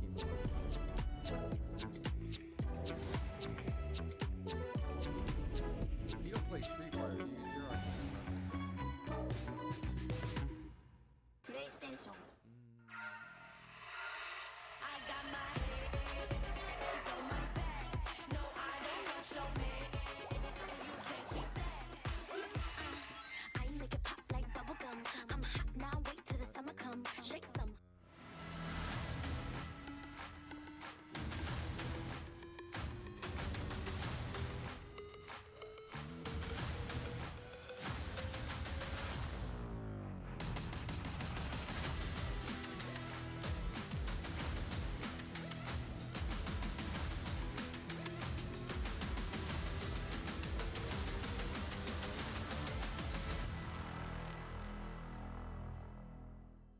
We knew pretty early on that the game was fun to play.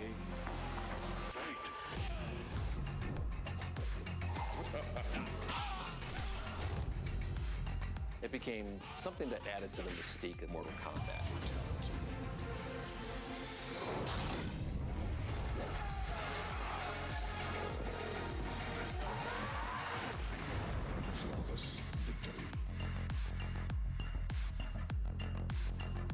I just need a Tekken to like, give me some of the old school Tekken.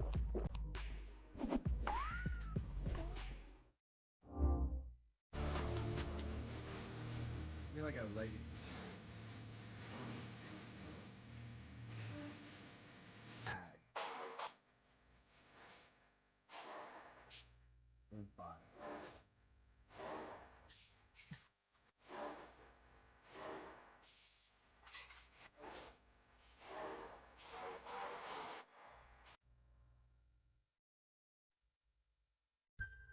I started playing fighting games when I was 7 years old. I used to play Mortal Kombat with my twin brother. He was picking like Sub-Zero and I was picking Scorpion as a character. And this was the start of our fighting game journey.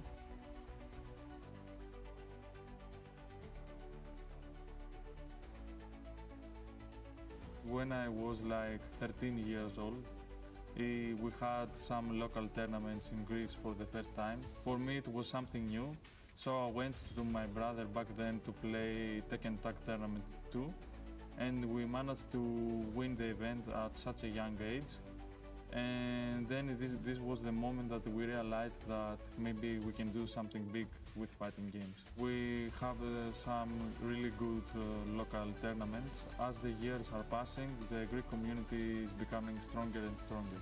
The best moment I ever had playing this game is actually winning the qualifier for EVO 2025.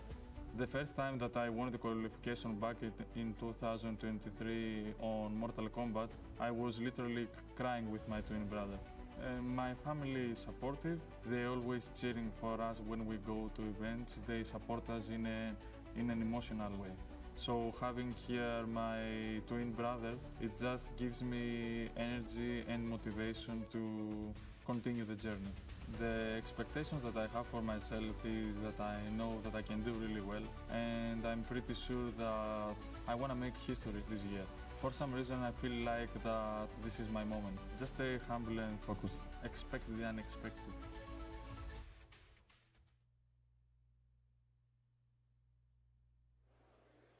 EVO 2025 Tekken 8 Top 8 Wits continues right now. And of course, we just saw that road to EVO. Look, once again, man, shout outs to PlayStation for actually giving us ways to get to EVO right from your very own home, from the comfort of your own home, where you can sign up for tournaments and possibly get your way to EVO. I love hearing those stories because it sounds like me. Yeah, sounds like me sitting in my mom's house. Can come true, right? Just from playing video games from your comfort of your own home, you too can make it to EVO, maybe become a champion one day.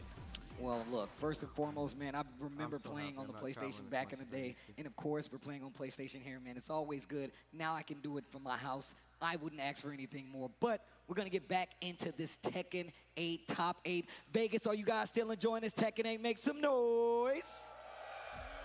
Let's take a look at the bracket right now. Arslan, Ash, and Chikarin are set up for winners finals. But of course, Lowhigh versus Woolgold will be that losers quarterfinal match. And then we have Nobi versus Atif setting up three of these four to go home before we get back to that losers finals. It's not going to be easy, but I think we're going to go to Lowhigh versus Woolgold as our next match.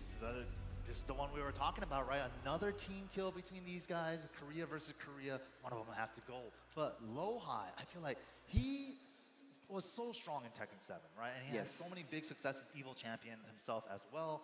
But he hasn't had that real breakthrough moment yet in 8. And I believe he's trying to do that here this weekend with this top 8. But he's got to go through Woolgold. It's not going to be the easiest thing to do. I mean, look, Woolgold, we just saw him playing multiple characters at a super high level. But the same thing can be said for Lowhigh, man. He still has multiple characters. I know we see the Brian, but the Shaheen is still there. I haven't seen the Steve in a while, but I'm pretty sure it's still there. I feel like he's brought out the Steve more recently than the Shaheen, but we'll see. Woolgold, of course, like Steve was saying, has a couple of characters himself. He's been bringing out Fang a lot more this season as well. He played Fang a lot in Season 1 as well, but he's flipping back and forth between those two, maybe for certain player matches, maybe some character matchups, but Lowhigh, I'm pretty sure he's going to be locking in the Brian. Let's see what happens. Woolgold versus Lowhigh. Once again, this is losers quarterfinals. Somebody is going home. Another legend will be sitting by the wayside at the end of this set, and I wonder who it's going to be. Like you said, you think the Brian's going to come from Lowhigh. I think we might actually see, oh wow, so it's gonna be Claudio, Brian going head-to-head, Mulgold versus Lohi. This is gonna be good. I think we're gonna see a lot more back one this time around. Maybe, yeah, like Lohi definitely likes to move and he's great at it, but Blue Moon Burst, back one, all of these things kind of play into each other. How is he gonna navigate these landmines? Okay, big stage here too, but we know Lohi's got those combos. He'll take you to any wall. Oh, the whole string, all right. I like what we're seeing. A lot of the players here in this top 8 are just finishing strings. Test them out. Yeah, see if they're gonna react. Wow, just got up at the last second. Side step forward is good. Took his frames with the jabs. Who do you name, Zero? Playing the jab game right now. Just a little standing 3 right there to kind of keep the distance between himself and Lohi. Nice punish right there. Second burst wins. Double heat burst. Ooh. Wow, Blue Moon Burst, like I was talking about, getting under the jab control from Lohi. Just short of the wall though.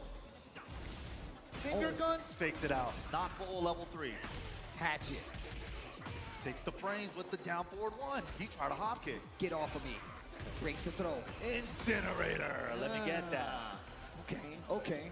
I like to imagine that Brian's grabbing grenades off his belt as he's punching. He just chucks it at you. The shotgun shell off his ankle. Yeah, dude. Go down 4. Wow, there's the back 1. Where are you stepping? Okay. Well, back 3. Efficient. Left knee. Give me that counter. Give me that counter. Cannonball. Hop kick. Okay. Still has heat. To the wall. Just a bit shy. Touches it, but not going to be able to convert. Goes for pressure after. Big counter hit shades. Both sides. Back 3 unblocked. Tech roll doesn't tech. Fakes it out. I like him staying on the ground to get away from it. Second time he's finished that back 3 stream. Yeah, 1+2/2 is a mix of you tech roll or not. He just gets right. But the Blue Moon Burst under the jabs. That's so scary to try to jab a Claudio when he has install. Look at the spacing we're seeing from Mulgold. He's playing back so far. Yeah, he's like, I got more range than you. Tried to go for that side step 4, but look at how it's stacking up. Low high, getting the life lead, up forward to engage. Again, for the plus frames, and confirms it. Doesn't even need to, but the wall carry as well. Spicy. Yo, the Beyblade, full combo extension, full charge, let it rip again. And that is so nasty too, because the forward 3 hit there, and it's like your labbing is on defense, right? Like when you block it, what do you do when the forward 3 hits? And no break on the 1+2 throw. Tries to go for a hop kick. Big counter hit on the side. Big call out on the cannonball. He just knew. He was like ducking that a half second earlier. Oh, the confirmed had to be max delayed. The resplat. Wow. Bro. What is happening right now? Getting hit by everything. Oh my God. Low high in trouble. Okay, just fakes it out. And the low smash. Oh my gosh. Turning on the offense. And look at that. He says, yo, I need a breather. Hold on. Low gate smash. It's so scary, especially on a character like Claudio. I remember when this game first came out, a lot of people were saying like, he doesn't have Starburst down 2-2 anymore, but my good low. And then low heat smash. It's right there. And on top of that, it makes it so these characters' moves are super deep because they can pull this out when their chips are down and like, hey, look, I want to sneak this in. These lows have been really successful. Now I'm going to hit you with the low smash. And sometimes it really does surprise you. Personally, I think that's the scariest thing about some of these heat smashes now, the low heat smash variations. Especially Claudio, because he's such a big mid dispenser. Yeah, exactly. We've been seeing him do so much just back 3, couple of back 1s. Back 3, back 1, Blue Moon Burst. You're really going to duck for Blue Moon Burst. You know? Woo. And he's getting a full charge now. He's noticing that low high is kind of freezing a little bit, and he's taking full advantage. Yeah, it's really tough too, especially the way that, like, Mulgold's never obvious with the low smash either. He's always, like, very cheeky with it. It's like, I didn't even think about it. It's not even an option I thought about. I like to see him sprinkling in so many lows as well. He got clipped when he tried to go for that side step 4 with Claudio, and that's when the offense came out from low high. I didn't see who he talked to, but they're going back in right now. Here we go. Round 1. Low high. Potential tournament life on the line here with this game. Coach, what is going a lot more to these lows, too. Needs to get caught in a little shimmy stutter step. Yeah, might be a new there it is, that side step 4. All the pokes are adding. Missed the mock punch. They normally run up to the player right on. Second burst wins.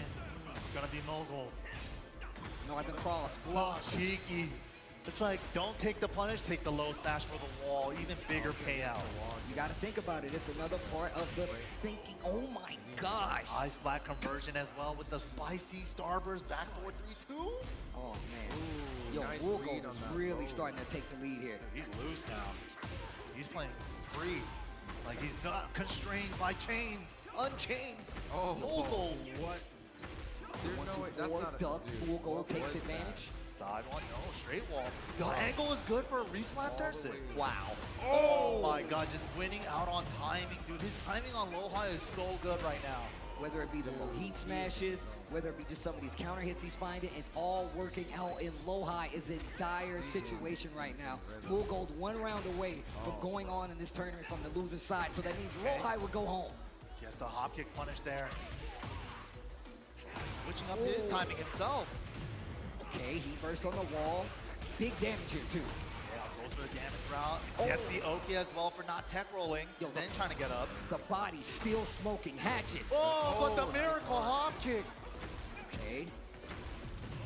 Off the balcony we go. Starts the heat burst.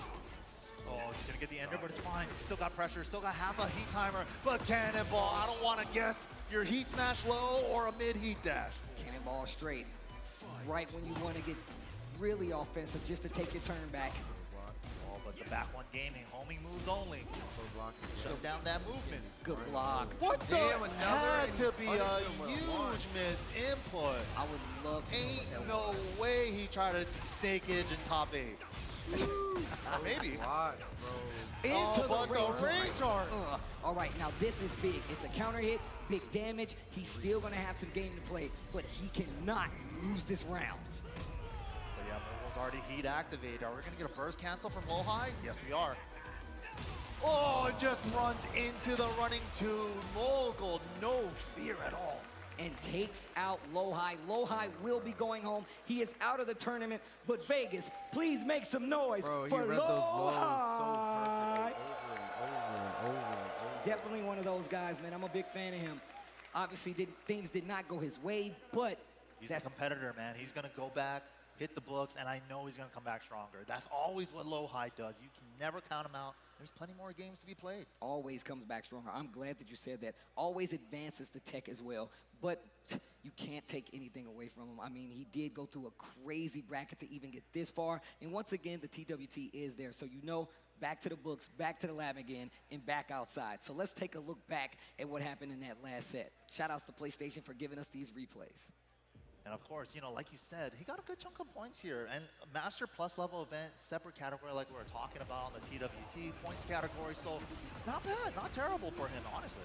Yeah, and look, you could see these first games were looking so dominant from Woolgold. Whether it would just be the fact that he's checking him with the mid so much and Low High wasn't able to get his game started, or the consistency of the low smash. I think he hit every single one of those low smashes. And especially on this stage when he got the hard wall break.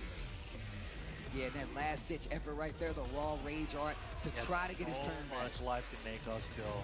He got the raw cancel as well, but Mogul was like, oh, okay, you're going to cancel to activate? I'll let me just go in then. No fear. And that's going to be that. Woolgold going to go on. And once again, shout outs to PlayStation Tournaments for supplying us with those replays. That sets up Woolgold to go to the loser semifinal. But now we have Nobi going up against Atif in this losers quarterfinal to see who goes on. And once again, Nobi is on the chopping block just with Atif as well. Right, and of course, Nobi, we just saw him go up against Arslan's Anna. Maybe he could take away something from that. Maybe he reviewed, like, maybe some of the things that happened. But of course, different player, different play styles, different options, different timing. There's like so many things he's got to adjust for. I mean, look, and also we have to talk about the fact that Arslan, Atif, obviously they game together quite a bit. You know the Anna tech bag goes really deep between these two, but Nobi gonna be using a different kind of Anna. Atif, I mean, look, Atif gonna be using a different kind of Anna. Nobi, I would love to see what character he brings to the table. Will it be the Lars? Will it be the Dragunov? Just because I feel like the contention in that up-close game is gonna be a little better, a little more consistent going up against a character like Anna. I would, you know, personally, I'm sure a lot of people would love to see the Nobi Dragunov. I think he's kind of the one that put the character on the map, the down twos. I remember you, no respect you. When you go to Japan, it's like, why is Nobi so strong? He just tapped the stick 3 times forward and hit the 2 button. That's the reason why. Dude, instant This is about run to be twos such he's a known for, crazy but match. also, They're I all mean, look, crazy Atif, matches, to be we might honest. not see it, but Dragunov was his first character as well. In But this that means yeah, he does season have the one. knowledge to deal with it. But it looks like we're gonna get the Lars and the Anna lock-in. We're gonna get to it. One of these players is going home. It's gonna be Nobi or Atif. Let's go. Dude, look at that Nobi picture, so good. It's too good. It's too Nobi good. screenshots are too good, man. You should see his YouTube thumbnails. They're actually ridiculous. Yeah, All of them. Definitely check out his stuff. But here we go. First game between these two, Lars versus Anna, with the all red outfits. Okay, the evil arena where the bad guys hang out. And the evil arena. Whoa, 1+2 counter. Goes for the 2 follow-up instead of the debuff. There's that down jab, wine opener. Okay, shoe shine to limited, but dashes up because Atif backdashed away. Wow, what a sidestep. I feel like that was definitely a sweep. Whoa. Try to step, but the heat right hand sweep, so good. Oh wow, he dashed. Oh, Rage Art is good. And that is gonna be big damage, big counter hit damage at that. And look how low Nobi's life is. That means he's gonna take off even more. So got a lot of work to do though. Maybe one heat smash. Gonna go low. Put it, okay, 2 jab. And like that, gets the punish, and what an answer. Counter hit, down back. Atif's down back 2 usage this weekend has been very interesting. It's a move that I'm not familiar with him using before with his character. He's been using it to great effect all weekend. Oh wow, finishes the string, recovers just a little late, so he's gotta block it, and the block stun is crazy. Oh, but the swung into the mid extension. Gets himself splatted.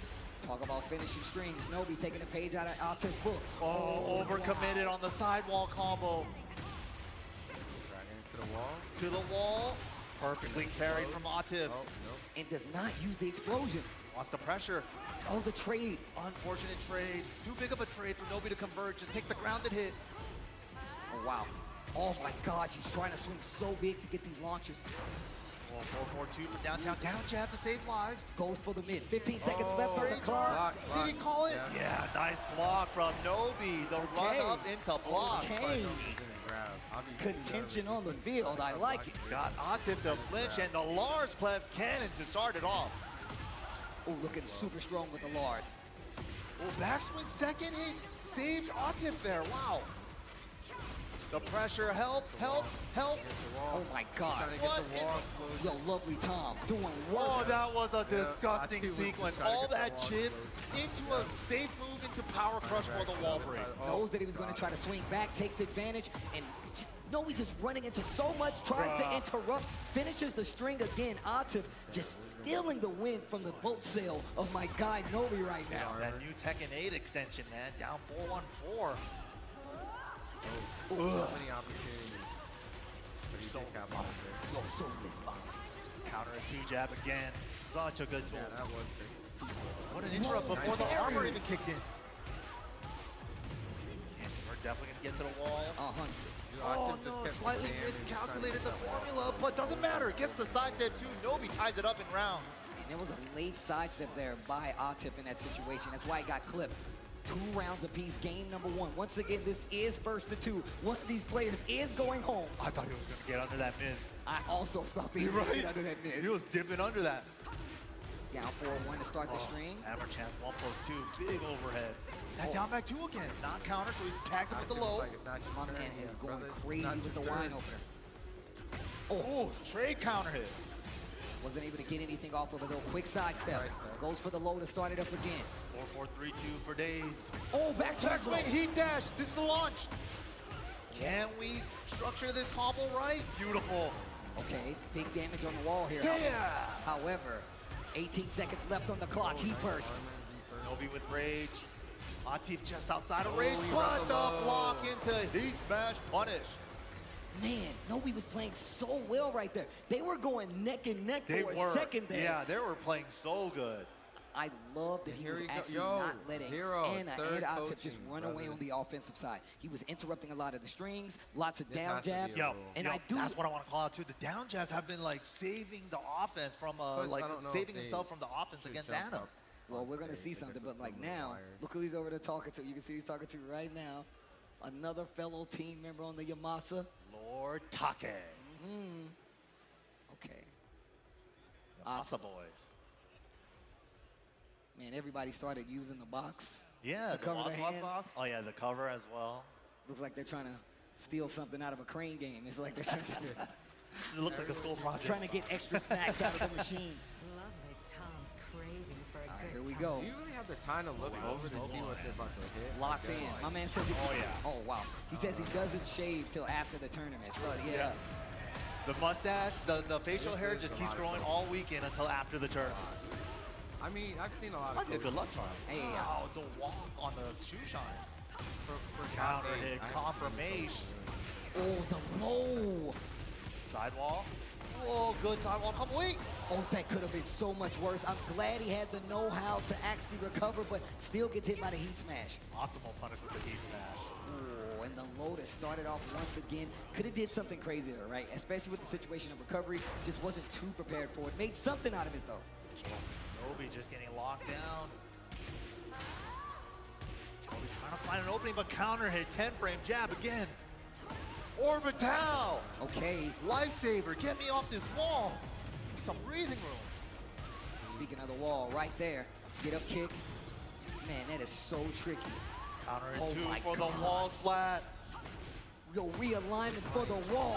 Oh my gosh. What a re-splat Oh my combo. That gosh. was ridiculous. Uh-oh. The floor is lava. That was crazy. Dude, that combo was ridiculous. Jimmy J would be proud. Oh, they didn't see the counter hit. He already committed to canceling the hammer chance to full crouch. Damn, bro, already. See the side steps right there. Once again, trying to Oh, move. speaking of, there it is again. Wall right there, and there's the floor. Set him up. Uh-oh, and just letting him get away with that. No duck on the second part of the screen. Tries to interrupt and eats every hit of the lovely Tom explosions. And wow. Dominant game from Atif there in game number 2. And that is gonna do it for that last set. Atif with the Anna going strong. And unfortunately, Nobi will be going home. Las Vegas, make some noise all the way from Japan. Nobi! That's Nobi-sama. Of course, Atif will be the winner. He will be staying alive, so he gets another chance at that EVO championship. Yeah, Atif, definitely. He was your pick, right? Like, he's still in there, man. He's super strong. I mean, look, obviously coming from the loser's side, but, I mean, Atif's still one of the strongest players in the world, bar none. So you really got to give him that space. Let's take a look back at what happened in that match, especially considering that it was definitely looking like it was a fight going into this with Nobi being super offensive, feeling super confident going into it. That first game was super close. It really could have gone either way, but Atif really cleaned it up in game number 2, man. Just really showing us that sticky play style that the Williams sisters like to do with the lockdown. Yeah, and once again, this is what I was trying to point out. Arslan as well as Atif both have the Anna, but they have different styles to their Anna, when they choose to go for lows and just how they choose to use pressure. And also, I will say, I think Atif has, a little cleaner Anna when it comes to the combos, extension, understanding the stages and what combos to do. But Nobi still had a couple of chances in there to do something. I like how active he was, and he was not letting Atif just run away with the cat stands, and he was even challenging some of the lows. Yeah, no, definitely. But Atif, that clutch low block at the end of game 1, and then he just rode the momentum in game number 2 to take the set. But man, it's been crazy so far. Atif still alive. Arslan Ash still in the winner's side in prime position. I mean, look, he could be looking like a 6-time champion right now. I'm just saying, right next to 5. But we are going to throw it to Persia on the stage. Let's see what she got for you guys at home. Thank you so much, guys. It is actually time for the EVO Connections Trivia Challenge presented by AT&T. And you'll have a chance to win some cool prizes if your FGC knowledge is up to par. So you might be able to snag a gift card to the EVO online merch store or some cool products from Nacon like the Deja Fight Stick or the Rig headset. So for those at home, make sure you use the displayed chat commands, get your answer locked in before the timer runs out, and if you guess right, make sure you check out the pinned page in the chat, because that's where you'll be able to get your prizes. So let's go ahead and hop right into it. All right, so let me go to the practice. Hello everybody, welcome back to EVO Connections Trivia presented by AT&T. I am here with Jalen. We're going to see how much she knows about fighting games. We're going to ask you a few questions and you got 30 seconds to answer them. We're going right into it too. With my favorite question. Here's a tough one. All right. We all know EVO Moment 37 happened in 2004, Justin Daigo parry, okay? Right. But who won Third Strike that year in 2004? Ooh, he's really trying, yeah. Four more matches. I mean, in our hearts it was Daigo, right? Like, in our hearts it was Daigo. Does it even matter who won in that moment?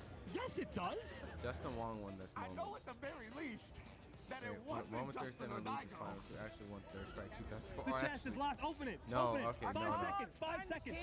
Justin didn't win. He won. I love this. I love that they got this Daigo guy didn't doing win this. This is a classic mix-up question. Kenji. Kuro? I actually don't even know who won that. Is it Daigo? Daigo did not win. MLB. I'm gonna say Nuki as a guess. I can't remember. I'm gonna go with the boy, Master of Vampires, MOV. It's KO. KO. Off the top of his dome, it is in fact KO. My man knows his lord. But that is going to wrap it up for the EVO Connections Trivia presented by AT&T. Thank you guys so much for playing, and we'll see you in the next one. Look, who's hungry? We're going to Chipotle. I need people on the bus now. Come on. Chipotle on the way. Let's get it. Deal. If you can guess how many beads I have, I'll commentate your Chipotle order. I'm guessing around 1,000. Now that's meaty. Of course you go with queso. That way your burrito will match your play style. You can tell he's been labbing that burrito technique. Now that's top tier. If you guys love Chipotle, make some noise!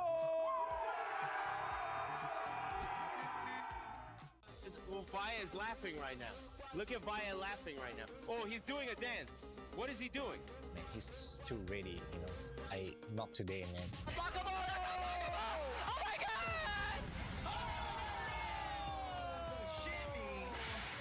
円参加して、でその時また賞金額が上がって、いや気持ちは調子良かったですね。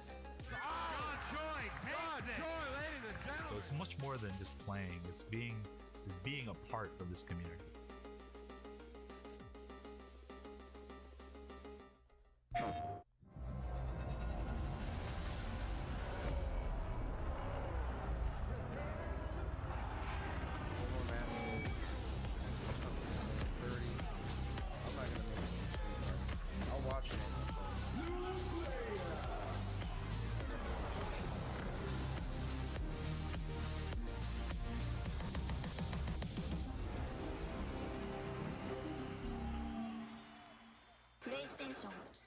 All right, Jay, you ready for this block? You already know. I feel like we've been killing it lately, and everyone's been loving it, but we gotta let the people know where we're gonna be at. Let's just do the meme real fast. You know, my heart meme, get the engagements and everything like that. Yipes. So, you understand me. It's not about the engagement. I'm just always thirsty for a drink, especially for this White Claw Zero Proof. Yeah, but that was corny as hell. But I'll drink to that. Cheers. Cheers. Yeah, I'm thirsty.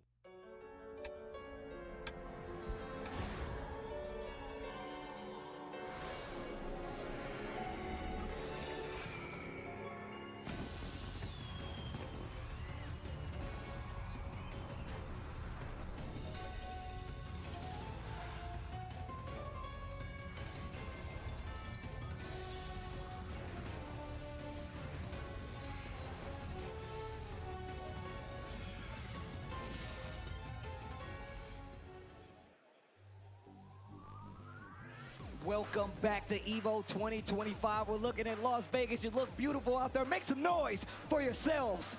Top 8 Tekken 8 action going down right now. Arslan Ash versus Chikarin. Winners finals. This is crazy. We made it here, man. Arslan Ash, 5-time EVO champ. You guys are going to hear it a million times. Chikarin, last year's EVO Japan champion. But Arslan Ash, of course, coming back up on stage, trying to make him, trying to get his 6th EVO title here. Look, man, I love when the EVO winners come up and they play on the golden stick. Right. It's such a flex. It's added intimidation to let you know I've been here before. I've won the big dance, but he has also won the big dance, and I don't think they have a smaller, controller with gold on it just yet. But Chikarin is definitely one of the strongest players out there, always evolving his game. We talked about the fact that he is an EVO champion. I mean, we saw how he played in the TWT in years past, always in the position to be one of the best players out there. And now he's in the position to take out one of the best players out there with Arslan Ash. Yeah, Chikarin definitely has his accolades as well. He got TWT finals overall on that one year. Of course, EVO Japan finalist as well, champion as well. But yeah, Chikurin, I wonder what he's going to bring to the table against Arslan Ash. I'm curious too, like how much Lily experience does he have, right? Especially against like a high-level Lily like Chikurin. I think that's one of the strengths of Chikurin. I talked about how back in the past games, he's had the Geese, he had the Akuma, he had the Leroy. He always plays those characters, like I said, that has a small advantage when it comes to knowledge. Lily is the same. She's got a great sidestep. We've seen how effective that is. And if you don't have experience versus a high-level Lily, you can definitely get blown up because she's one of those characters. Yeah, she's just been moving, running laps around you. It's like, I can't hit her. But Arslan Ash, of course, we've been seeing a lot more of the Ana coming out of him this weekend. He's been saying a lot on X that he has been training up the Ana for this event. So it looks like it's in tournament form now. And he also got the Nina if he ever needs it. I mean, just to rewind back a little bit, he's one of the people that was talking about how strong Lars was. And of course, we just saw that matchup just last with Atif versus Nobi Lars. And I feel like there's a little knowledge that comes from these guys playing together and being able to fight. Yeah, of course, Arslan also tried out Lars a little bit at the beginning. You know, he liked him for a little bit, and then he was kind of like, you know, protecting him on exit and stuff. Just like, don't nerf Lars, please. But now kind of locking it into the Ana. Chikurin locked it into the Clive like we saw earlier. All right, Evo, we're about to get into it. If you would like Arslan Ash to take the set, make some noise. That's almost a 6-time champion, baby. And if you guys want Chikurin to take it, let's hear you. Oh, wow. Okay. All right, you got some Chikurin fans in here. They like some Clive. Of course, Clive coming from Final Fantasy. He's used to the status and limiter specs, bro. He knows. Oh, sick parry. Nice. Oh, the strip ball. Hold on. Plus frames into the down forward. To brawl like that? The reads. Whoa, tricky. I don't think he wanted to be on that side. I think he wants to stay on the same side. The angle, though, messed it up. Lockdown, not letting him use his heat. Oh, wow. And then instantly goes for attack right after. He knows that he's going to try to take his turn back. Big nice. block on the slide. Arslan paying for it. I like that from Chikurin. Perfect combo for that situation. And then a down back 4 right there as well. Oh, wow. Goes for the low. And another one on top of it. Up. And let me get one more. And we know he's been going to it so much, going to those lows, and now I think Arslan's gonna second guess just standing there. Look at the side steps once again. But it was a little late on pulling the trigger on that down forward too, but he's looking for it. He's trying to kill Arslan for any little poke right now. Counter hit fishing with that 2 jab into hammer chance 1. I love the defense coming from Chikurin. I mean, obviously he's still down half-life, but I like him playing this active defense of staying in front of him and just getting in a position to try to get these big launches. Wow. Smart heat dash there because the angle was going to mess up with the sidewall. Great adjustment from Arslan to secure the round. The last hit from Lovely Tom, bro. That was actually really good heat dash. Wow, whoa, big step, but wasn't close enough for the down forward 1. Oh, we're trying out new transitions. Getting tricky with the Clive stuff. I do like that, man. Use that Phoenix shift to try to take advantage, to see how much they know about the Clive matchup. Whoa, big down back 4. Counters the armor. Huge. Back 2 gets the full extension on the combo. Heat burst to the wall. Perfect carry. He's building up that meter, too. Oh, what a quick duck. Didn't do anything with it, but he still takes his turn back. Sidewalk, but he's still going to get hit by the heat burst. Just chip. Oh, clean step. 180 step. Final poke to extra delay full crouch low. He did that several times, but the timing switch of that time. All right, here we go. Throw move. Vision. Oh, wow. Had the hit, didn't see it. And that is such a good move. You could basically confirm that move. Nice punish. He got the blue spark. Phoenix shift once again. He's not challenging the stance. Sneaky. I like that from Arslan. Snuck a right hand sweep in there. Big damage. I like that. Standing strong. What a jab. Step left to keep him at the wall. Chikurin trying to step right away from the wall. Finishes the string with Thorgal. Oh, heat burst. What breaks a the trick. glass. Oh my God. And the he slides right up in there. Chikurin takes the first game over Arslan. Interesting. Interesting. Once again, this is champion versus champion. Both of these guys have seen the bright lights of the stage before. Chikarin is definitely known for somebody always in contention. Like I said before, Arslan Ash is the man to beat with 5 EVO championships under his belt. And I'm telling you right now, anybody able to get a win over Arslan in any tournament, that is a big accomplishment. Definitely look out for Chikarin, man. He's doing his thing right now. Arslan, though, sticking with the Ana. No Nina yet. Okay, and look, once again, that was pretty decisive. Down 1 game, and we're going into the second. He really has to make a note with this. I'm really liking the placements on Arslan's sweeps right there. He just does something slightly safe, slightly unsafe, and then goes into crouch when you want to take your turn back with a jab. Okay. Ooh, okay. Plus frames, goes low. Phoenix shift going for the 3 extension. I like it. Chikarin getting really loose with the Phoenix shift stuff too. And I like him using 4 and 3. Just, you know, give you a little fake orbital just in case they try to swing. Sidestep 2 finishes it. Back 2. Didn't get to use his heat. Oh my gosh. And he did commit to the down Counter hit 2. confirmation. Oh, good interrupt. That was smart stuff. And the lead is on Chikarin's side. 4 rounds straight right now. Momentum building. Sidestep duck. The coverage. But he didn't get the down forward too. Oh, wow, baits out the parry. What are you snapping your fingers for? Oh, and misses, not close enough. Interesting carry choice. Wasn't quite the combo. Big call out on the hammer chance. 2-1, I've had enough. Down back 4 gets the counter hit. Chikarin is looking unstoppable right now. Dangerous with the burst, little extra carry. Sidewall doesn't matter. He's building up the Zanny meter. Oh my God, Phoenix shift 3, heat burst. Arslan's got a chance right now, goes for the low. He's definitely not out of this. -5 on her heat smash. Look at the defense, the down jab once again. Chikarin not trying to give Arslan any chance to breathe. Dude, 5 rounds straight. What is going on? Maybe the Ana isn't working. Maybe it might be time. And it might be too late. Nice block from Arslan. Still fighting though with the Ana. Wide open to try to mix it up quite a little bit, and obviously turning on the offense. He's trying all these transitions into hammer chance or 3rd hit of the string or not. The fake outs, but Chikarin not biting for any of it. Counter hit finishes the string. Heat burst cancel on both sides. Phoenix Side step, but recovers crouching. Oh my God. Went for a high whip punish. Arslan the second hit connects, and that should be enough with the right combo. And the wall, a little too early, but doesn't matter. The low tap, 2 games to 0 over Arslan Ash. Arslan Ash. 5-time. 5-time EVO champion on the ropes right now. Of course, this is winners finals. That means it's first 2-3, 1 more game. Arslan Ash, he dashed to that water bottle, dude. Yeah, I never seen him open that water bottle, so he dashed straight to that water bottle, chugging it, bro. Down 2-0, switches to the Nina. It's time. No more Ana.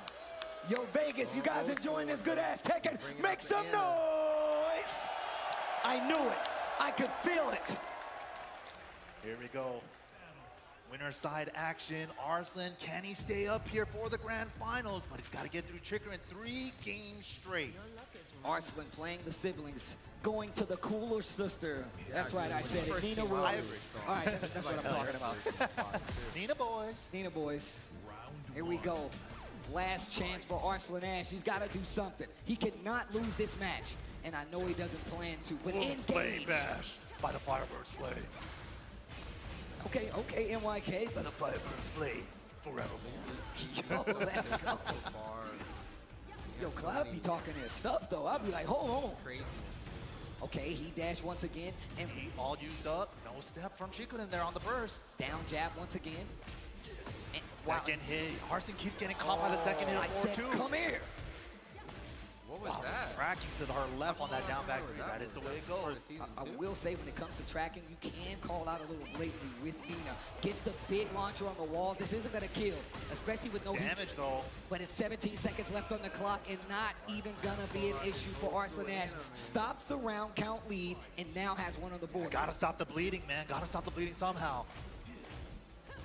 Uh-oh, works out this time where he finishes the string, but he holds his ground, tries to sidestep, and now we're engaged. Chikarin really testing a lot of these players. How many Clive 2-2, forward 2-2 strings do you actually know? Oh, sidestep.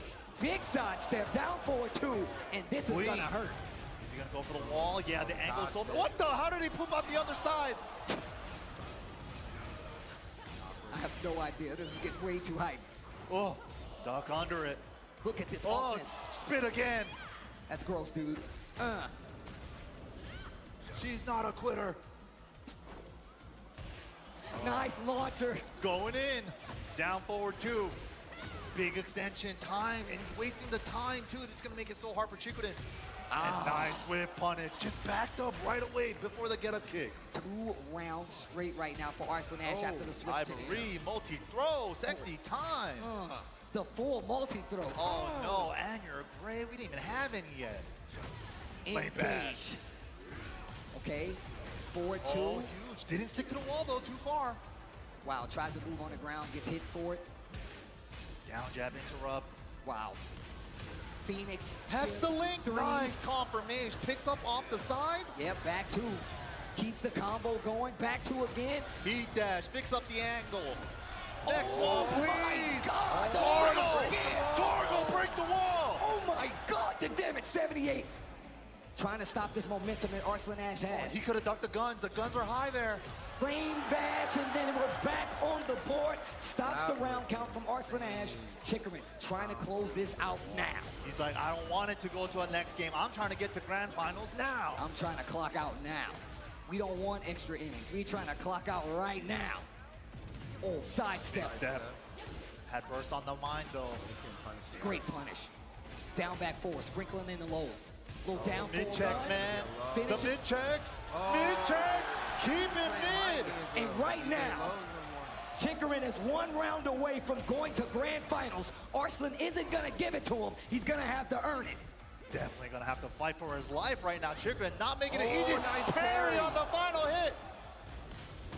Going in, got a counter hit Phoenix too. That's gonna be a launcher because of it. And look at the carry, the crowd behind him. How did he confirm that though, to go for the 1? Great punch block from Arslan. Okay, gets the wall. Arslan wants to close out this round, of course. The pressure, he needs to keep him on the wall. He can't let up. Oh, the down jab to stop it, the full crouch down. Nice dog. Side 1 play though, nice adjustment from Arslan. Beautiful, all in control. Still gotta close out the round. 18 seconds. Oh, did he wait? And he does. The clutch from Arslan. 2-1, not going out yet. Oh, it is not over just yet. That was ridiculous. The awareness to hit the brakes right then. Wow. Wow. Oh, this is too good. Me and Majin Obama said this at Combo Breaker. Evo 2025 for Tekken 8 was gonna be a movie, and this bad boy is delivering right now. Yes, Arslan is going for the Cinderella finish right now. I was down first 2 games. He's trying to bring it back to the full 3 though. All right, here we go. Arslan still got the Lily in the pocket too. And Arslan still has games to play, well, rounds to play. Thing is though, he's locked into the Nina. The lockdown. From the Nina down forward 2. I think that's the big switch up in this, the character switch up. Having that safe down forward 2 is saving his life right now. Definitely stops the approach of anybody trying to get into that range, and no break on the throw. Side switch throw at that. Super fortunate for Chikurin. And now Arslan getting crouch low. Oh, wait a minute. Phoenix shift 3. Block on the down back floor. And to wipe the floor, and now Arslan with the round lead in this game. All right, let's see. He's building back his momentum with the character switch. And I think it's just these punch strings in the down 4-2s, like you said before. Having a, oh my gosh. Dude, he's finding all the side step 2s as well. No break on the balcony, Keep still the there. wall for the pressure. Flame bash not gonna work. He's locked down, back 2-2-2, counter hit fresh break. Let me get that fresh break. And the jabs. Right out of the oven wall break. Yo, look at this combo. Oh, not quite enough with the scaling, but the side step. Oh my gosh. Okay, wait a minute. Thorgle's like, don't forget about me, bro, I'm here. Yo, recovers crouching? I didn't know. What? Back 2, gets the extension on the flame stance. On that Phoenix stance, excuse me.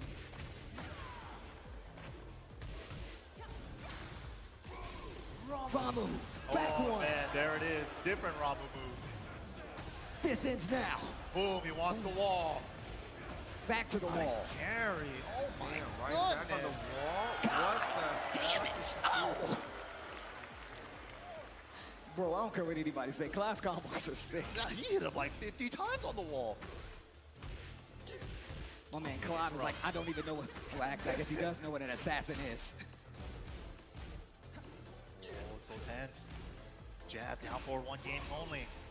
Fishing for counters now, both sides. Where you step in, back two. Oh, but the side step twos from Arslan have been so good. Big damage on the board right now into the wall.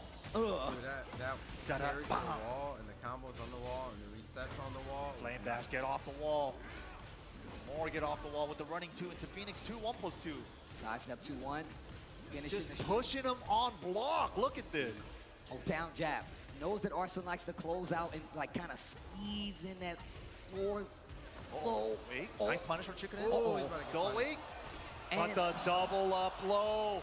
Same strategy from Chicken used against him. Jeez. With a smidge of delay in between the first and second low. That shit right back. My man said, hold on, I got a question. Here you go. I have a Here's question. some more coaching for you. Time for Like we're in school. I got the answer here. I do have the answer. Chicken asking for a little breather, a little coaching. We got the same coach coming up from last time. It's Matsuba, I think. Can't really tell from here. But yeah, Chicken getting some advice right now. Even holding hands too. I know, Like, right? Like, This is an intimate, like, training session. Like, look, you gotta listen to me, all right? I'm telling you. I can feel your heartbeat. Listen, you're too hype. Calm down. Was that the heart rate monitor? That was the heart rate monitor, bro. We don't need a watch. I'm gonna do it for you. Just calm down. You got this. You got this. Play your game. I wonder if they're discussing if he wants to. Is But it the it's time to bring out the Lily? You saw what he did. He hit the. You ain't live. He's like, you gotta watch for me. Yeah, you gotta look out for this one. But no, I'm thinking you're bringing up a very good point. The down forward two? The down forward two. That's exactly the move they were acting out. And on top of that, just the jabs, right? Just to be like, hey, I'm not gonna let you come into this range and do whatever you want. I'll jab you at least to trade, or even down jab. You know, just making sure you don't get comfortable. They dap it up. He goes back. Pit stop over. Whoop. Here we go. Got some new set of tires. Mental tires. Taking full advantage of the time. I like it. All right, here we go. Last game between these two. Winners finals. Final game. To get into grand finals, oh my God. I love this song. Who's gonna make it their 5-time Evo champs, or is it gonna be Evo Japan's championship? All right, here we go. Ramu. Here we go. What, a blow? That was definitely a sidestep accident. I think so. Yeah, tried to do up forward. That's how you get the float move. So he did up forward. Unfortunate. Got the stomp at the wall, and now the pressure is building. Just getting a little bit of chip with the mid guns now. Intentional throw for the side switch, but still just takes all the damage, and the gray is gone. Yeah, no breaking those multi-throws is really going to get you in trouble, but he dash after the activation. Spins it all and gets the hit. Wait a minute. Come Get here. over here. Dude, that's definitely a season 2 move. I've never Chippen's seen it. fighting, man. Still got half a heat timer. Arslan not gonna let him use it though. Nice block, good punish. Big damage too. Oh, Wipe the floor. So smart. Get under the jab. No, but I'm serious. Chicken. What's he gonna do? Brown start down forward two, and that's exactly. Look out. And that means he officially has the lead in the set. Arslan Ash trying to get the grand finals. Yeah, the side step two gun extension due to this season. Okay, Nice fighting counter back. hit, but didn't stick. I mean, Nina. Oh, back Big one. counter at back one. Needed that one. Trying to get the wall to wall. But I can get there. Okay. Oh, just the end. He didn't know what to end it with. Second hit whiff. Good recognition though. Sidestep. Stepped up burst. Didn't splat. It didn't splat. Oh, too slow for the punish. Oh, The first three out of nowhere. 1 round apiece. This is now That first move to is 2 so rounds. fast. They started frames like Dangerous, man. Arslan coming out strong, but the counter goes for the meter build one. I was about to say, look at the gauge though. He's right there. Instead of the real damage one, so it's all gray light for Arslan here. But the thing is, if you get a big combo and end with that With level the Zanny, edge, level 5 Zanny. Ooh, that gets sidestep. There it is, clean whip punch with the down forward two. Look at the damage. Oh my gosh. Oh, sidewall though, nice, it still hit. Yo, Phoenix shift 3. Oh, he actually stepped around the wipe the floor clean. Steve jumped 5 feet in the air. Oh my God. That was great. Oh, that's, oh, he's so ready. Don't test me again.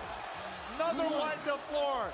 Walked it that time. 1 round away from going to grand finals. Engage.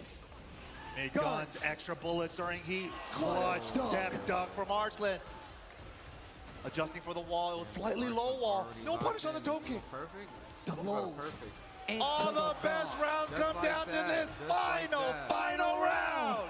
Let's go. Yo, Vegas, you enjoying this? Make some noise for me one time. Grand finals on the line. Only one's gonna go. Who's gonna make it? Finishes the string. Great punish. Nice punish. Going in. Doesn't duck it this time. Tags him low. Nice step, but had burst on the mind. That was a clean whip punch opportunity. Sidestep of his own. They're slugging it out. Smash. Don't use yours. Nice duck. The 4-3. Out of the air. Out of the air.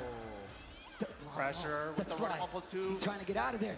Finishes the string. The Nice small punish. Breaks the multi-throw. Got to do a lockdown. Down 4-1-2. Doesn't want to wipe the floor. Too scared to do the wipe the floor now. Oh my God. The down 4-1-2 and Arslan gonna take it. Arslan Ash going to grand finals. Arslan is crazy, bro. On the winner's side. What a set. Maybe 2 sets away from being a 6-time EVO champion. Maybe 2 sets away from being a 6th time. In that short amount of time, since he exploded onto the scene in 2019. Damn, if he wins Bro, the 6 EVOs what in that a quick. legend. Oh my God. Obviously, Holy Chicker shit, not bro. out of the tournament, but going down to the shark-infested waters of the loser side bracket, Chickerin literally was right there. Yeah. He was so right close to there. grand finals Round away. on the He winner's couldn't have side. gotten any closer than that. Damn, dude. Oh my gosh. Like I said before, you're looking at the best Tekken players in the world. This is a situation where obviously, like I said, Arslan Ash is the man to beat. Chickerin definitely in a position to beat him. And let's take a look at the highlights presented by PlayStation Tournaments to let you guys see exactly how this went down. Some of the highlights, some of the big pieces of the puzzle from this last match. Ridiculous, man. Like the Ana pick didn't work out. It's the character he's been training the most lately, right? So it makes sense. Doesn't work out, switches to the Nina in game 3 and brings it back 3 games straight. I mean, just the fact that we were watching him play so well with the Clive, right? Now, I'm wondering, do you think it was an Ana thing against Clive, or more just the fact that he's more familiar with Nina versus the Clive? I think the main tool was the down forward 2. Yes. The safe down forward 2 just for keep out, just for timing, What a right? match. That saved him a lot with the Nina. Oh my gosh, and then that rage right, which really Clutch feels block, like yeah. it was really starting of the downfall of what was gonna go down afterwards. Then Nina comes out, and there was a few times where even you pointed out there could have been a duck, there could have been a small punish, and right here committing to it, and he was like, you know what, thanks. And this scramble is the ridiculous. defense, too. This scramble is crazy. This was so tense. Everybody's too scared to go low, just want to close it out, and Arslan finally finds a down forward 1-2. My man was truly heartbroken. My man in the cowboy hat like he's about to, God dang it. God dang it. Arslan does it again. Oh my gosh, well played regardless. Shout outs to PlayStation Tournaments for making this happen, and you That was see him crazy, coming back to Zero. the stage. Man. Vegas, This is why make some Tekken's noise. so Atif great, coming bro. back up to the stage. He's trying to get the win. He's trying to be a champion, but he's got to go through the loser's side. And once again, arguably top 2, top 1 players in the world when it comes to Tekken 8, representing that Pakistan region. Absolutely, but of course, going up against a young gun from Korea himself, who kind of adjusted to Tekken 8, like he started off with flying colors in Tekken 8. Just no adjustment time, right away, instantly good with the character, instantly good with the system mechanics. Going up against Atif though, Atif is kind of a beast, man, and that Ana from Atif, different style from Arslan, right? I'm really interested to see, you talked about earlier, both were kind of touching on the fact that Goodall does have another character. He does pull out the Fang every now and then. Do you think that's what we're going to see? I don't think so. No, I think he's going to stick with the Claudio all the way through. I think it's going to be Claudio versus Ana in the matchup. I don't particularly see a reason unless, but then one thing I do want to point out about his Fang, if he does pull it out, he has a lot of the strings labbed out more than any other Fang I've seen. Uses single hit shifting clouds to blow through certain strings that a lot of other Fangs aren't using. So if there is some matchup specific stuff that he wants to look for because of that, maybe the Fang, but I don't see it against Anna. I mean, but even so, wasn't Atif kind of dabbling with a Tekken 8 Fang for a little bit? Or am I mistaken? Okay, yeah, all right. Atif pulled it out last year in Grand Final. All right. Just saying. So even if he did go to the Fang, he would probably be a lot more prepared. So I agree that we might be likely seeing the Claudio instead of the Fang. But of course, I think we're going to get the Anna from Atif in this position. All right, here we go. It's going to be scary, man. Mogold looking to prove himself here. Been really strong. But, man, right here in the top 4, top 5 placings, it's like at the biggest world stage, can he go all the way? Well, I got to talk to the people at home. I got to talk to the people in Vegas right now. If you guys would like Mogold to take it, make some noise! Shout outs to the Red Bull hype meter as well. You guys see your own hype meter right there. So let me hear you guys. Make some noise if you want Atif to win the tournament. Oh, snap. I like that we have a hype meter, guys. But those are rookie numbers. I didn't even know that. Those are rookie numbers. We'll We got to get those numbers up. We'll try again in the next set. We're going to get these numbers up, all right? But there it is, the Red Bull hype meter. I can't wait to see more. That doesn't do anything for the hype. You're running by, it doesn't do anything. Maybe if you dribble the basketball or something. I don't know. We need more than that.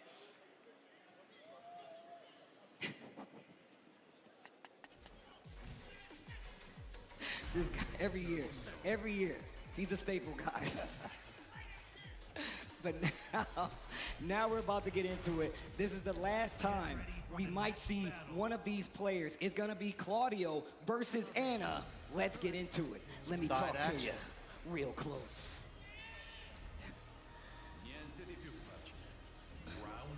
All right, here we go.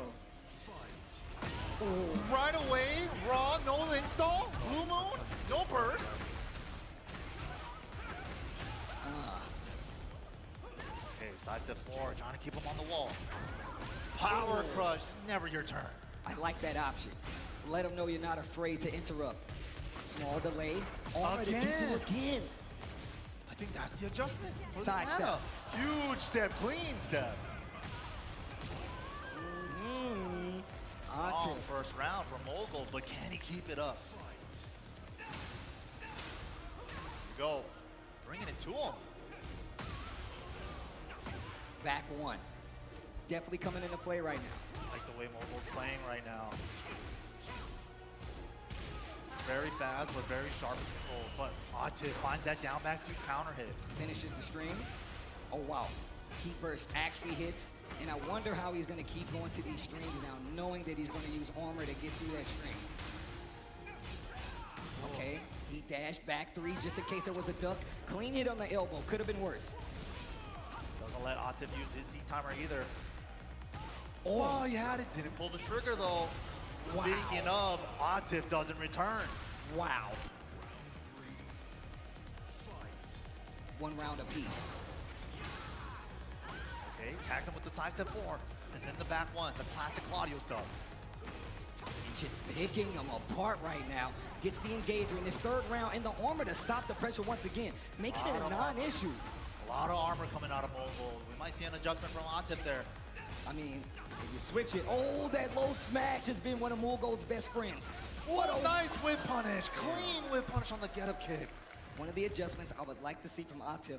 Start mixing in those throws a little bit when he knows, but he is actually reacting to it in stance. So I think we might start seeing some delays, even though the floor is lava. The floor is lava, and he's probably going to take it first with this beautiful whip punish. Oh my gosh, he dropped it. Miscalculated the wall carry. Oh no. Getting the floor for Atif. It's getting hot. Set him up. Oh, the fake out, the lows. lows. Nasty work. Flip over. What are we doing with it? The low. Again. The blender. Help. Tries to sidestep, and my man is right there. Atif tying up the first game. 2 rounds apiece. Final round, first game. That Oki was nasty for Atif.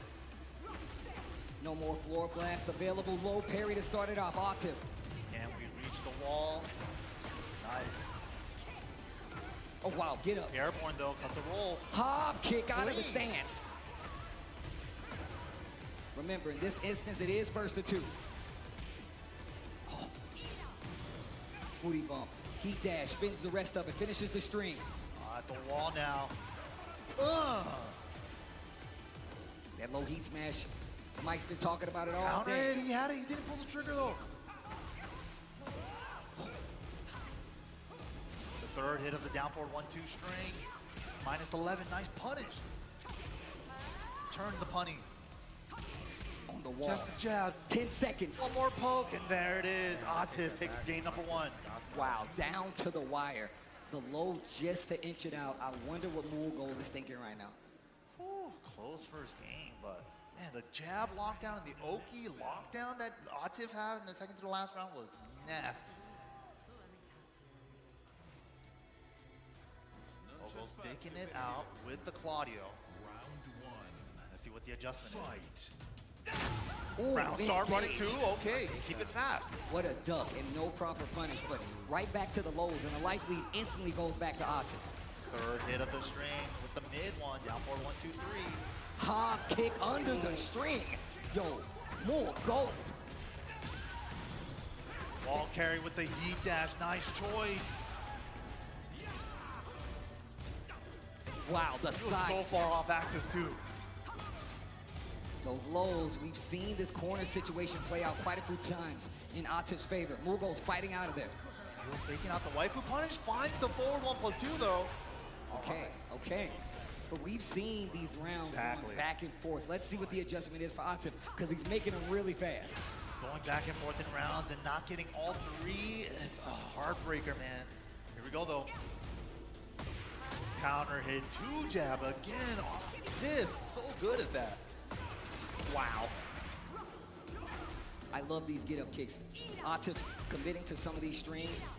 Goodall knows those get-up kicks are going to get interrupt, and he's going to take his turn back. Big counter hit to the wall we go. Interrupts the stance pressure, goes on block with the down forward 2. Finger guns, level 2 only, into the blue moon burst, cashes out instantly. Okay.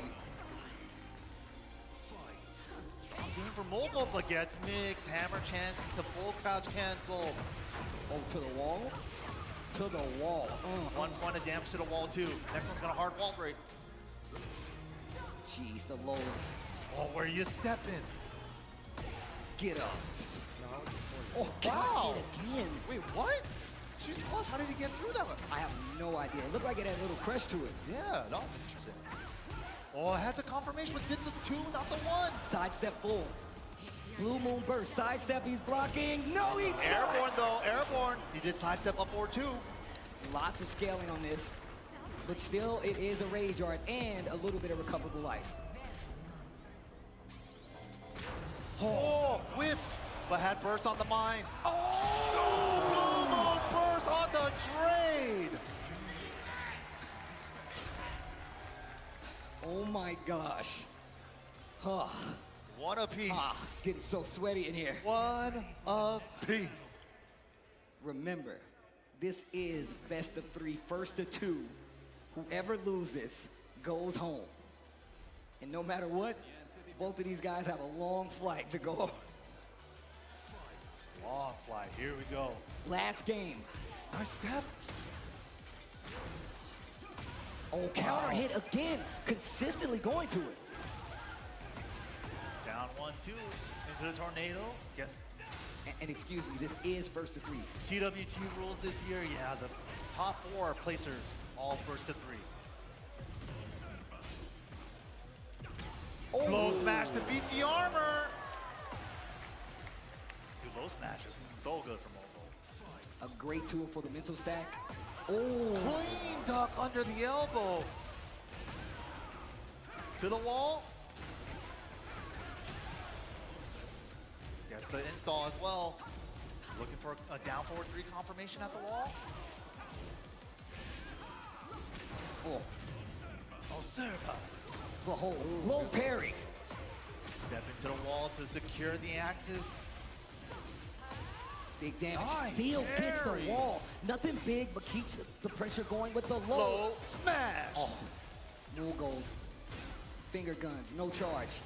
Big tracking. That had to be max range. Oh, the stagger on timing. Kick Get again. out of here. 15 seconds left. No heat though. Not enough to kill. This calculates a combo. Punish. Nice. Oh, goal pulling ahead now. Atif might be in trouble. I like the challenges and the reads off of Mogul on some of the hammer chance stuff, but raw down forward too. Atif calling him ducking. A lot slower, but still effective. Calls out a duck, gets the launch, and now they're on the wall. Gets the wall slat, off the wall combo for Atif. He's got a big chance here. Still got Tornado as well. There it is for the carry. Damn! Max damage wall combo, still not dead, but there it is, down forward 1. Okay. Atif back in the running once again, 2 rounds to 1. Nice backdash, whiff punch, perfect choice too for the range. This guy, Atif, is actually ridiculous. That was so sharp. Rolling, so not gonna be that much damage, and all gray mostly. Sidestep 4, breaks the throw, hands off. Nice, finds the smash, adds the debuff. Oh, whoa. One more hit. Oh, what an interrupt. Challenges, Mogul not scared. Blue Moonin. D-dash, +5, what are we doing with it? Just a mid-check. He goes for the low. Once again, trying to mix him up. He's not Where taking you the... stepping, great choice from Atif. As soon as you think you can close in on her, he backdashes into that 4-4-2. He's done that a couple times now. Yo, Vegas getting kind of loud out here. Dancing real close to this wall. Atif not laying off the pressure. Bad guess on the hop kick. Yikes. Chaos Judgment low on top of that afterwards. That hurt. Big sequence, but chance for Mogul here. Safe burst to cancel activation. What are we doing with it? Low smash. Finally blocks one. Optimal punish as well. He was threatening it, and he was kind of being very deliberate. I'm gonna mix you. I'm gonna mix you. I'm gonna mix you. Atif calling it out properly there. And it's funny because I feel like they're using the same strategies against each other, trying to fake them out with the stances and just go low sometimes and continually poke. That was really good. Really good call out from Atif. He needed that because Mogul was starting to get a lot of momentum. Running away with it. Here we go, though. Remember, 1st to 3, guys. Atif, if he gets this game, will be eliminating Mogul from the tournament and moving on. Lockdown style now with the Williams sisters. Here we go. What do you do? Oh, what? Unfortunate there. The Tekken God did not hook him up with that tornado, but still gets the round. Look at how he turned around this offense in this 3rd game. Nice counter confirmation. No. Went for the waifu punish, but Mogul had it scouted. To the wall. Still has heat burst. Spicy. Oh, finishes the string. And Viestas. Hop kick. Wow, no fear. Is it enough with the heat dash and the install? No. Pixel. Back 3 to close it out. Mogul tying up the round count in this game. 3rd game. Round start, sidestep right, running 2. Mogul is showing us some stuff. Hold on. And just pushing him to this wall. Trade. Wow, that linked off the trade. He was so ready. Finishes. Nice big call out. Nate ducks the string. Gets the big launcher. Hasn't even activated the heat just yet, but here we go to the wall. Nice wall carry. Oh. Huge damage. 96 to be exact.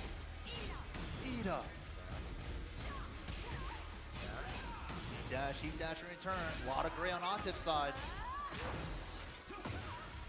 Didn't get the counter hit that time. Oh, wait a minute. He's healing slowly by slowly. Big low parry straight into Rage Art. He healed quite a bit though. His life is pretty low, but it's still above the 3 bubbles. Yeah. All right, what are you gonna do with it? He's alive. Sliding. Just let it rip. Not against Atif though. Set point for Atif right now. If Mogul doesn't figure something out, back 3. Floats the roll. Nice. Opportunity here for Mogul. Atif's defense. Oh my God. Atif's offense. But there's that. Okay. Nice. Wall Spreads the splash. needle somehow. High splat conversion. Beautiful. Sidestep 4. Big damage. Mogul cannot lose another round. Counter hit low, gets the link. Whoa, that is so much. That's almost a full combo's worth of damage. Wait a minute, final chance for Mogul. Oh. Oh, trying to be safe about it. Gets another install. Too scary to go for level 3. No! That lets it rip again! Trying to thread the needle, it's not gonna work this time. Gold goes home. Atif goes on, and he is still alive in this tournament. Las Vegas, please make some noise for Korea's very own Gold. Gold, man, he had that one earlier down forward 1-2 in the tournament that really saved his life. Went for it twice against Atif, but Atif just looks like he's running straight at him and hits the brakes on the dime. And you saw how dire it was. Like, he literally was like, you're gonna run in, you're gonna do something. I'm gonna commit to this big launcher because if I get it, I win. But if you block it, I lose. He went for it twice, and it cost him his tournament life. Gold going home. Atif, of course, is still alive. Let's take a look back at the highlights from that last set that sent Gold home. Man, good run to Gold here. Of course, one of the most consistent players here in Tekken 8. Just been absolutely a monster, but Atif, he just met a bigger fish in the sea right now today. I mean, we got to talk about this. I mean, both of these players, Atif and Arslan, coming back from these big deficits with their characters to get it back. The only difference is Arslan switched and Atif stuck it out. Yeah, that's true. Just changed up the strategy, just slugged it out with him, and especially these clutch blocks on the keep out down forward 1-2s, like final chance. If it hits, I win. If not, I lose. That momentum. Yeah, great blocks Just from a mental. Well, once again, Like, shout outs to you're PlayStation human, Tournaments you're for giving us those mentally crack replays. at some I point like taking a without look back yourself. at what we just saw, especially because there's so much action happening here. But so we're exhausting. getting down to the thick of it. We're getting very close to the tail end Even when of this someone tournament. Yo, resets Vegas, you the enjoying this grand good-ass finals, Tekken? Make some Most times they noise! lose after because it's just so hard to keep that momentum. It's been an honor up here so calling many it with games you, they Mike. have. Hopefully you've been enjoying, bro. Hopefully you've been It's enjoying. an bro. absolute honor to be up here, Person that of probably course, as set well. them But to lose. yeah, man, look at the crowd. You Or, guys all make this all possible. arguably This the is best player it, of the man. game, so. These guys are playing their hearts out for you guys, and we're just here along for the ride. Shout outs to everybody who is here in person, who turned up to EVO. I met a lot of people for the first time. I met a lot of people for the second and third time. I'm just happy you guys are here. So one more time, make some noise for yourselves. And I gotta tell you guys, for the first time, some of my homies came with me. They're here for the first time. They're enjoying it. So I hope whoever you brought with you is also enjoying it. And they join us again next year. Now, back to some Tekken 8 action. That's right. But man, Chikuren is now going to be going up against Atif, though. After this short little break, hopefully you guys been enjoying the action. Don't go anywhere, guys. More Tekken 8 action here. Top 8 at Evolution 2025. That sizzle, that's the soundtrack of Chipotle. Literally melt in your mouth tender. Let's see our chicken glistening, our fajita sizzling. It's magic happening. And this is gonna be in your bowl. This is it.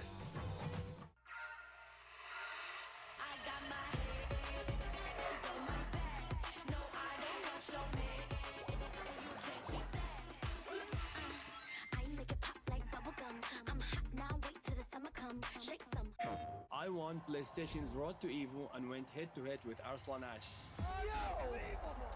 I won PlayStation Go to Evo and battle against Sonic Fox. I have never seen that in my life. To compete on PS5, choose your game, find PlayStation tournaments, and register. It's that easy. Sign up for PlayStation tournaments for opportunities to win unique prizes and much more.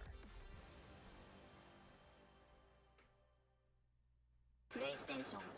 Whether it's sunglasses outside, blue light glasses inside, or night driving lenses in the dark, Zenni has affordable eyewear for everyone.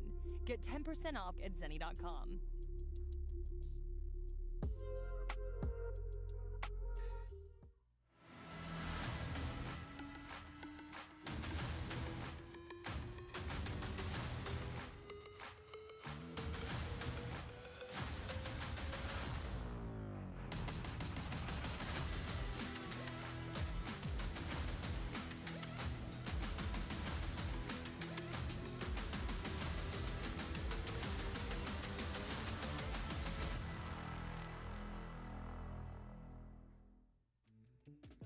Tenno is back with brand new officially licensed designs by the FGC for the FGC. Our vendor booth will be open across all 3 event days, and if you won't be at EVO in person, the full range of products will be available online at merch.10-o.gg. That is merch.10-o.gg. Welcome back to EVO 2025 Tekken 8 Top 8 action still going on. We're going to crown our new champion for Tekken 8, but we got to get through the rest of this bracket. Hopefully you guys are enjoying because we're not done just yet, and we still got plenty of more video game action for everybody out there while you're hanging out. Hopefully, for you guys hanging out at home, you guys like some Chipotle? And then grand final. Because you guys can text right now to FGC479 to 888-222. Text it right now to get yourself a free entree. Look, that goes for everybody here. Look, you can get a free entree. You have a buffer before the stream. I'm just saying, you're here in person. That means you have more chances. You have a bigger chance of getting the dub. Shout outs to Chipotle. Big shout out to Chipotle. Get yourself that free entree now. Oh. My man act like he just got caught. He was just like, they know I want the Chipotle. Now they're going to enter. That's what I'm talking about, guys. There it is. FGC 479 888-222. Get it now. Well, hopefully somebody out there, hopefully everybody out there got as much Chipotle as they wanted. Chipotle has definitely been hooking us up these past few years, so I just want to say thanks to those guys. But also, even more so, I'm glad you guys are participating because it's like the perfect breakdown of a fighting game break lunch. Right? Chipotle, just get a little bowl, all the little mix in there, you're in there. Well, we still have to crown a winner, and it begins here as we're about to get to our next match. It's going to be Chikarin going up against Atif, and this is about to be crazy. This is losers finals that we're about to see. This is the run back. The run back. Ah, yes, of course. Run back. Who sent Atif to losers? None other than this man himself. Yes, the sir. last year's EVO Japan champ, Chikurin. Well, we've seen how he's dealt with the Annas before. I want to see what he does now. What do you change up in this position? At first, it was the Arslan Ash one, and now you got to fight Atif. Like I said before, a clash of styles, but still, both of them really good. Different moves usage too. Like I feel like the down back two was something that Atif took from Arslan right there. Because I've never seen him really use that until this weekend. But yeah, both these guys learning so much, especially playing the same character in tournaments now too. Tournament ready for Arslan and Atif, but different playstyles, like you said. How is he going to switch up? We saw him get Arslan to switch off the Ana, but Atif, I don't see him switching off the Ana. I don't see him going back to Dragunov from Season 1. There is no backup. There is just only Ana, and That's he it. makes it work. The backup is Tom. Lovely Tom. Well, here we go. Once again, one of these players on the chopping block. Chikarin could be going home. Atif could be going home. But either one of them could be going to grand finals to face Arslan Ash. Think about that, bro. That's a Cinderella finish. It I wouldn't is. have wanted the story any other way. Arslan, prime position, grand finals. Who's going to meet him there?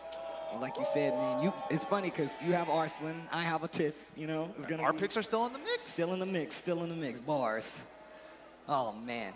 I need to see Lovely crowd out here, though. Enjoying some good Tekken. This is wild.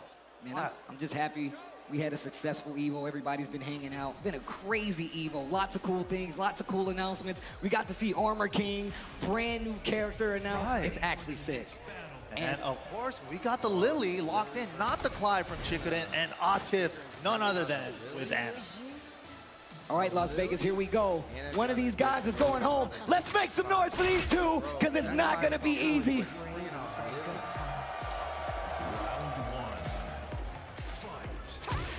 Wow, round start QCF 2-1. We're feeling a type of way. No respect.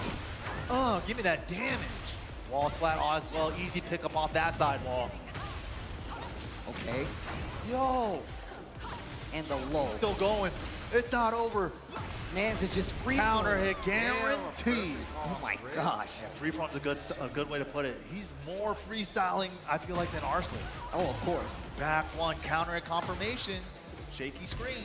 You got to remember, this character has a crazy sidestep ability, but I feel like you can already see Atif actually taking advantage of. He's like, I know you're going to sidestep. Let me throw some more tracking moves in the mix. Wow, that up 3+4 went nowhere. Hammer chance into sweet, cheeky. Into burst activate, should be the wall. Sidewall though, luckily. But oh my gosh. Gets clipped. Ow. Chicken in trouble. 2 rounds straight already. Okay, running attack. Fishing for the counter. Good adjustment. Recognize it wasn't on hit. Going for chip on that one. Tries to sidestep, and speaking of, big sidestep on the side of Chicorin. See adjustment here. Wall's in a weird spot. Tornado early goes for the spike on skill. Nice.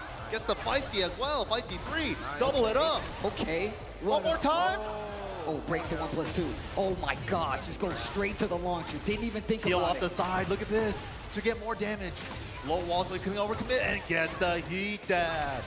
The thing about when you see her go for that mid, it looks like the low startup. So you're like, what's she doing? And then a lot of times she has a mid heat dash on top of it. And if she is in heat, she gets an extension off the sweep low. So you really got to be careful.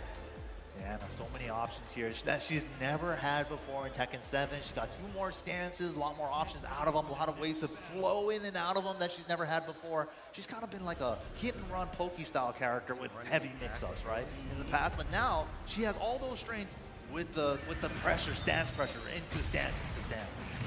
Very scary character. Well, here we go. That first game was kind of a wash. Let's see what Chicorin does to switch it up. Once again, losers final. Best of 5, first to 3. Somebody's going to grand finals. Good confirmation from Chicorin. Engage. I don't know why you brought Lily out. Atif fishing for the counter at 2 jab. But Chicorin's movement, making it really hard to pin him down. Wow, counter hit gets the pickup. Oh my gosh, heat dash wants it all, and that's gonna be the first round of game 2. Great stuff to Chicorin there. You can't hear me? Nice block. Could have been a launch though. Wine opener. It's so hard to distinguish on the am I too fly quiet? between wine opener and down back 4. Great jab interrupt. Needed that. Oh, I like the defense above it. Debuff applied. Uh-oh. Uh-oh. Everything chips. Everything chips. Out of the air. Oh my gosh. Wasn't high enough yet. Oof. Damn. The blow was blocked. Chicorin trying to take his turn back. Goes for the mid out of back turn. Chicorin. You can barely hear me. I need to turn up the mic a lot louder. All right, you're gonna get a floor explosive here. Let's see. Okay, my bad. Shit. I'm sorry. Oh, I thought it was part of the stream. Nah, that was. Thanks for the audio check. Combo starter on top of it. No, we're gonna see a sick combo here, and still has heat. Wow, trying to get as much carry as possible. Way better now? Okay. Thanks for being my audio. What up, The Truth? My man said y'all got too much time on your hands. Hey, I'm covering not just boxing, but all things fighting truth.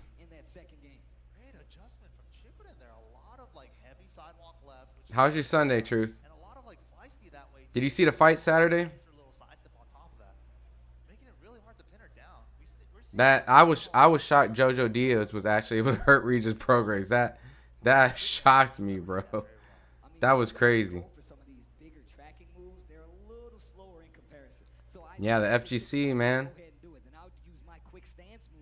Yo, he has a dirty lily, man. So, we were screaming he needs to pull Clive out, but we just saw it.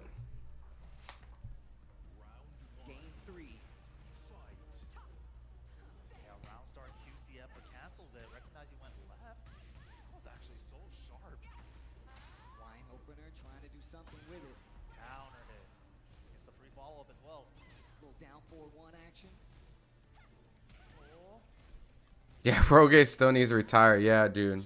I don't know who he's gonna supposed to be in the ring with next.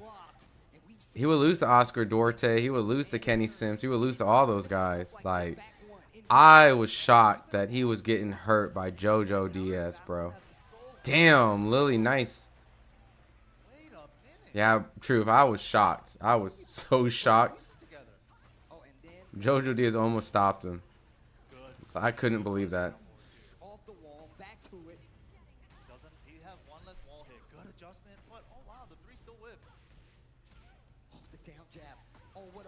Well, he probably thinks if he makes the grand final, he can use Lily against Nita. Maybe. But you know, Arslan's watching this, though. Feisty mix-up. He got Damn, bro. He is turning up with Lily, dude.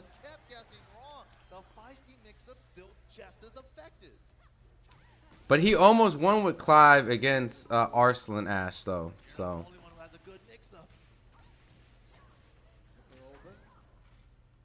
Wow, steps with them before the sweep. Smart choice. First activate route. To the wall. Nasty.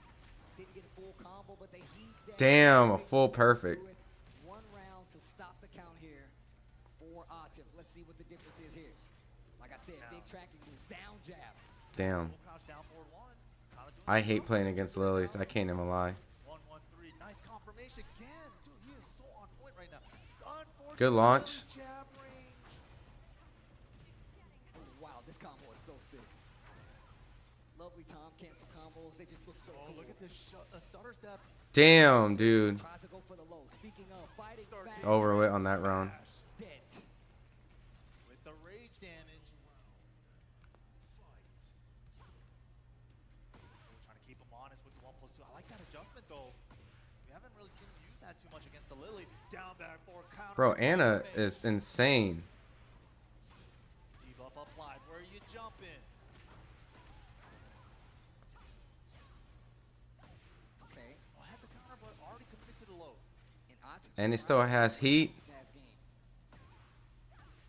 Okay. Nice low. Wow. Finishes the string. Ooh. Missed. Oof. Oof.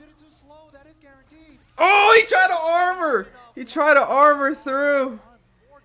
He tried to armor. Look at the adjustment from Atif instantly. I mentioned the back turn option with the armor. Uses it to close out one round. Right after that, tries to use it again. Atif ready for it. But you know what was super unfortunate? He had the back turn low on counter hit, right? He gets the voila guaranteed grounded hit, and that was supposed to heal him a little more life, and he missed out on that. That was crazy. Damn, dude. Does he go Clive? Zero. Does he go Clive? I feel like that's one thing we always forget to talk about is the life disparity in what you get. Dude, he got to bring out Clive now, dude. Does he go Clive? No, he don't bring out Clive, bro. Why? There you always have to pay attention to it. Facts. Nice pickup. Oh my god. A little too far though. What a duck pick launcher here. And let's see what Chicory does with it. Obviously going to activate the heat if I'm not mistaken. Nice carry. A little low though. Recognized it. He got to go. He's not going Clive. He's doing Lily again, man. Oh my gosh. Finally got a good up 3+4. That's kind of like Shades of Akuma, the 2D jump. My god. I mean, he does pretty good with Lily, though, man. He almost won that set. You know who plays Lily really well? Phil DX. Matterhorn stocks went up. First time this entire day. Nice carry. Oh, nice block. Once again, the consistency on blocking him. The low, the down jab, the sidestep gets her out of danger though in the wall splat situation here for Atif. Atif, every time he went to pleasure time, he always only went for the low. He hasn't like really mixed it up yet. The jab actually stuffs the armor, gets out quick enough. Smash, so fast. The debuff. Damn, how did Atif just get the life lead out of nowhere? Whiffs his own attack himself. I like that spacing. Atif trying to fish for that counter hit. Phil DX very good with Lily. I think Phil DX will post Evo post modem analysis and say bring out Clive. Yeah. He actually competed in Evo this year. Did you know that, Zero? Sometimes doesn't work out for you. Gets the counter hit on top of it. Tries to finish the string again. Clean punish with the launch. But right here on the wall, so that means you're going to need a big combo. Flip over round. What are we doing with it? Side rolling. Okay. Atif recognized though. Went for the grounded hit because of that. Yo! Whoa! That almost looked like those choreographed videos, dude. It looked like a martial arts fight. That's exactly what it looked like. All right, here we go. Floor blast is on the table. The movement, tracking him down. Damn, dude, we might end up getting Anna versus Anna, like we talked about in the beginning. Yes, I saw one of his matches in pools. Not sure how far he got though. Yeah, I don't know. I don't know how far he got either. Wine opener. The Dude, we're gonna get Anna versus Anna, bro. Like we talked about, Zero. Anna versus Anna, man. Cashes his ticket to grand finals, and that is gonna be the end of the road for Chickering. But once again, Atif goes on. He looks like he's out of it. Guys, He Vegas, couldn't believe it himself. make some noise for Chickering. That is an Evo Japan champion, one of the best to do it. And when I tell you he's gonna be back too, just you wait and see. He made it very far in this tournament, and you can see that Lily is part of it. But now, grand finals is on the docket. Atif, one half, the other half also from Pakistan. It's Well, gonna be here we also are. Atif, grand finals. Grand finals. This is the run back from last year. It is. Slightly different characters, right? We might see Man, dude, Pakistan players are on point in Tekken, dude. They are running through everybody, man. The scene used to be full of Koreans now. And unless he brings out Nina, and it's a Nina versus Anna, sister. So it could be a sister matchup. Dude has to reset though. Man, he must be drained, I bet. It could be a Nina versus Anna or Anna versus Anna. Regardless, you know the Williams sisters are gonna be here, so. There was like definitely moments of brilliance coming out of Chickering, but right here, not getting the wall up fast enough there. And if he had a little bit more, he might have been able to blow through that with that armor. And once again, we got to talk about how in these both. Oh God, this sequence was crazy. Oh my gosh, it just goes for the heat smash right after it. Man, that move started getting numbers when it came to these later rounds. Big tracking mids, actually catching them just standing there, and now. Big sigh of relief. We only caught the end of that reaction there from Atif, but man, huge weight off his shoulders, but still got one more set to go. Damn, now we're in the grand finals, man. This is the one that matters, y'all. This is the final match, unless it gets reset in Tekken 8. The two best players in Tekken 8. Last year, like Mike said before, will it be different, or will we have a 6-time Evo champion in Arslan Ash? Crazy. It's so wild to think about. Arslan just exploded onto the scene. Evo Japan 2019 barely makes their 20 minutes before DQ, and he's already claimed 5 Evo titles since then. I mean, look, I always think about that interview I saw when he literally got off the plane, came to the Evo Japan venue, and he was like, I literally just came from the airport, and Kenny Omega gave him the interview. He was like, look, I'm really tired, but we're still about to go in here and go off. That's the kind of dedication that Arslan Ash has exhibited throughout this entire career playing Tekken on the world stage. But now we have Atif right on his coattails, not at the same amount of number as Evo titles, of course, but he is definitely one of the strongest forces out there in the Tekken world to date, and which lets you know just how strong Pakistan is on the world map. Yeah, they trained together. They worked so hard to get here together. Now, only one can move on, but Atif can't count him out. TWT champion himself. He actually got the TWT championship before Arslan. Yep, that's actually facts. So you know he's hungry to get the Evo win, even if it is over the brother, you know? Gotta do it. Well, we're about to get to grand finals here for Tekken 8 Evo 2025. And we're almost out of here, but Vegas, I have a question. Would you like a 6-time Evo championship for Arslan Ash? Make some noise! Oh man, they're holding up the 6s in front of me. That's they crazy. already got the number up, but if you guys want Atif to take it over Arslan here, make some noise! Oh my gosh. Oh Not my bad. gosh. Okay, that's actually pretty even. That was actually closer than I I like this. I like that. Yeah. The hype meter, look at that. It was like way all the way up. All right. What characters are we going to get from these two? It's gonna be Anna and Anna, or Nina and Anna. I thought Arslan was just letting him use his, but they both got golden sticks. Yeah, they both got golden sticks. Wait, my man's rocking the Fantastic Four shirt. Oh man. Arslan took his cover off. All right. Yo, these guys played with each other all the time, but right now they've requested a blind pick. Anna Mirror, sister battle? We don't know. Who's it gonna be? Is it gonna be Water? Water's the character, H2O? Water, H2O. That's a good ass character. That's cute. We should all probably make that. Actually, right, bro. Let me pop this water one time. Let me pop this water one time. Evo, pop that water one time. You guys reminder. know. Or, you know, you can just take a White Claw Zero Proof. You can do one of those too. Yeah, also good. But we're here, man. Grand finals. Who's it gonna be? Ooh, wait, they locked in for the mirror? Yeah. They locked in It's for the gonna be Anna and Anna 0. We called this. Don't do that to me, bro. What? They have to lock in. Anna and Anna. Double Anna. Who switches first? Who puts the pressure on first? But of course, Arslan has that little cushion. He is coming from the winner sides into this grand final, so he has an extra set to play with. Maybe he's willing to try out the Anna in the first set. Well, Vegas, here we go. Grand finals is about to hit. Let's make it loud in here for these guys. Make some noise!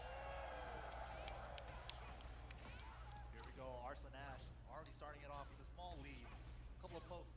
Jab punish from Atif. The 2-jab counter hit fishing, the down forward 1-2 lockdown, and a couple of low pokes here and there. What we're looking for. Counter hit. I ain't gonna lie, playing a mirror match has to be so annoying in a grand finals. God, what a turnaround. Real quick round right there. Once again, like you said, Arslan's got a game of few to play. But Atif has to come and go straight to business. Clean sidestep launch from Atif. Damn, Atif is cooking Arslan right now. Oh, brave get a kick. Nicely done. Going for the lows. Heat burst actually finds its mark. Okay, a lot of chip. Oh, damn. Went for the mid in the mix-up, full crouch mix. A little down forward, one to stop the approach. A lot of small teching going on right now. Let the down forward twos rip right now. Man, you can really see that these guys train with each other quite a lot. These guys have definitely played a lot of games. Right? The layers, they're already on like layer 4, 5, 6. Yeah, you can definitely They're not on 1 and 2 anymore. You can definitely tell there's a lot of experience between these two. Wow. Nice read. High extension.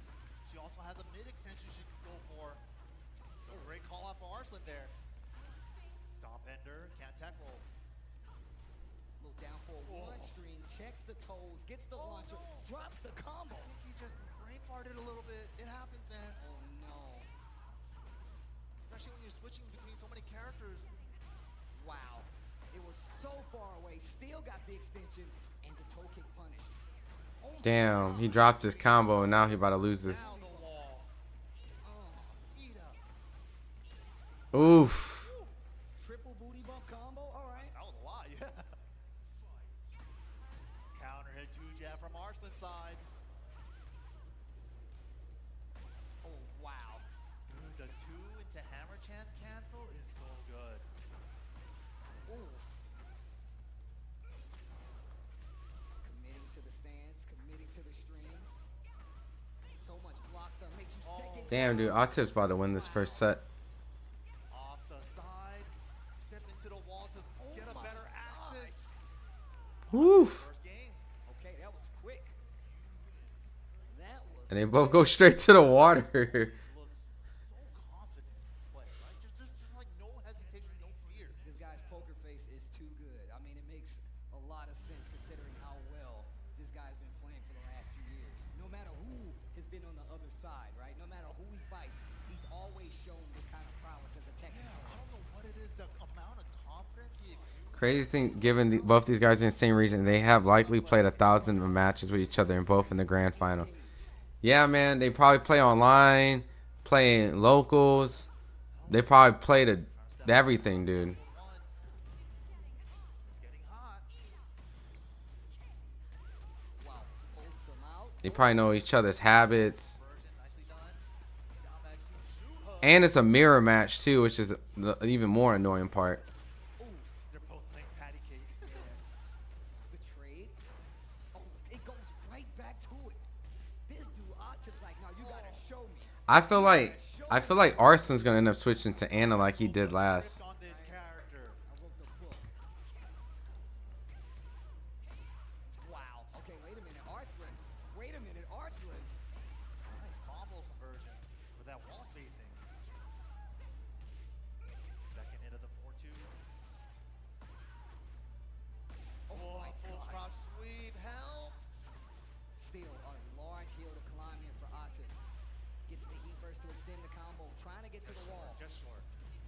Bro, if he got to the wall with that, that would have been insane. High crush, such a reliable high crush too on that heat smash. For how fast it is, counter hit too.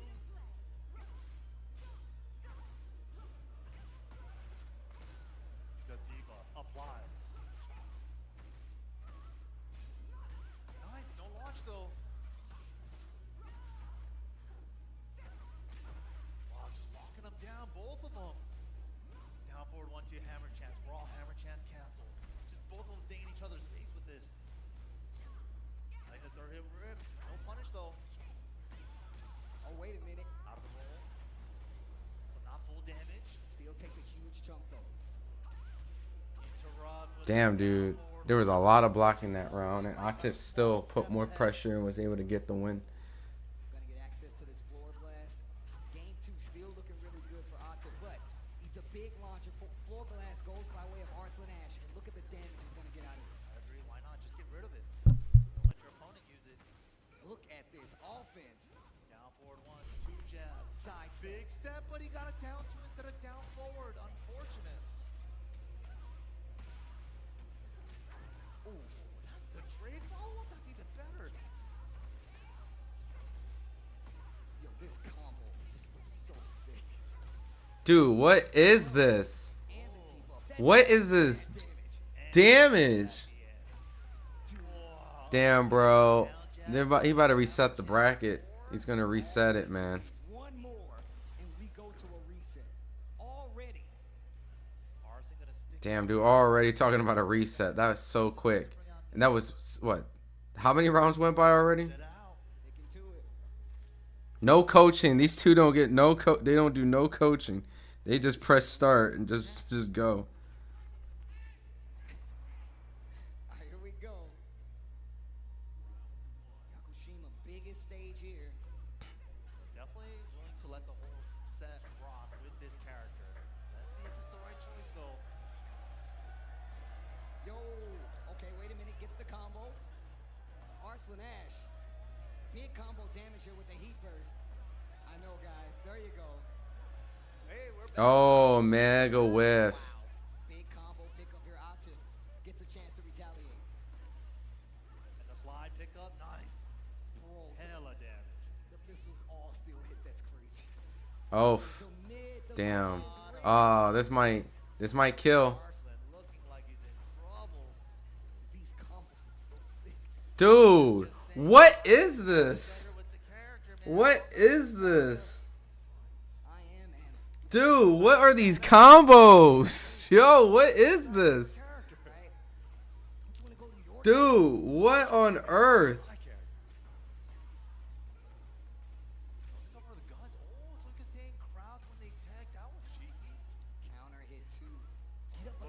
Dude, Atif's combos are crazy.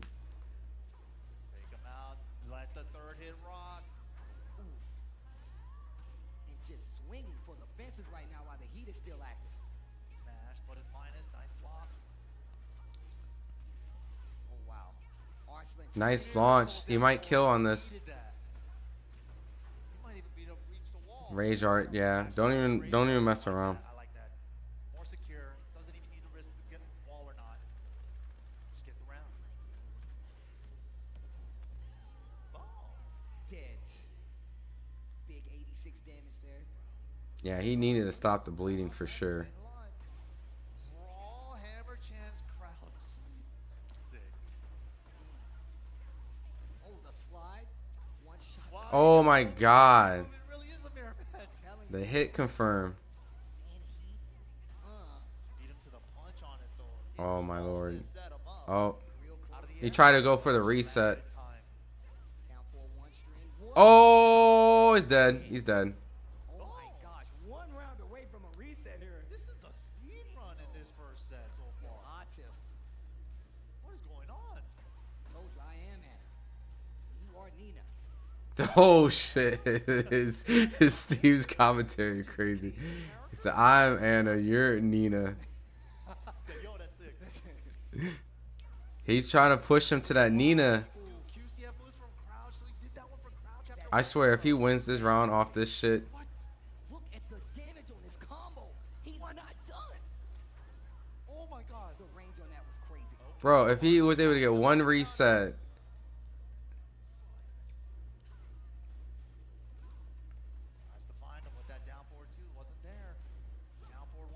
Dude, nice blocking. Man, he playing that small Tekken better, man.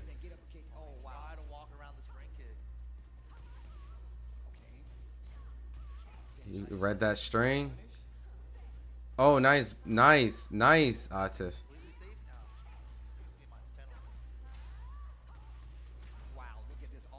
Austin, looks like not your turn, but he got countered.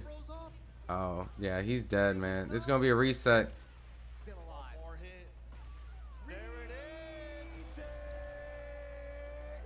Damn, dude, he cooked Arslan, bro. Wow. He just cooked Arslan, man. All right, grand finals reset. Is he going to go with Anna or is he going to go the rock, paper, scissors for a side swap?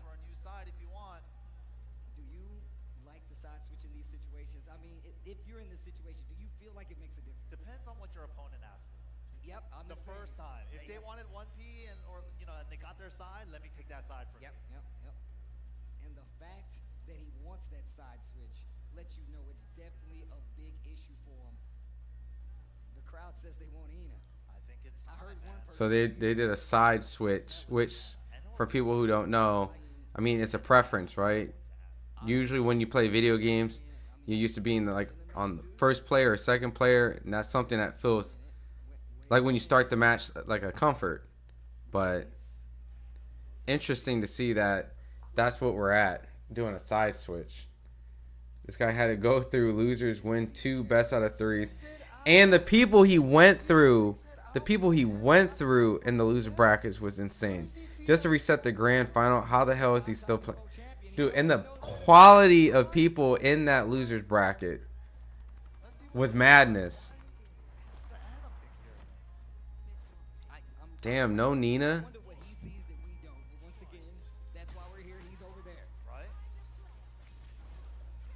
Here we go. Atif on 1P side now. With the red, they switched colors too. Low parry.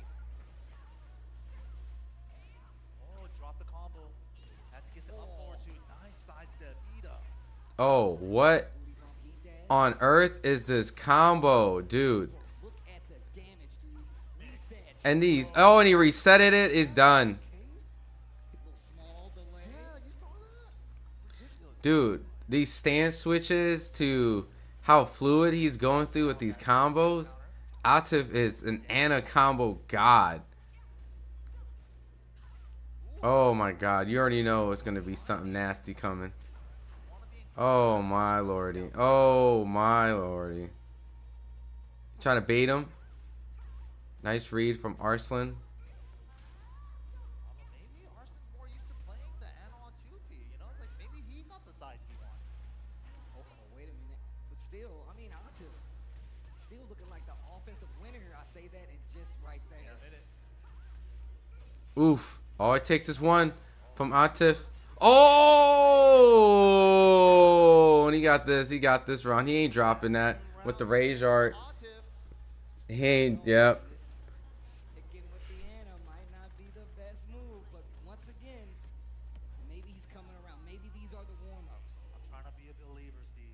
Arslan needs to go to Nina, man. If he loses this, man, he getting washed by Ana.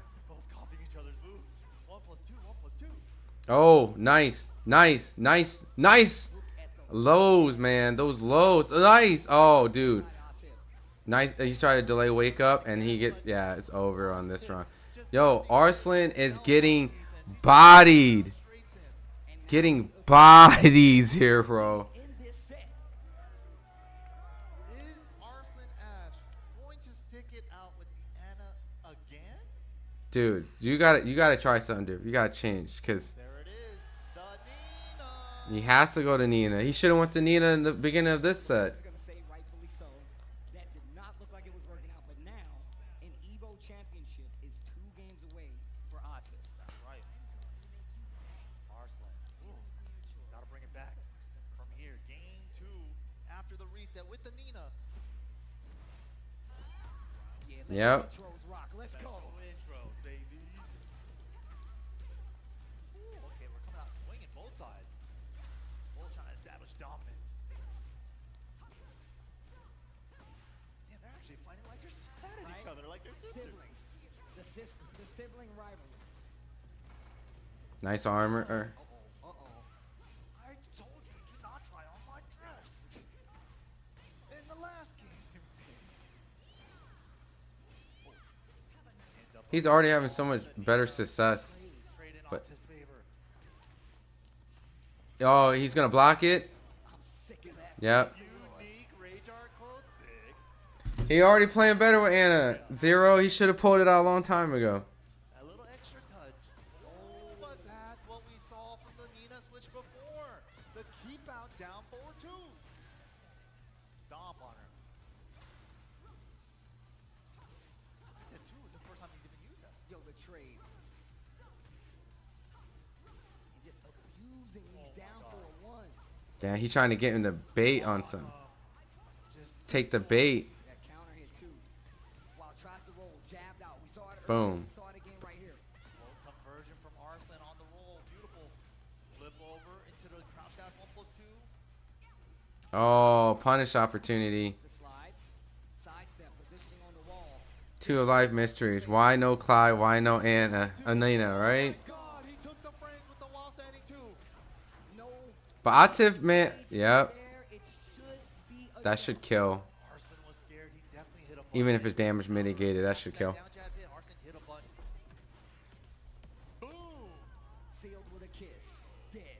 But dude, Atif's Anna is disgusting. His combos are just wild. Still life lead in favor of Atif. Okay, the sidestep ones are coming out. Arslan getting loosened up with the Nina. Oh, Atif just on him though, just pushing him all the way to the wall. Dude, he is an offense machine. Atif is crazy. Nice call out. What a duck, and that's gonna be another round for Atif.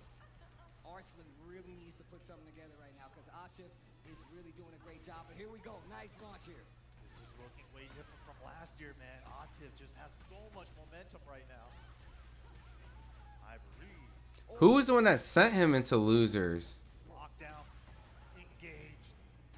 Yo, Arslan is going crazy. Gotta keep him in this corner. Gotta keep him in this corner. Smother him. Damn. And the perfect. Isn't that the first perfect of This is why he needed to go to Nina a long time ago. Ooh, right under the high with the hammer chance 4. Nice tech. With a stutter step in each other's face. Boom, nice launch. That's sick. Big punisher blows. Definitely a thing that's more current in Tekken 8. On the wall. The knowledge to do it, that's another thing. Big damage. Especially single hit so fast. He dashes immediately after the engage. Wanted to give up. May have been Chuck Run who sent them to losers earlier. That's what I was thinking. That's why I was confused. Like, why didn't he not play the character that sent him? Was it maybe he played a Lily that sent him there, not Clive? But speaking of sweeps, mine's a launcher.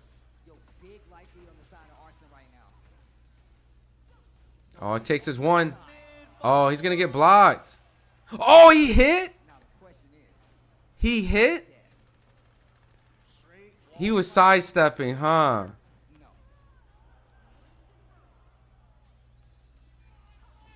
Oh, you got time. You had time. You had time on your side. Atif had time on his side. Such a confident step. What a turnaround. Might have been, yeah. Oh my goodness, you had time on your side.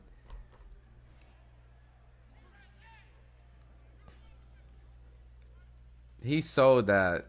Yo, the Tekken Vengeance opening. All right, here we go. Going instantly to the fisticuffs. Game 3. Damn, dude, Atif could be 2-0 right now in grand final reset. He threw that.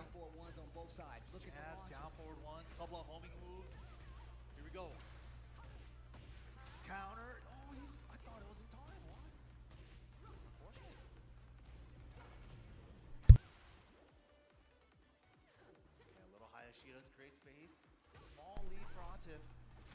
ties it back up. And those little down jabs on both sides, those are those preemptive checks to make sure they're not going for these big lows. Smash near the breakable floor. It would have been a launcher. Wow, the waifu punish, no good, sir. Didn't take a small punish, tries to go for something big, and now Arslan has the lead in the set again. Oh no. And you know, we've seen Atif in this position so many times, especially last year. Oh, the sidewalk. Arslan already has 5. Why does it need more? All right, let me get one of those, bro. Yo, booty from heat dash, full combo. Gotta earn it. Max damage combo, wall combo. Wow, what a good back turn punish there for Arslan. And still getting the combo with heat left. Takes the stomp. Toe kick to get up. Oh my gosh, the strength. The down 4-1 clips her out of the heat. Oh, nice step. Oh, counter nice step, but nobody's punishing with launchers. The low, not dead yet, into the down 4. Damn, dude. Arslan's in a groove right now after that.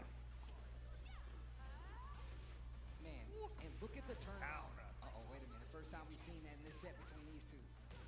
Ooh. There it is. All the counter timings from Atif. Okay, Arslan slowing it down now too himself. Down jab didn't hit, recognizes it. A lot of great blocking. Second hit connected. Going in. Oh wow, these down 4-1 strings. They're using both of them to take their turns. They're both playing so fast, but they're keeping track of if their little pokes hit or not. But Atif gets the low floor break. Talked about how many floor blasts are down there, so you really got to be careful. Speaking Every of, corner and the center. It's very business.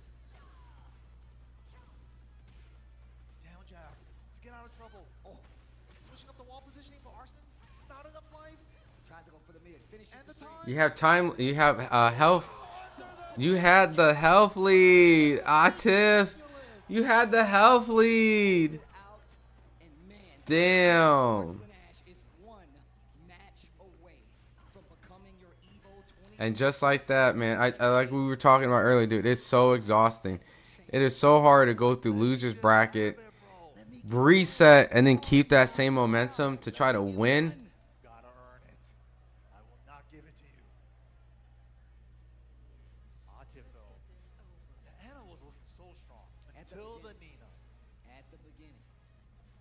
That Nina changed, man. Thinking about it, obviously. Such a difficult decision to make. I mean, look, and it does not take away from the fact that the Anna was doing work. He's already made Arslan switch, but I believe he's locked back into the Anna once again. All right, Anna all the way. Here we go. Tournament game for Arslan Ash here. Tournament game. Yo, Las Vegas, tournament game. Arslan Ash coming right up. We might have a 6-time Evo champion, or we might get a first-time Evo champion. I see the 6s out there. I see the 6s out there. I see the 1s out there. I One see the versus 1s the out 6. there. We're rooting for them. Let's get it. Okay, strong start for Atif here.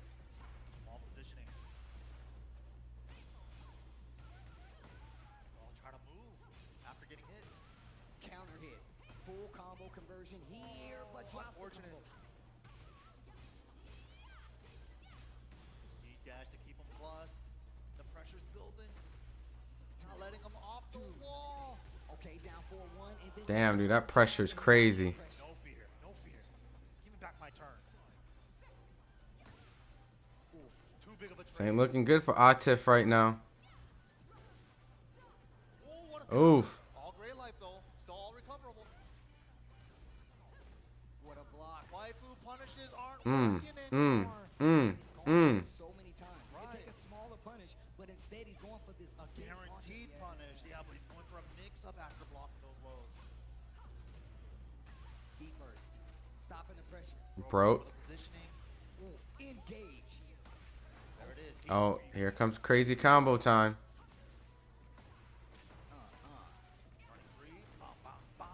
Dude, that damage is insane. They both still have heat. Dash and smash. Arslan healing. Hit some life. Oh, wow. Down 4 to close it. Okay. All right. Atif still getting bubbles up there. He's not going out.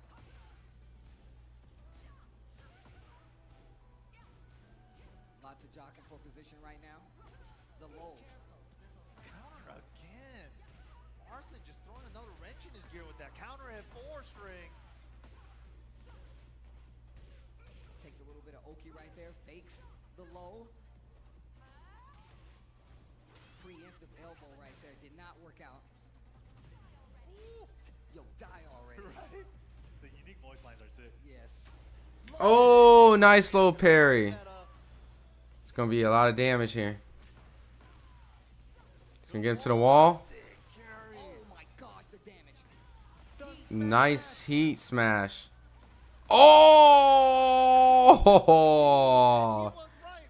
Arslan needs one more round to win EVO 2025 Tekken 8. Going for the 6.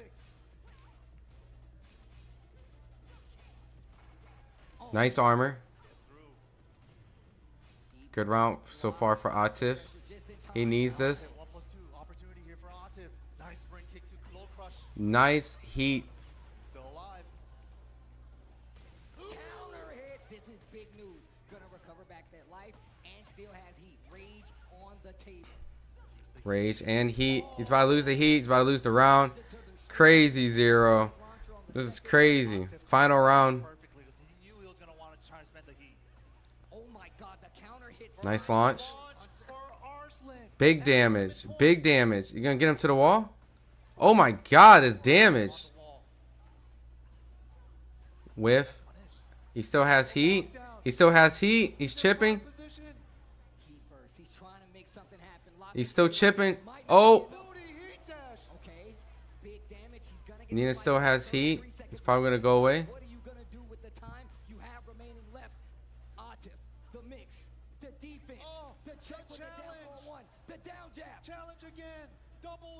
Oh!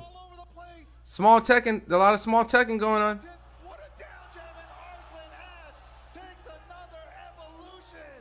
That boy got 6 EVO.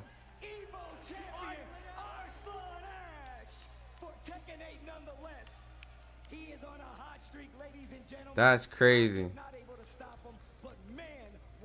I had to switch to Anna, man. Wasn't there some beef with Arslan and Nee about something about his Anna? I don't remember what their beef was about, but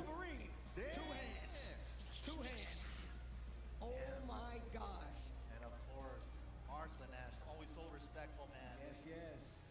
Completely came out here, did his thing, and in such a short amount of time, exploding onto the scene since 2019. crazy. He did it, man. He's 6 times. Damn, dude. These dudes are all going to start passing Justin Wong soon. They play against each other all the time. They know that they're going to go back to the lab. Once again, a top 2 placement for 2 training partners from the same region is big news. Let you know who owns the prowess when it comes to Tekken, and it is definitely Pakistan. But your champion, your EVO champion, is going to be none other than Arslan Ash. Woo! I think they were saying Brian's the best character and should be nerfed. And that created some Twitter beef. Yeah, I'll have to look into it. I know there's that YouTube channel Button Check that does a whole bunch of breakdowns in the FGC world. In his top 8, I mean, his training brother in arms, Atif, JDCR was there, Mool Gold was there, a lot of big names from the Tekken world was there, and obviously, like we said before, you want that coveted prize because this is a Masters Plus event. That means you get the most points from Master Plus events to go towards that TWT. Think about that. That's a huge chunk. So you're an EVO champion. Now you got a huge lead on the TWT board. What more can you ask for? Woof. What a good match, dude. I think this might have just bumped him up #1 on the leaderboards as well. Like I said, points are always on the line. EVO gives you the biggest chunk of points because it's Masters Plus. But Arslan Ash, now our 6th time EVO champion here for Tekken. And look, we know Justin Wong got 9.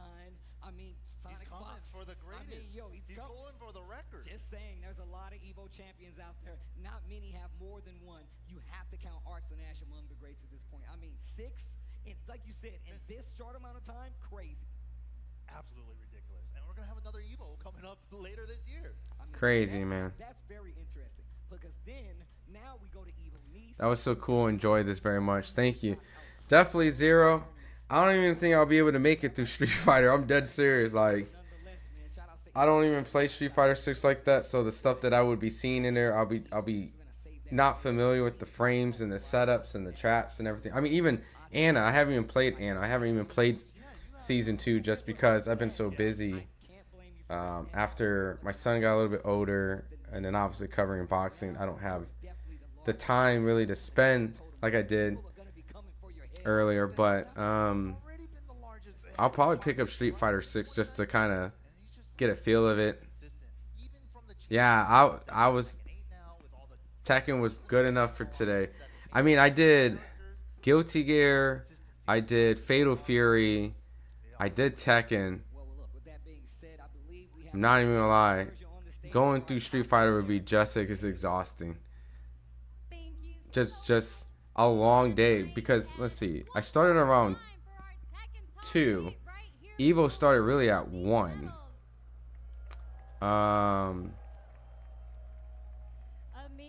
So yeah, but yeah, man, I think I'm gonna call it here. I'm gonna watch them get the awards, and I'm gonna call it after that. But Zero, I appreciate you being here rocking with me during the Tekken and just the whole Evo thing overall. You know, it's definitely something where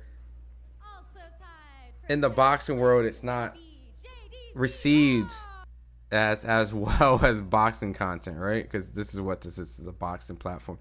But it was a nice break to get away from boxing a little bit and network a little bit outside of my boxing circle, and hopefully I can do more collaborations or more things with FGC and enter into that world a little bit more. And hopefully when I drop my content with me and Terrence Crawford playing Tekken 8 and Street Fighter 2, that it can make a couple waves a little bit on social, maybe get the eyes on a couple people.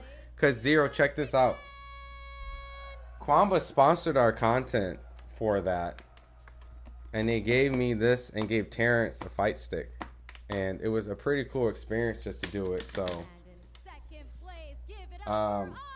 it's just gonna take time, you know, to build something like this. You know, even though I'm on a big platform, building what I'm trying to do, it's definitely a ground up situation. So yeah, it's been fun, man. Enjoy the Tekken live stream. But yes, boxing is early. They just need a boxing game. FGC world is huge. For sure, man. So, you know, maybe if Terrence by all means beats Canelo Alvarez, which Terrence is the underdog in that fight. You know, that footage of me and him playing games would age really well, you know. Terrence, FightHype, Tekken collab, yeah. Yeah, I'm gonna see if I could drop it this week. Yeah, that's cool. For sure, man. Yeah, I'm just gonna watch the post interview, and then I'm gonna call it a night. Damn, man. You know what's crazy, Zero? I'm half Korean. All the Korean guys are all way down there at the bottom, just couldn't even hang, man. They can't hang no more right now. Six-time Evo champion. And when it comes to Tekken 8 specifically, a little bit of deja vu from last year, right? In the same grand finals against Atif. How much more difficult do you feel this year was compared to last year, or vice versa? First of all, I want to say thanks to Allah. It was only possible because of him. And such a great journey that I had so far. Atif has always been a great rival. There were like 4 or 5 Koreans in the top 8, yep, and they were like at the bottom, you know. But it's all good, dude. Like at the end of the day, man, like race is nothing. Like it's just something that people use to separate, you know. Everyone has culture, you know, and they try to use that to weaponize the difference of people. Right now we're looking at an age where the best Tekken players are from Pakistan, like without a question. They have taken the newer Tekken games to another level. Their adjustments, their way to adapt in modern Tekken games has been great. You know, they're gonna pioneer Tekken and fighting games in their country. You know, Arslan and Atif, those two guys have really shown a lot in the recent Tekkens. It's unbelievable. Like they are champions like 5 times, 4 times, 3 times. But I think I am one of the guy who has done this in a short amount of time. I think like in 6 years, I won six times. I don't know. Yeah, but I am feeling so blessed. Thanks to Allah, thanks to my family. Yeah, and he's done it very quick, man. So They are watching, and I wanna say thanks to all of my I think everyone should study Clive. supporting me. It was crazy when Clive came out. Everyone had a Clive. Like everybody played Clive, and he was so strong in the beginning. Clive showed Anakin bleed. Facts, dude. I think the most important part is upon us. Let's get Arslan his trophy.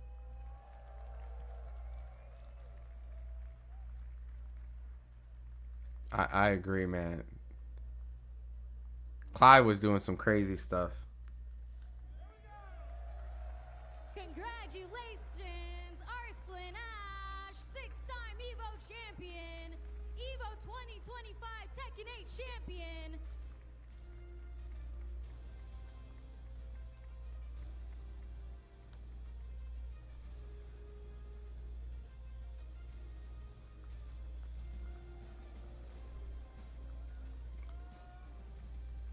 Twisted Minds, Red Bull. Well, there you have it, Arslan Ash, 6 times your Evo champion for Tekken, and we're in a new book of Tekken, and still the chapters look the same. Evo Tekken complete. I'm gonna get some lunch. It's been great. Awesome Zero. Yeah, keep an eye on a lot of content we'll be dropping. And I appreciate you rocking with me. Appreciate everyone that's been here rocking secretly, who hasn't been in the chat. But I see you guys. I see you guys in here jumping in and out. Pretty good amount of views for a fighting game tournament on a boxing platform. So you guys definitely take care. Appreciate you guys rocking with me. Hopefully we can do more stuff like this in the near future. Mission complete. I'm gonna go wind down a little bit and watch Street Fighter 6 on my phone. And as always, man, stay locked in for the best channel with all the boxing content, MMA, and fighting game content. We're the only platform that can say that, right? So appreciate you guys rocking, and you guys take care, man. That's what's crazy. Now that we have more Evos, he definitely has the opportunity to be a 7-time Evo champion. But look, I just want to say, Mike, it has been amazing to do this with you. Yo, Evo, do me a favor. This is my boy Mike's first top 8 at Evo, and I've done many tournaments with him. Please make some noise for MYK. This is my brother right here. This is love. This is love right here. This is my bro right here. One of the best in the business. Thank you, everybody. Thank you. I appreciate it. And I just want to say, it is a huge pleasure. It's an honor for the people at home. It's an honor for me to be in front of you guys talking about what I love. It's fighting games. It's Tekken. It's all of the above. Thank you guys for listening to me, hearing me, and accepting me. And that's going to do it for me. But look, it's always love. Shout outs to everybody that plays fighting games, that comes to Evo, that shows up, whether you do it on the chat or whether you do it offline. It's always love. With that being said, my name is Tasty Steve. This is MYK, and we'll see you guys next time. Thanks for playing. Thank you so much, guys. That was our Tekken Top 8, and we are going to head to a quick break, but you know that means that Street Fighter 6 is coming up next, so